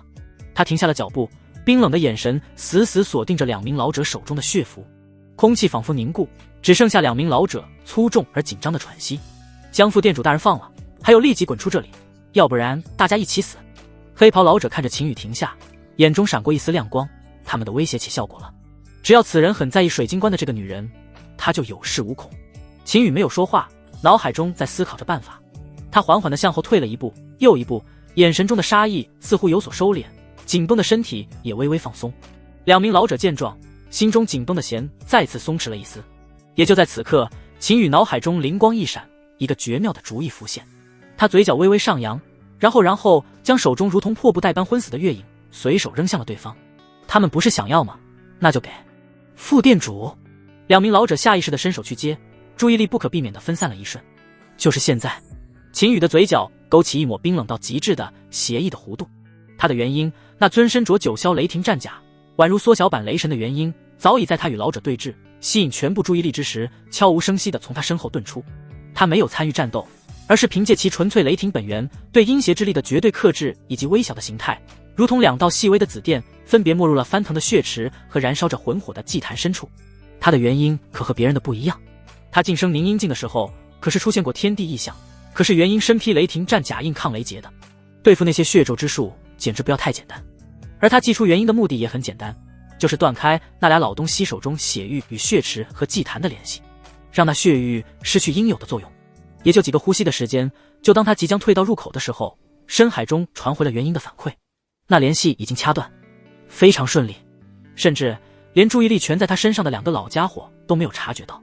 呵，秦羽发出一声冰冷的轻笑，那退后的脚步猛地停住，然后在2名老者疑惑中、不解中，缓缓抬起脚，一步一步带着令人窒息的压迫感再次向他们走来。每一步踏在地面，都仿佛踩在2名老者的心脏上。你想干什么？站住！再过来我们就引爆了。灰袍老者惊恐的尖叫，握着血符的手剧烈颤抖。引爆！秦羽脸上的邪笑愈发明显，眼神如同在看2个死人。你们尽管试试。疯子，疯子，那就一起死吧！黑袍老者彻底绝望，眼中爆发出最后的疯狂，与灰袍老者对视一眼，同时狠狠捏碎了手中的血色玉符。咔嚓，清脆的碎裂声响起。然而大殿依旧，血池依旧翻涌，魂坛依旧燃烧，水晶棺依旧静静地躺在那里。预想中毁天灭地的爆炸，连一丝涟漪都没有激起。不可能！2名老者脸上的疯狂瞬间化为极致的惊恐和难以置信，眼珠几乎要瞪出眼眶。玩够了！秦羽冰冷的声音如同来自9幽地狱，该上路了。话音未落，他身影骤然消失。噗噗，2声如同西瓜爆裂的闷响几乎同时响起。在2名老者惊恐绝望到极点的目光中，2只覆盖着紫色雷光的手掌如同瞬一般出现在他们眼前，然后轻轻一握。没有惊天动地的法术，没有华丽的招式，只有最纯粹、最暴力的力量碾压。2名元神境巅峰、精通控窥秘术的老者，连同他们手中捏碎的玉符碎片，在秦羽那蕴含9霄神雷之力的手掌一握之下，如同2颗脆弱的瓜果，瞬间爆裂开来。血肉、骨骼、神魂在狂暴的雷霆之力下瞬间被碾碎、净化、蒸发，连一丝残渣都没有留下。漫天血雾和飞灰被秦羽周身环绕的雷霆之力一卷，便彻底消失无踪。喧嚣、威胁、绝望的嘶吼，一切声音戛然而止。庞大而阴森的血魔大殿瞬间陷入了一片死寂，只剩下血池汩汩、魂坛呜咽，以及水晶棺中那微弱到几乎不可闻的心跳。3师尊，秦羽一步踏出，瞬间来到水晶棺面前，看着棺中那消瘦的身影，他双拳紧握，青筋暴起。他心中的怒火难以消灭。他还记得眼前家人和2师尊苏离之前的视频通话，这才过了多久就变成了这样。他要是再晚来几天，估计就要香消玉殒了。没有半分犹豫，掀开棺盖，他就要将其从中抱出来。宿主，等一下！蓦然，脑海中传来了系统喝止的声音。他刚刚触摸到娇躯的手微微一顿。系统，怎么了？有什么问题吗？他不敢乱动。系统提醒，不会无的放矢。宿主，你这师尊的神魂虽然还未消散，但已经和这处血魔祭坛融为一体，但凡将其弄棺椁，必死无疑。神什么？秦羽脚下一个踉跄，有点不敢相信这是真的。他如此火急火燎地赶来，难不成还是做了无用功？还是就不回来吗？不可能，绝对不可能！他已经有点怒急攻心，眼眸在此刻都变得血红，身上充斥着无尽的煞气和杀意。宿主，冷静点，他只是暂时不能出来，不是没有办法解救。似乎察觉到了秦羽不稳定的状态，系统的声音宛如晴天霹雳，在他脑海中响起，还有救。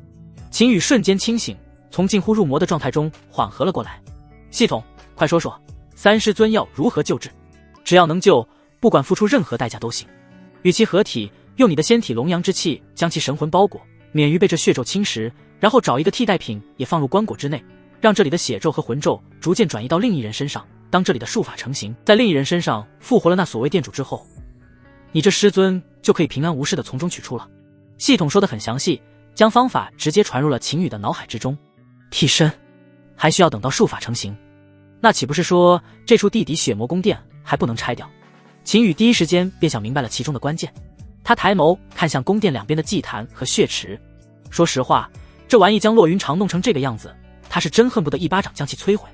但貌似还需要等一段时间了。至于替身，现在就有现成的。他之前就说让月影这个女人承受一下被血咒吞噬的痛苦，原本想着是直接扔进血池，现在看来可以直接当作替身，同样要受到血咒和魂咒的吞噬之苦，直至本体的神魂彻底被侵蚀干净。不过他现在还有一个最棘手的问题需要解决，那就是如何保证这里能像往常一样保持正常运转，而且三师尊还不会被发现。毕竟他可是将凌霄城的负责人月影都给等等负责人血明。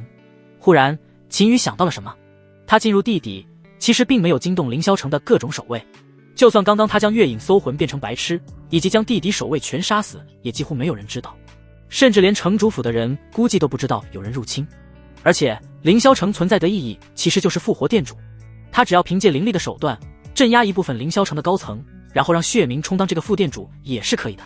毕竟在幽冥魔宗的宗旨本质就是强者为尊，只要实力够强，就算将原宗主斩下马都可以。他没记错的话，幽冥魔宗最后复仇星辰阁将其取代之后，第一任宗主就是从底层爬起来的一个小女孩，而这个小女孩最后被男主楚风收服，一大魔宗就这样成为了男主的工具。最为讽刺的是，楚风原本还是星辰阁弟子，当然这是原书中后面的事情，眼下他这样实施的话绝对没问题。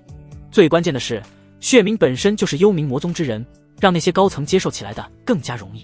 这事要是成了，这一处魔宗战场可就把控在他的手中，只要操作得当，既能骗过星辰阁前来督战的督察使者，也就是昨天见过的那个老头，还能减少天凤宗的损失，不失为两全其美之策。有搞头，完全有搞头。秦羽的眼眸都亮了起来，说干就干，他立即就要将月影也放入棺椁之内。水晶棺足够宽敞，就是并排放5人都不成问题，更别说2人弹。他正要实施之时，忽然意识到了什么。系统，你刚才说要如何渡仙体龙阳之气来着？嗨嗨，当然是合体啊，那样的龙阳之气才旺盛嘛。这秦羽眨了眨眼，又看了看棺椁中近在咫尺苍白而绝美的容颜，原有的记忆一一浮现。说实话，他曾想象过与三师尊见面之后的情景，或温馨，或激动，甚至某些旖旎的画面也并非没有出现过。毕竟极为疼爱他的师尊，他可都是要照顾到位的。只是骆云长有着人形母暴龙的称号，宗门之中不少人都被暴揍过，脾气很暴，就算他也被揍过，也是唯一一个揍过他的师尊。他有些本能的敬畏，可现在谁能想到，竟会是在这阴森污秽的血魔祭坛之上，在这承载着邪恶的水晶棺椁之中，以这样的方式与他亲密接触。三师尊，弟子这可是在救你哦，你到时候可不能揍我。秦羽低语，咽喉发出吞咽的声音。不知为何，看到此时安静无比的骆云长，他竟然有些紧张。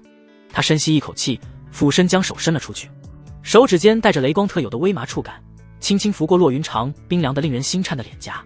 那触感细腻如玉，却又脆弱的仿佛一碰即碎。指尖顺着优美的颈线滑下，小心翼翼地解开了他的衣襟，素白的衣衫如同褪去的蝶翼，缓缓滑落，露出圆润的肩头和7双赛雪的肌肤，以及那被血咒侵蚀显得格外刺目的暗红纹路。秦羽的心猛地一抽，不敢再有任何杂念。他俯下身，动作极尽轻柔，带着一种近乎虔诚的呵护。光影摇曳的水晶棺内，2具身影紧密相依，气息交融。雷霆的微光与女子肌肤的银白交织，勾勒出朦胧而神圣的轮廓。低沉的喘息与女子喉间无意识的微不可闻的阴凝，如同最隐秘的乐章，在死寂的大殿中悄然流淌。而就在那2人灵肉合一至阳龙息喷薄而出的巅峰时刻，秦羽强忍沉沦，凝聚全部心神。他引导着自身仙体本源中最精纯最炽烈的龙阳之气，化作无数道温暖而坚韧的金色细流，源源不断地渡入骆云长近乎枯竭的识海。识海深处，骆云长那脆弱的如同风中残烛的神魂，正被无数狰狞的血色皱纹缠绕侵蚀，光芒暗淡，几近熄灭。金色的龙阳之气如同初生的朝阳，带着沛然的生机与至阳至刚的净化之力，温柔而坚定地包裹上去，形成一个坚韧无比的金色护罩。滋滋缠绕在神魂上的血色皱纹如同遇到克星，发出细微的灼烧声，冒起缕缕黑烟，侵蚀的速度被强行遏制。那暗淡的神魂在金光的滋养与守护下，仿佛汲取到了久违的养分，微弱的光芒竟顽强地稳定下来，甚至隐隐透出一丝复苏的暖意。昏迷中的骆云长，苍白如纸的脸颊上悄然晕染开一抹极淡却真实存在的胭脂色长长的睫毛，如同受惊的蝶翼，极其轻微地颤动了一下，仿佛在无边的黑暗中感应到了那将他牢牢守护的温暖而熟悉的气息。紧蹙的眉间似乎也在那暖流的包裹下有了一丝微不可察的舒展。许久，风暴平息，秦羽喘息着，额角布满细密的汗珠，但眼神却明亮如星。他轻柔地为骆云长整理好衣衫，小心翼翼地将他安置在水晶棺的一侧，让他保持最舒适的姿态。那层守护神魂的金色光晕，虽肉眼不可见，却已稳固地存在于他的识海深处。接下来就好办了。他冷笑一声，然后按照系统之前所说，将如同破布娃娃般昏死的月影粗暴地丢进了水晶棺的另一侧。大功告成，现在只等这所谓的复活术法完成之时。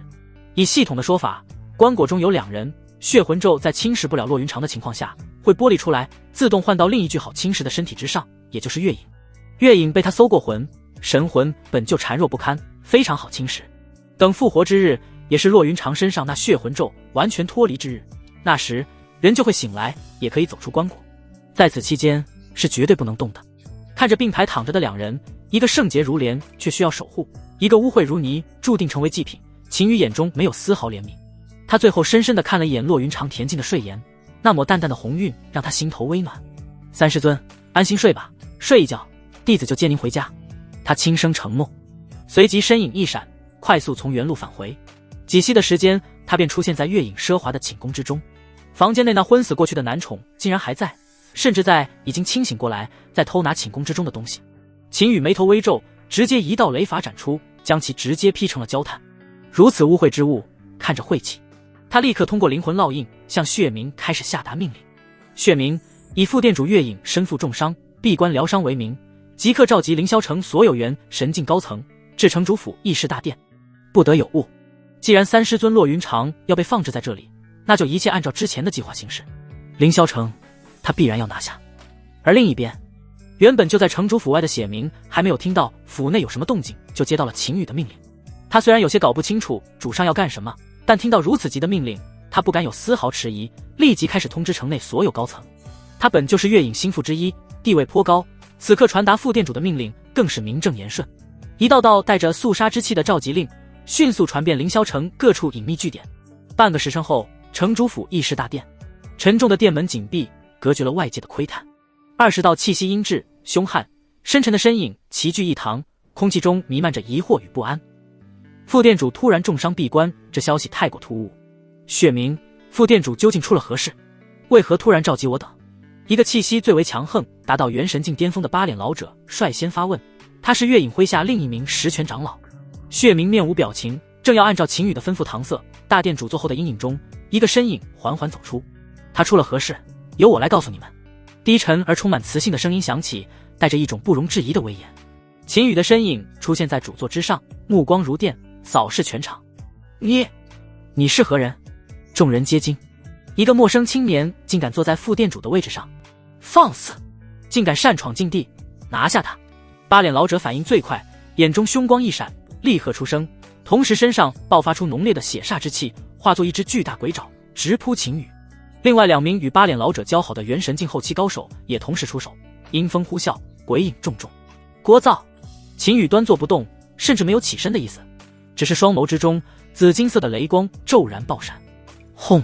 一股比之前在地底宫殿之下稍弱一些的九霄神雷威压，如同实质的怒涛轰然降临，整个议事大殿瞬间被刺目的雷光充斥。那扑来的3道强大攻击，无论是血煞鬼爪还是阴森鬼影，在接触到雷域的瞬间，如同冰雪消融，连一丝波澜都未能掀起，便彻底湮灭。扑通扑通，除了血明，殿内其余19名元神境高手在这股源自天地正道的煌煌天威面前，如同被万钧巨山压顶，瞬间脸色惨白，气血翻腾，双腿更是不受控制的剧烈颤抖，修为稍弱者更是直接跪倒在地，连头都抬不起来。那率先出手的八脸老者和2名同伙更是首当其冲，被雷霆威压重点照顾，七窍之中都渗出血丝，眼中充满了无尽的惊骇与恐惧。这是什么雷罚之力？竟如此恐怖！这进化的能力比他们见过的任何雷霆都要恐怖，仿佛面对着一尊执掌天罚的神祇。现在可以听我说话了。秦羽的声音平淡，却如同惊雷炸响在每个人心头。他缓缓起身，目光锁定那还在顽抗试图挣扎的八脸老者。至于你们，机会只给一次。话音未落，一道细微到几乎看不见的紫金色雷丝如同跨越了空间，瞬间洞穿了八脸老者的眉心。赤！八脸老者浑身巨震，眼中凶悍瞬间凝固，转为彻底的灰败与不敢置信。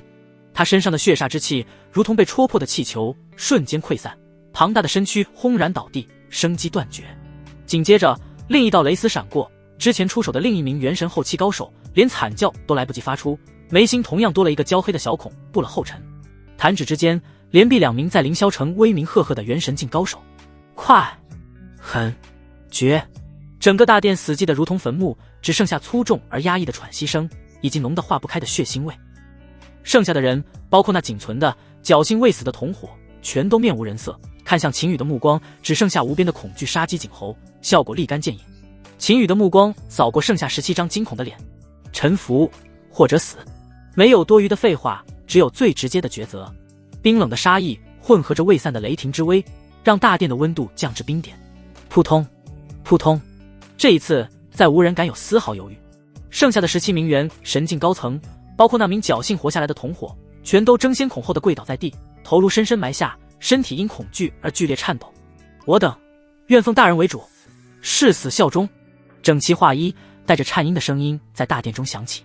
秦羽眼中毫无波澜，仿佛只是做了一件微不足道的小事。他指尖连点，17道微不可察的雷霆烙印瞬间没入这些人的眉心。很好，放开神魂，接受烙印。从今日起，凌霄城易主，一切照旧，不得泄露今日之事分毫。副店主月影重伤闭关，由血明暂代一切事务。烙印完成的瞬间，那深入灵魂的掌控感让秦羽微微颔首。他心念一动，将早已准备好的烙印着玄雷法典、半部尊阶功法的神念碎片分别打入17人识海。此乃玄雷法典上卷尊阶功法，静心办事，下卷乃至更高阶的功法，本作不会吝啬。雷霆威压要给到，但甜枣也需要给一颗不是，这样这些人办事才不会敷衍。最重要的是，他既然已经掌控了天凤宗境内的幽冥魔宗分店，那就要这些人尽快成长起来。他的目的可不仅仅是为了保护3师尊。不管楚风现在跑哪里去了，截胡他原剧情之中的机缘准没错，他倒要看看剧情前中七楚风手中的这个大杀器没有了，他还怎么蹦跶。半部尊阶功法，殿下，17名元神境魔修浑身巨震，猛地抬起头，眼中的恐惧瞬间被难以言喻的狂喜和贪婪取代。这等功法在幽冥魔宗以前的总坛都是核心传承，这位神秘的新主上出手竟如此恐怖，恐惧瞬间被狂热所取代。要早知如此，死去的那2人必然不会反抗。当然他们也不笨，知道这是秦羽做给他们看的，能给他们的随时都能收回去，包括性命。誓死效忠主上。这一次的呼喊充满了发自内心的狂热与敬畏。秦羽看着下方臣服的身影，嘴角微微上扬。一趟凌霄城之行，将几位师尊乃至宗主凤玲珑所有的担忧都暂时解决了。血明，通知下去，月影之前下的命令收回，以后战场之上恢复原状，金丹以上之人不得参与其中。他转身看向站在最前方的血明，再次下令：战场不能停，但也不能按照月影之前下达的命令行事，有些事情还是要做做样子的。要是他直接终止了这里幽冥魔宗的战场，以星辰阁的手段，还会让天凤宗前去其他州府帮忙。与其如此，还不如将损失控制在自己手中，这样还能有效历练宗门弟子。是，主上。血明拱手领命，言语中透露着兴奋之色。他是万万没想到，有一天他竟然能从一个打手提升到副店主之位。要知道，他自从跟了新主人之后，几乎还没有做出什么贡献了，简直有种馅饼从天而降的感觉。心中对秦羽除了敬畏之外，还多了感激。他发誓，不管未来幽冥魔宗会怎么样，他永远都会效忠秦羽。天亮之后，林羽走了，光明正大地离开了凌霄城。凌霄城之人没有人知道昨晚发生了什么事情，依旧正常运转。不过在离开前，他暗中吩咐血明将月影的寝宫列为禁区，除了血明自己之外，不得任何人靠近。血魔祭坛有任何异动，都要第一时间和他联系。出了凌霄城，秦羽并没有像来时那么着急，而是拿出一艘灵舟悠哉悠哉的赶路。躺在灵舟甲板的躺椅上，他闭目沉思。战场进度因为他的参与恢复到了原来的慢节奏，按照这个进度，3师尊骆云长要完全无视的话，大概需要2-3个月。不出意外的话，出关之日也是其突破元神境之日。这是几位师尊所有功法的共性，他的龙阳之气越多，修为提升越快。如果他们没有资质限制的话，甚至只要待在他身边就能无限提升修为。毕竟他的体质可是龙阳仙体，要说龙阳之气，这修行界就没有比他更强之人。更何况之前他可是为保住骆云长的神魂不被侵蚀，合体渡了大量龙阳之气过去。3师尊这边的事情算是暂时处理完了，战场之事也算间接帮着解决了。不用凤玲珑和几位师尊操更多的心。他现在唯一有点不放心的就是楚风的下落。这个家伙自从在幽冥法王的传承之地传送走之后，就没有了任何动静。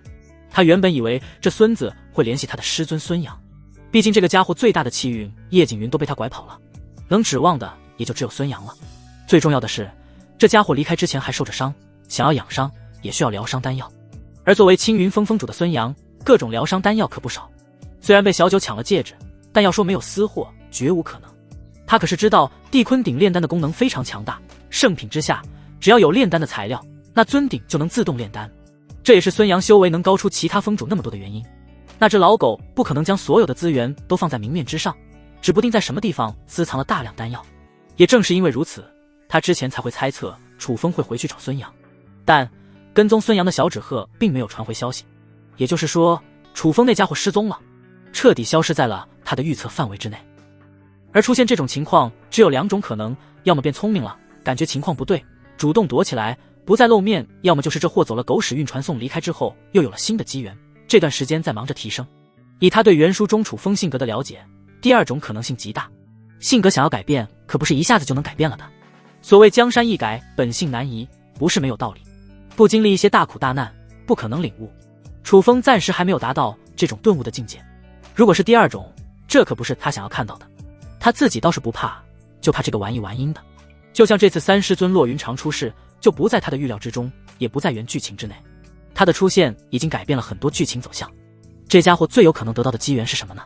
秦羽眉头微皱，脑海中回忆着原剧情中前中期的所有片段。他必须要尽快掌握楚风的动向才行。但是想了半天，他竟无语地发现，楚风这家伙前期顺得可怕，根本不需要什么大机缘。因为叶景云就是他最大的机缘，再加上一开始就获得了幽冥法王的传承，这家伙在接下来的将近10年间，似乎就靠吃软饭了。先是吃他几位师尊的软饭，在天凤宗几乎没有人能治他，就连凤玲珑也是睁一只眼闭一只眼。随后在天凤宗被幽冥魔宗灭宗之后，就被九星魂拿老头接回了星辰阁，再然后就是攻略了星辰阁阁主的女儿，又开始大吃特吃。再加上叶景云的出谋划策，在星辰阁混的也是如鱼得水，各种资源从来不缺，就算星辰阁没有的，也会在财力和武力的双重协助下很快获得。这10年间是楚风飞速成长的阶段，几乎没有遇到什么困难，自然也没有其他很大的机缘。直到幽冥魔宗彻底崛起，星辰阁开始衰落，这玩意才开始在世人面前展露锋芒。妈的，还真就毫无头绪。秦羽睁开双眸，略有些无语。算球，不研究了，与其防着这家伙，还不如想办法提升自己和各位师尊的实力。只要他将众位师尊打造成修行界的绝对强者，就算那家伙想要玩阴的，他也不怕。在绝对的实力面前，就算是天命者也不敢乱来。所以他心中很快有了决定，那就是找几位师尊修炼功法。尤其是2师尊苏黎以及4师尊楚梦琪，他们两人现在有了永恒之炼，修行资质已经不是他们的绊脚石，只要长期和他修炼，修为增长用1日千里来形容都不为过。空闲之余还能研究研究怎么吃软饭，薅更多的系统奖励，将几位师尊武装到牙齿。他就不信楚风这个已经是半吊子的天命者还能和他的系统更 bug。 想到这里，他脸上就不由自主地露出了姨母笑。2师尊苏黎的火热，4师尊楚梦琪的呆萌可爱，5师尊穆凌轩的古灵精怪，还有凤玲珑的妖娆啧啧，这起步是要提前过上没羞没臊的生活了，想想就爽。然而就在他还在畅想以后幸福生活之时，一股冰冷且让人绝望的恐怖气息蓦然从天而降。咔嚓咔嚓，灵舟在那恐怖的气息之下出现了一道道裂缝，甚至被定在了虚空之中，连前进的动力都没有了。而秦羽也没好到哪里去，虽没有直接跪倒在地，但也差不多了，额头上的青筋都冒了出来。谁？秦羽猛地抬头，目光如电，穿透灵舟破碎的护罩，直刺天穹。那里不知何时已悄然立着一道身影，晨光仿佛在他脚下凝滞，云层也为之避让。他身姿高挑曼妙，身着一袭身子静默的流云广袖长裙，裙摆边缘细密的暗金雷纹在流动的云气间若隐若现，每一次衣袂的轻微浮动都带起一片细微却令人心悸的紫色电弧噼啪作响。3000青丝如瀑垂落，却并非纯黑，而是泛着一种冷冽的月华银辉。最引人注目的是他脸上那半张面具，材质非金非玉，泛着玄奥的幽紫色金属光泽，精巧地覆盖住他右半边脸颊，只露出线条完美的下颌与左侧那惊心动魄的容颜。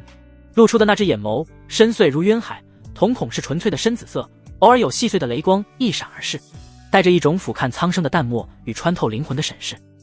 那未被面具遮掩的左半边脸，肌肤胜雪，琼鼻挺翘，唇色是极淡的樱粉，组合在一起，构成一种近乎完美的，却又因那冰冷气质而显得遥不可及的惊世之美。它只是静静地悬浮在那里，周身没有刻意散发的灵压，但整片天地的规则都仿佛因它而微微扭曲。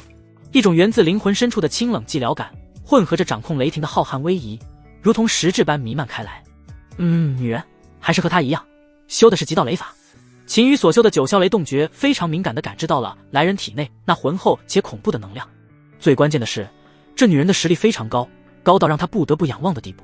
只是随便那么一战，都没有刻意释放威压，他和灵州就快要顶不住了。其修为绝对要高出他好几个大境界。如此恐怖的人物，怕就是星辰阁督战使者九星魂老头都不是对手。他有些搞不明白，怎么忽然就招惹来了这么一尊大能？这完全不是现阶段该出现的人物啊！原剧情偏离的不是一星半点。不过好汉不吃眼前亏，秦羽在明白了双方的实力差距之后，立即露出了他那标志性的笑容。仙子前辈，您这是找小子有什么事吗？只要是小子能做的，定当帮仙子完成。说罢，他还拍了拍胸脯，一脸认真的保证。他对自己的身份摆得很正，身为反派，毫无气韵可言，自然不能和主角那般遇到什么人都大义凛然，一副老子不畏强权的模样。该低头的时候也需要低头。修行界可没有法律讲弱肉强食，一个弄不好就是神形俱灭。将原因放出来让我探查，不许抵抗，不然死。声音冰冷，言语中带着不容置疑的杀意，但同时女子也缓缓降落到了灵州之上。原因？秦羽微微一愣，他刚才念头飞速运转，想了无数种可能，就连垂涎他美色都想进去了，但唯独没想到会是这样的要求。原因有什么好看的？每个人不是都等等？不对啊，老子的原因好像确实有点不一样。秦羽忽然意识到了什么，他的原因之上可是穿着一层雷霆战甲，那是功法和体质双重影响之下自然形成。还有最关键的是，他的原因引下了整整81道雷劫，让原因身上雷霆战甲更是赋予了雷伐之力，非常变态。要知道，正常人的原因可是没有防御的，要不然也不至于留作最后的逃命手段。难不成这女人知道点什么？秦羽有些摸不着头脑，但眼下他似乎没有拒绝的能力。他毫不怀疑这个女人所说的话，他要不给看，说不得会亲自挖出来看。云姐，你现在感觉如何？能不能对付这个女人？他还是抱着最后一丝希望在心中询问。叶景云这段时间可一直都在恢复，他想看看有没有一战之力，打不过逃走也行。不行，此人很强，非常强，就算是巅峰时期的我都不一定是其对手，非常恐怖。只要他不杀你，最明智的选择还是不要抵抗。秦羽闻言，心中瞬间倒吸一口凉气，竟然是叶景云巅峰时期都不一定能抗衡的大佬。要知道，叶景云巅峰时期可是一个9品级宗门的宗主，虽然是渡劫陨落，但那是有人破坏，其巅峰实力一点不弱于大成境强者。而眼前这个神秘女人竟然能让叶景云说出自愧不如的话，这着实有点恐怖。这一下他更加不敢乱来了，不就是被看一下原因吗？看看又有何妨，又不会少块肉。想到这里，他不再犹豫，直接将原因记了出来。非常迷你的一小只，也就2个拳头加起来那么大，但威风赫赫，一身雷霆战甲加身，噼里啪啦的天罚神雷将周围的虚空都劈得有些许扭曲。果然吸收过天罚，而且女子仔细地打量着秦羽的原因，还发出喃喃自语的声音。秦羽不敢打断，这女人看他的原因眼神像是饿狼看到了食物一般，仿佛下一秒就要将其吞了。他已经做好了逃遁的准备，只要这女人真做出什么举动，他就算不敌也得逃，大不了将小鸡仔扔出去挡一会儿。那家伙不是圣阶凤凰吗？浴火重生，涅槃重生总会一个吧，应该死不了。他已经做好了最坏的打算。然而女子仿佛是在吊他胃口一般，忽然将眸光看向了他，近乎急切地说道：你元婴雷劫渡了多少劫？不准说谎，我能感受到说谎的话死。说到最后一个字，秦羽能明显感觉到那急切之中有着一种近乎执着的疯狂，似乎不是女子想要在他口中听到某种答案。咕咚，秦羽不自觉地吞咽了一口唾沫，这女人他妈的到底要听啥啊？他这是该说多少才不会被杀啊？顿不顿就是一个死字，真是不把小爷的命当命是吧？秦羽心中也有点发狠了，这女人绝对有病，而且患病的不轻，你有啥事直接说出来就是，非得这么一句话一句话的折磨人。可千万别让他逮着机会了，要不然他非得再让其尝尝他霸王枪的厉害。81劫，他索性不猜了，直接脱口而出，同时元婴已经做好了随时遁走的准备，小鸡仔也准备好扔出去了。99圣雷杰，真的是你，太好了！出乎秦羽意料，这个女人竟然态度180度大反转，刚刚还清冷中带着肃杀的面容瞬间出现了狂喜之色，而且身上那股恐怖的气息也瞬间消失得干干净净。秦羽是吧？你跟我走，我能让你在几十年之内成长为大陆绝世强者。没等秦羽有所反应，女子便要抓起秦羽离开，非常霸道强势。站住！你再强来，信不信我立即自爆元婴？秦羽算是看出来了，这女人刚才就是在验证某一件事。虽然她不是很能听得懂，但她可以很肯定，她绝对安全了。她刚才的回答就是这个女人要听到的，那毫不掩饰的表情变化一眼就能看得出来。所以在其强势想要带她离开之际，她直接开始威胁。刚才他还在考虑怎么在这个女人手下保命，现在就用其反向威胁，只能说计划赶不上不变。还有，这个女人似乎社会阅历少得可怜，喜怒全写在脸上，别人一眼就看得出来。这种人出来办事，很容易被别人拿捏软肋。就像现在，实力强又有什么用？只要准确拿捏7寸，一切都能迎来反转。你敢威胁我？你信不信我直接将你封印，然后带走？女子显然也是一愣，但立即露出了愠怒之色。信，但你可以试试，我能不能在你封印之前自爆？你别你我的，既然找我有事，那就说明来历，要不然我就自爆。不说我可走了，你别追我，追我就自爆。站住！我的来历不便多说，你只要知道我叫洛子嫣即可，带你走不是要害你，而是要将你培养起来。洛子嫣眸中带着愤怒之意，狠狠地说道：自爆！自爆！这个家伙怎么就知道自爆？好好活着不好吗？他是在太玄城的时候就注意到了秦羽，也就是秦羽和九星魂师徒对峙的时候，他凭借着对雷伐的特殊感应找寻到了天凤宗的地界之上。一开始他只是觉得秦羽有些特殊，很是不同，和所有他见过的天骄妖孽都很不一样。但这个不一样不是说不行，而是相反，比起同龄天骄来说更胜一筹。再加上这里正是他找过来的地界，就打算重点跟踪观察一番。没想到这一次的跟踪竟然让他又发现了秦羽的另一面。实力强大不说，还心性成熟，智弱如妖。将整个幽冥魔宗的分店拿下之后，竟然没有彻底铲除，而是选择留下。这完全不是一个普通天骄能做出来的事情。正常正道天骄，就像九星魂的那个弟子云轩，必然会将其彻底铲除，来彰显他的正道之光和强大的实力。但秦羽愣是没有这么干，所以这让他起了现身探查一番的想法。9天雷伐的气息就在天凤宗这片区域消失的，又正好出现了这么一个少年天骄。他不得不怀疑，秦羽就是姐姐口中提到的那个少年，这也就有了刚才的验证。验证也是出乎意料的顺利。在看到秦羽的原因之时，他其实就已经有了大致判断，因为在他神念的探查下，那元婴的眉心之间有9颗非常暗淡的星芒，这就是姐姐曾说的9霄子星。最后的问话只是为了100%确定，81道雷劫正是99圣雷劫，也是让星外产生9霄子星异象的原因。至于虚空半生雷池，不出意外的话，就是那雷霆战甲的显化。毕竟就算青木天王当初的元婴之上也没有雷甲加持，这所有的一切就全都对上了。只不过这个可恶的家伙竟然拒绝了他，还用自爆威胁他。要知道紫霄神宫可是圣地级别的势力，虽然和其他3大圣地差那么一点，但也是圣地，凌驾于其他所有宗门之上。这是多少人都梦寐以求的机缘，这个家伙却要不是为了姐姐，他必然冒着风险也要将其捆回去。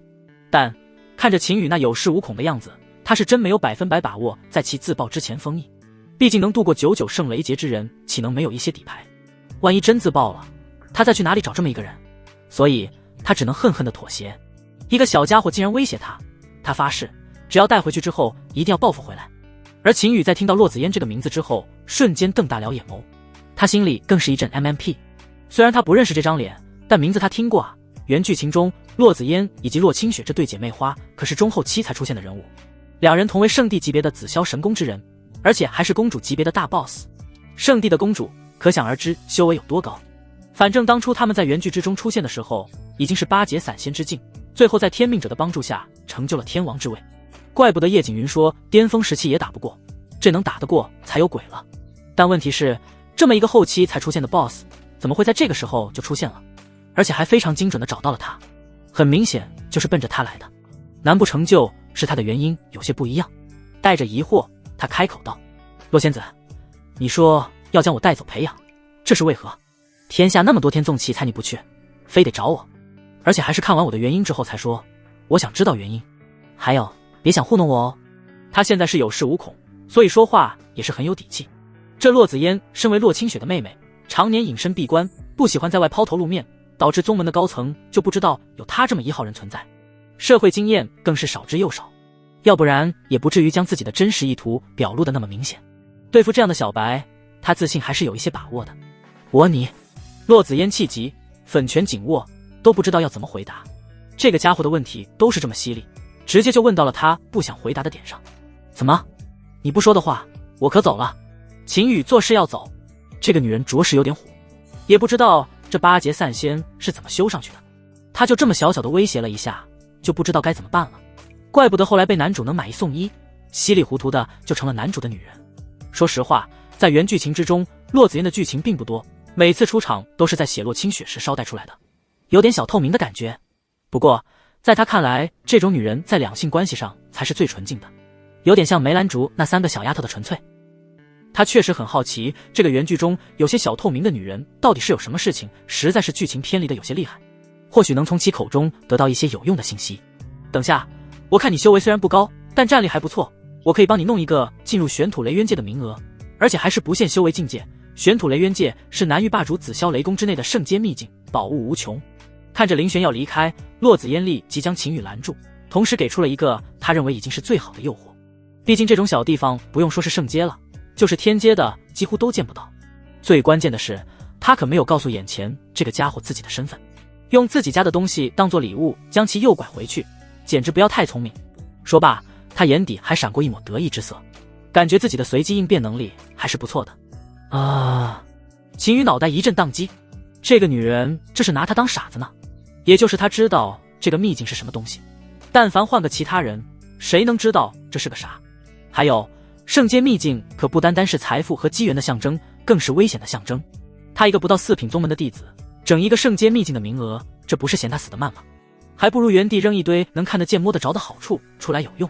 不过嘛，这秘境的名额对其他人或许真没有诱惑力，但对他还真有。叶景云重铸肉身的顶级材料可都在这玄土雷渊界之中，之前他就有想过这件事，唯一担心的就是修为不达标。毕竟距离玄土雷渊界开启的日子已经不到5个月时间了，他现在的修为才元阴境巅峰，是没有把握在这几个月时间内提升至法相。这个傻女人还直接说到了他心坎里。当然，他现在自然不可能跟着这个女人前往紫霄雷宫，他在天凤宗还有很多事情要做呢，必须讨价还价才行。当然，如果能套出更多的有用信息的话，那就更好了。他心念一动，立即摆出了一副严肃的神色道：洛仙子，说实话，我对你的承诺不是很感兴趣，而且你不说明你收我的用意，我是不可能跟你走的。说罢，秦羽直面洛子嫣，还有，你为何要看我的原因，这一点也很重要。你要不说的话，我宁愿自爆。这几句话他说得很正式，没有一点开玩笑的样子，这也是表明他的态度。最关键的是，这几个问题确实是他想要知道的，这对他很重要。洛子嫣这样的强者能这般精准地找到他，是不是意味着其他强者也能找到他？如果是的话，他必须要想办法防范，要不然下一次到来的人可就不像洛子嫣这么好糊弄了。他现在还需要慢慢成长变强，一下子来这种超纲级别的强者，认识他有系统也无济于事。洛子嫣闻言，柳眉微皱了起来，他实在是没想到一个小辈竟然这么难搞，都开出了那么丰厚的条件，竟然还在死磕。刚才的问题有那么重要吗？他面露沉思，想着要不要说出来。原因的事情倒是没什么可隐瞒的，7品级以上宗门都知道99圣雷劫的事情，但他是真不想将自己姐姐的事情说出来。这是紫霄雷宫的大事，一旦泄露，对姐姐的名誉，对紫霄雷宫的声誉都会有影响。可是不说的话，秦羽明显不会跟他走的。一想到自爆这2个字，他就心烦。略微沉思片刻后，他还是试探性的说道：秦羽，我可以告诉你原因的事情，但我来找你的原因暂时不能说。如果你真有一天能达到我对你培养的要求，你自然会知道。这是他唯一能想到的办法。如果还是不行，那他就决定一直跟着这个家伙，总有一天要将其说服。可以，成交。秦羽果断痛快地答应了下来。这女人虽然傻，但也有底线，他知道不能逼得太过。现在他最想知道的就是原因的问题。这个女人想要带走他，很明显就是冲着他的原因以及索度的原因解。至于另一个问题，以后再说。真的？洛子嫣没想到秦羽答应的这么痛快，原本还有着些许怒气的眼眸中立即浮现出了喜色。不是最坏的结果，似乎是害怕秦羽反悔，他立即解释起了99圣雷劫的事情，而秦羽也在认真的听了起来。而且随着他了解的越多，眉头也是越皱越紧，他感受到了一种危机感。99圣雷劫他从未听说过，更不用说什么心外异象了。如果真是如此的话，他貌似已经成为了中域那几个圣地仙门共同寻找的人。洛子嫣能先一步找到他，最关键的原因是距离近且对雷法之道非常熟悉，能凭借着他之前渡劫残留在天地间的印记感应过来。其他人或许没有洛子嫣这种能力，但也是迟早的事情。如果不做应对，今天的事情不会是唯一的一次，下次来的人很可能就是太素仙山、青木圣域、玄羽圣地。这些地界的人来的话，可糊弄不了一点。他一个小小元婴境，在这些动不动就是8、9劫散仙之人的威压之下，能自爆个屁？也就洛子嫣这种小白才会相信，这对他来说是一场危机。相比天命者楚风那个家伙找不到的困扰，这个更加强烈，因为就有可能在近期爆发出来，而且还是致命的。太素仙山、玄羽圣地还好一些，即便被抓走，也仅仅是圈养起来，当成宗门底蕴培养。但青木圣域那可不是个好地方，那青木在原文中就是一个超级大反派，差点将男主干死的一个大反派，也是唯一一个给男主戴过绿帽的反派。洛清雪的遗血似乎就是被这个家伙夺了去，如果是青木圣域找到他，他估计会被青木那家伙给吞噬了。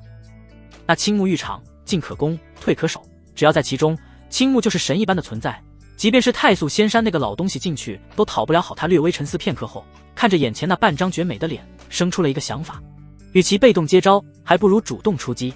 既然这些势力都在找他，那他就将矛盾都转移出去。他没记错的话，当初他渡元阴雷劫的时候，楚风那个家伙也还在天凤宗地界之内吧？而且这个家伙机缘不少，还是男主，应该能承接这份因果。这样既能消除即将到来的危机，还能将躲起来的楚风拉进这场漩涡之中，两全其美。想到这里，他嘴角微微掀起了一抹弧度。不过想法是好想法，他自己可施展不出来，需要有人配合。而那个人就是仙子姐姐，你想不想独自拥有我，不让其他人找到？林雨看向洛子嫣的眼神变了，称呼也变了。应对一个小白，他必须要拿出拿手好戏才行。至于恶不恶心、肉不肉麻的，不是他该关心的问题，用了有效果才是硬道理。闭嘴，你这称呼太恶心了。还有，我什么时候说要拥有你了？我只是想要培养我吗？这我知道，都是一个意思，这不是重点。重要的是，你是不是先要独自拥有我，不被别人发现？洛子嫣被秦羽的眼神和称呼直接吓得立即后退了2步，半张绝美的脸上全是嫌弃。他以为秦羽是误会什么了，他很有必要和这个少年说清楚，但话没说完就直接被秦羽打断。而这一次他反应了过来，秦羽的话虽然有点别扭，但细细一想确实是那么回事。还有，他这么着急的出来寻找秦羽这尊未来天王，不就是为了捷足先登，独自拥被带偏了，是独自培养。他不再插话，而是点了点头。这一点他没想那么多，下意识的认为谁先找到就是谁的。但眼前这个有些肉麻的小辈似乎还有其他看法。仙女姐姐，你想拥有我，将我直接带回去可是不行的，其他3大圣地都不是傻子，他们迟早会查到这里的，到时候查到你紫霄雷公带走了一个人，还能不知道是怎么回事吗？秦羽看到洛子嫣入套，立即开始了他的游说计划。你觉得到时候他们会不会找上门去要人？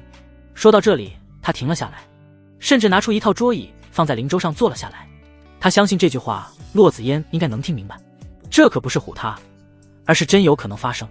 而洛子嫣闻言却是娇躯一震，有些惊讶地看向秦羽，这个家伙说的好像一点问题没有。最关键的是，紫霄雷公没有天王坐镇，被3家逼上门，除了妥协什么也做不了。到时候不仅帮不到姐姐，还会让宗门陷入更加被动的局面，他们想要实现真正意义上成为圣地的希望就更加遥远了。等等，不对啊，这个家伙是怎么知道他是紫霄雷公之人？他没有说吧？忽然他意识到了什么，目光中的惊讶变成了震惊。没错，就是震惊。他的存在可是非常隐秘的，除了姐姐之外没有人知道，更别说身份了。这个他第一次见面的家伙是如何知道的？你怎么知道我的身份？震惊之余，他不由得是失声说了出来。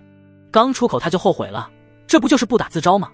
但说出去的话可收不回来了，他只能是盯着秦羽，想要得到一个答案。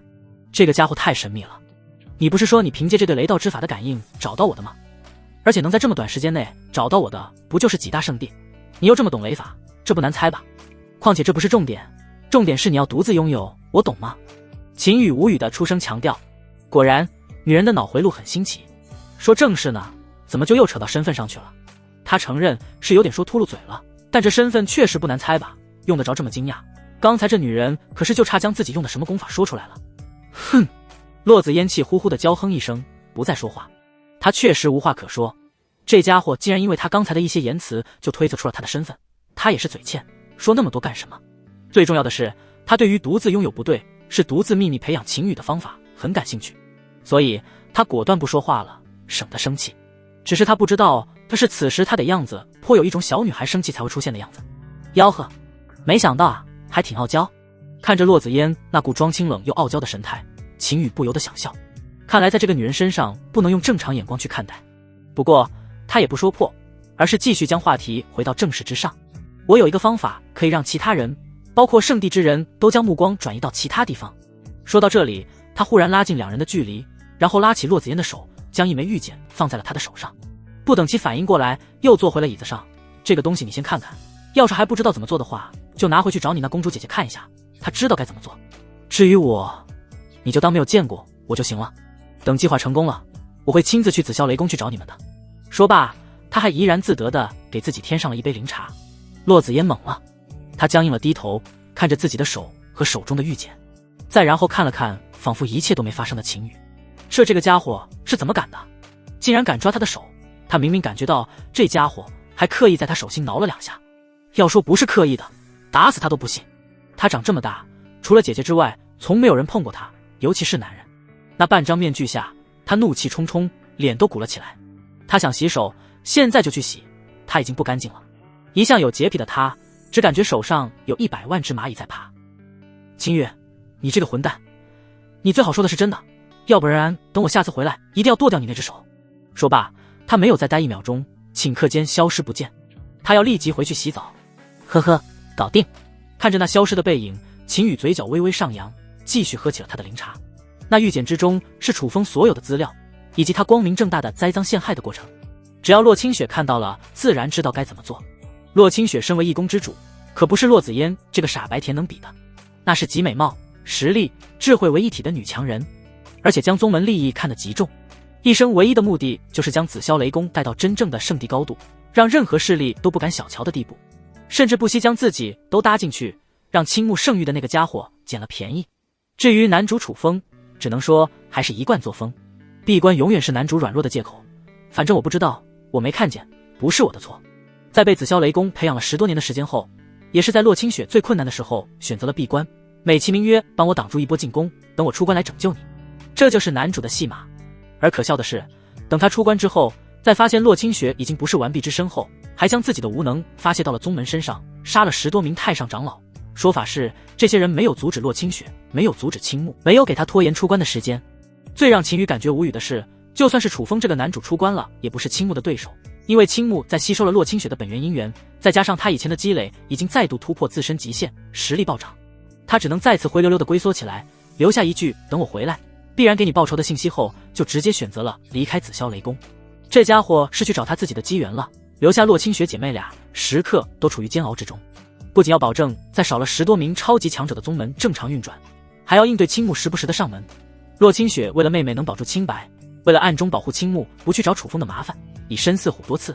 到了大后期，楚风才凭借自身机缘可以与青木抗衡，但那个时候已经数十上百年之后了。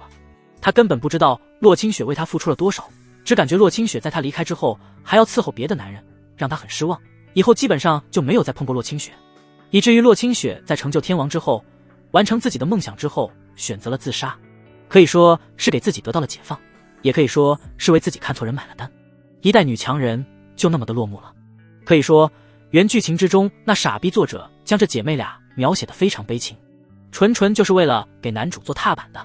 姐妹俩为男主做的事情基本上都是一笔带过，但男主屁大点事情都会无限放大。尤其是当其出关质问洛清雪尸身的那一段，简直将所有的过错都扔到了洛清雪和紫霄雷公身上，而且将男主描写的是多么的气愤，多么的正义，然后还打着给洛清雪报仇的旗号找上青木玉，结果是铩羽而归，重伤逃离。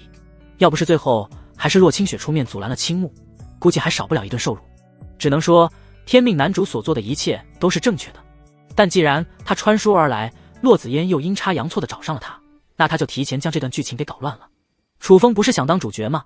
那就继续给他当好了。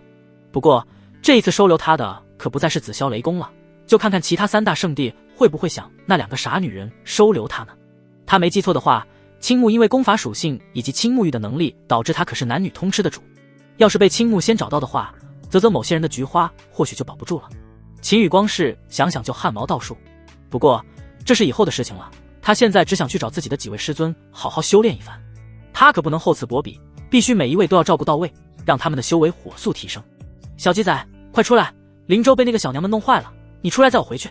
秦羽将身下破烂的灵舟扔掉，又从系统空间内将还在呼呼大睡的小九给提了出来。这家伙堂堂圣兽，整天就知道吃了睡，睡了吃，可不能这么惯着，必须做点事。不打架也行，给他当代步工具。他可是没有忘了这家伙从孙杨手中抢夺东西的那个速度，就算是他也仅仅是看到了一道流光闪过，其轨迹完全没有感知到。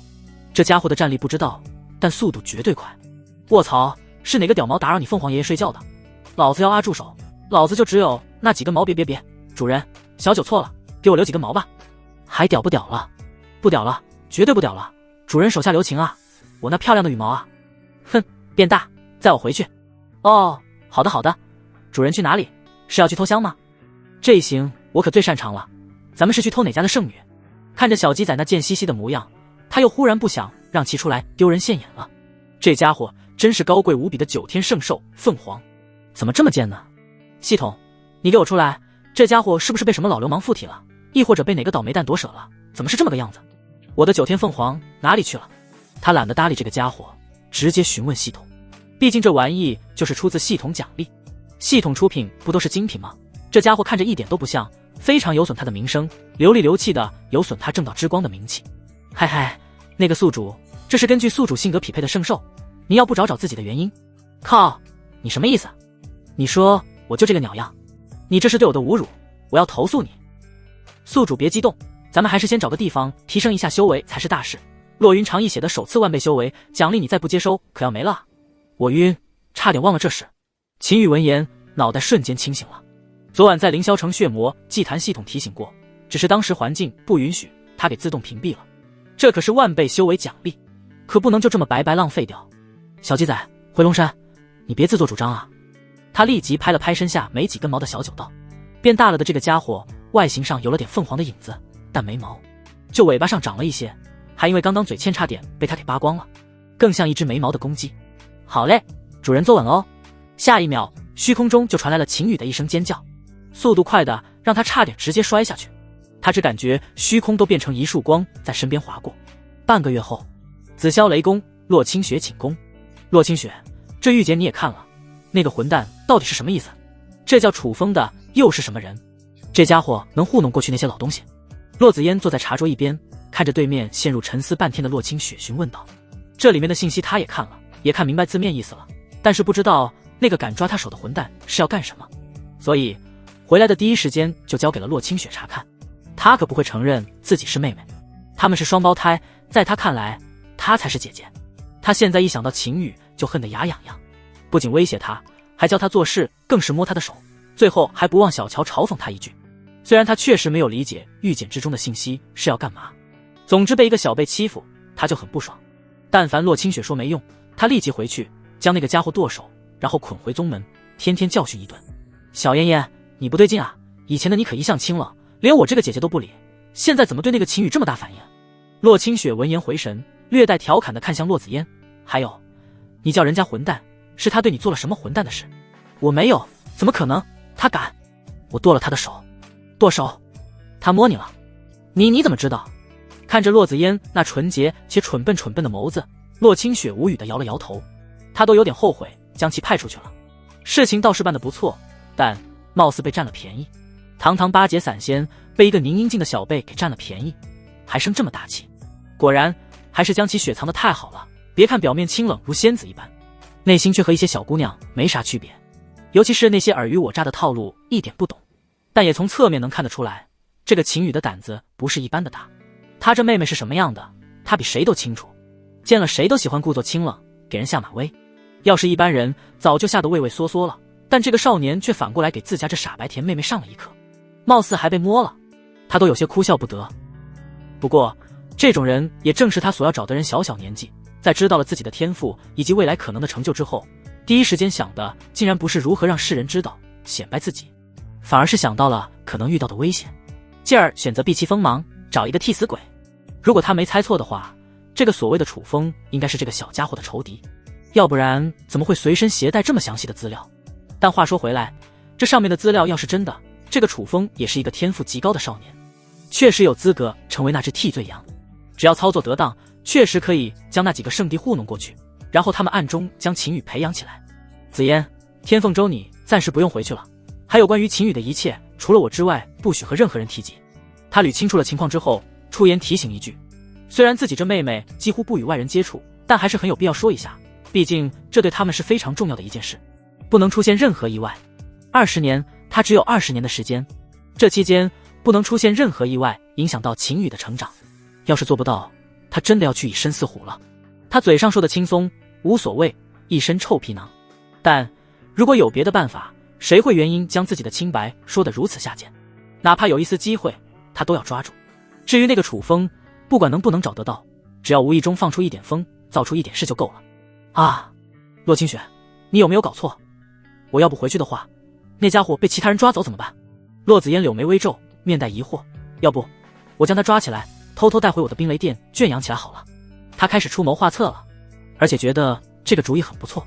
别人又不知道他是谁，带走那个家伙，既能保证让那个家伙留在紫霄雷宫，他还能随时教训这个家伙。他可是很记仇的，摸了他的手，必须要剁掉。别乱来，你也别藏着了，该露露世面了。这段时间我要去雷界冲击9节散仙境界，你就代替我的身份出现，然后我会安排好一切，你按照我的安排执行就行了。洛清雪摇了摇头，这么好的计划，他可不能让自家妹妹给乱搞。秦羽正常出现在世人眼中，远比忽然消失要好。那些人迟早会查到天凤州，而秦羽作为天凤州最受欢迎、被称为圣子的天骄，一定会进入这些人眼中。他要是突然消失，根本不用查都能猜得出来是怎么回事。而他只要让一些人有意无意地散播一些楚风的成长史，以及一些预检中提到的信息就行。再加上现在楚风已经在天凤州消失，那些人自然而然会从秦羽的身上转移。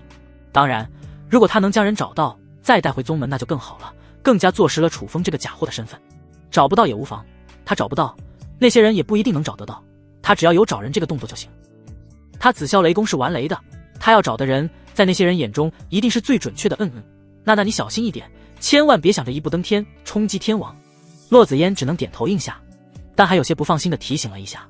他知道天王这2个字几乎成了洛清雪的执着，一个圣阶势力要是没有天王坐镇，终究是名不副实，随想欺负就能欺负一下。要是紫霄雷公可以有天王存在，姐姐也不用被那青木给威胁。他就怕姐姐突破了9节散仙之后，一个冲动就想着去冲击那个最高境界。天王也可以称之为陆地神仙。他说通俗点，其实并不是一个境界，而是一个对强者超出理解范畴的一个称号。9节散仙是天穹大陆上目前的最顶尖的修为境界，但由于仙道法则缺失一角，无法成仙，这就衍生出了天王一说。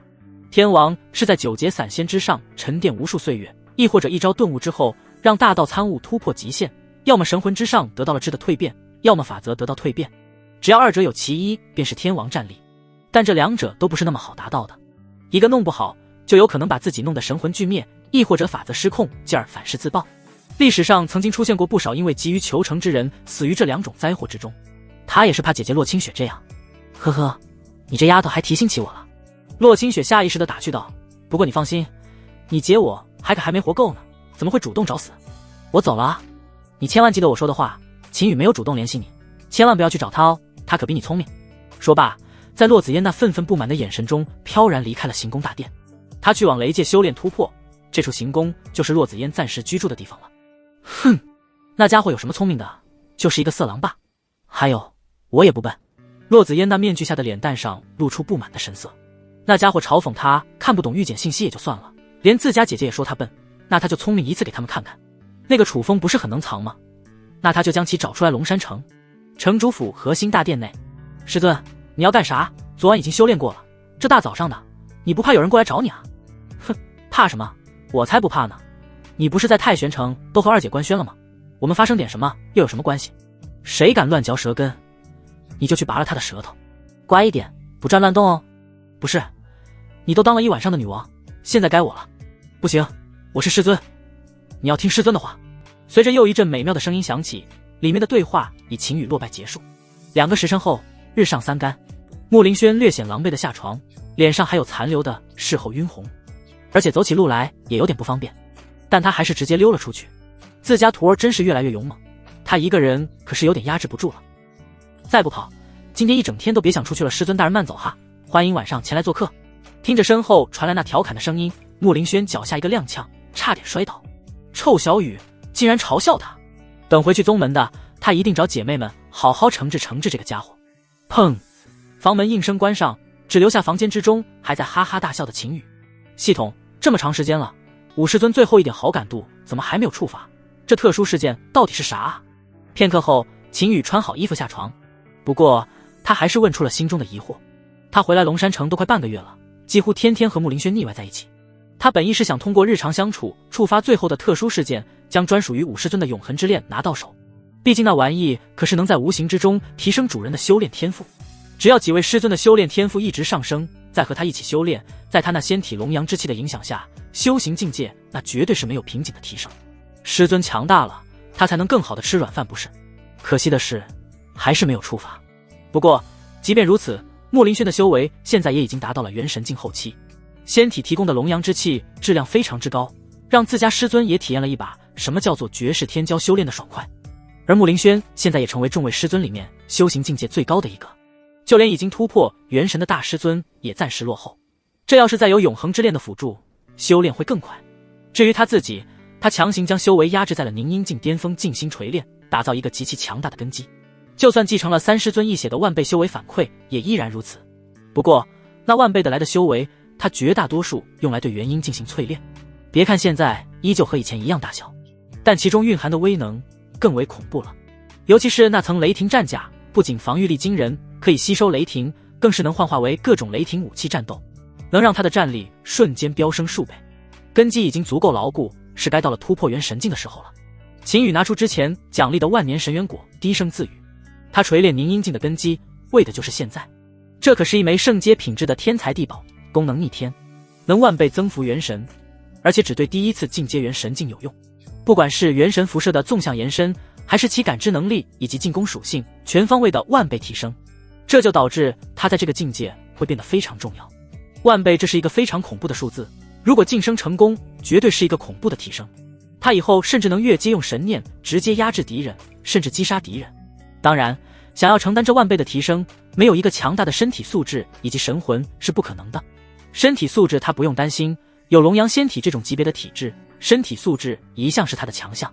这半个多月，他用三师尊那万倍反馈的修为，就是在提升神魂的强度。神魂强度的高低，很大一部分就是元婴决定的。他将元婴淬炼成一个堪比法宝的存在，神魂的凝练度就已经堪称变态。再加上雷霆战甲，在他看来已经能承受万年神元果带来的冲击。他身形一晃，悄无声息地离开了城主府，几个闪烁便消失在龙山城之中。城外百里，一处被小鸡仔精心挑选并布下隐秘阵法的幽深山谷，便是他选定的闭关之所。谷内灵气充沛，环境清幽，最重要的是足够坚固隐秘。离开前，他特意给穆凌轩留下了一道传讯玉符，告知自己将要闭关冲击元神境，归期未定，让他无需担心，也暂时不要来寻。踏入山谷核心的洞府，秦羽盘膝坐于一块光滑的寒玉之上。他再次审视自身，凝阴境巅峰的修为被压缩锤炼得如同晶晶，浑厚无比。紫府内的元婴身披凝实的雷霆战甲，紫电缭绕，散发着令人心悸的威压。经过万倍修为反馈和半个多月持续淬炼的神魂，坚韧凝练，远超同阶修士。小九，看好这里，别让任何人靠近。秦羽拍了拍身边的小鸡仔，郑重地说道。这家伙这几天到处乱跑，胡吃海喝，弄得龙山城鸡飞狗跳，他也是出发前将其召唤回来。放心吧。小鸡仔挺了挺胸膛，谁敢闯，本大爷一屁股坐死他。秦羽笑着摇了摇头，也不再管他。是时候了。他眼神坚定，不再犹豫，取出了那枚散发着氤氲神光，表面流淌着玄奥纹路的万年神元果。果实入手温润，一股磅礴浩瀚，直指灵魂本源的能量波动扑面而来。他张口将神元果整个吞服下去。果实入口即化，化作一股难以形容的狂暴能量，如同决堤的江河般直冲石海。那能量之磅礴，却如秦羽的预料，刚入石海便掀起滔天巨浪，金色的能量洪流狠狠砸在元婴身上，让那尊原本稳固如山的元婴竟剧烈摇晃起来。哼！秦羽闷哼一声，额头上瞬间布满冷汗。这股能量太过霸道，根本不似他之前吸收的任何灵气，每一缕都带着撕裂神魂的锐性，仿佛要将他的元婴彻底碾碎重组。任他早有准备，此时也是感觉被有无数针芒刺入了神魂，那是一种近乎可以将神魂绞碎的痛。雷霆战甲此时开始发挥作用，上面地雷光疯狂闪烁，抵挡能量洪流的冲击。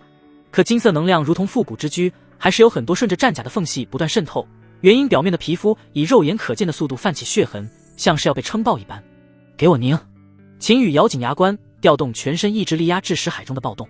他能清晰地感觉到元婴正在经历前所未有的蜕变，原本凝实的躯体在金色能量的冲刷下逐渐变得透明，四肢百骸中渗出丝丝缕缕的黑气，那是潜藏在元婴深处的杂质。第一天，秦羽几乎全在与能量的狂暴对抗中度过。金色洪流一遍遍冲击着元婴的每一寸，雷霆战甲崩碎了又重组，重组了又崩碎，石海边缘的空间甚至出现了细微的裂痕。他的神魂传来的剧痛好几次都险些昏厥过去，但他准备充分，虽然不好过，但还是撑住了。这也是最为危险的一天，只要将一开始最为狂暴的这一天撑过去，基本上就没什么大问题。第三天，元婴的形态开始发生质变，原本孩童大小的元婴在金色能量的滋养下缓缓舒展，四肢变得修长，面容也更加清晰起来，似乎长大了不少。最奇特的是，元婴的眉心处裂开一道细缝，里面隐约有金光流转，仿佛要睁开一只树眼。这是元神之河。秦羽心中一动，寻常修士突破元神境，元神形态与元婴相距不远，可他的元神竟在重塑时衍生出了核心，这显然是万年神元果与他雷霆元婴共同作用的结果，也是他不同于其他人的地方。这就像是元神之力在元婴之中接了一枚元神神丹，这枚神丹不仅后面甚至可以自行运转，继续不断增强他的神念，这是一个非比寻常的异变。当然，此时的秦羽没有时间仔细研究这突然出现的元神之河，因为他的突破还在继续。到了第7天，金色能量的狂暴才渐渐平息，开始被元神主动吸收。秦羽能感觉到自己的感知正在以一种恐怖的速度扩张，原本凝阴境时只能覆盖数十公里范围的神念，此刻竟像脱缰的野马般向外蔓延，穿过黑风谷的阵法屏障，掠过龙山城的大街小巷，甚至能隐约看到城主府内武师尊木林轩的一举一动。这种感知并非模糊的轮廓，而是清晰到极致。他能数清城主府庭院里那棵古树上的每一片叶子，能看清木林轩正坐在窗边翻看他留下的玉简，连他指尖划过玉简时的细微动作都历历在目。更惊人的是穿透性，神念掠过大地时能轻易穿透数十丈深的岩层，将地底埋藏的灵矿脉络看得一清二楚。而到了第10天的时候，元神彻底成型，那是一个通体覆盖着紫金雷霆战甲的身影，眉心竖眼缓缓睁开，射出一道贯穿石海的金光。元神周身环绕着9道金色光环，每一道光环上都铭刻着密密麻麻的符文，那是神元果能量与雷霆法则融合的印记。就在元神彻底稳固的刹那，一股无法控制的神念从秦羽体内爆发出来，这并非他有意为之，而是突破时力量易散的自然反应。只见以山谷为中心，方圆千里内的天地仿佛被一只无形的大手狠狠按了下去，山间的溪流瞬间停滞，浪花凝固在半空，林中的飞鸟保持着振翅的姿态，却在难移动分毫。周围的山峦传来阵阵轰鸣，表层的岩石如同被风化般簌簌剥落，甚至连地底的地脉都剧烈震颤，几条山脉的脉络竟被这股无形的神念直接压断，原本郁郁葱葱的山谷瞬间变得光秃秃一片。要不是他所在的洞府有小九提前设下的禁制守护，他这会儿估计都被埋进了山体之中。直到半个时辰后，这股恐怖的神念才渐渐收敛。秦羽缓缓睁开双眼，眸中闪过一丝后怕，随即被狂喜取代。他抬起手，指尖萦绕着一缕淡金色的神念，只需一个念头，神念便化作一柄寸许长的小剑，剑身闪烁着细密的雷光。元神之力原本无影无形，但被赋予了雷霆属性之后，竟然可以显化出来，又是出乎了秦羽的意料。这就是元神境吗？似乎远远地偏离了正常元神境的情况。他低声自语，心中非常震撼。此刻他的神念覆盖范围已经达到了惊人的千里之遥，清晰度更是夸张到能看清千里外一只蚂蚁触角上的纹路。更重要的是，元神中蕴含的力量远超想象，刚才那无意识的神念爆发，恐怕连寻常法相境都未必能承受得住。万倍提升，果然恐怖。秦羽感受着识海中那尊威严的元神，嘴角扬起一抹自信的笑容。虽然系统贯彻只靠修为境界碾压对手，但谁让他各种资源都是顶尖呢？境界碾压是一定的，但如果遇到一些不讲武德的老东西，越阶战斗他也不是不行。突破元神境，实力暴涨。不过秦羽暂时没有出关的打算，他这次选择闭关，可不仅仅是为了突破境界，还有一件重要且拖了很长时间的事情，那就是熔炼秘术。秘术熔炼种子已经在他手中1个多月了，一直没有时间熔炼。现在正是时候。九霄神雷和九幽雷玉，一个主阳将雷属性的狂暴属性体现得淋漓尽致，另一个主阴侵蚀血肉神魂，而且都是圣阶，且已经达到了小成境界。这2个本身就非常恐怖的秘术融合之后，也不知道能达到什么级别。秦羽有点小激动，他可是非常期待。开始吧。他深吸一口气，进入凝神状态。这个过程是种子起到关键性作用，他负责全身心观察融合的过程，这对他来说也是一种经验。熔炼秘术说简单点，其实就是一个自创新秘术的过程，只不过他现在可没有这么高级别秘术的自创能力，而是交给了系统奖励的秘术熔炼种子。他能全程观看这个过程，对他以后自创出自己的秘术会有很大的帮助。心念一动，那枚散发着玄奥气息的秘术熔炼种子便出现在掌心。它非金非玉，温润中透着一种包容万法的深邃感。九霄神雷，煌煌天威，破灭万邪；九幽雷玉，蚀骨销魂，寂灭生机。秦羽眼神炽热，将2道早已修炼至小成境界的圣阶雷法感悟毫无保留地注入种子之中。融合。随着他一声低喝，秘术熔炼种子骤然爆发出次目的混沌光芒，它仿佛化作了一个微型的宇宙熔炉，内部景象在秦羽强大的元神感知下纤毫毕现。只见代表九霄神雷的炽烈紫色雷霆与代表九幽雷玉的深邃黑色雷光，如同2条咆哮的雷龙，在熔炉核心轰然对撞。轰隆，无声的巨响在秦羽识海炸开。2股截然相反却同属雷霆本源的力量疯狂撕扯、吞噬、交融。紫雷狂暴刚猛，带着撕裂苍穹、涤荡乾坤的煌煌正气；黑雷阴柔诡谲，蕴含着侵蚀万物、磨灭神魂的寂灭死意。起初他们互不相让，紫光与黑芒激烈交锋，每一次碰撞都仿佛要炸开熔炉。但秘术熔炼种子的伟力远超想象，它散发出柔和的混沌气流，如同最精妙的断锤，引导着这2股毁灭性的力量。紫雷的阳刚爆裂被巧妙地引入黑雷的侵蚀脉络，而黑雷的阴柔蚀魂之力则缠绕上紫雷的毁灭核心。渐渐的，狂暴的紫与死寂的黑不再泾渭分明，而是开始旋转、渗透、融合。一道道全新的暗紫色的雷霆纹路在熔炉中诞生蔓延。这些纹路既蕴含着九霄神雷那毁天灭地的爆炸性威能，又完美地嵌入了九幽雷玉那无孔不入、侵蚀血肉神魂的阴毒特性。它们不再是简单的叠加，而是发生了本质的蜕变，形成了一种更高级、更纯粹、更接近雷霆本源法则的寂灭之力。融合过程看似漫长，实则只在瞬息之间完成。当最后一道暗紫色雷纹稳定下来，整个秘术熔炼种子猛地向内坍缩，化作一道深邃的仿佛能吞噬光线的暗紫色雷霆印记，闪电般射入秦羽的元神核心。嗡！秦羽浑身巨震，一股难以言喻的明悟涌上心头。关于这道新秘术的一切，其运转法门、能量结构、毁灭真意，如同烙印般深深镌刻在他的灵魂深处，仿佛与生俱来，早已锤炼了千万遍。寂灭雷法，这就是秦羽对新秘术出现时瞬间想出来的名字。他完美继承了九霄神雷的绝对破坏力与九幽雷玉的蚀魂伏骨之能，更在其基础上产生了恐怖的质变。雷罚降临不仅蕴含之前物理层面的极致破坏，更附带一种无视常规防御，直接作用于生命本源和神魂的寂灭侵蚀。一旦沾染，生机将被强行剥离湮灭，神魂如同被投入腐蚀性极强的雷浆中消融，其侵蚀速度与深度远超单独的九幽雷玉。而且这还不是全部，它一旦施展，将比九霄神雷更加凝聚、更加内敛，也更加恐怖。能量高度压缩，爆发时产生的破坏力呈几何级数增长。成了，这是顶尖圣品。不，这感觉恐怕已触及仙阶了吧。秦羽感受着元神中那道暗紫雷霆印记散发出的足以令天地色变的寂灭气息，心中狂喜。然而就在寂灭雷罚彻底成型的刹那，轰咔一声前所未有的恐怖雷鸣，直接穿透了小九部下的重重隐匿阵法，在秦羽的灵魂深处炸响。整个山谷，不是整个天地都剧烈的颤抖起来。这也有雷劫。秦羽感受着这种熟悉的天地威压，瞬间明白了什么。只是他感觉有些难以置信。修为达到一定阶段，降下雷罚他能理解，毕竟修行本就是逆天而行，这很正常。但他不过是熔炼一个秘术而已。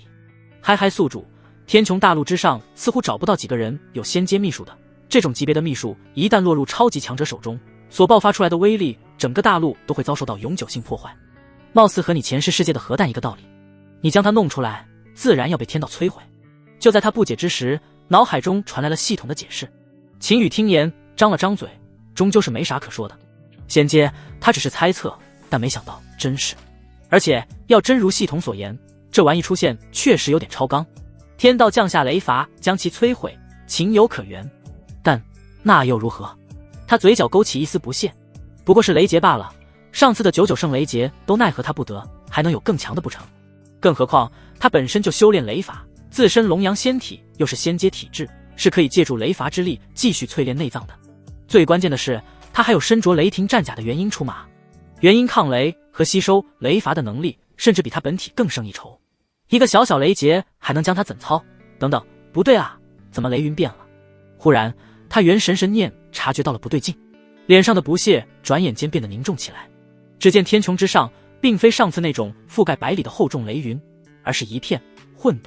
那是一片无边无际、翻滚不休的混沌雷海，颜色不再是纯粹的紫黑，而是呈现出一种令人心悸的暗红，身子惨白交织的混沌色泽，如同天道留下的血液与怒火混合而成。雷海之中，雷电的形态也不再是雷罚形态，而是无数各异的恐怖虚影在疯狂咆哮凝聚。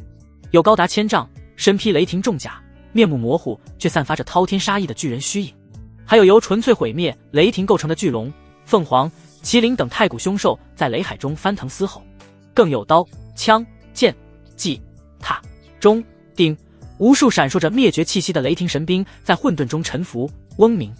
雷劫还未落下，一股比上次99圣雷劫强横了10倍不止的恐怖威压已然降临。这威压不仅作用于肉身，更带着一种源自天道意志的愤怒与排斥，如同亿万根无形的针狠狠刺入秦羽的元神。那刚刚凝聚坚不可摧的紫金元神竟也感到阵阵刺痛与强烈的压抑感。这他妈是什么雷劫？秦羽瞳孔骤缩，心头警兆狂鸣。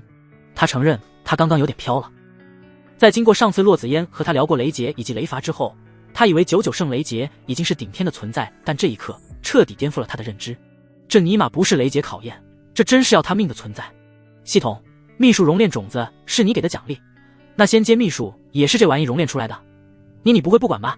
这他妈要死人的！秦羽想要拖系统入局，他是真没把握渡过去，这简直有点恐怖过头了。其实你完全可以等踏入法相之后再熔炼，那个时候法相能帮你抗下一大半雷霆，现在嘛，九死一生。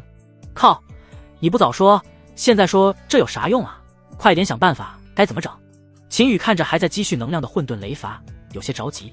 他100%相信这是天道对他动了灭杀之心，连天命主角都省去了，要借助规则用雷劫对他进行毁灭。宿主，你尽力吧，如果真抗不过，我只能保你最后神魂不灭，然后重修。我日！轰隆！不等他多说，混沌雷海开始暴动了。首先降下的并非单一雷霆，而是由数百柄雷霆神兵组成的毁灭洪流，刀光撕裂空间，枪芒洞穿虚无，巨斧开天辟地般斩落。每一柄神兵都蕴含着足以击杀普通法相近强者的力量，这些叠加起来，甚至有灭杀法相中后期的破坏力。妈的！秦羽惊怒交加，忍不住破口大骂。刚开始就这么恐怖，后面的岂不是要翻天了？但骂归骂，行动却不敢有丝毫怠慢。他瞬间将九霄雷动诀运转到极致，体表绽放出刺目的雷光。前期这些相对较弱的雷罚他准备用身躯和功法的引导将其溶解掉，以此来节省消耗。后面的才是最恐怖的。在那混沌雷海最顶端，他隐隐感知到一座巨型宫殿在形成，不出意外，那将是决定他能否扛过去的终极审判。完全由混沌雷霆凝练而成的宫殿砸下来，光是想想就头皮发麻。轰轰轰！第一重雷劫降下，9道形态各异、散发着灭绝气息的雷霆神兵撕裂长空，精准地朝着山谷核心秦羽闭关的洞府狠狠轰下。每一柄神兵表面流淌着暗红，身子惨白交织的混沌色泽，威能远超上次的99圣雷劫。来得好！秦羽眼中厉芒一闪，将九霄雷动诀运转到前所未有的极致。他体表雷光暴涨，整个人仿佛化作了一尊雷霆熔炉。砰砰砰！ 9道雷霆神兵毫无花哨的狠狠砸在秦羽身上，狂暴的雷霆之力瞬间炸开，将他所在的洞府瞬间炸得粉碎。秦羽身躯巨震，皮肤瞬间焦黑开裂，鲜血刚渗出就被高温蒸发，但他稳如磐石，死死定在原地，硬是半步未退。给我练！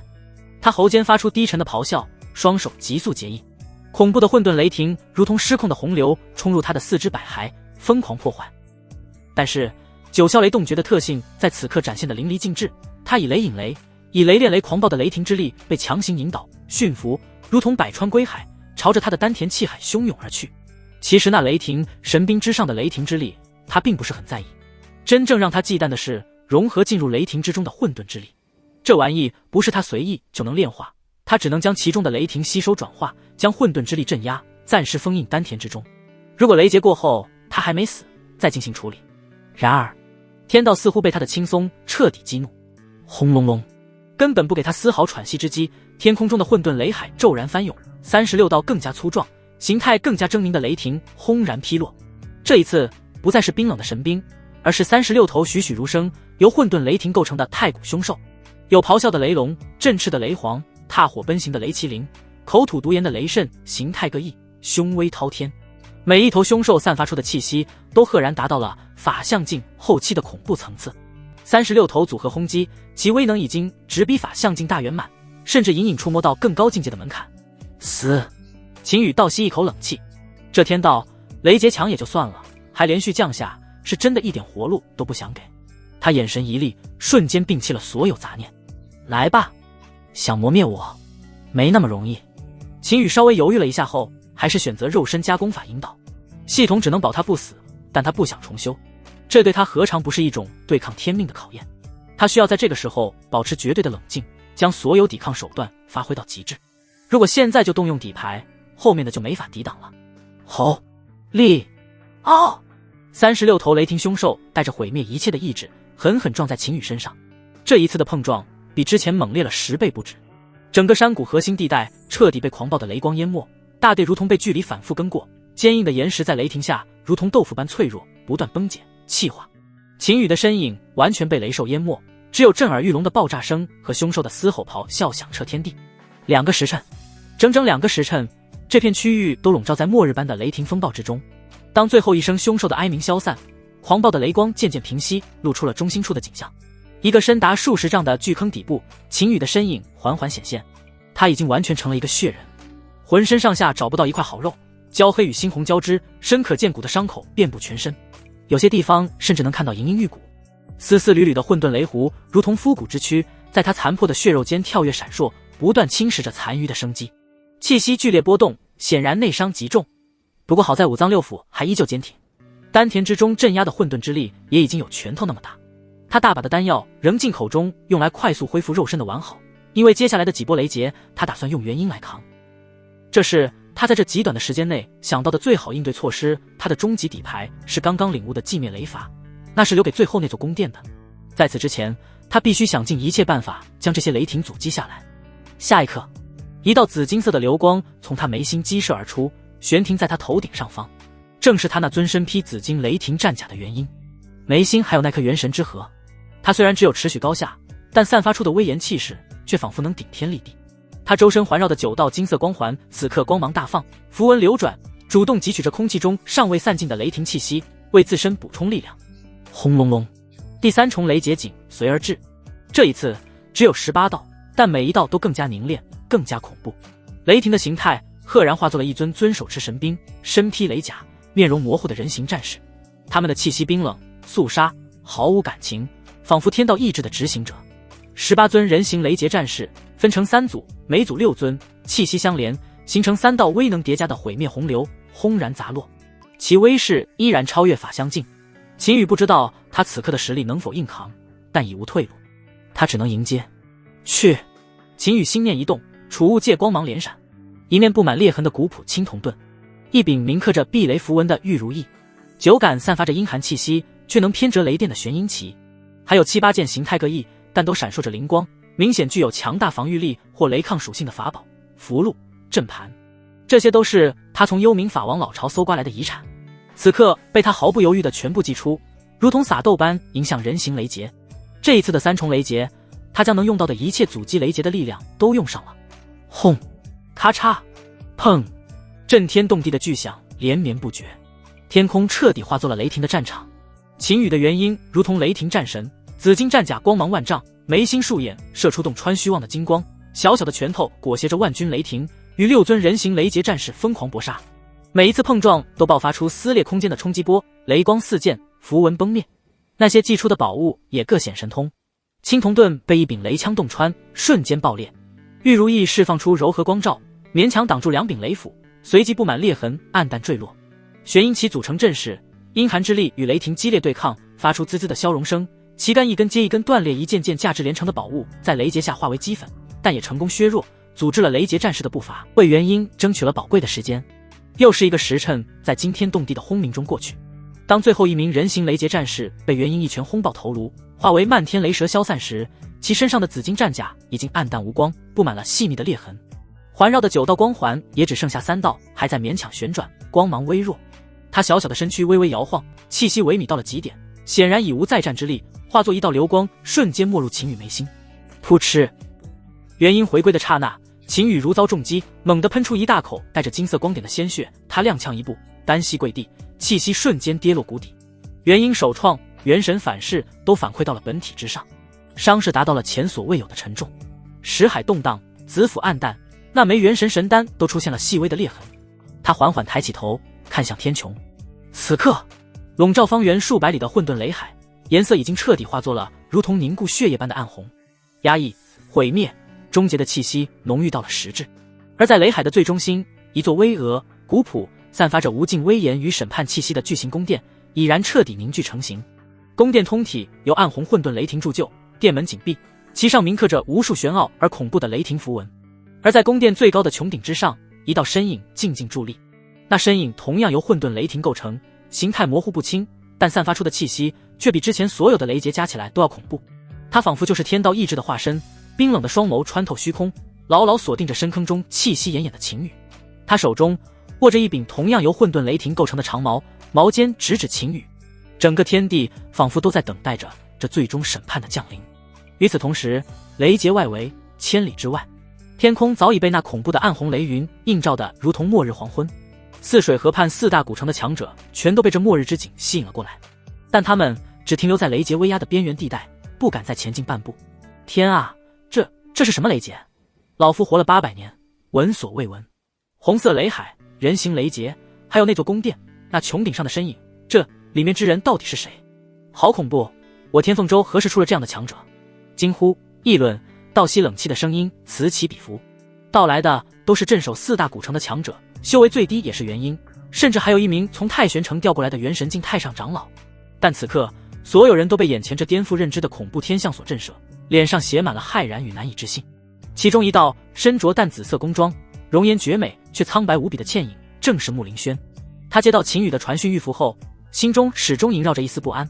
当这毁天灭地的雷劫气息爆发时，他第一时间就感应到了，并以最快的速度赶来。羽儿，你可一定不能有事啊！穆凌轩紧咬着下唇，担忧之色全写在脸上。这种程度的雷劫已经完全超出了他的认知，他甚至都不明白他的小羽为什么还会渡劫。元婴雷劫明明早已经渡过去了，别人不知道里面的人是谁，但他可是清清楚楚。秦羽给他的传讯就是在这一片区域闭关，他想要尝试用神念进入里面探查，但进入不到一半距离就被混沌雷劫的威压直接反弹回来，他根本看不到里面究竟成为了什么样的状况。但是看到那座混沌雷殿成型，穹顶那持矛身影出现时，他的心脏还是忍不住狠狠地抽搐了一下，那种威力已经超出了法相，甚至更高。撑住，一定要撑住啊！他在心中无声呐喊，美眸死死盯着那片毁灭的雷海中心，身体因为极度的紧张和担忧而微微颤抖。而在另一片区域，一老一少站在虚空，面色凝重地看着远方那漫天暗红色的雷劫。尤其是少年，凝重的表象之下有着一双嫉妒和恶毒的眼神。他们正是之前在太玄城出现过的九星魂和云轩。死，最好死在里面，身份低贱的垃圾，凭什么得到师尊的认可？凭什么被天道惩罚？云轩垂眸，心中在无情的诅咒。他有些疯魔，甚至眼眸中都出现了血红之色。之前在太玄城的时候，秦羽就让他丢尽脸面，让他心中一直耿耿于怀。原本想着有一天突破境界之后能找回场子，但没想到他还没有突破呢，就又遇到了这个低贱的东西。最重要的是，这个低贱的家伙不知道干什么了，竟然遭到天道惩罚，所面临的雷劫之威更是超越了法相境。要知道，他现在才仅仅元婴大圆满，勉强和普通的法相境初期抗衡一下，而这个家伙竟然可以在超越法相的雷劫之下存活，这让他这段时间积累的负面情绪彻底在心底爆发。如果秦羽是一方圣地的天才弟子，他也不感觉有什么，但偏偏秦羽只是一个四品宗门的弟子而已，这让他的脸面往哪里放？所以此刻他的心中疯狂诅咒秦羽能死在这雷劫之下。最后的那座雷霆宫殿，他感觉他自己对上的话，触之必死，绝没有第二种可能。就连师尊这种强者都这般凝重，他感觉这秦羽一定会被自己的无知作死，到时候师尊就不会每天拿这个低贱的家伙来教育他了。而此时的九星魂却并没有感知到自己弟子的异常，他的注意力全被眼前的雷劫所吸引。雷霆从暗黑到暗红，而且还都是异形态，这种雷劫他活了1000年也没有见过。不过场景和古籍之中上古的成仙劫有点相似，但没有成仙劫那么范围广，也没有那种灭世的威能，只是场景有点相似。以他现在的实力，已经可以完全看清楚雷劫核心区域的情况。秦羽从渡第2重雷劫的时候他就来了，几乎将整个渡劫的过程全看在眼中。说实话，他是越看越心惊，但同时也是越来越欣赏。面对这种劫雷，没有一丝慌张，有的全是冷静，这才是强者该有的心态。他很希望秦羽能在此次雷劫之下活下来，他有了收徒的心思。原本他以为云轩将是他的关门弟子，但看到秦羽2次，再次激起了他收徒的心思。当然前提是能在这九死一生的雷劫之中活下去，死了就什么都不是了。他也很好奇秦羽究竟做了什么，会让天道降下如此惩罚。这简直连一丝生存的机会都不给小家伙，能不能成为老夫的弟子，就看你今天的造化了。他摇了摇头，心中暗自低语：雷劫核心之地，深坑底部。秦羽缓缓地无比艰难地站了起来，每动一下，全身的伤口都在崩裂，剧痛钻心。但他站得笔直，如同历经风霜而不倒的孤峰。他身上几乎没有一块好皮，焦黑与血肉模糊交织，元神重创带来的眩晕感不断冲击着他的意志。丹田内那拳头大的混沌气旋蠢蠢欲动，仿佛随时要挣脱封印反噬。但是现在不是管这些的时候，天上那道最强雷劫已经蓄势待发，尤其是宫殿顶端那道人影，他竟然在那无形的眼眸中感知到了一种蔑视。他的眼神在此刻变得如万载寒冰，只剩下最纯粹的燃烧到极致的战意。反派也有反派的意志，不是所有的反派都是怂包。系统都不太看好这次的天道雷罚，帮他准备了最后的准备，那他就更要啃啃这块最硬的骨头。来吧，他喃喃自语，声音嘶哑却带着决绝。他所有的力量、肉身、灵力乃至重伤的元神都被他疯狂地压榨凝聚。识海中那道代表着寂灭雷罚的暗紫色雷霆印记前所未有的明亮起来，一股同样源于雷霆却带着逆反天道寂灭万物的恐怖气息开始从他残破的身躯内升腾。他缓缓抬起了仅剩的还算完好的右臂，指尖一点深邃到仿佛能吞噬一切光线的暗紫色雷芒骤然亮起。那不是普通的光芒，那是凝聚了他所有精气神，融合了九霄神雷与九幽雷域真谛，并在此刻被绝境逼至巅峰的寂灭雷罚。你不是要灭我吗？那就让我看看，是你这狗屁雷罚碾碎我，还是我秦羽轰碎你这狗屁天道的颜面。伴随着一声震动九霄的怒吼，秦羽极尽升华，将手臂狠狠挥向天穹。那道凝聚了他所有力量、意志以及不屈战魂的暗紫色寂灭雷光，如同一柄逆伐苍天的审判之矛，带着寂灭万物、撕裂规则的决绝意志，朝着那高高在上、散发着无尽审判与毁灭气息的混沌雷电穹顶，朝着那持矛的雷霆身影悍然轰去。而几乎在同一时刻，穹顶上那冰冷的雷霆身影也动了。他手持那柄仿佛能洞穿世界的混沌雷矛，带着天道无情的意志，携脚下那座巨型雷电，朝着下方的秦羽直冲而下。一道暗紫逆天而上，一道暗红混沌审判而下。嗡，一紫一红，两股能量中势发生了碰撞。然而预响中震碎寰宇、撕裂耳膜的恐怖轰鸣并未出现。碰撞的中心点，空间如同脆弱的琉璃般无声无息的塌陷粉碎，一个深邃到仿佛能吞噬一切光与声的微型黑洞瞬间生成。所有的毁灭能量、狂暴的雷霆嘶吼、空间被撕裂的尖啸，都被这恐怖的黑洞贪婪地稀释进去，天地间陷入一种令人窒息的绝对的死寂。但这无声的碰撞，其毁灭性却远超任何震耳欲聋的爆炸。以那吞噬一切的黑洞为中心，空间如同被投入石子的水面，荡起一圈圈肉眼可见的实质化的黑色涟漪。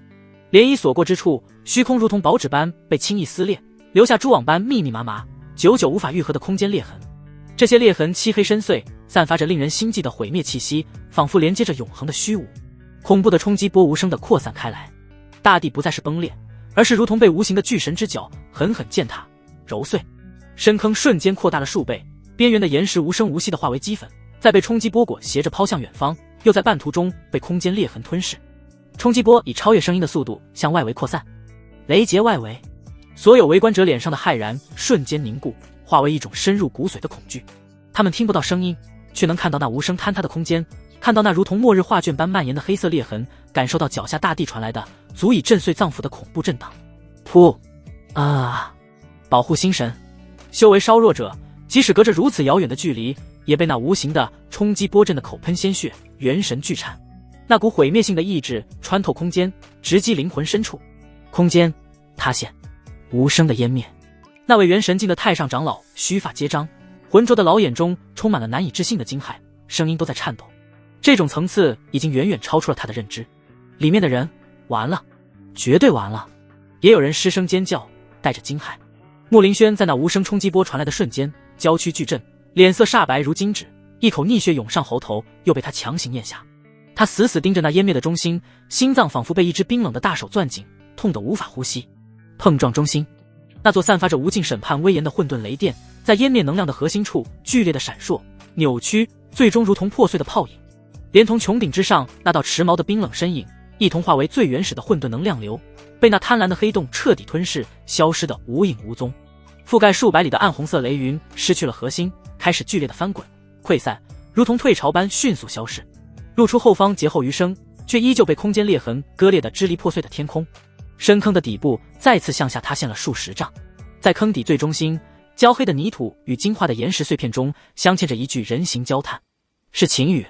他浑身上下找不到一丝完好的地方，皮肤、肌肉、骨骼尽数呈现出一种彻底碳化的焦黑，仿佛刚从熔炉中捞出的木炭。身体呈现出一种扭曲的姿态，四肢蜷缩，头颅低垂，没有呼吸的起伏，没有生命的温度，只有死寂的冰冷。远远望去，那就是一具被天罚彻底焚毁的残骸，没有半分活人的气息，只有凑近到咫尺，将神念凝聚到极致，才能勉强感知到，在那焦炭般躯壳的最深处，胸腔内，每隔极长的一段时间，会传来一丝微弱到几乎无法察觉的，如同风中残烛般的心跳波动。动，间隔漫长，微弱的如同幻觉。小雨，一声撕心裂肺，蕴含着无尽绝望与悲痛的哭喊，刺破了劫后余生的死寂。穆林轩在雷云消散，空间裂痕稍稍稳定的瞬间，便化作一道不顾一切的紫色流光，疯了一般冲入那依旧残留着恐怖高温和空间乱流的深坑。他无视了脚下灼热滚烫、足以融化晶晶的岩石，无视了空气中依旧跳跃的、足以击伤元神的细小雷湖，更无视了那些尚未完全弥合的空间裂缝带来的致命威胁。他的眼中只有坑底那具焦黑的躯体。扑通，他几乎是连滚带爬地冲到秦羽身边，脚下一软，重重跪倒在焦黑滚烫的地面上，膝盖瞬间被灼伤，也毫无所觉。小雨，小雨，不会的，你答应过我的。穆林轩的声音破碎不堪，带着浓重的哭腔和无法言喻的恐惧。他颤抖着伸出双手，想要触碰那焦炭般的人儿，却又在即将碰到的瞬间猛地缩回，仿佛怕自己的触碰会让他彻底粉碎。他的手指剧烈地颤抖着，指尖冰冷，那张绝美的脸庞此刻惨白的没有一丝血色，泪水如同决堤的洪水汹涌而出，顺着苍白的脸颊无声滑落，滴在焦黑的地面上，瞬间被高温蒸发，发出嗤嗤的轻响。他看着那毫无生气的焦黑躯体，看着他蜷缩的姿态，看着他低垂的头颅，脑海中闪过的是秦羽意气风发的笑容，是他嬉皮笑脸的眼神，是他轻声唤着师尊宝贝的模样，而眼前只剩下一片死寂的焦黑。巨大的悲伤如同冰冷的潮水，瞬间将他彻底淹没。他感觉自己的心脏被一只无形的手狠狠捏碎，痛得无法呼吸，眼前阵阵发黑，整个世界都失去了颜色，失去了声音，只剩下无边无际的绝望和冰冷。怎么会这样？小雨，你不要失尊了吗？他失神的喃喃自语，泪水模糊了视线，身体因为极度的悲痛而无法控制的抽搐、颤抖。他仿佛瞬间被抽走了所有的力气和灵魂，整个人瘫软在滚烫的地面上，只剩下无声的、绝望的呜咽。那种失去至亲至爱的极致悲伤，让任何旁观者都忍不住心碎落泪。时间仿佛凝固了，就在他万念俱灰，整个世界都陷入一片黑暗，甚至想要随他而去的时候，咚，一声微弱到极致却无比清晰的心跳，透过他按在焦黑胸膛上的颤抖手掌传递了过来。那微弱的搏动，如同在无尽黑暗中点亮的一丝火星。穆林轩的身体猛地一僵，所有的哭泣和颤抖在瞬间停止。他难以置信地瞪大了被泪水洗刷过的眼睛，屏住了呼吸，所有的感知都凝聚在那焦黑的胸膛之下。咚，又是一下，虽然依旧微弱，间隔漫长，却无比真实，像是一记重锤，狠狠砸在他绝望的心湖。还活着！巨大的无法言喻的狂喜如同爆炸般瞬间冲散了所有的绝望。他脸上的表情瞬间变得极其复杂，那是一种混合了极度悲伤后骤见希望的巨大冲击。泪水还在不受控制的汹涌流淌，嘴角却因为巨大的惊喜而抑制不住的想要上扬，形成一个似哭似笑的扭曲的表情。活着，我的小雨，还活着！他发出一声带着哭腔的颤抖的狂喜低呼。巨大的情绪波动让他几乎晕厥，但他死死咬住下唇，强迫自己冷静。他小心翼翼地，如同捧着一件稀世珍宝般，用最轻柔的灵力将晴雨焦炭般的身体托起。那身体轻飘飘的，仿佛随时会散架。他甚至不敢用力呼吸，生怕一口气吹中了，就会将那仅存的一丝生命之火吹灭。撑住，一定要撑住，师尊一定会救活你的。穆林轩的声音带着前所未有的坚定和温柔。他迅速检查了一下晴雨的状态，确认那微弱的心跳还在持续后，毫不犹豫地化作一道紫色流光，以最快的速度，小心翼翼地护着怀中的人形焦炭，朝着龙山城的方向不顾一切地疾驰而去。所过之处，只留下一道带着焦糊气息和淡淡泪痕的轨迹。另一片虚空，九星魂深邃的目光仿佛穿透了空间，清晰地看到了深坑底部的一切。当穆林轩抱起那具焦炭般的躯体时，他清晰地感知到了晴雨的状态。除了识海深处那丝微弱的如同风中残烛的生机外，全身经脉、血肉、骨骼、丹田尽数焦炭化，五脏六腑生机近乎断绝，丹田更是死寂一片，灵根早已焚毁。唉，一声悠长而沉重的叹息从九星魂口中发出，带着浓浓的惋惜。精彩绝艳，意志如铁，奈何天道无情，终是功亏一篑，肉身根基尽毁，灵根湮灭，丹田焦枯。即便有逆天神药吊住那口气，也不过是苟延残喘，道途彻底断绝了。他缓缓摇头，眼中最后一丝欣赏和期待彻底熄灭，只剩下对一颗耀眼流星陨落的感慨。可惜了，终究是太过刚烈，不懂敬畏天道，一个废人已不值得老夫再费心神。生死有命，自求多福吧。他不再停留，转身一步踏出，身影已然消失在虚空之中。旁边的云轩在九星魂叹息摇头的瞬间，嘴角难以抑制地向上扬起，形成一个充满恶毒快意的扭曲笑容。他死死盯着穆林轩消失的方向，眼中闪烁着狂喜和幸灾乐祸的光芒。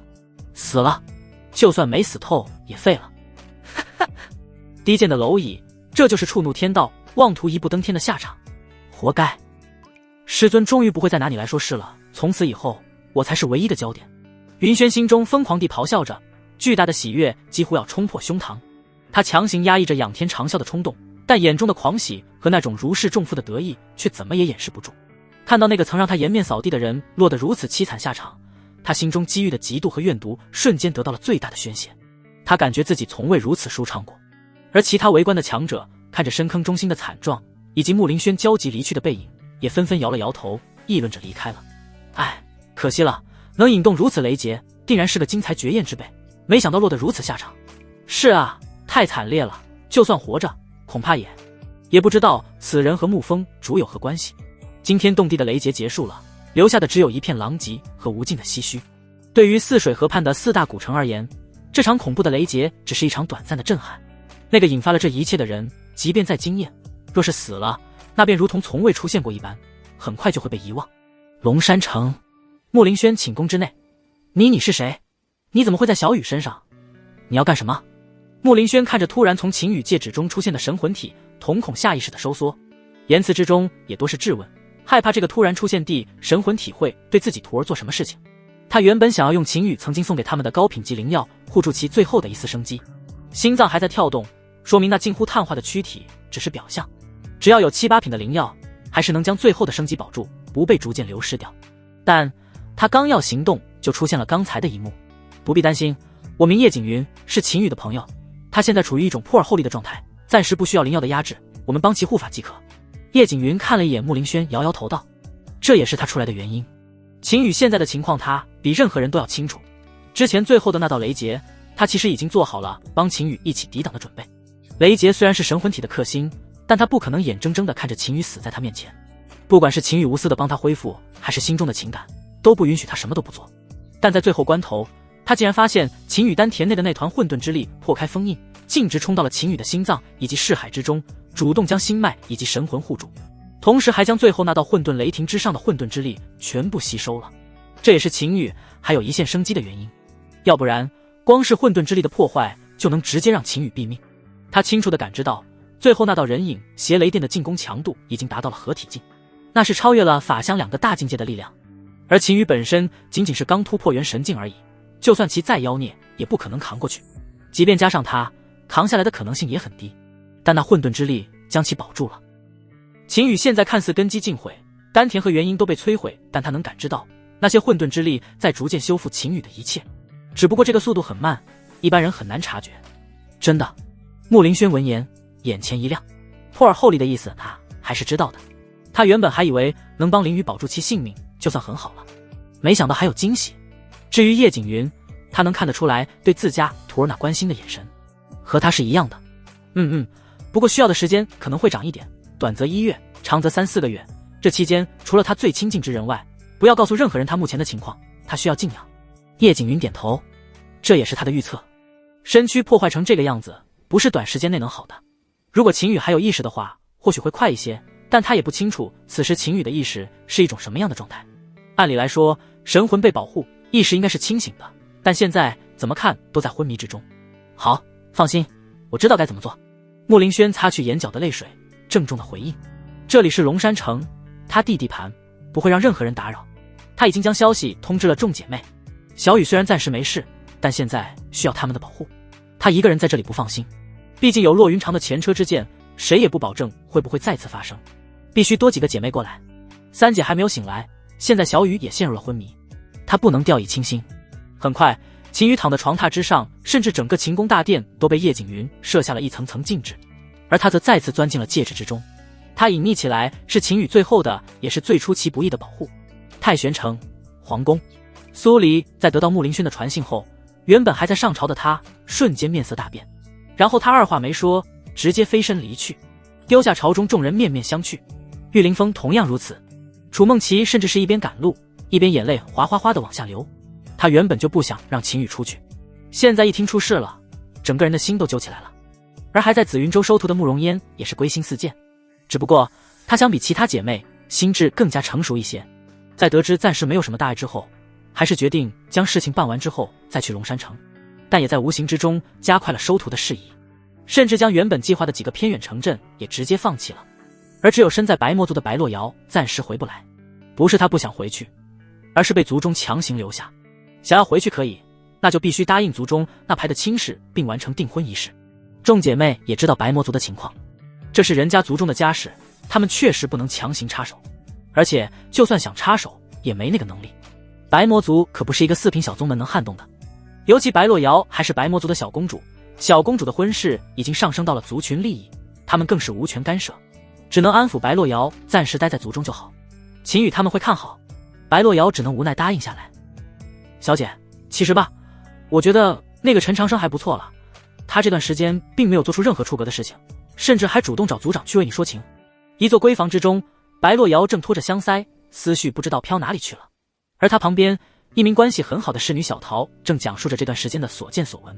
哼，不错又怎么样，哪里有小鱼好，帅帅的，身上的味道还好好闻。白洛瑶不屑地娇哼一声，况且他要真那么好的话，怎么会甘愿当上门女婿？在我看来就是废物，比不上我家小雨的一根脚趾头。说到秦羽，他脸上再次露出了甜蜜的微笑。话落，他还拿出了一根玉石簪子，那是他当初回族的时候秦羽专门送给他的，这是他的宝贝。唉，小姐啊，你真是走火入魔了呢。小丫鬟扶额摇了摇头，自家小姐喜欢徒弟，这是族中谁都知道的事情，这也是为啥这次不让回去的原因。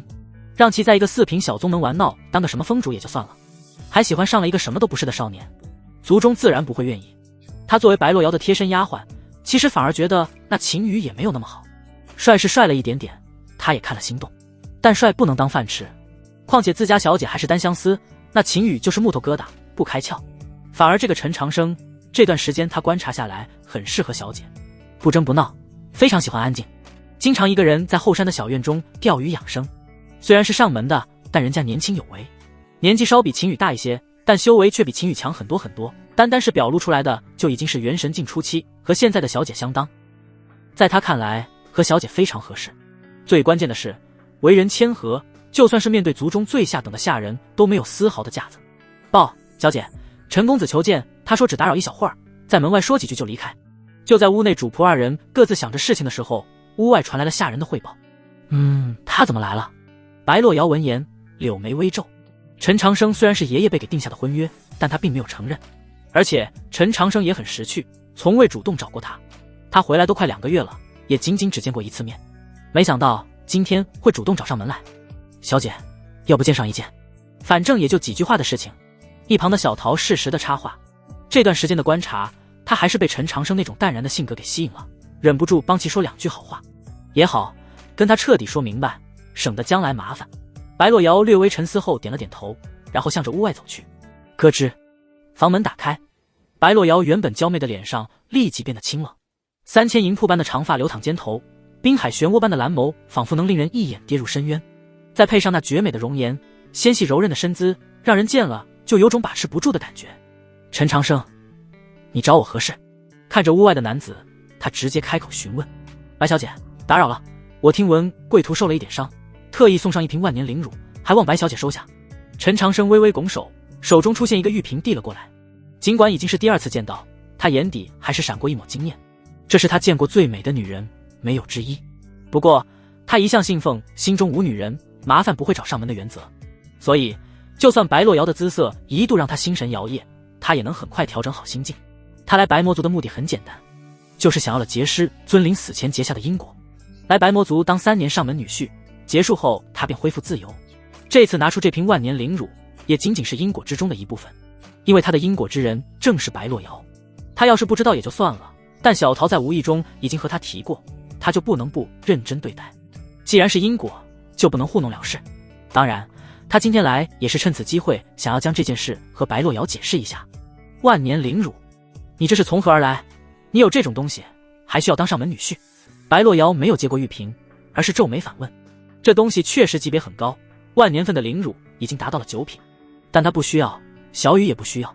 他虽然没有回去，但自家姐妹之间的那些事都知道，也知道自家弟子现在非常出色，而且送给众姐妹的东西高级货也不少，自然也有给他保留的一份，所以他并不稀罕这份灵乳。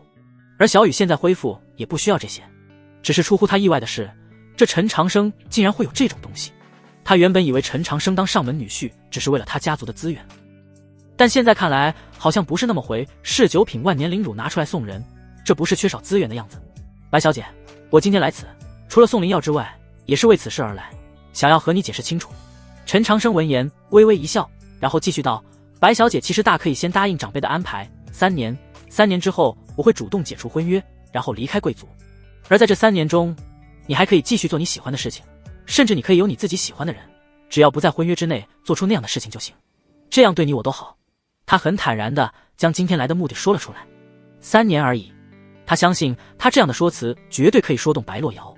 3年时间对于修士而言，一晃就过去了，而且白洛瑶都不拥有任何付出，只是守身3年而已，非常简单。3年之后，大家各走各的，互不影响。然而白洛瑶只是冷笑一声道，陈长生，我不管你所谓的因果是什么，也不管你是谁，订婚的事你想都别想，不用说3年，就是3天都不行，哪怕我被禁足3年、30年，亦或者300年。说罢，他直接转身向着屋内走去。订婚在陈长生看来没什么，但在他眼中这是一件很重要的事情，如果真这么做了，就是对小雨的背叛。她们众姐妹都已经说好了的，而且2姐、4姐和5姐都已经和小雨有了道侣之时，他岂会傻了吧唧的为这个外人守身3年？他相信只要小雨恢复过来，必然能将他带走。但他是转身回去了，却留下了脸色一阵白一阵黑的陈长生。他自认为心性已经足够好了，修养也绝对没问题，但刚刚还是被白洛瑶的言辞给气得不轻。他本就是一个不喜欢麻烦的人，所以才提出了那种要求，除了男人的底线之外，他做出了最大的让步。没想到白洛瑶不仅没有答应，反而用那种话羞辱她，好像给她做3天的未婚妻都是耻辱一样。这对一个男人来说可是最大的羞辱。但不和她订婚，他师尊安排的这份因果要如何完成？难不成要一直在这里等下去？这一刻，他的眉头皱了起来。唉，真是麻烦啊，看来还得从根源上解决才行。他最终叹了一声气，转身离开。从小桃那里，他知道了很多关于白洛瑶的事情，自然也知道秦羽的存在。他刚才开出的条件之中，允许白洛瑶有喜欢的人，就是特意为此添加的，但没想到还是不行。所以想要让白洛瑶答应和他的订婚，只能从秦羽身上解决。这种棒打鸳鸯的事情他本不屑做，但为了能尽快了结因果，离开这里他也不得不主动找上麻烦。天凤洲他得去一趟了。闺房内，小姐，我倒是觉得那陈公子的建议不错，您可以考虑一。闭嘴，小桃，你什么时候变得这么吃里扒外了？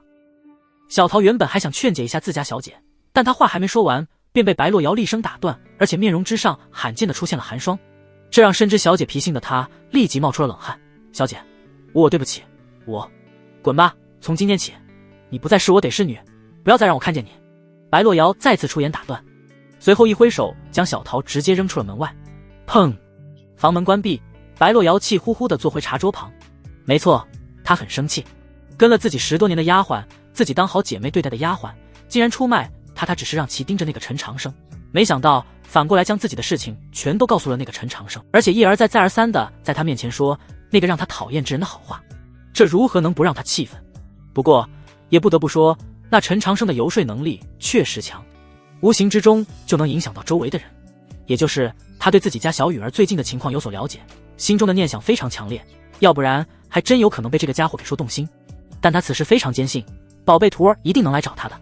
想到这里，他不由得再次拿出那根玉簪发起了呆，脸上也露出了痴迷的笑容。龙山城，此时的龙山城近乎成了整个天风州防御最为严密的城池，各种防御大阵一座接一座的建成，尤其是城内的城主府更是成为了铜墙铁壁。而且天凤宗、玉灵峰3大峰主、3大元神境的强者全都坐镇到了城主府，这引来无数人的议论纷纷。你们听说了吗？据说天凤宗圣子惹怒了天道，被降下了恐怖雷罚，现在重伤垂危。是啊，我道侣的表哥就是天凤宗的弟子，昨晚他们在一起的时候，他表哥也是这么说的。你们放屁，我家圣子大人是发现了幽冥魔宗在做伤天害理、天怒人怨的祭祀，被天道给误判了，不知道别乱说。我靠，原来是这么回事啊！我就说圣子大人怎么会惹怒天道，原来是幽冥魔宗。不过这位兄弟，你这消息又是从哪里来的？哦，我就是他道侣的表哥，昨晚那娘们光享受了，听话只听半句。哇，你就是我道侣表哥啊，表哥好。你刚才说享受是享受什么啊？我道侣也说他昨晚很享受，果然是个傻子。大街小巷到处都是各种流言蜚语，虽然说什么的都有，但很快就会被天凤宗的弟子们给搬回来。尤其是第二批跟随秦羽从天凤宗出来的弟子，更是将其打造成了一个维护天凤州的英雄。说什么圣子就是为了捣毁幽冥魔宗暗中的勾当，才导致被天道误判，这是帮所有州民挡劫了。而且这种言论一天比一天多，到了后来已经发展成但凡有人敢说圣子的不是，就会遭到一群人的围攻。这种情况甚至已经开始向着周边的城池以及整个天凤州蔓延。相较于城内的热闹，城主府这些天就安静多了。苏黎、穆凌轩、楚梦琪3人轮流照看一根人形木炭，也就是秦羽。现在距离渡劫已经过去了10多天，3人喜忧参半。喜的是自家宝贝徒儿的生命气息越来越强了，但忧的是恢复速度很慢，身躯依旧是那个样子。二姐，你说小雨她什么时候才能醒来啊？房间内，楚梦琪拖着香腮趴在茶桌边上，悠悠地开口。话虽然是和苏黎说的，但那双大眼睛却看着床榻之上那焦黑的秦羽。是啊，二姐，这都10多天了，好像就丹田位置恢复了一些，还有那混蒙蒙的雾气能量到底是什么啊？会不会对小雨造成2次伤害？穆凌轩也是略有些担忧的附和。他们虽然说是轮流照顾，但很多时候3人都在这里，谁也不愿意离开。你们就别担心，那个叶姐姐不是说了吗？小雨现在是破而后立，先破才能后立，肯定是需要时间的。苏黎虽然自己也有些不放心，但还是开口安慰2人。还有玲珑姐不也来看过吗？我们再等等。很快房间内便又安静了下来。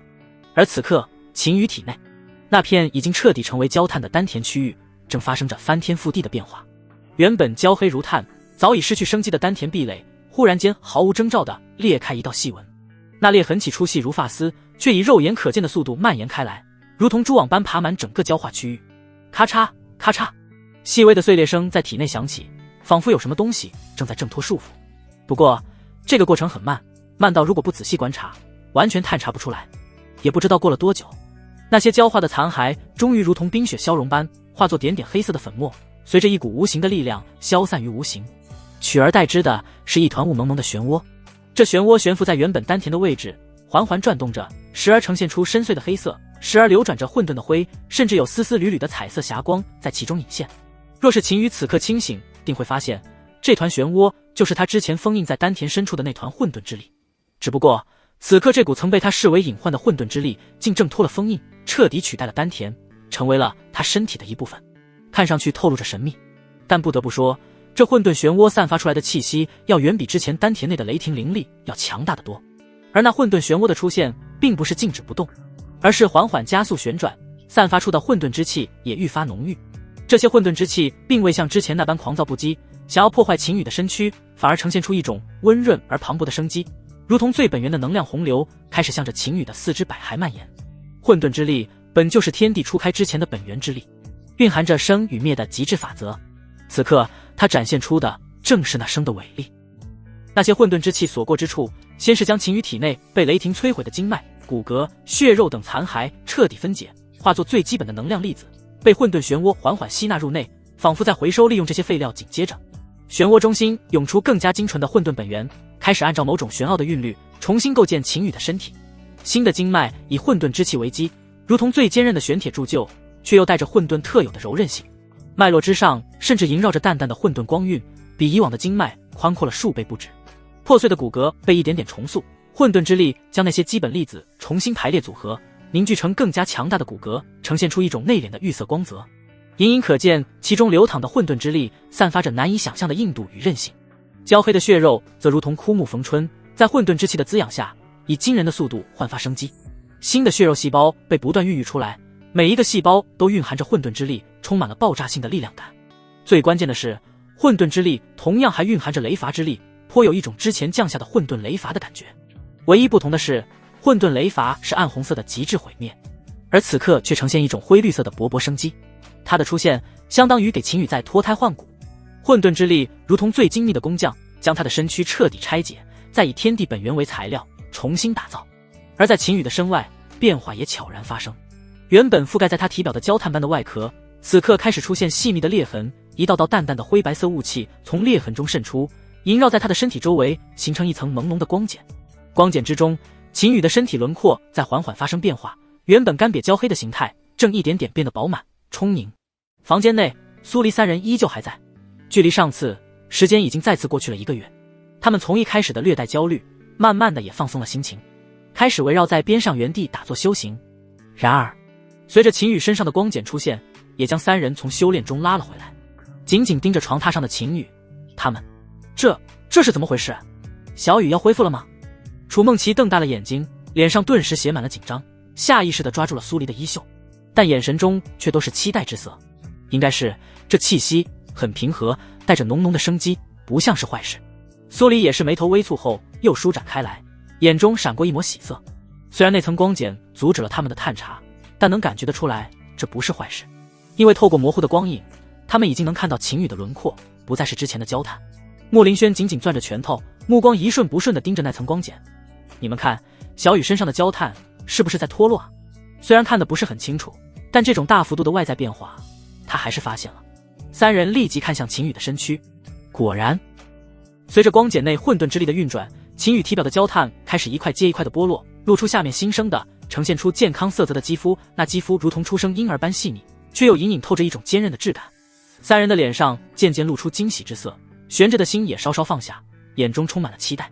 时间又在等待中一点点流逝，转眼间又是半个月一晃而过，但3人却仿佛没有察觉一样，他们的注意力都在秦羽身上。而光茧内的混沌漩涡旋转的愈发平稳，秦羽的身躯也在以肉眼可见的速度恢复着。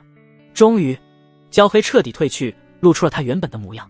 身形挺拔，线条流畅，肌肤之上仿佛有流光在缓缓流淌。原本被雷霆摧毁的衣物早已化为灰烬，此刻的他赤着身躯，清晰可见的是他的体魄比以往更加健硕，肌肉线条匀称而充满力量感，每一寸肌肤之下都仿佛蕴藏着无尽的潜能。她的面容也恢复了原本的俊朗，而且眉宇间还多了一丝难以言喻的深邃，如同那混沌漩涡一般，异常吸引人。那层光茧也在此刻消失不见。哇，小雨好帅啊，好想摸摸。看到秦羽此时的样子，穆林轩立即泛起了花痴，脸上一片晕红。苏黎和楚梦琪虽然没有他那么夸张，但呼吸也是变得急促起来。他们都是和秦羽有过那种关系的，自然也没有多少避讳和害羞。只不过苏黎此时作为大姐大，还是一把将穆林轩伸出去的手打了回去。林轩，别乱来，先看看小雨的情况再说，别给弄坏了。就是小雨要是被弄坏了，你陪我。楚梦琪也是抓着穆林轩另一只手，不让他犯罪。而这时床榻上随着身躯彻底恢复生机，秦羽的手指忽然微微动了一下，紧接着他的眼皮颤了颤，缓缓睁开。起初意识还是一片混沌，浑浑噩噩，分不清上下左右，也感知不到时间的流逝。我死了吗？一个模糊的念头在脑海中升起。他记得最后那道恐怖的雷劫，记得那毁天灭地的力量，记得自己仿佛被彻底撕碎。但很快他便感觉到了不对劲，他能清晰地感受到自己的身体，感受到心脏在有力地跳动，感受到血液在血管中奔腾，而且体内似乎有一种前所未有的力量在涌动。他下意识的内视，当看到丹田位置那团缓缓旋转的混沌漩涡时，秦羽瞬间瞪大了眼睛，脸上写满了难以置信的震惊。这他娘的混沌之力，他怎么会在这里？我的丹田呢？他清晰地记得自己的丹田已经被雷劫彻底摧毁，意识也随着那一道恐怖雷劫沉沦。当时的他一度以为自己要嗝屁了，甚至连系统都救不了他的那种感觉。可现在不仅没有死，反而身体发生了翻天覆地的变化，原本丹田的位置竟然被这团混沌漩涡所取代。更让他震惊的是，他能清晰地感觉到这团混沌漩涡与自己的身体完美地融合在了一起，如同与生俱来一般，能够被他随意掌控之前肆意破坏他身体的混沌之力，不对，不是单纯的混沌之力，里面还有雷霆力量的存在，此刻却成为了他自身的力量。他尝试着调动一丝力量，那混沌漩涡便微微转动，一股精纯无比，仿佛能吞噬一切又能创造一切的能量便涌了出来，瞬间流遍全身。这是真的？秦羽的脸上从震惊逐渐转为狂喜，身体竟然被混沌之力重塑了。他能感觉到现在的身体无论是强度、韧性还是对能量的容纳程度都远超以往，达到了一个他难以想象的地步。破而后立，这是他脑海中瞬间出现的一个解释。他不仅没死，反而因祸得福，获得了如此不可思议的蜕变。果然，所有的事情都有两面性，狗屁天道在灭不了他的情况下，就会帮他更进了一步。秦羽深吸一口气，压下心中的激动，缓缓坐起身来。就在这时，他才注意到房间里的三道身影，苏黎、穆林轩、楚梦琪三人正一脸惊喜地看着他，眼中闪烁着泪光。小雨，你醒了。楚梦琪第一个反应过来，声音带着哭腔，猛地扑了过来。下一刻，秦羽怀中便多了一个香甜软糯的可人儿。宝贝，我已经没事了。看着梨花带雨的家人，秦羽将其搂入怀中，轻轻擦去泪珠，又忍不住在那唇瓣上轻轻一吻。呀，小雨，二姐和五妹还在呢。楚梦琪一下子就害羞的不行了，挣脱了秦羽的怀抱，双手扣着衣角，美眸望着地板。臭小雨明明说私下里才会叫她宝贝的，这让她怎么见人啊？还有，竟然当着二姐的面还二姐一定会揍她了。单纯的楚梦琪完全不知道另外两个好姐妹早就被秦羽吃干抹净了，而此时也是一脸含情脉脉地看着秦羽。小雨，你有没有感觉哪里不舒服？要不让大姐过来看看。苏黎来到近前，仔仔细细地上下打量着。3个月前还是焦黑的，现在竟然完完整整地出现在了他眼前。最关键的是，他们什么灵丹妙药都没有使用，非常神奇的自愈了。这让他有些不敢相信，想要让大姐慕容嫣过来看看，毕竟大姐可是见过世面的人。不用了，我虽然暂时还不知道怎么回事，但可以肯定的是身体已经无恙，而且修为还在。秦羽明白他们的担心，立即安慰一声。3位师尊扔下手中的事情，在这里陪了他近3个月，寸步不离，他心中还是非常感动的。要不是现在还需要再仔细探查一番身体的情况，他绝对要拉着3位师尊好好补偿一下。那好吧，你先休息，我们去给宗门报喜。苏黎闻言，这才露出了放心的笑容，心中的那颗石头也彻底落了下来，随后便拉着穆林轩和楚梦琪向屋外走去。不过穆林轩很是调皮，离开之前还不忘跑到秦羽面前，光明正大的偷偷亲了一下，美其名曰4姐都亲了，他也不能落下。系统打开属性面板。待三人离开后，秦羽有点迫不及待地说道：“他有感觉，这次绝对会有很大的变化。丹田都不存在，修为还在，不仅在，还更强了。这个普通的修行之人已经完全不一样了。”宿主，秦羽，修为，元神境中期，体质，龙阳仙体，仙体，寂灭混沌体，仙体，功法，九霄雷动诀，圣阶极品，战绩秘术，寂灭雷伐，仙阶极品小成，寂灭雷域，入门。女主好感度，穆林轩99，小兰99，苏黎100，楚梦琪100，骆云长99。果然变化不是一般的大。看完属性面板，秦羽嘴都不自觉地张大了。体质竟然在原有地龙阳仙体之外增加了一个新的体质寂灭混沌体，级别也同样是仙体。双体质他还是第一次听说，以前只听说过类似的，比如武灵体，拥有五行之中地2种或者3种体质，但这种体质之间是有关联的，说直白点就是同源。而他这2种体质却是一点关系没有。如果他没猜错的话，这个体质的来源便是那丹田之内的混沌雷霆漩涡。新的体质赋予了他新生，也赋予了他一个不同寻常的丹田。而且除了体质之外，还多了一个天赋类秘术寂灭雷域。寂灭雷域，混沌之力赋予雷霆最极致的毁灭之力。入门之后，在周身1公里范围之内释放一个领域，领域之内降下混沌雷伐，毁灭一切。而且在领域中能得到战力加成，每一击的攻击力都将翻倍，其范围和增幅的倍数随着参悟程度提升。很快，他便找到了这个寂灭雷域的介绍，只能用2个字来形容：变态。混沌雷伐是什么？他比谁都清楚，他可是完完整整的度过一次。那暗红色的雷霆可远比天罚神雷恐怖得多。先抛开增幅属性不说，单单是这个领域之内降混沌雷罚就已经够让人受的了。如果他领域全开，然后到处跑，那场景不敢想象，估计能人为的创造出一片人间炼狱。当然，修为上也出现了一点小惊喜，提升了一个小境界，达到了元神境中期。现在这实力，恐怕法相境已经完全不够看的了，就是不知道达到了什么样的地步。秦羽握了握拳头，感受着体内那恐怖的能量波动，不禁发出了感叹。此时如果再面对同样的雷劫，他有自信毫发无损的接下。宿主，你这次可是出乎我的意料，我都准备好给你带你的神魂离开了，没想到硬生生扛了下来。我跟你说啊，这混沌丹田可不仅仅是帮你多了一个体质，它的用处无穷，尤其是混沌之力，那可是世界衍生之初的本源力量。你以后的多开发开发，或许能在那漩涡之内建立一个原生世界出来，也未尝不可。到时候你可就拥有了一个世界的力量，非常恐怖。就在秦羽还在惊叹之余，系统忽然传来了提示，而且这个提示又是让他眼前一亮，因为系统所说的东西都是他不知道、没有听说过的。但没听过无妨，他可是听到了一个非常重要的信息：世界之力。虽然他不知道原生什么，但世界他懂啊，能动用一个世界的力量，确实强得有些变态了。当然，前提条件是需要他好好研究才行。时间应该也差不多了，该去凌霄城看看三师尊的情况了。研究混沌丹田不是短时间内能有收获的，眼下他还有很重要的事情。他昏迷的时间有点长，三师尊骆云长那边应该也接近尾声了，他必须要亲自去坐镇，以防出现意外。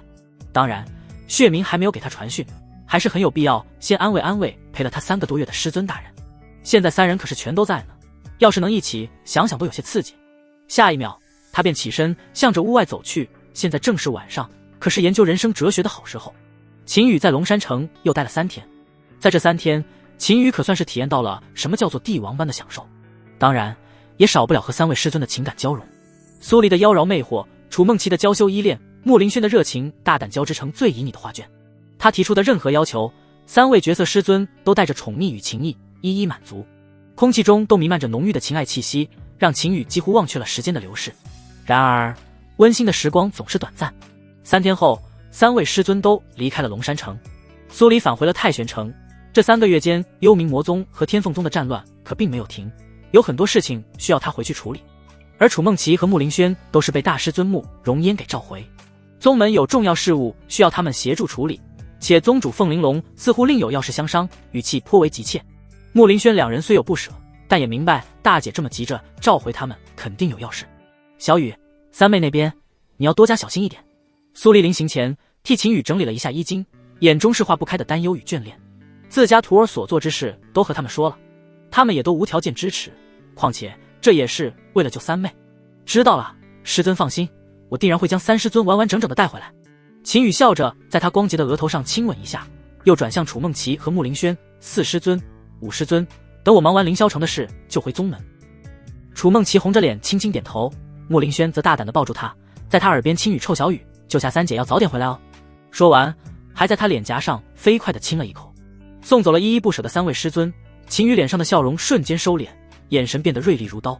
就在今日，他收到了血冥的传讯，地底血魔祭坛异象频生，血光冲天，能量波动剧烈异常，所以他也该去看看了。秦羽没有丝毫犹豫，周身空间微微扭曲，寂灭混沌体赋予的恐怖力量和速度瞬间爆发，他化作一道肉眼几乎无法捕捉的灰白色流光，撕裂长空，朝着凌霄城的方向疾驰而去。沿途的山川河流在脚下急速倒退，狂暴的气流在他身后拉出一条长长的真空通道。短短2个时辰，他便横跨万水千山，凌霄城那熟悉的轮廓已出现在视野中。秦羽没有惊动任何人，直接降落在城主府深处血冥所在的密室。主上早已感知到秦羽恐怖气息的血冥立刻现身，单膝跪地，语气凝重，祭坛异象愈发频繁，血池翻涌，锁链嗡鸣，棺椁内的血光几乎凝成实质，店主似乎要复活了。知道了。秦羽声音冰冷，立刻封锁城主府及地下入口，启动最高级别警戒阵法，没有我的命令，任何人不得靠近此地半步，违令者杀无赦。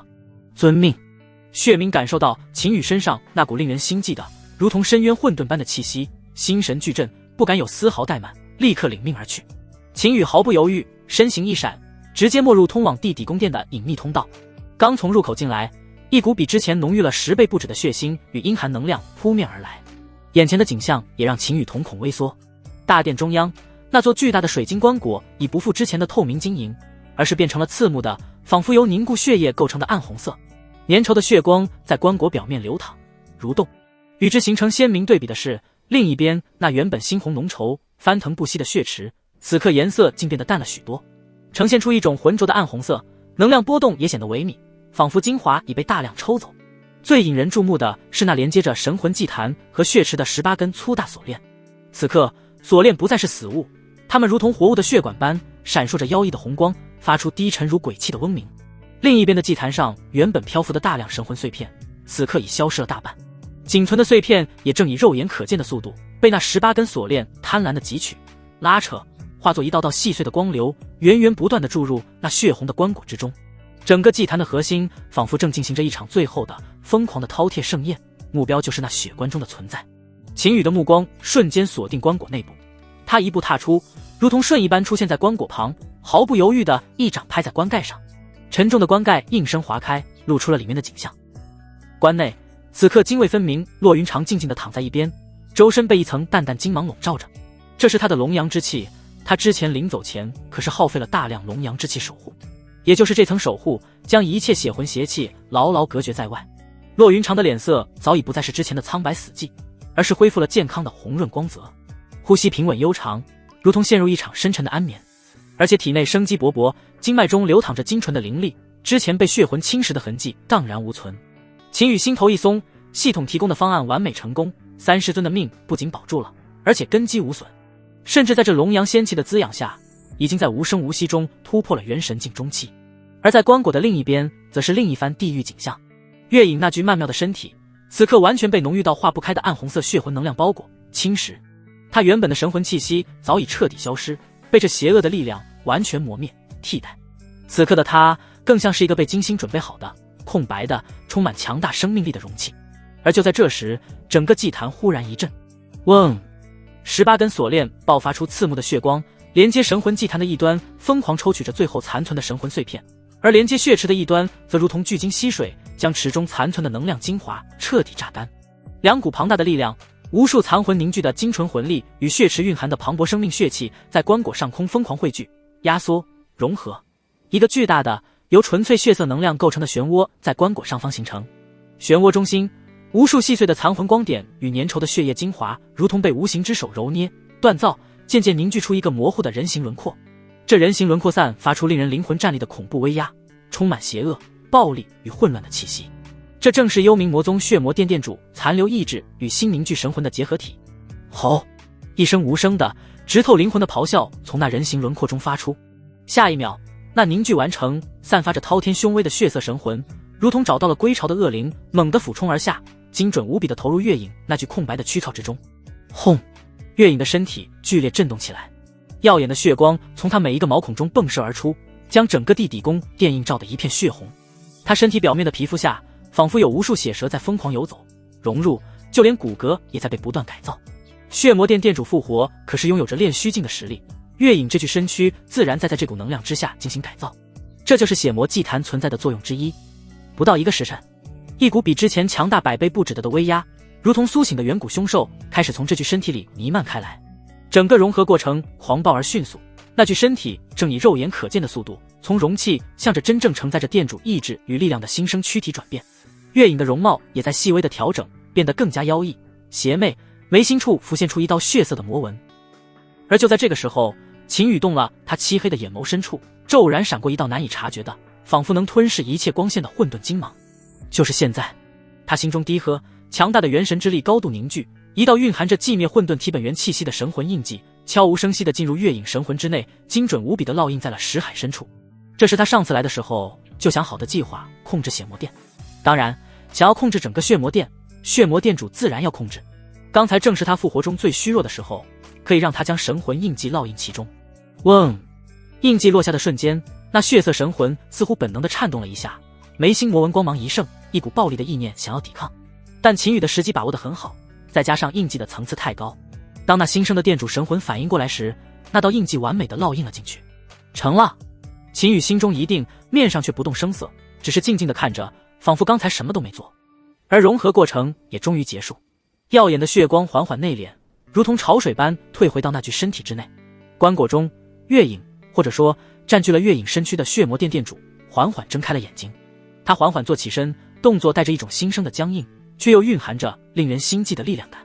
低头看了看自己白皙修长，此刻却缠绕着丝丝缕缕血色能量的手掌，嘴角勾起一抹邪意而满意的弧度。然后他抬起那双暗红漩涡般的眼眸，目光落在了静静站在棺椁旁的秦羽身上。见过主上，拱手参拜，动作丝滑，没有丝毫多余的表情和动作，仿佛早已经习以为常。很好，你以后就叫做月影吧。秦羽满意的点点头，不愧是混沌印记，都不用他多说什么。幽冥魔宗所有复活之后的高层沿用的都是原身躯的名字，之前的名字不再启用，这也是原书中幽冥魔宗最后能将星辰阁扳倒的原因之一。而秦羽之所以让其还用月影这个名字，除了沿用幽冥魔宗的宗规之外，还有一件比较重要的事情，那就是恶心楚风。那楚风迟早有一天会跳出来的。之前录下来的留影时，再加上现在月影这副皮囊已经成为他的属下，天命之人在知道之后还不得吐出2斤血来，最低也得是心境受损。他要的就是尽最大可能降低楚风的气运，然后杀掉。如果天命死了，他这个大反派才能滋润的活着，要不然这家伙始终都是一颗雷，随时随地都有可能恶心他一下。谢主上赐名。月影从棺椁中走出，恭敬地站到了一旁。月影，血魂殿就交给你了，除了天凤宗境内，其他区域你随便霍霍，按照你们幽冥魔宗的计划进行就行。秦羽微微沉思了一下后，直接下令，还有，帮我注意一个少女，她名沈红玲，人就在幽冥魔宗，但不知道在哪个分店，有消息地话，第一时间告诉我。他还是将血魔殿的指挥权交到了月影手中，一是根本不需要他管什么，幽冥魔宗有一套自己的东西，能将现在处于巅峰时期的星辰阁拉下马，就能看得出来。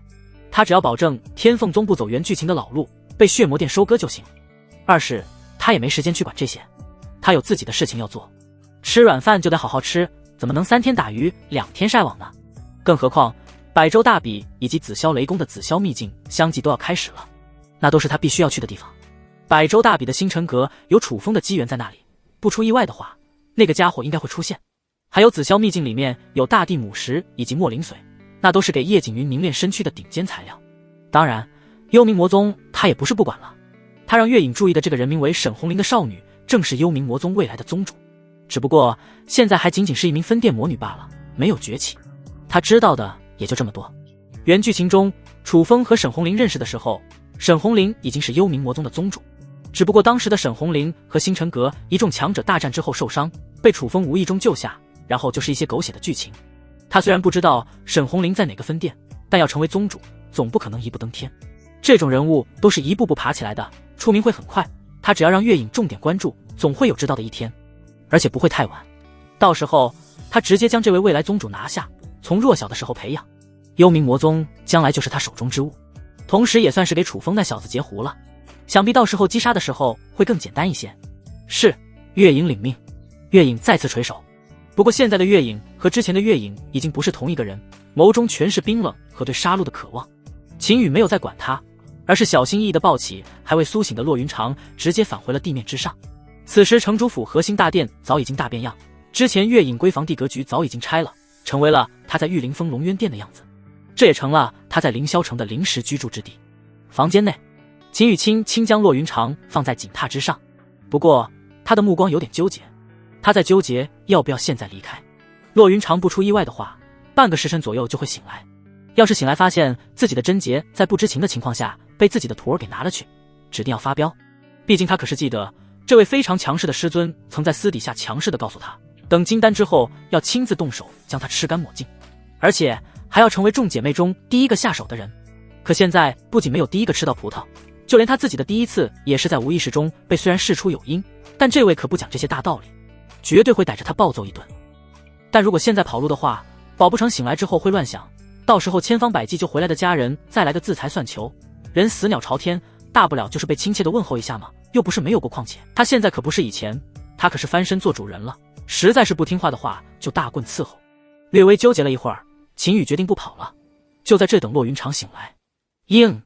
就在他刚下定决心，锦榻之上骆云长纤长的睫毛如蝶一般轻颤了几下，然后缓缓睁开，入眼是陌生的却莫名透着熟悉感的华丽帐顶，鼻尖萦绕着一种清冽又带着奇异暖意的气息。他眼中一片茫然，记忆的碎片纷乱碰撞。延州、紫云州、大姐，他喃喃自语，试图回想发生了什么。对了，他记得当时是从延州前往紫云州找大姐会合，然而在半路被偷袭，然后记忆在剧痛和黑暗中断裂，再往后就是一片虚无的混沌。昏迷之后的事情他什么都不记得了，但茫然只持续了短短一瞬，很快他就察觉到了身体上不对，他失身了。一股冰冷的寒意瞬间从脚底直冲头顶，仿佛全身的血液都在刹那间冻结。是谁？在昏迷中对他骆云长那张绝美的脸瞬间褪尽了所有血色，变得惨白如纸。他猛地攥紧了身下的颈背，指节因为用力而发白，甚至微微颤抖。那双总是神采飞扬带着几分骄纵的美眸，此刻被巨大的恐惧、绝望和无法言喻的愤怒所吞噬。他最珍视的曾无数次在幻想中要将其送给宝贝徒，可现在就这么在毫无知觉的情况下被人夺走了。心如死灰，万念俱灰，仿佛整个世界都失去了颜色，只剩下冰冷的黑暗。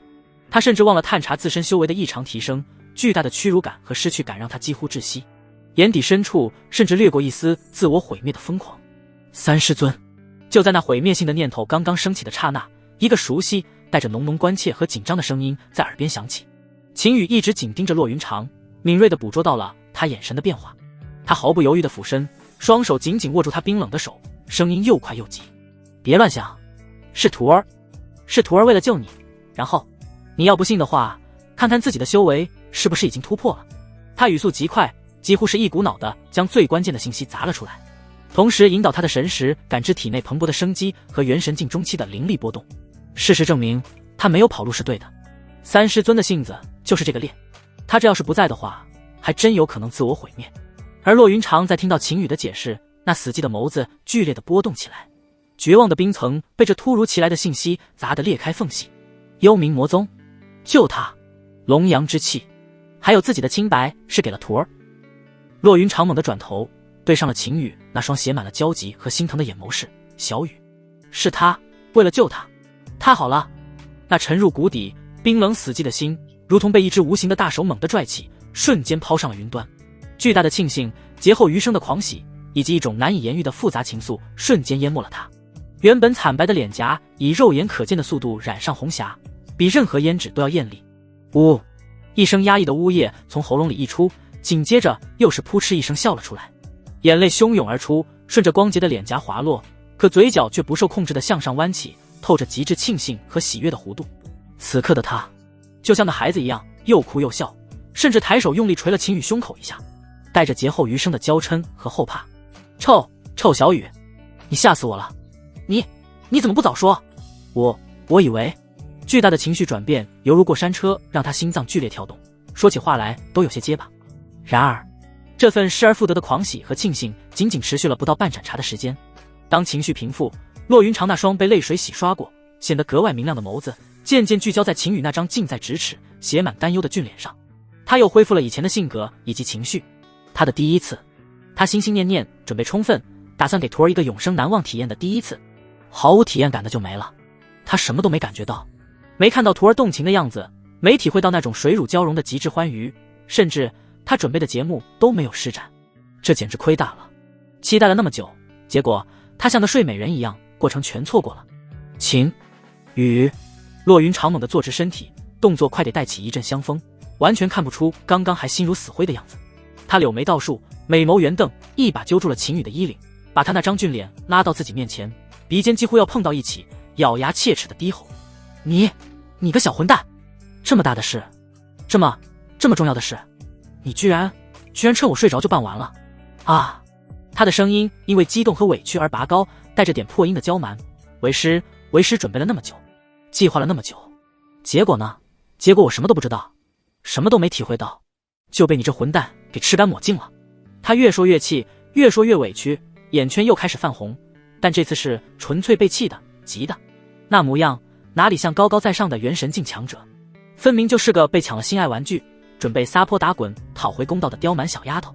秦羽被他这突如其来的爆发弄得有点懵，看着他气鼓鼓、红着眼眶，像只炸毛小兽般可爱的样子，心中那点担忧瞬间化成了哭笑不得的宠溺。他刚想开口安抚师尊，当时情况危急，我不管。骆云长蛮横地打断他，揪着他衣领的手更用力了，另一只手直接戳上他的胸膛，气势汹汹，这笔账必须算清楚今天。现在为师就要连本带利地讨回来。他眼中燃烧着熊熊的火焰，那是一种混合着强烈占有欲、不甘心和浓浓情欲的火焰。今天为师要让你知道师尊的强大。他猛地将秦羽往锦榻上一推，整个人带着一股香风就压了上去，动作带着一股不容置疑的女霸王硬上弓的气势，红唇直接堵住了秦羽所有试图解释的话语。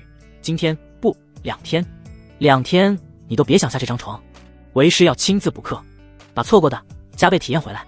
喂，三师尊，等下。秦羽象征性的挣扎了一下，眼底却满是笑意和纵容。他就知道骆云长果然还是那个性子，刚刚恢复，这就要找回场子了。不过他也乐得奉陪，谁让这个蛮横的师尊还有点小可爱呢？等下，哼，等不了一点。骆云长含糊不清的哼道，手上的动作却越发大胆和急切，带着一种势必要一雪前耻，证明自己主导地位的蛮横和娇憨。衣衫在混乱的拉扯中簌簌滑落，紧张内温度急剧攀升。很快，那象征性的挣扎和抗议声就被更加暧昧的喘息所取代。这里，还有这里，为师说了算。臭小子，专心点，不许分神。哼，现在知道为师的厉害了吧？刚才不算，这次才算开始。沙帐轻摇，春光旖旎。一场由兴师问罪引发的激烈而漫长的补课教学，在城主府的深殿中热烈上演，而且注定要持续很久很久。2天后，秦羽潇洒下床穿衣，床榻之上是已然熟睡过去的骆云长。虽然骆云长霸气的要宣布拿回属于师尊的尊严，但这可不仅是技术活，更是一件体力活，淋雨自然是完胜。不过不得不说，三师尊还是生猛，说2天就2天，一点水分都没有。将被子向上拉了拉，遮住那无限春光，然后秦羽转身向殿外走去。月影刚才有给他传话，他要出去看看。说吧，发生什么事了？行宫外，秦羽看着身着一袭黑袍的月影，疑惑询问。他之前可是安顿过，没有什么重要的事情不要来找他，按照幽冥魔宗的吩咐行事可以了。但这才过了2天就找上门了。主上，不是魔宗总部的事情，而是雪岭山脉。月影立即拱了拱手回复。那雪岭山脉上的妖王也不知道发了什么疯，竟然对我血魔殿外出办事的强者下了灭杀令。这2天内已经损失了10多名凝阴境强者，就连元神境血冥副殿主出去探查的时候身受重伤。而且据血冥带回来的情报显示，那些大妖之中有练虚境的大能，目前只有我才能对付。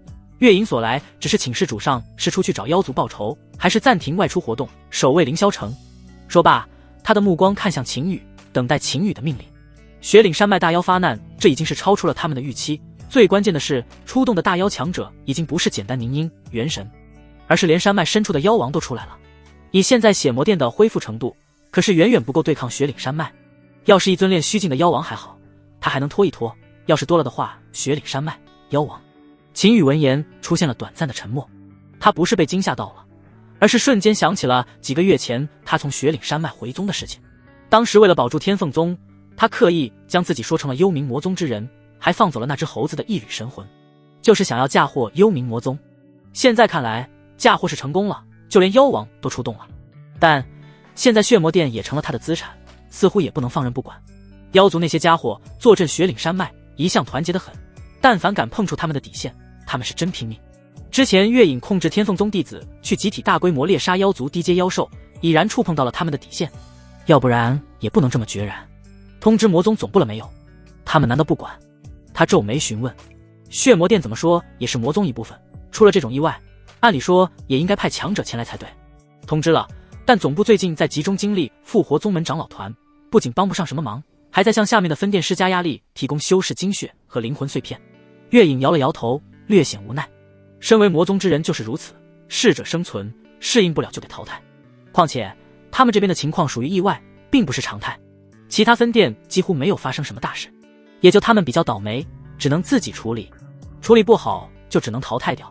或许等长老团复活之后会给他们分店报仇，但也是以后的事情了，眼下才是关键。而且这次总部能取消掉了他们的上供，已经算是给了血魔殿方便，能让他们集中精力抵挡妖族的进攻。秦羽闻言陷入沉思，月影说的比较委婉，但已经表明上面的人不会帮他们。但这又何尝不是一个血魔殿在幽冥魔宗之内崛起的机会？魔宗之内适者生存是基本条件，但也讲究强者为尊。要是能在众多分店之中表现突出，也是可以提升地位的。眼下魔宗在集中精力复活长老团，就是一个机会，只不过需要过硬的实力才行。想到这里，他再次开口道：月影，汇报一下目前血魔殿的所有战力，包括你自己。他没有第一时间回复要如何做，而是需要评估而定，有多大的能力就做多大的事情。回主上，目前金丹强者300，凝阴100，元神20，炼虚境1人，这是包含阴溃在内。当然，如果有足够的精血和灵魂碎片，我血魔殿精英强者还能持续复活，就算回复到万年前的巅峰，也不是不可能。月影略微思考了片刻后，将数据汇报了上来，在他眼神中能看到炽热的光芒。很显然，他很期盼有朝一日能重回巅峰时候。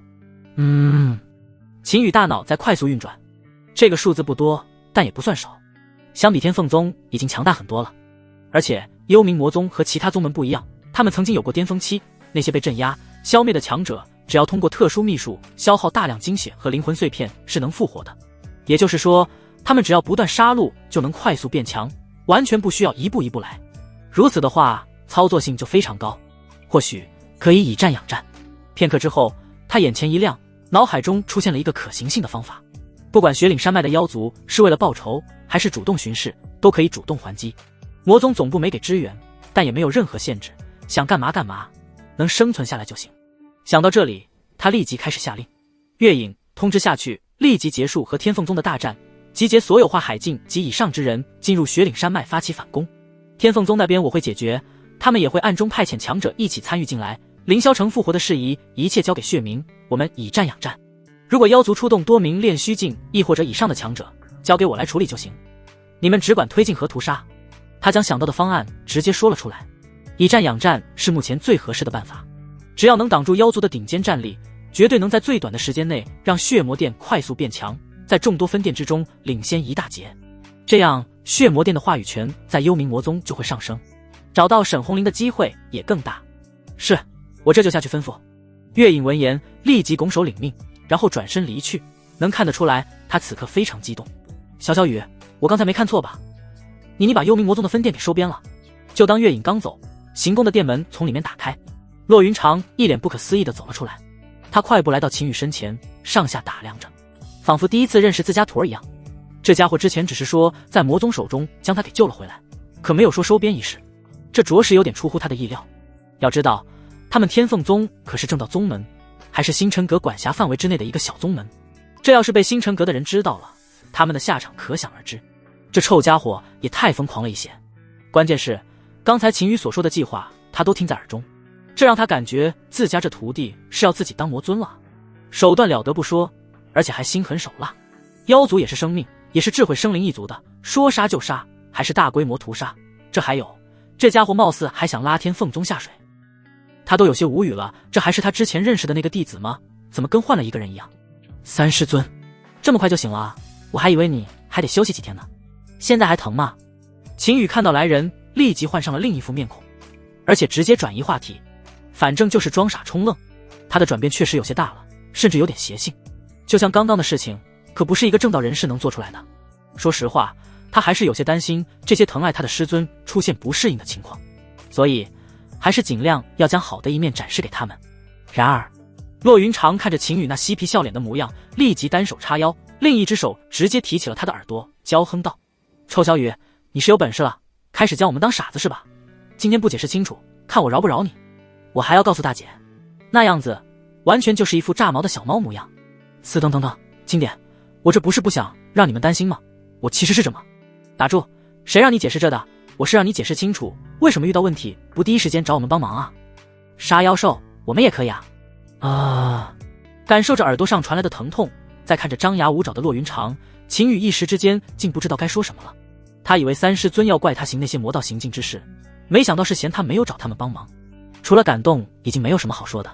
这个时候已经足以说明他在众位师尊心中的地位早已经超越了那所谓的正魔道义。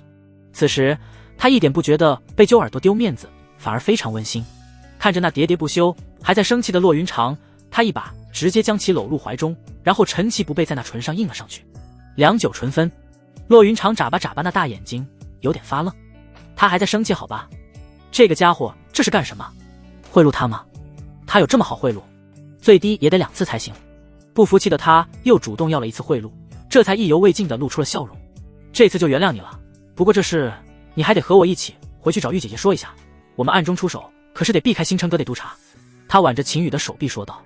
自家姐妹们自然会不遗余力的帮忙，但他们毕竟是天凤宗的人，星辰阁不出意外的话，应该是有人在暗中督察，他们还是得好好商量一下。我本来也是要回去的。秦羽点头，这话他没瞎说，他确实打算要回宗门一趟。大师尊已经从紫云州收徒回来了，不出意外的话，小菊也应该到了玉凌峰。梅兰竹菊这4个小丫头也成熟了，该好好联络感情了。当然这次穆林轩和楚梦琪被召回的有点仓促，他也想看看大师尊和凤玲珑那边是发生什么事情了。嘿嘿，这次回去有你这家伙带着本师尊，也让我也感受一下宝贝坨的速度。听到秦羽的话，骆云长立即喜上眉梢，然后直接粘在了秦羽身上。行。秦羽摇摇头，带着宠溺回复。他这几位师尊大人性格各不同，但在他这里都是宝。话落，他便带着骆云长运转雷霆，急速朝着宗门而去。血魔殿这边已经不用他操心了，该吩咐的都已经吩咐好了，剩下的月影和血明2人能完成好。而且与苏氏皇朝的大战也要结束了，他也不需要待在外面了，只要回去说动大师尊和凤玲珑之后，就能准备面对妖族了。凤玲珑这边应该没什么大问题，毕竟他们差一点就成就好事。唯一有点麻烦的就是大师尊慕容烟这里，几位师尊都对他很好，甚至都还对他有那种想法，但大师尊慕容烟是最正常的那一种，有点像大姐姐的那种，溺爱时温柔得很，但有问题的时候就会变成高冷女神。不仅是他心存敬畏，就连其他几位师尊也是有一种家长的感觉。他是真没10成的把握大师尊能接受他的想法，毕竟大师尊的阅历可比其他几位师尊多得多，那曾经可是中域的天骄，只不过因为一些特殊的原因才沦落到南域，成为一个小宗门的封主。当然事在人为，他可是有3寸不烂之舌，再加上其他人的协助，说服还是有很大概率的。很快他们的身影便消失在了凌霄城上空。天凤宗主峰，凤玲珑行宫后院，4道亮丽的身影坐落花亭之中，个个风华绝代，个个绝世倾城。4人中除了凤玲珑、楚梦琪、穆林轩之外，还有秦羽暂时未见过面的慕容烟。慕容烟一袭素雅的月白长裙，极是轻柔，勾勒出纤细却傲人的身姿。墨色长发仅是别着一只剔透的羊脂玉簪，几缕碎发垂落颈侧，更衬得那截脖颈如玉雕般修长白皙。只不过如此绝美佳人，此刻却柳眉微蹙，心事重重。其他3人也是如此，花亭中一时之间略显沉闷。大姐，玉姐姐，小雨现在可是很厉害的，我们要不让小雨想想办法吧？这种氛围不知持续了多久，最后还是被一道娇弱的声音打破。出声的正是楚梦琪，她看着众姐妹想不出办法，心里也是难受，但在她心中，自家小雨不仅实力变得很强，还很能出主意。她还记得几个月前从宗门出发太玄城时候的样子，小小年纪不仅将青云峰那老家伙耍得团团转，还赢得了所有弟子的认可。小雨吗？慕容嫣看着眼前的花海，轻轻低语一声。他略微沉思，还是摇了摇头道：不行，小雨现在还在凌霄城救云长，而且血魔殿店主复活在即，小雨已经够忙的了，我们不能打扰到他。告诉秦羽，他其实也想过，只是现在宗门最为重要的事情都是秦羽在处理，洛云长生死危机还有血魔殿这个最大的隐患。虽然秦羽说过他会将血魔殿的事情处理好，但在他看来，有些事情不是一句话就能解决。秦羽不告诉他们其中的危险，也是不想让他们担心，而现在这个事情虽然比较麻烦，但还没有到必须解决的时候，还是能拖一拖的。没错，小雨这边先不去给他增加负担了，我们先和那天虎拖一段时间。这时凤玲珑也出声下了决断，虽然他知道这治标不治本，但眼下只能如此。要知道，妖族是要他们开放3州全境，让妖族大军进入清除所有血魔殿之人，同时还要他们帮忙一起清剿。这听上去好像也没啥，毕竟血魔殿也是他们的隐患，合力清剿合情合理。但血魔殿仅仅是幽冥魔宗的一个分店，现在要是全都处理掉了，万一人家回过神来报复，天凤宗首当其冲被灭门，这不符合他一开始的策略。还有，放开3州全境让妖兽大军入境，那就是给自己找不痛快，他还能指望那些妖兽做到自律不破坏不杀人吗？一旦这么做了，3州就彻底乱套了。但他又不能彻底拒绝，只能是先拖着。毕竟论实力，天凤宗并不是雪岭山脉深处那些妖王的对手，论后援，他们更是什么都没有。星辰阁完全指望不上，让他们办事的时候还弄个督察使出来，但轮到他们求助的时候，却是各种理由，什么百州大战在即，还有什么各州各界幽冥魔宗的事情，没有多余的人手来前来帮忙。就连那个所谓的督察使他都没有看见过，也不知道藏在什么地方。如果那督察使出来，其实也能帮他们解决问题，但就是找不到人，现在只能自救。好吧，就是不知道能拖多长时间了。那天虎嚣张得很，3天2头就来一趟，而且还直接从咱们宗门头顶上下来，简直太过分了。楚梦琪紧握双手，异常气愤地说道。最让他难受的是，这家伙嚣张也就算了，上次来了还指名道姓地说要娶她当小老婆，要不是大姐拦着，他保准上去和那只大老虎同归于尽。吆喝，这是谁欺负我们家梦琪宝贝了？就在几人还在愤愤不平之时，一道声音从天而降，紧接着秦羽便搂着洛云长出现在了众人眼前。他可是一路疾驰而来，本来是先到玉灵峰的，但听弟子们说众师尊在主峰议事，他便带着洛云长一起来了。只不过他刚刚只听到了楚梦琪的最后一句，看着楚梦琪那气呼呼的模样，有一种说不出的可爱，所以不由得调侃了一句：哇，三姐你没事了，真是太好了呢。看到秦羽带着洛云长出现，莫林轩第一时间便跳了出来，直接扑上来就给了洛云长一个熊抱。两人那硕大的浑圆相撞，一晃一晃得，看得秦羽是一阵眼热。这些女人凑在一起真是什么都不顾忌。而其他3人也是凑了上去，叽叽喳喳的一阵询问，甚至都上手一阵摸，仿佛是要确认有没有受伤。秦羽一阵无语，感情他就是捎带的呗，就没有人搭理他呗。当然他也没打断姐妹几人之间的那种关切，毕竟洛云长这几个月之中也是在鬼门关走了一趟，众人担心是很正常的事情。他找了椅子坐了下来，自顾自地端起桌上的灵茶品了起来，一杯接一杯，将4个茶杯的都喝了一个精光。不得不说，同样的茶水，但味道各不同。大师尊慕容嫣喝过的带着淡淡的茉莉香味，是其身上的味道。凤玲珑那杯有着清幽的兰花香，楚梦琪的带着甜丝丝的果香，穆凌轩的则有股淡雅的玫瑰香。不错不错，进口灵茶就是不错。秦羽，你在干什么？怎么喝我们喝过的茶？凤玲珑最先发现秦羽的动作，忍不住出言娇哼一声，只不过那声音一点杀伤力没有，反而带着一种嗔怪的味道，那眸子之中尽是娇媚，还蕴含着丝丝柔情。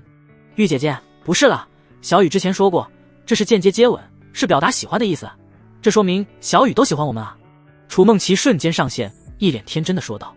说罢还将目光看向秦羽，开口道：小雨，我说的对不对？噗嗤，咯咯咯。此话一出，没等秦羽说什么，众女顿时被楚梦琪那天真的说辞给逗笑了，同时看着秦羽还带着诺耶之色。楚梦琪这么天真的话，很显然就是自家这个徒儿教的。可以想象得到，之前这2人单独相处的那段时间，秦羽应该是像哄孩子一样连哄带骗，然后又将其吃干抹净，真是吃地什么都不剩。就连一向清冷的慕容嫣，此刻脸上也是露出了笑容。可以说，秦羽的到来直接将他们之前心中的烦闷全都冲散了。秦羽一脸黑线，这小情侣之间的情话就这么被当众说出来，真是尴尬。既然如此，他也不装了，一把将这只傻萌傻萌的小可爱直接拉入了他怀中，坐在他腿上。反正在场的人也都是自己人，也没啥不好意思的。而楚梦琪瞬间小脸通红，看着众姐妹那怪怪的眼神，她竟没有第一时间起身，而是直接将脑袋埋入了秦宇的怀中，仿佛这样别人就看不见她似的。这又是惹得众人一阵花枝乱颤，整个花亭之中都是莺莺燕燕的笑声。停，有谁能告诉我，那所谓的天虎是什么东西啊？他怎么欺负我家梦琪师尊了？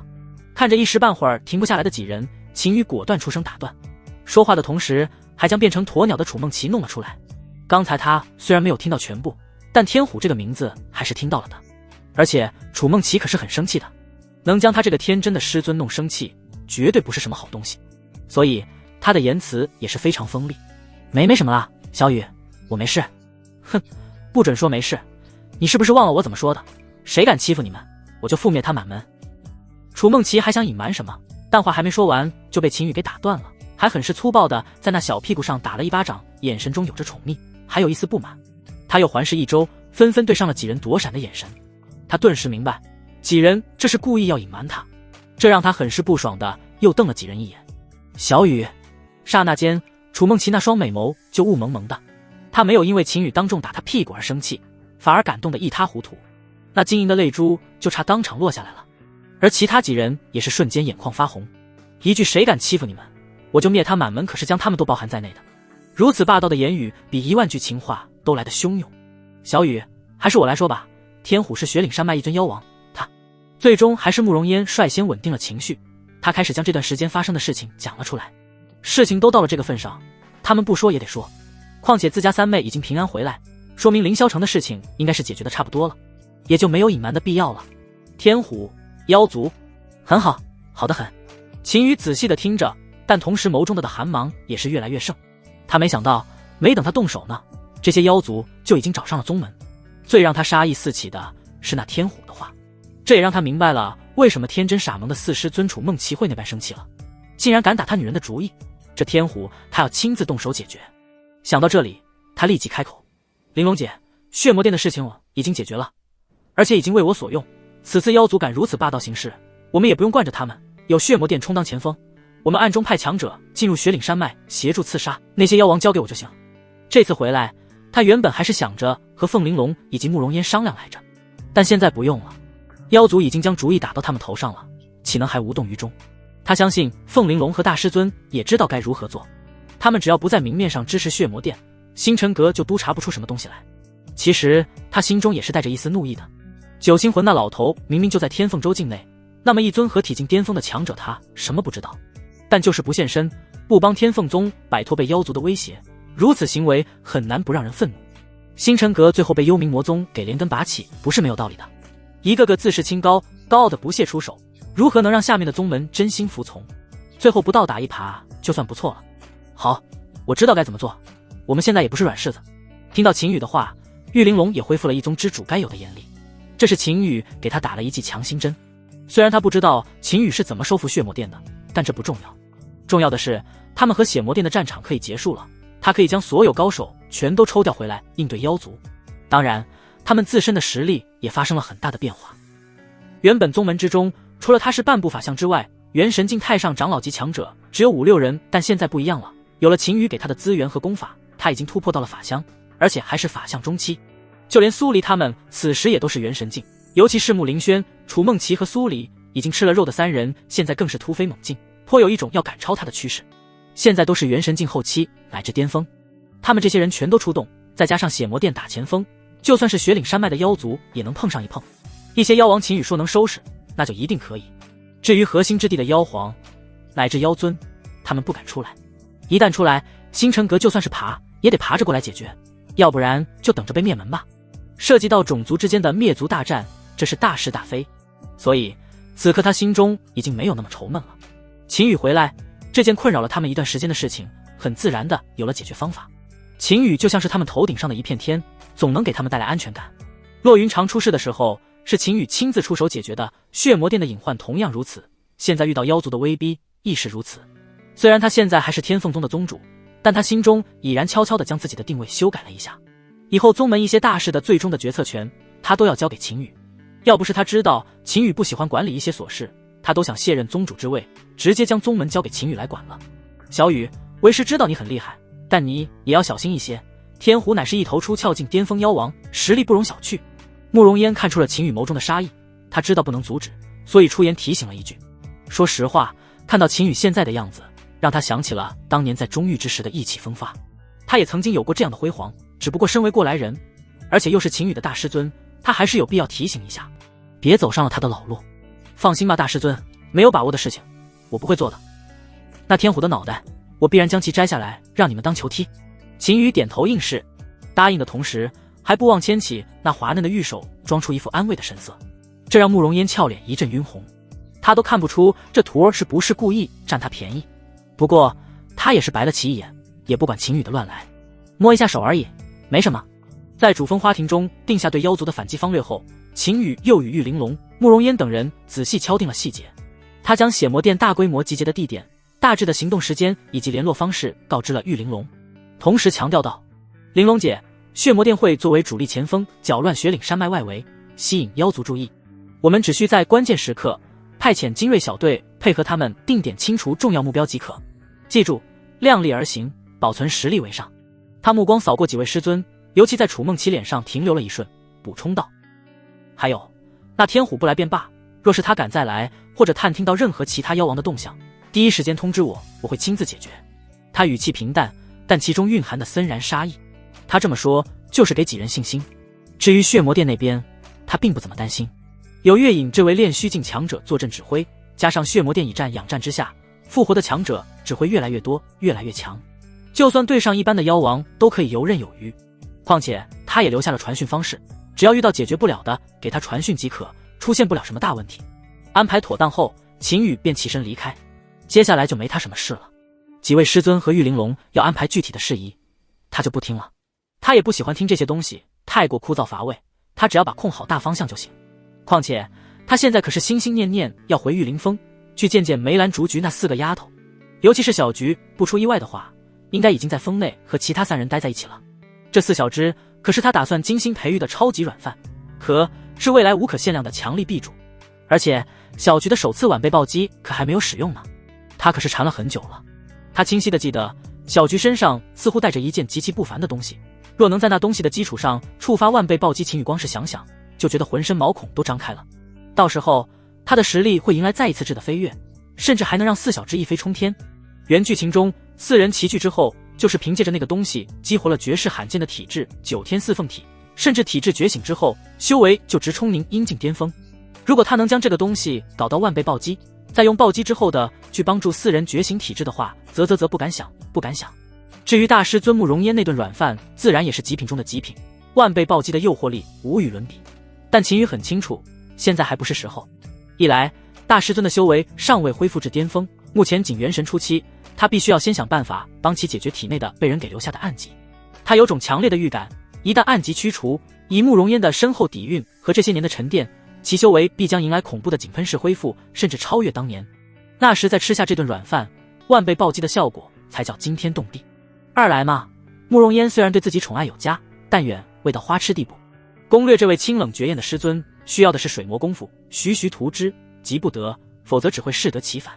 很快他便返回了玉凌峰，他没有惊动任何人，而是熟门熟路的收敛气息，悄悄地前行至梅、兰、竹3姐妹共同居住的寝宫之外。现在已经是晚上，月光如水倾泻在雅致的院落中，寝宫内却非常明亮，隐隐传来少女清脆的交谈声和轻笑。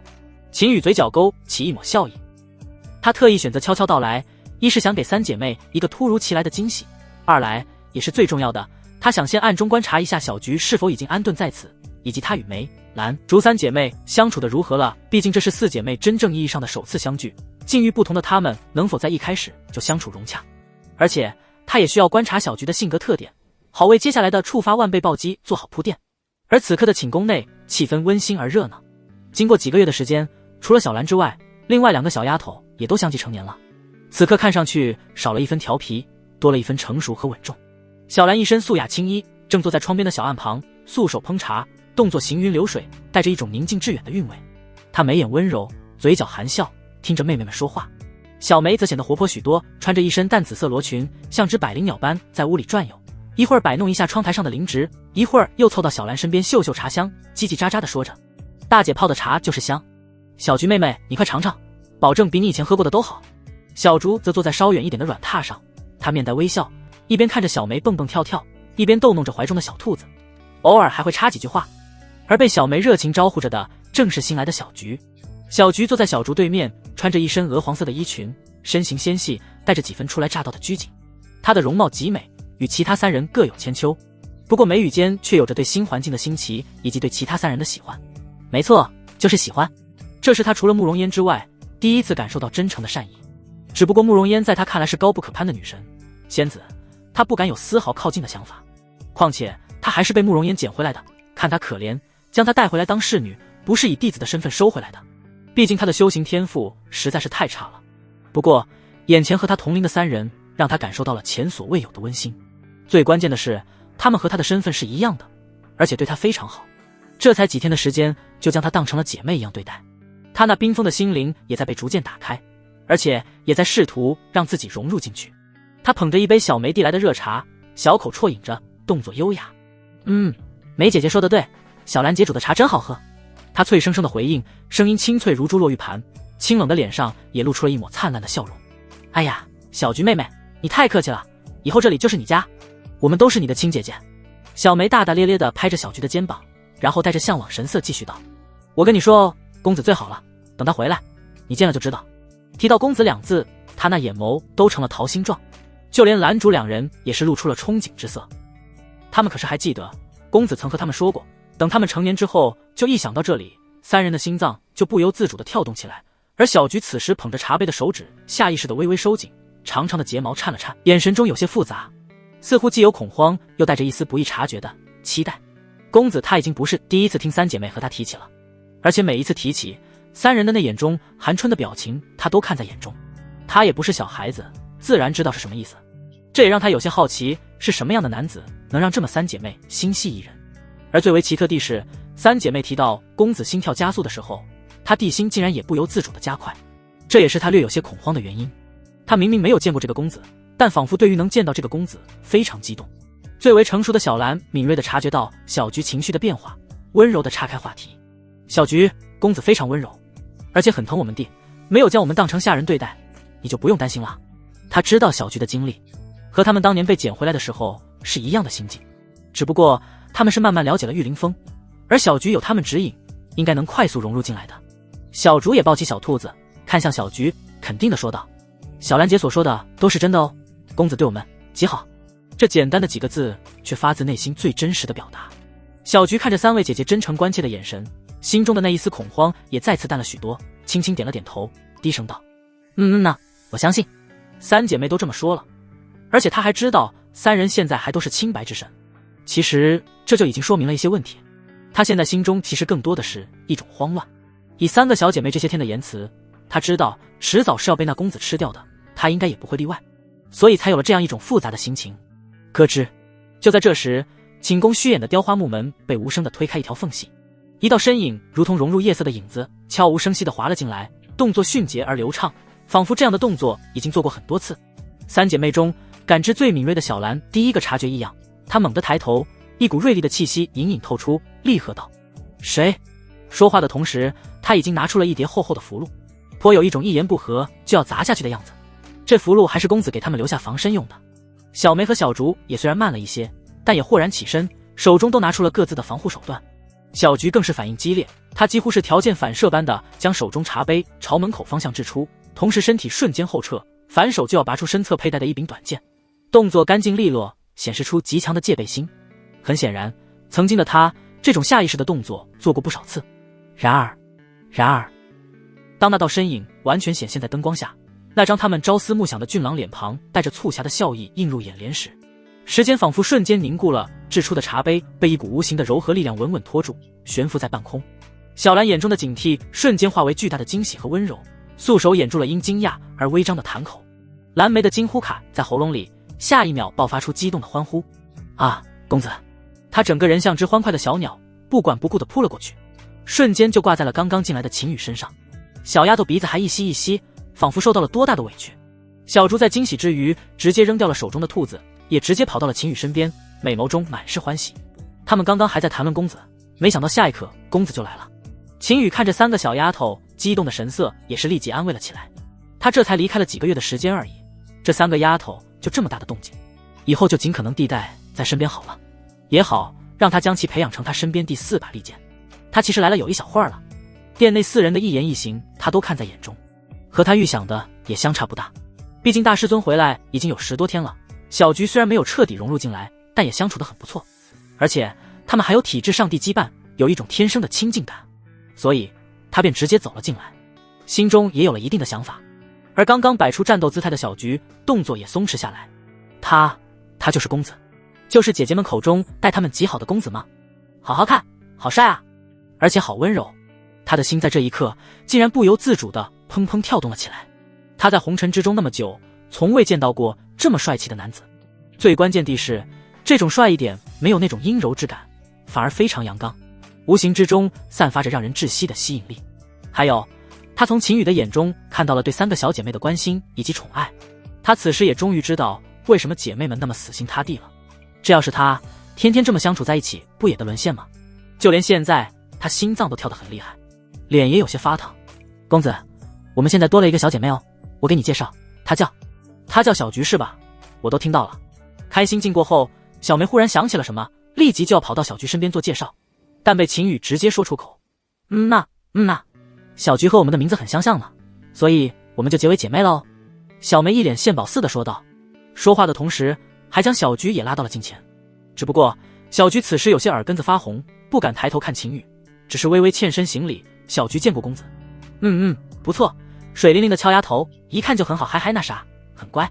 秦羽下意识的点头回应，不过差点将自己内心的话都给说出来，还好及时反应了过来，要不然给人一个小丫头不直接吓坏了。哦，对了，你们几个，公子这次回来可是给你们带了礼物哦。他没给几个丫头反应的时间，立即转换话题。话落，他立即拿出了事先就准备好的礼物。礼物并非什么绝世罕见的宝物，而是用冰玉雕刻而成的雕花手镯，有着静心凝神的效果。这是他在凌霄城找血冥弄到的，魔道修行很容易走火入魔，冰玉就成了他们镇压心魔的东西。说不上罕见，但也不是很多。像血冥带的也仅仅只是一个冰玉戒指而已。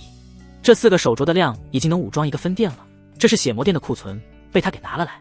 主要是他看着这冰玉很符合这4个小丫头的形象，再加上以后他们的修行可能会突飞猛进，极有可能导致心境出现紊乱，冰玉会起到很好的效果。当然最重要的是，他还在手镯之上雕刻了花纹，这些花纹对应的正是4人身份所代表的职务，以及他们的名字梅兰竹菊。说话的同时，他先是一一给梅兰竹3小只戴上，然后在小菊惊讶和不可置信的目光中拿出了第4只手镯，走到其身前。小菊，看你那什么眼神，公子我还能把你落下不成？虽然是第一次见面，但我也知道玉灵峰上多了一个小可爱啊。说罢还在那精致的琼鼻上刮了刮，然后亲自给其戴上。还别说，4人各自戴上之后，气质都仿佛变得更加空灵了，非常不错。哇，好好看，凉凉的，好舒服。最是活泼好动的小梅再次直接抱住了秦羽的手臂，而且还踮起脚来在秦羽脸上亲了一下，然后就爱不释手的把玩起来。在他们眼中，不看礼物是否贵重，只看是谁送的。这手镯明显是精心雕刻而成，上面还有他们的名字和寓意之物，再加上这是秦羽所送，此时一个个都喜欢的不得了，满脸的喜色。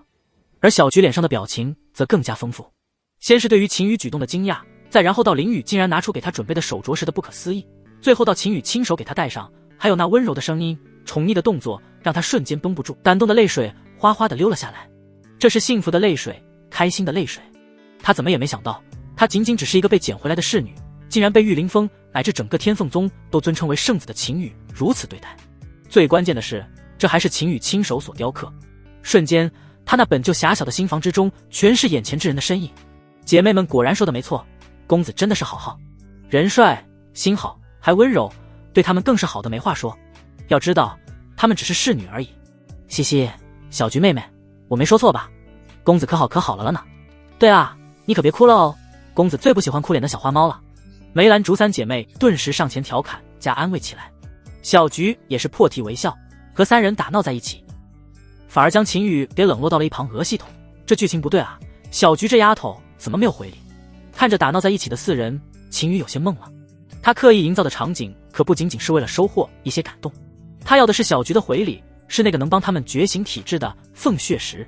之前梅兰竹这3个小丫头都不用他做什么，就直接将最珍贵的东西送给了他。小菊这边他可是刻意营造出了这种氛围，而小菊的反应也很明显是被感动的稀里哗啦的。这个时候不应该将其最珍贵的东西拿出来送给他们，他甚至都想好系统对凤血石万倍暴击，然后他再用暴击后的石头帮他们再行觉醒体质。在他看来，暴击后的凤血石绝对是更为高级的东西，应该能让4人觉醒更高级别的体质。那个时候这4柄利剑将更加坚不可摧。要知道原剧情中他们的9天4凤体就已经是顶级尊体，差一步就是圣体。万倍暴击后的凤血石觉醒，那最低不都得觉醒个顶尖圣体乃至仙体。但美好的计划刚刚开始，貌似就结束了。小菊这丫头完全没有按照她设定的剧本来啊！宿主，这你可就问错对象了。我哪里知道，你要不亲口去问问小菊。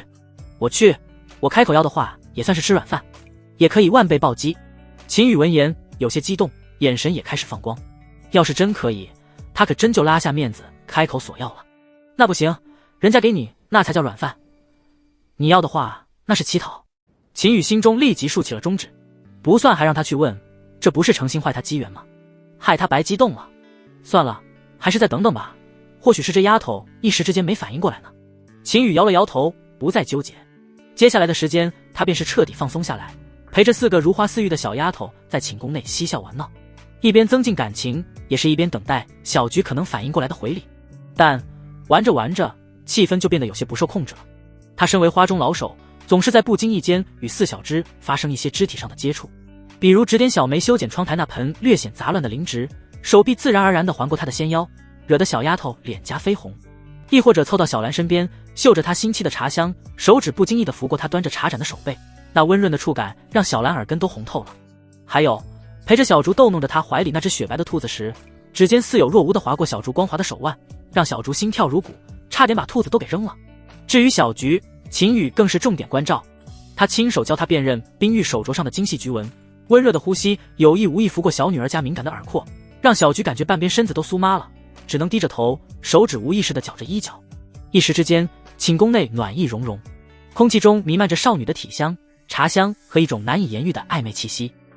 梅兰竹菊4女个个面若桃花，眼波流转间春意盎然，看向秦羽的目光几乎要滴出水来，那眼神里的渴望和情动毫不掩饰，仿佛只要秦羽一个暗示，他们便会毫不犹豫地献上自己的一切。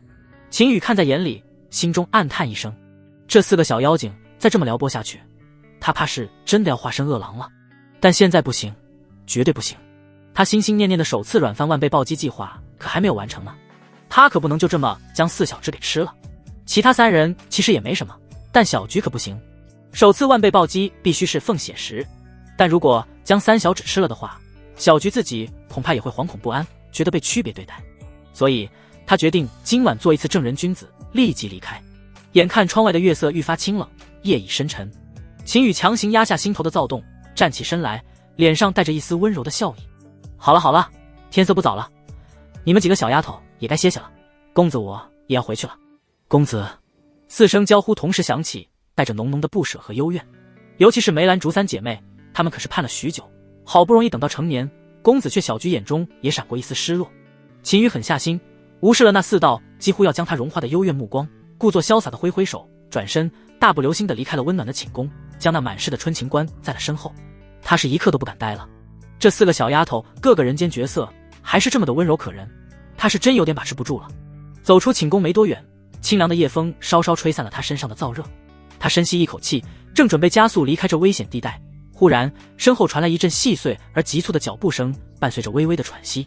秦羽脚步一顿，疑惑地转过身，月光下只见小菊正提着裙摆小跑着追了上来。她跑得有些急，发髻微乱，几缕青丝贴在光洁的额角，鹅黄色的衣裙在月色下显得格外单薄，胸口喘息而微微起伏，小脸因为奔跑和紧张而涨得通红。小菊，秦羽面露温和的疑惑，怎么了？是有什么事吗？他此刻的心思早已不在回礼上了，刚才那2-3个时辰的玩闹，小丫头都没表示，他早已不抱希望，只当是时机未到，或者小菊心房尚未完全打开。小菊跑到他面前站定，小手紧紧攥着衣角，低着头不敢看秦羽的眼睛，仿佛用尽了全身的力气。他深吸一口气，然后猛地伸出手，将一直紧握在掌心的东西递到了秦羽面前。那是一颗通体血红的石头，它约莫鸽卵大小，形状并不规则，但表面却异常光滑圆润，仿佛被摩挲了千万遍。在清冷的月光下，隐隐流转着一层温润内敛的光泽，仿佛有生命在其中静静流淌。公子，小菊的声音带着细微的颤抖，几乎低不可闻，却又无比清晰。这个送给您，不是什么好东西，就是一块石头，是我。他鼓足勇气，抬起头，那双清澈的眼眸中盛满了紧张、期待和深深的情愫。是我，一点心意，公子。小菊很喜欢公子。最后几个字细若蚊呐，却重若千钧，将他懵懂又炽热的心意彻底剖开。此时，他的内心异常忐忑。这块石头原本是他贴身携带，从小就带在身上，是他视为最为珍贵的东西。他其实在秦羽送他手镯的时候就想拿出来了，但在他看来，这个被他视为最珍贵的东西，其本质上就是一个石头而已。他害怕秦羽会拒绝，所以当时只是微微动了一点心思，就没好意思拿出来。也就是刚刚秦羽走后，他说出了心事，而三姐妹一致让他鼓起勇气送出去。公子一定会喜欢的，就算是一颗石头也会的。在三姐妹的劝说下，他就鼓起勇气跟了出来，并且将石头送了出去。而秦羽却刹那间愣住了，他的目光死死地盯在那颗温润的血红石头上，心脏像是被重锤狠狠敲击了一下。期待了那么久，还专门做了策划，在以为彻底没戏的时候，他竟然以这样一种方式，带着少女最纯粹的情意和最卑微的忐忑，送到了他的面前。这巨大的惊喜来得太过突然，让他一时失语，只是怔怔地看着那颗石头，忘了反应。然而他这短暂的沉默落在小菊眼中，却如同最冰冷的审判。果然，公子嫌弃了他，看不上这破石头，他一定觉得我很可笑吧。一个卑贱的侍女拿着一块破石头，竟敢痴心妄想。那双刚刚还盛满期待和情意的美眸，瞬间被一层浓重的水雾覆盖，晶莹的泪珠在眼眶里打转，仿佛下一秒就要决堤。曾经那深入骨髓的自卑瞬间将他淹没，他像被烫到一样，猛地缩回手，想把石头藏起来，声音带着破碎的哭腔：对不起公子，是小菊冒犯了我。他说不下去了，只想立刻逃离这让他难堪到极点的地方。他终于明白了，公子对他的好是怜悯，不是他可以僭越的理由。从今往后，他只安分守己，做个侍女，再也不敢有任何非分之想了。他心如死灰，转身就想要逃走，但是就在他转身的瞬间，一股强大而温柔的力量猛地将他拉了回去。他惊呼一声，整个人撞进了一个坚实温暖的怀抱里。熟悉的带着清冽气息的男性味道瞬间将他包裹，他还没来得及反应，下巴就被一只温热的手轻轻抬起，紧接着一道带着霸道和不容置疑的温热便附上了他微凉的唇瓣。小菊的大脑瞬间一片空白，所有的委屈、自卑、绝望都在这突如其来的冲击下烟消云散。他感觉像是被投入了熔炉，浑身的血液都在沸腾，身体僵硬的无法动弹，只能被动地承受着这陌生又令人眩晕的亲密。那是一个带着安抚、宣告主权和无限欣喜的吻，温柔而绵长，仿佛要将他所有的忐忑都吻去。不知过了多久，唇分，小菊浑身发软，脸颊滚烫，眼神迷蒙，只能无力地靠在秦羽怀中，大口喘息着，仿佛刚从溺水中被救起。头顶传来秦羽带着明显笑意的低沉声音，带着一丝促狭的邪气：傻丫头，跑什么？谁说本公子不喜欢了？小菊迷茫的抬眼，对上秦羽含笑的亮得惊人的眼眸。他正把玩着那颗血红的石头，修长的手指在光滑的石面上摩挲着，月光下，那石头似乎在他掌心散发着更柔和的光晕。这可是小菊给我的定情信物呢。秦羽嘴角勾起一抹坏笑，故意晃了晃手中的石头：我很喜欢，非常喜欢，喜欢这石头，更喜欢送石头的人。轰！巨大的幸福感和羞意如同海啸般瞬间席卷了小菊。他终于明白了，公子刚才不是嫌弃，是被他的突然举动惊到了。公子是喜欢他的，喜欢他送的石头，也喜欢他。公子，他羞得无地自容，发出一声娇吟，像只受惊的小猫，瞬间把滚烫的脸颊深深埋进秦羽宽阔温暖的胸膛里，再也不敢抬起，只留下两只红的滴血的耳朵暴露在外。秦羽感受着怀中娇躯的颤抖和那强烈的依赖，心中畅快无比，忍不住发出一阵低沉而愉悦的笑声。他低头看着掌心那颗在月光下仿佛有生命般微微搏动的血红石头，眼神炽热。系统，他在心中默念：这份软饭，本公子吃的怎么样？叮，检测到宿主收到天命女主小菊主动赠予的礼物，符合软饭行为，触发万倍暴击。暴击中，暴击成功。恭喜宿主获得涅槃血晶石，先接来了。秦羽瞬间感受到了手中多了一块更为炽热的石头，而且相比凤血石的沉寂，它还散发出一层淡淡的血红色光芒，其中还蕴含着一种古老、纯粹、浩瀚的凤凰本源气息。秦羽嘴角的笑意更深了，月光如水，在手中血色光晕的映衬下，让怀中青涩的少女披上了一层绝美且充满诱惑的外衣。啊，公子，这石头怎么发光了啊？小菊似乎有所感应，偷偷从秦羽怀中侧过小脑袋，看到了秦羽手中发光的石头。由于秦羽已经将凤血石收起，他以为涅槃血晶石就是他送出的那一枚。同样的血红之色，就连大小都基本相同，唯一不同的就是那道光芒。呵呵，小丫头，这块石头可不简单哦。秦羽刮了刮那精致的琼鼻，笑着说道：公子，我今天不走了，这石头可是和你们四姐妹有缘，今晚就帮你们完成蜕变。他改变主意了，东西既然已经到手了，那就不需要等了，正好给这4个小丫头觉醒隐藏体质。而且他还有些期待，凤血石变成了涅槃血晶石，尊阶的东西变成了仙阶，连跨2个等级，就是不知道能不能将原有的9天4凤体也完成强化。要是也能强化到仙阶，他可就大赚特赚。说罢，便拉着有些没反应过来的小丫头重新返回寝宫之中。殿门轻启的瞬间，3道带着好奇与疑惑的目光便齐刷刷地聚焦过来。公子，小菊，你们怎么又回来了？小梅放下手中的灵指剪，眨着大眼睛，满是惊奇。小兰和小竹也立刻围拢过来，看看小菊几乎要埋进胸口的羞涩模样，又看看秦羽脸上那抹神秘而兴奋的笑意。他们不是让小菊去送礼物吗？怎么还将公子给带回来？而且看那害羞的模样，难不成是偷吃了？公子，小菊她……嘘！小竹原本想要打趣2句，但话刚说出口，就被秦羽抬手打断。秦羽做了个噤声的手势，脸上的笑容依旧，但带着不容置疑的郑重。你们3个小丫头都别问，也别闹，现在听我的，盘膝坐下，五心向天，立刻进入修行状态，摒除杂念，守住心神。他的声音不高，却带着一种奇异的穿透力，让4个原本心思各异的小丫头瞬间凛然。他们互相对视一眼，虽然满腹疑问，但长久以来对秦羽的信任和服从占据了上风。4女没有半分迟疑，立刻寻了合适的位置，依言盘膝坐下，闭上眼睛，努力调整呼吸，收敛心神。寝宫内霎时安静下来，只余下轻轻的呼吸声。秦羽没有丝毫耽搁，他指尖凝聚起一丝微不可察的锋锐灵力，动作快如闪电，在4女伸出的指尖上轻轻一点。4滴嫣红的本命精血，如同最纯净的宝石，被他小心翼翼地从4人头顶引出，悬浮于掌心。目光落在手中那枚散发着柔和血光、内蕴着浩瀚古老气息的涅槃血晶石上，秦羽眼中金光爆射。时机已至，他屈指一弹，那4滴精血如同受到无形牵引，精准地滴落在涅槃血晶石光滑温润的表面上。嗡，一声仿佛来自远古洪荒的低沉嗡鸣，骤然在寂静的寝宫中响起，并非通过虚空传播，而是直接震荡在每个人的灵魂深处。而涅槃血晶石也瞬间光滑大放，不再是之前的柔和光晕，而是爆发出炽烈如骄阳的血色神芒。这光芒并不刺眼，反而带着一种温暖、神圣，仿佛能点燃生命本源的力量。光芒如同实质的血色潮汐，瞬间将盘膝而坐的梅兰竹菊4女完全笼罩。紧接着，令人震撼的一幕发生了，4女的身体仿佛化作了共鸣的玉石，同时亮起了各自对应的光华。小梅身上是傲雪的银白，小兰是幽谷的湛蓝，小竹是修竹的翠绿，小菊是秋菊的金黄。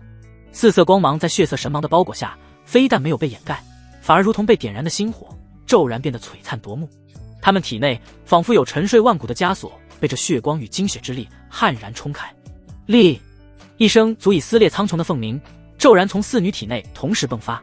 这并非真实的声响，而是血脉深处灵魂本源的觉醒。轰隆！寝宫之外，天地骤变，整个玉灵峰的上空瞬间被一片无法形容的瑰丽异象所覆盖。浩瀚无垠的星空仿佛被拉近了亿万倍，无数星辰在夜幕上疯狂旋转，汇聚成一个庞大到难以想象的漩涡。漩涡的中心，璀璨的星河如同9天之上的瀑布垂落而下，而在那星河瀑布之中，4道巨大无比、神威凛凛的虚影正遇光而生，由模糊迅速变得清晰。那是4只神鸟，其形似传说中的凤凰，却又更加古老、威严、尊贵。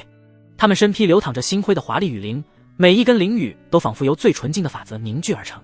修长的尾羽拖曳着亿万里的流光，如同划破宇宙的彗星长河。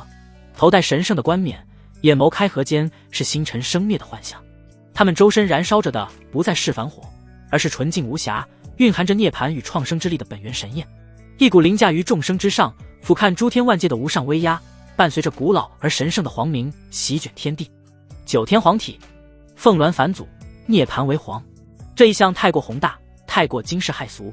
那浩瀚的星辰漩涡，那垂落的星河瀑布，那4只傲视寰宇的九天仙皇虚影，引动的不仅仅是天地灵气，更是直接牵动了这片区域的大道法则。无形的法则波纹如同投入巨石的水面涟漪，疯狂地向外扩散。秦羽脸色巨变，叶姐，助我！他毫不犹豫地在心中呼唤。这么恐怖的天地异象诞生，是他没有预料到的。这要仅仅是覆盖天凤宗，也没什么可紧张的，最多也就是宗门弟子的口中谈资罢了。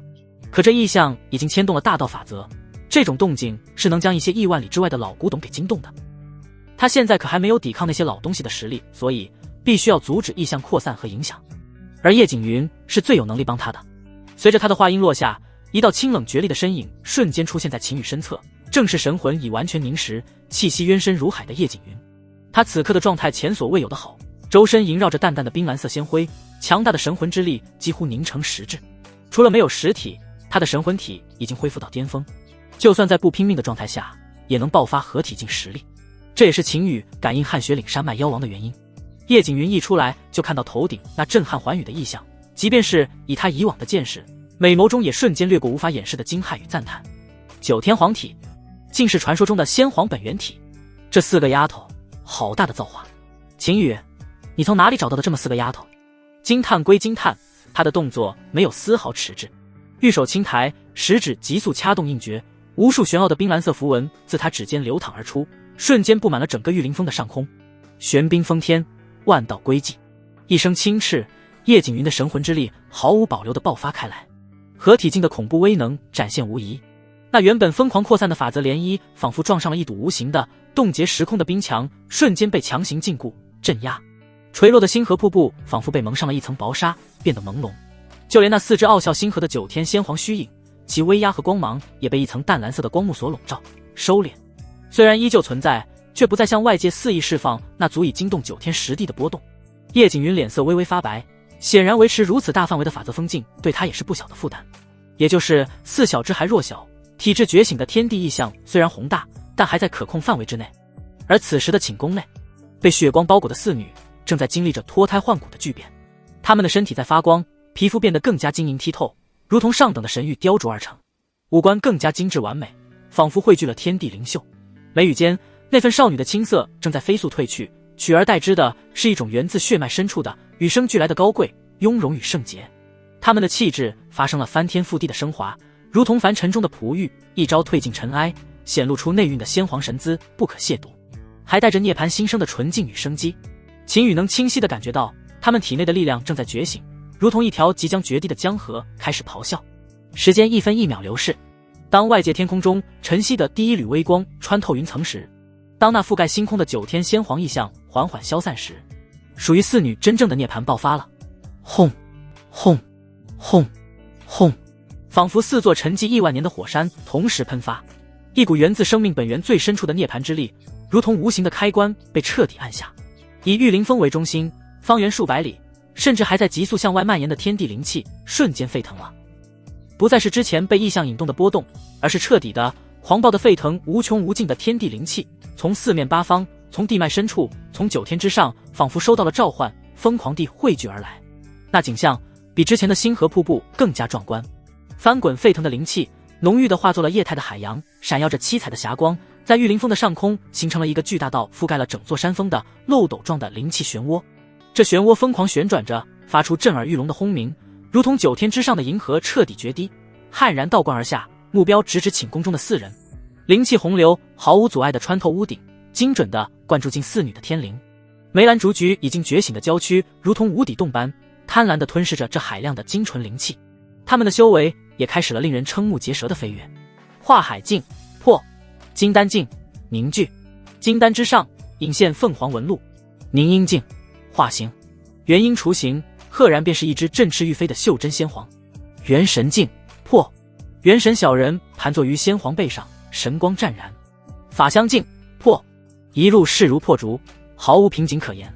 涅槃血晶石的力量，9天皇体的本源，加上这浩瀚天地灵气的疯狂灌注，将他们的修为直接推到了一个足以让绝大多数修士仰望一生的高度——法相境。当境界最终稳固在法相境初期时，4股强大而神圣的气息冲天而起，在他们各自的头顶上方，空间微微扭曲，4尊庞大、威严、栩栩如生的天地法相凝聚成型。那是4尊9天仙皇的法相，每一尊都高达数十丈，灵雨华丽如神经铸就，燃烧着纯净的涅槃神焰，双翼展开，仿佛能遮蔽小半个天空。仙皇法相盘旋于虚空，眼神睥睨，带着与生俱来的高贵与威严，周身缭绕着浓郁的大道法则碎片，发出清越悠远的黄鸣。小梅的仙皇法相，灵雨边缘带着晶莹的冰霜；小兰的法相，周身弥漫着清雅的兰香雾气；小竹的法相，翠绿欲滴，生机磅礴；小菊的法相，金光璀璨，带着一种秋日的高远与坚韧。4尊9天仙皇法相盘旋于寝宫之内，相互呼应，形成一种玄奥的阵势，神圣威严的气息充斥每一个角落，将整个空间都映照得流光溢彩。秦羽看着眼前这脱胎换骨、气质如仙，身后盘踞着9天仙皇法相的4女，眼中充满了难以抑制的激动。这4小只可算是终于被他打造出来了。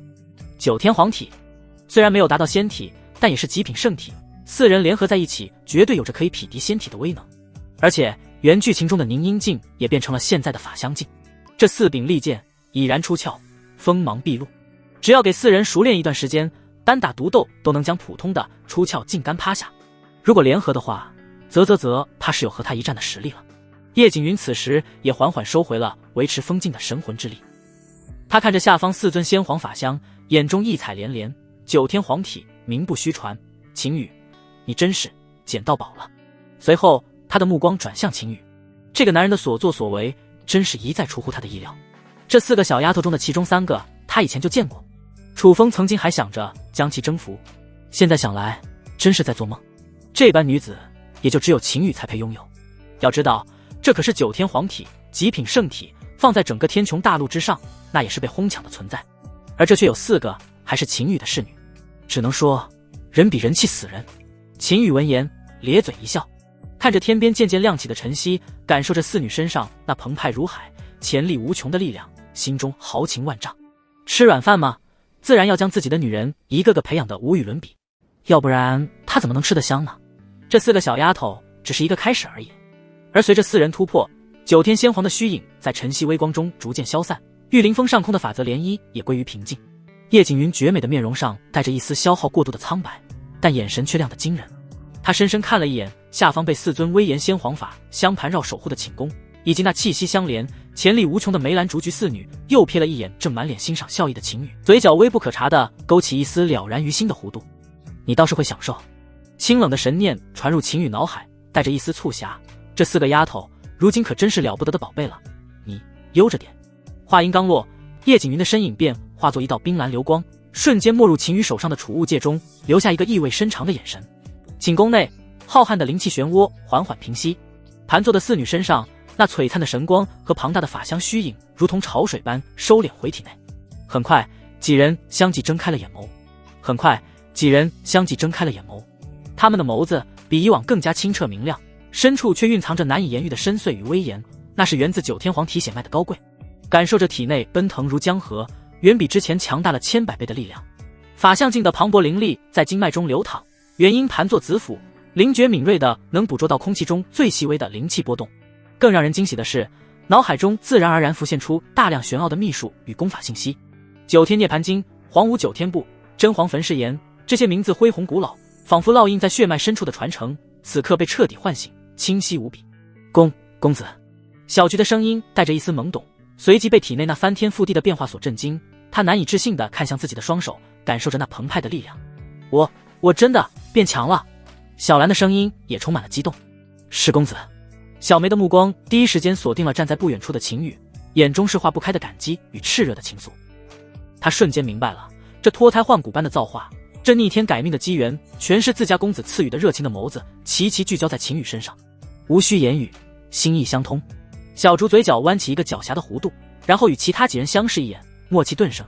下一刻，在秦羽还沉浸在培养成功的成就感中，带着几分得意看着几人时，香风骤然袭来。秦羽一愣，只见梅兰竹菊从不同的方向瞬间将他围在中心。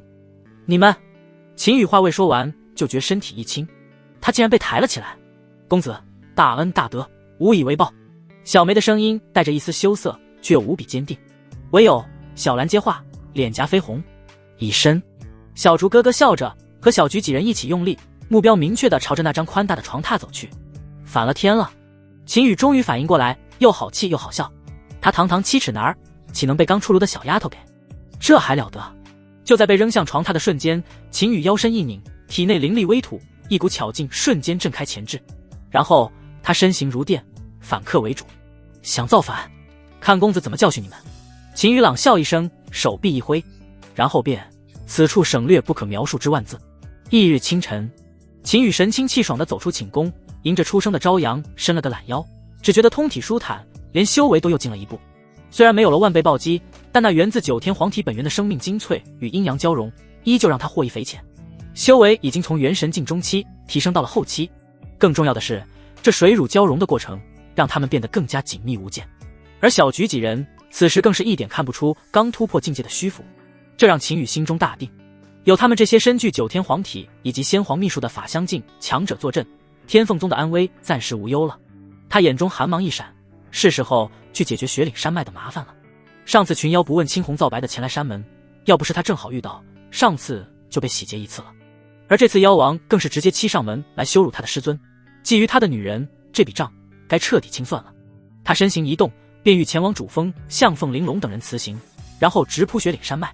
然而就在他刚踏出玉灵峰范围，还未抵达主峰大殿时，嗷呜一声震天动地的虎啸，裹挟着狂暴的妖风，如同惊雷般炸响在天凤宗上空。浓厚的妖云滚滚而来，瞬间遮蔽了刚刚亮起的天空。一道庞大的黑影撕裂妖云，带着睥睨一切的嚣张气焰，轰然降临在主峰广场之上。落地瞬间，妖气翻腾，黑影急剧收缩，化作一个身高近丈、肌肉虬结、面容粗犷凶厉、额生王字纹路的赤膊大汉。他周身妖气澎湃，赫然是出鞘境巅峰的威压，毫不掩饰地席卷整个主峰，压得许多修为较低的弟子脸色发白，呼吸困难。正是雪岭妖王天虎。他铜铃般的虎目扫视全场，充满了轻蔑与贪婪，最终定格在主殿方向，声如洪钟，带着赤裸裸的胁迫与淫邪，响彻整个天凤宗。凤玲珑，本王的提议考虑的怎么样了？让楚梦琪乖乖出来做本王的女人，这是你们天凤宗的福分，否则哼，下次来的可就不是本王一个人了。本王定要踏平你这天凤宗，将美人抢回去享用。哈哈，这猖狂至极、毫不掩饰的侮辱性宣言，如同烧红的烙铁，狠狠烫在所有天凤宗弟子的心上。混账，欺人太甚！该死的妖孽，竟敢如此羞辱我宗！妖王又如何？我天凤宗宁为玉碎，不为瓦全。跟这畜生拼了，士可杀不可辱。宗主，请下令，弟子愿以死捍卫宗门尊严。愤怒的咆哮声、拔剑声、凌厉激荡声瞬间从四面八方响起，无数弟子双目赤红，热血上冲，恨不得立刻冲上去与这羞辱宗门的妖王拼命。整个天凤宗上下群情激愤，怒火滔天。主殿大门轰然洞开，凤玲珑、慕容嫣几人脸色铁青地走了出来，周身灵力激荡，显然怒到了极点。凤玲珑美眸寒煞，声音冰冷如万载玄冰：天虎，你莫要自误，真当我天凤宗是任你揉捏的软柿子不成？速速退去，否则今日便让你付出代价。他手中一柄流淌着冰蓝色光辉的长剑已然出鞘，剑气森然。上一次到来还有所收敛，只是表露出了无耻之相，并没有威胁之言。这一次来竟然如此猖狂，都不避人了。更让他愤怒的是，雪岭妖族都欺负上门了，那星辰阁所谓的督察哪里去了？魔宗肆虐不管，现在妖族都骑在脸上了也不管，这星辰阁是哪门子的上宗？他环视一周，愣是没有发现星辰阁那所谓的督察有现身的迹象。而慕容嫣等人同样祭出法宝，严阵以待，眼中是毫不掩饰的杀意。然而天虎对他们的威胁视若无睹。当他看到紧随其后走出的楚梦琪时，那双虎目瞬间爆发出贪婪到极致的淫邪光芒。楚梦琪今日一身素雅白衣，清丽绝伦的容颜因愤怒而染上红霞，更添几分惊心动魄的美。啧，天虎舔了舔嘴唇，口水几乎要流出来，声音带着令人作呕的垂涎：梦琪美人儿，几日不见，更是光彩照人啊！瞧瞧这脸蛋，这身段，何必跟着这群弱小的女人在这破宗门虚度光阴？跟了本王，本王让你享尽荣华，体验真正的极乐，保证让你欲仙欲死，再也离不开本王。嘿嘿嘿，污言秽语不堪入耳。你无耻淫贼！楚梦琪何曾受过如此赤裸裸的言语侮辱，气得娇躯发抖，俏脸通红，眼中几乎喷出火来。他素手一扬，一道凌厉的冰蓝色剑气就要脱手而出。师尊，且慢！一个平静的没有丝毫波澜的声音响起，带着一种奇异的穿透力，瞬间压过了场中所有的喧嚣与愤怒。就在楚梦琪含怒出手的刹那，一只温暖而有力的手稳稳地拉住了他的手腕，将他轻轻拉回身后。楚梦琪一怔，回头望去，只见秦羽不知何时已悄然站在了他身后。他脸上没有任何表情，眼神深邃的如同万古寒潭，冰冷刺骨，仿佛能冻结人的灵魂。那平静之下蕴含的滔天杀意。小雨，他轻声呼唤，眸中有些湿润。果然，他的宝贝徒儿不会让他受到侮辱。只见秦羽一步踏出，越过了凤玲珑、慕容烟等人，挡在了天凤宗众人与天虎之间。他步伐不快，甚至显得有些随意，就这么一步一步朝着那凶焰滔天的天虎走去。天虎的淫笑戛然而止。他看着这个突然冒出来，气息不过元神境中期的年轻男子，眼中先是闪过一丝错愕，随即被浓浓的鄙夷和不耐所取代。哪来的不知死活的小白脸？天虎嗤笑一声，如同看到了什么碍眼的蝼蚁，蒲扇般的大手随意的一挥，带起一股狂暴的罡风，如同驱赶苍蝇般抽向秦羽。滚开，别挡着本王看美人儿！这一挥看似随意，却蕴含了他一半的恐怖力量，足以将一座小山丘拍成齑粉。在天虎看来，这个不知天高地厚的小子，下一秒就会像破麻袋一样被抽飞，骨断筋折，甚至当场毙命。然而，呼！狂暴的罡风卷过，吹动了秦羽的衣袍，猎猎作响，却未能撼动他分毫。他依旧稳稳地，一步一个脚印地向前走着，仿佛那能撕裂金铁的罡风只是拂面的杨柳风。天虎脸上的不屑瞬间凝固，眼神都出现了变化，那是惊疑。他这一挥虽然没用全力，但就算是法相都不一定能承受得住。这一个乳臭未干的小子怎么会淡？秦羽的脚步并未停下，反而在逼近。10丈、8丈、5丈，距离在缩短。他身上依旧没有爆发出惊天动地的气势，只有那双眼睛越来越冷，越来越深邃，仿佛蕴藏着毁灭星辰的雷霆。天虎的心头猛地一跳，一股难以言喻的危险预感，如同冰冷的毒蛇，瞬间缠绕上他的脊椎。眼前这个年轻人不对劲，很不对劲。那平静表象下，是让他这头纵横雪岭上千年的妖王都感到毛骨悚然的恐怖。装神弄鬼，给本王死！天虎彻底被激怒了，更多的是被那莫名的恐惧感所驱使的疯狂。他绝不允许被这么一个小子给吓住。一声咆哮，他不再保留，全身妖力轰然爆发，出鞘近巅峰的力量毫无保留地倾泻而出。他那巨大的虎爪瞬间膨胀，覆盖上漆黑的妖缸，撕裂空气，带着崩山裂月、毁灭一切的恐怖威势，朝着近在咫尺的秦羽当头拍下这一爪。他要将这诡异的小子连同他身后的主殿都拍成粉末。面对这足以让寻常化神修士色变的绝杀一击，秦羽终于动了。他只是极其简单、极其随意地抬起了右手，握拳。没有惊天动地的灵力爆发，没有绚烂夺目的法术光芒，唯有拳头之上一层深邃到极致，仿佛能毁灭一切的血色雷光将其包裹，寂灭雷法。然后一拳挥出，动作简单的如同凡人挥拳，轨迹清晰可见。然而，是预想中惊天动地的碰撞轰鸣并未发生。那足以拍碎山峰的恐怖虎爪罡气，在接触到那血色雷光的瞬间，就如同滚烫的烙铁按在了薄薄的积雪之上。没有爆炸，没有冲击波，只有一种令人心胆剧烈的湮灭。漆黑的罡气连同其后那巨大凝实的虎爪虚影，如同被无形的力量抹去，又像是被投入了绝对零度的冰窟，寸寸瓦解崩碎，无声无息地消散在空气中，连一丝能量涟漪都未曾激起。天虎脸上的狰狞与疯狂瞬间被无边的恐惧所取代。他那双巨大的虎目之中倒映着那一点迅速放大的象征着绝对毁灭的血色雷光，瞳孔缩成了针尖。不！一声绝望到扭曲的嘶吼只来得及发出半声。秦羽那包裹着寂灭雷罚的拳头已然轻飘飘的印在了天虎那布满惊恐表情的胸膛之上。接触的刹那依旧无声，但所有人，无论是不远处的凤玲珑、楚梦琪几人，还是远处那些愤怒的弟子、长老、太上长老，都清晰地看到了让他们永生难忘的一幕。天虎那强横无比的妖王之躯，如同风化了亿万年的沙雕，从被拳头击中的胸膛处开始，血肉、骨骼、内脏一切物质都在血色雷光蔓延下，以肉眼可见的速度分解、消散，不是燃烧，不是炸裂，就是最纯粹的、彻底的湮灭，仿佛它存在的根基被瞬间抹除。赤膊的上身、粗壮的臂膀、狰狞的头颅，在不到一息的时间内迅速变得透明、虚幻，最终彻底化为虚无，连一丝灰烬、一滴血液，一缕妖魂都未曾留下。前一刻还凶焰滔天，不可一世的雪岭妖王天虎，下一刻就在秦羽那轻描淡写的一拳之下，如同从未存在于这个世界上一般，烟消云散。主峰广场之上，时间仿佛被按下了暂停键，风停了，愤怒的呐喊卡在了喉咙里，拔出的剑定格在半空，所有人脸上的表情，愤怒、担忧、恐惧、决绝，全都僵住了，只剩下一种极致的、空白的、无法理解的惊骇。死寂，绝对的死寂笼罩了整个主峰，甚至整个天凤宗。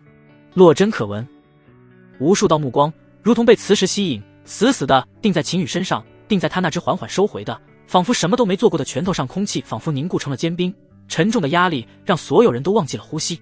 足足过了数息，如同压抑到极点的火山骤然喷发，倒抽冷气的声音汇成一片刺耳的浪潮，席卷了整个广场。紧接着是如同海啸般席卷而来的，充满了极致震撼与难以置信的哗然。天虎没了，消失了，一拳就一拳，那可是妖王啊，就这么没了，连渣都不剩。那是什么力量？血色的雷光，我从未见过如此恐怖的毁灭之力。秦师兄，是秦师兄，他一拳轰杀了妖王。我的天，我不是在做梦吧？秦师兄他到底什么境界了？寂灭，那是寂灭的气息，连天地元气都被抹除了。秦师兄，他还是人吗？强，无敌，秦师兄无敌！惊呼声、尖叫声、语无伦次的议论声、狂热崇拜的呐喊声，瞬间将死寂打破，整个主峰广场彻底沸腾。所有看向秦羽的目光充满了前所未有的敬畏、震撼以及狂喜。凤玲珑、慕容嫣几人此刻也是谈口微张，美眸圆睁，彻底失态。他们知道秦羽很强，知道他有底牌，甚至知道比他们几人都要强，但他们绝没想到秦羽能强到如此匪夷所思的地步。那可是出鞘巅峰的妖王啊，在他面前竟如土鸡瓦狗，不堪一击。秦羽缓缓收回拳头，指尖最后一丝游走的雷光悄然隐没，他脸上的冰寒缓缓褪去，恢复了往日的平静，仿佛刚才只是随手拍死了一只聒噪的苍蝇。他转过身，看向依旧处于极度震惊中的师尊，目光扫过那些激动狂热，如同看待神明般的同门，淡淡开口，声音清晰地传入每个人耳中。好了，凡人的苍蝇解决了，师尊、宗主大人，宗门暂时无虞，弟子这就去一趟雪岭山脉，将剩下的麻烦一并清理干净。说罢，他在还处于震惊的楚梦琪几人眼前晃了晃，然后化为一道光影，直接消失在天际。而宗门之内所有人的心情久久不能平复。小雨他好厉害啊！直到秦羽的身影消失不见，楚梦琪才回过神来，声音中带着惊叹以及开心。他的内心没有那么多的弯弯绕，看到自己喜欢的人这么强，还能保护他们，打心底里开心。小雨现在变得更厉害了，龙阳之体的成效真是厉害。莫凌轩也是出声附和，在他的眼底浮现出了激动之色。他可是开发自己宝贝徒弟潜力的第一人，当时不仅将徒儿从生死边缘拉了回来，还彻底让龙阳之体发挥出了他该有的作用。要不是他当初强行与宝贝徒儿那啥，说不准现在还是个木头脑袋呢。然而说者无心，听者有意，在一旁的慕容嫣此时却面露疑色。他的见识和阅历都非常丰富，秦羽此时表现出来的实力以及潜力已经远远超出了那所谓龙阳之体的极限。就像秦羽这种妖孽程度，就是放在中域那种天才云集的地方也是鹤立鸡群的存在。20岁出头的年纪，竟然一拳将一头出鞘近巅峰的妖王打爆，这着实有点天方夜谭。最关键的是，秦羽也是最近几个月的时间才开始崛起，满打满算不到半年时间，从几乎没有修为到如今这种程度，已经不能用妖孽来形容。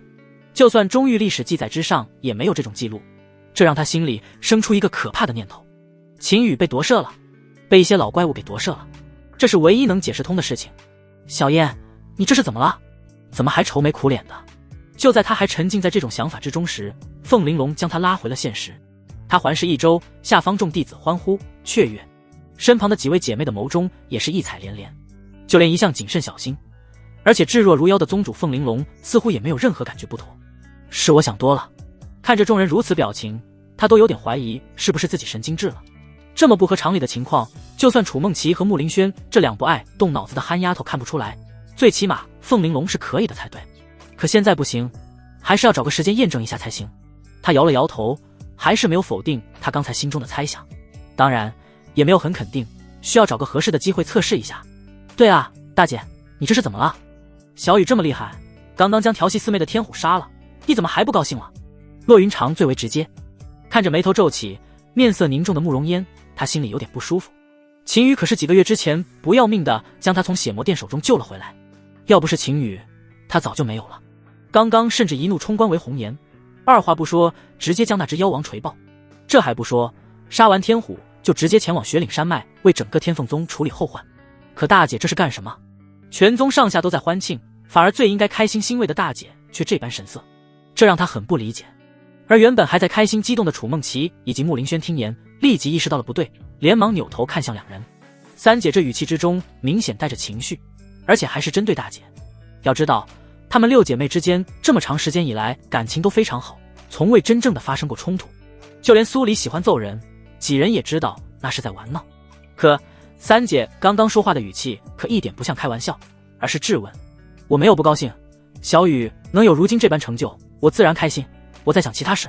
看着众人投过来的眼神，慕容烟也知道刚才想是有点太投入了，忘记了众人的心情，所以他立即出言解释了一句。他能理解骆云长的心情，前不久才刚被秦羽从鬼门关拉回来，眼中容不得一粒沙子，一些微末的事情都会被他放大。再加上骆云长本来就是将喜怒放在表面之人，有这样的冲动很正常。身为姐妹，她自然不会有什么怪罪，只不过她心中的怀疑只能她自己去解决了，不能和众人说。要是说了，指不定会出什么乱子，尤其现在还仅仅只是她的怀疑而已。解释完之后，她便率先返回议事大殿之中。他们暗中协助血魔殿暗杀雪岭山脉大妖的细节还没有敲定完呢，凤玲珑也紧随其后。只不过谁也没发现，他在转身时微微叹了口气。身为宗主，常年察言观色的他一眼就察觉到了好姐妹慕容烟眼神中隐藏的事情。他也不是傻子，秦羽变强他能理解，突然觉醒的妖孽也不算少，但强到已经超出理解的范畴，就不得不让人怀疑。他刚刚也有那么一瞬有过怀疑，但很快就消失不见了。因为就算夺舍，能在如此短时间内突破到这种地步的，绝对曾经是老古董级别的。而秦羽表现出来的性格和心性并非如此，虽然比同龄人心性上成熟很多，但年轻人对未知事物的探索欲望以及冲动，秦羽都有，甚至偶尔还会有一些小孩子气无赖表现。就比如之前送他礼物，把他感动得稀里哗啦的时候，就有点无赖，这是那种老古董完全不可能做出来的。所以他宁愿相信秦羽是获得了什么了不得的机缘，也没有怀疑被夺舍。至于慕容烟的怀疑，他也很理解，毕竟自从秦羽改变之后，慕容烟与之接触的并不多，都是众姐妹的说辞，等接触的多了，自然会消除这种疑惑，并不是什么大事。慕凌轩和楚梦琪也拉了拉还有些生闷气的骆云长跟了上去。他们两个一个有些呆萌，一个古灵精怪，想的并不多，但他们不想看到姐妹直接闹矛盾。雪岭山脉如一条沉睡的太古冰龙，横亘于天地之间，雪岭深处终年不化的积雪覆盖着连绵起伏的峰峦，反射着冷冽的寒光。秦羽的身影如同融入血色的一道幽影，无声无息地穿行于茫茫林海与险峻冰崖之间。他收敛了所有外放的气息，元神境中期的修为在雪岭只要不进入核心区域，没任何大妖能发现他。他的目标是山脉深处一片相对僻静却能俯瞰大片妖族活动区域的冰谷，炼虚境以上的妖皇希望不会出现。秦羽盘膝坐于冰谷深处一块被风蚀的光滑的巨石之上，寒意透骨，却无法侵入他身周3尺。他闭目调息，心神却处于戒备状态。接下来他必须要坐镇这里，因为九星魂那老头自从上次太玄城之后就再也没有出现过，甚至连妖王出山找上天凤宗都不见出现，让他不知道星辰阁现在的态度是什么。正常情况下，妖族会忌惮星辰阁，不会有妖皇出来。出动妖王已经是他们的极限，但现在是幽冥魔宗和妖族动手，星辰阁还真有可能坐观虎斗，看着双方消耗。而这种情况下，一旦妖族损失过重，尤其是陨落了几尊妖王的话，那些深藏于雪岭核心前修的妖皇极有可能被惊动，最起码也会出来试探星辰阁的态度。那个时候他就不得不出手了。在血魔殿没有恢复到巅峰之前，他必须要保证妖皇不出现在战场，要不然就失衡了。当然他也有自知之明，经过和妖虎一战，他已经大体测评出了自己的实力，横跨2个大境界和炼虚境中后期有得一战，但合体进妖皇他就没戏了。到时候说不得还需要将叶锦云给请出来，这也是前来坐镇雪岭的意义。而就在他坐镇冰谷雪岭山脉的外围和中部区域，在接下来的一段时间内已然化作了血腥的修罗场，魔焰滔天，妖血染血。血魔殿对妖族的报复很快，来得迅猛而残酷。无数化海境、金丹境乃至凝阴境的魔宗之人，如同蝗虫过境，在月影的授意下，由长老带队，驾驭着滚滚魔云，悍然侵入雪岭山脉。他们不再区分目标，所过之处腥风血雨。低阶的尚未开启灵智的妖兽群遭遇了灭顶之灾，魔气侵蚀，阴魁撕咬，血翻炼魂。魔宗的手段残忍高效，往往一个100头妖兽的族群，在连魔宗人影都没见到，就被一群悍不畏死的阴魁屠戮殆尽，精血魂魄被掠夺一空，只留下遍地残缺的尸骸和染红的雪地。而那些已经开启灵智、占据一方的妖族部落，更是重点打击对象。魔宗弟子狡猾如狐，利用阴魁探路、诱敌、自爆，本体则隐藏在暗处，施展致命偷袭。毒瘴、诅咒、血煞魔雷，各种阴损歹毒的魔功层出不穷。短短不到10天，整个雪岭山脉外围哀鸿遍野，血腥气浓得化不开。被屠戮的妖兽数量赫然已接近10万之巨，恐慌如同瘟疫般在妖族底层蔓延，甚至有向山脉外人类城镇辐射的迹象。一些被吓破胆的低阶妖兽开始成群结队的逃离家园，冲击人类地界，而妖族也在猝不及防经历了短暂混乱之后，很快开始有了反击。雪岭妖族岂是任人宰割之辈？深藏于山脉深处的真正力量被彻底激怒。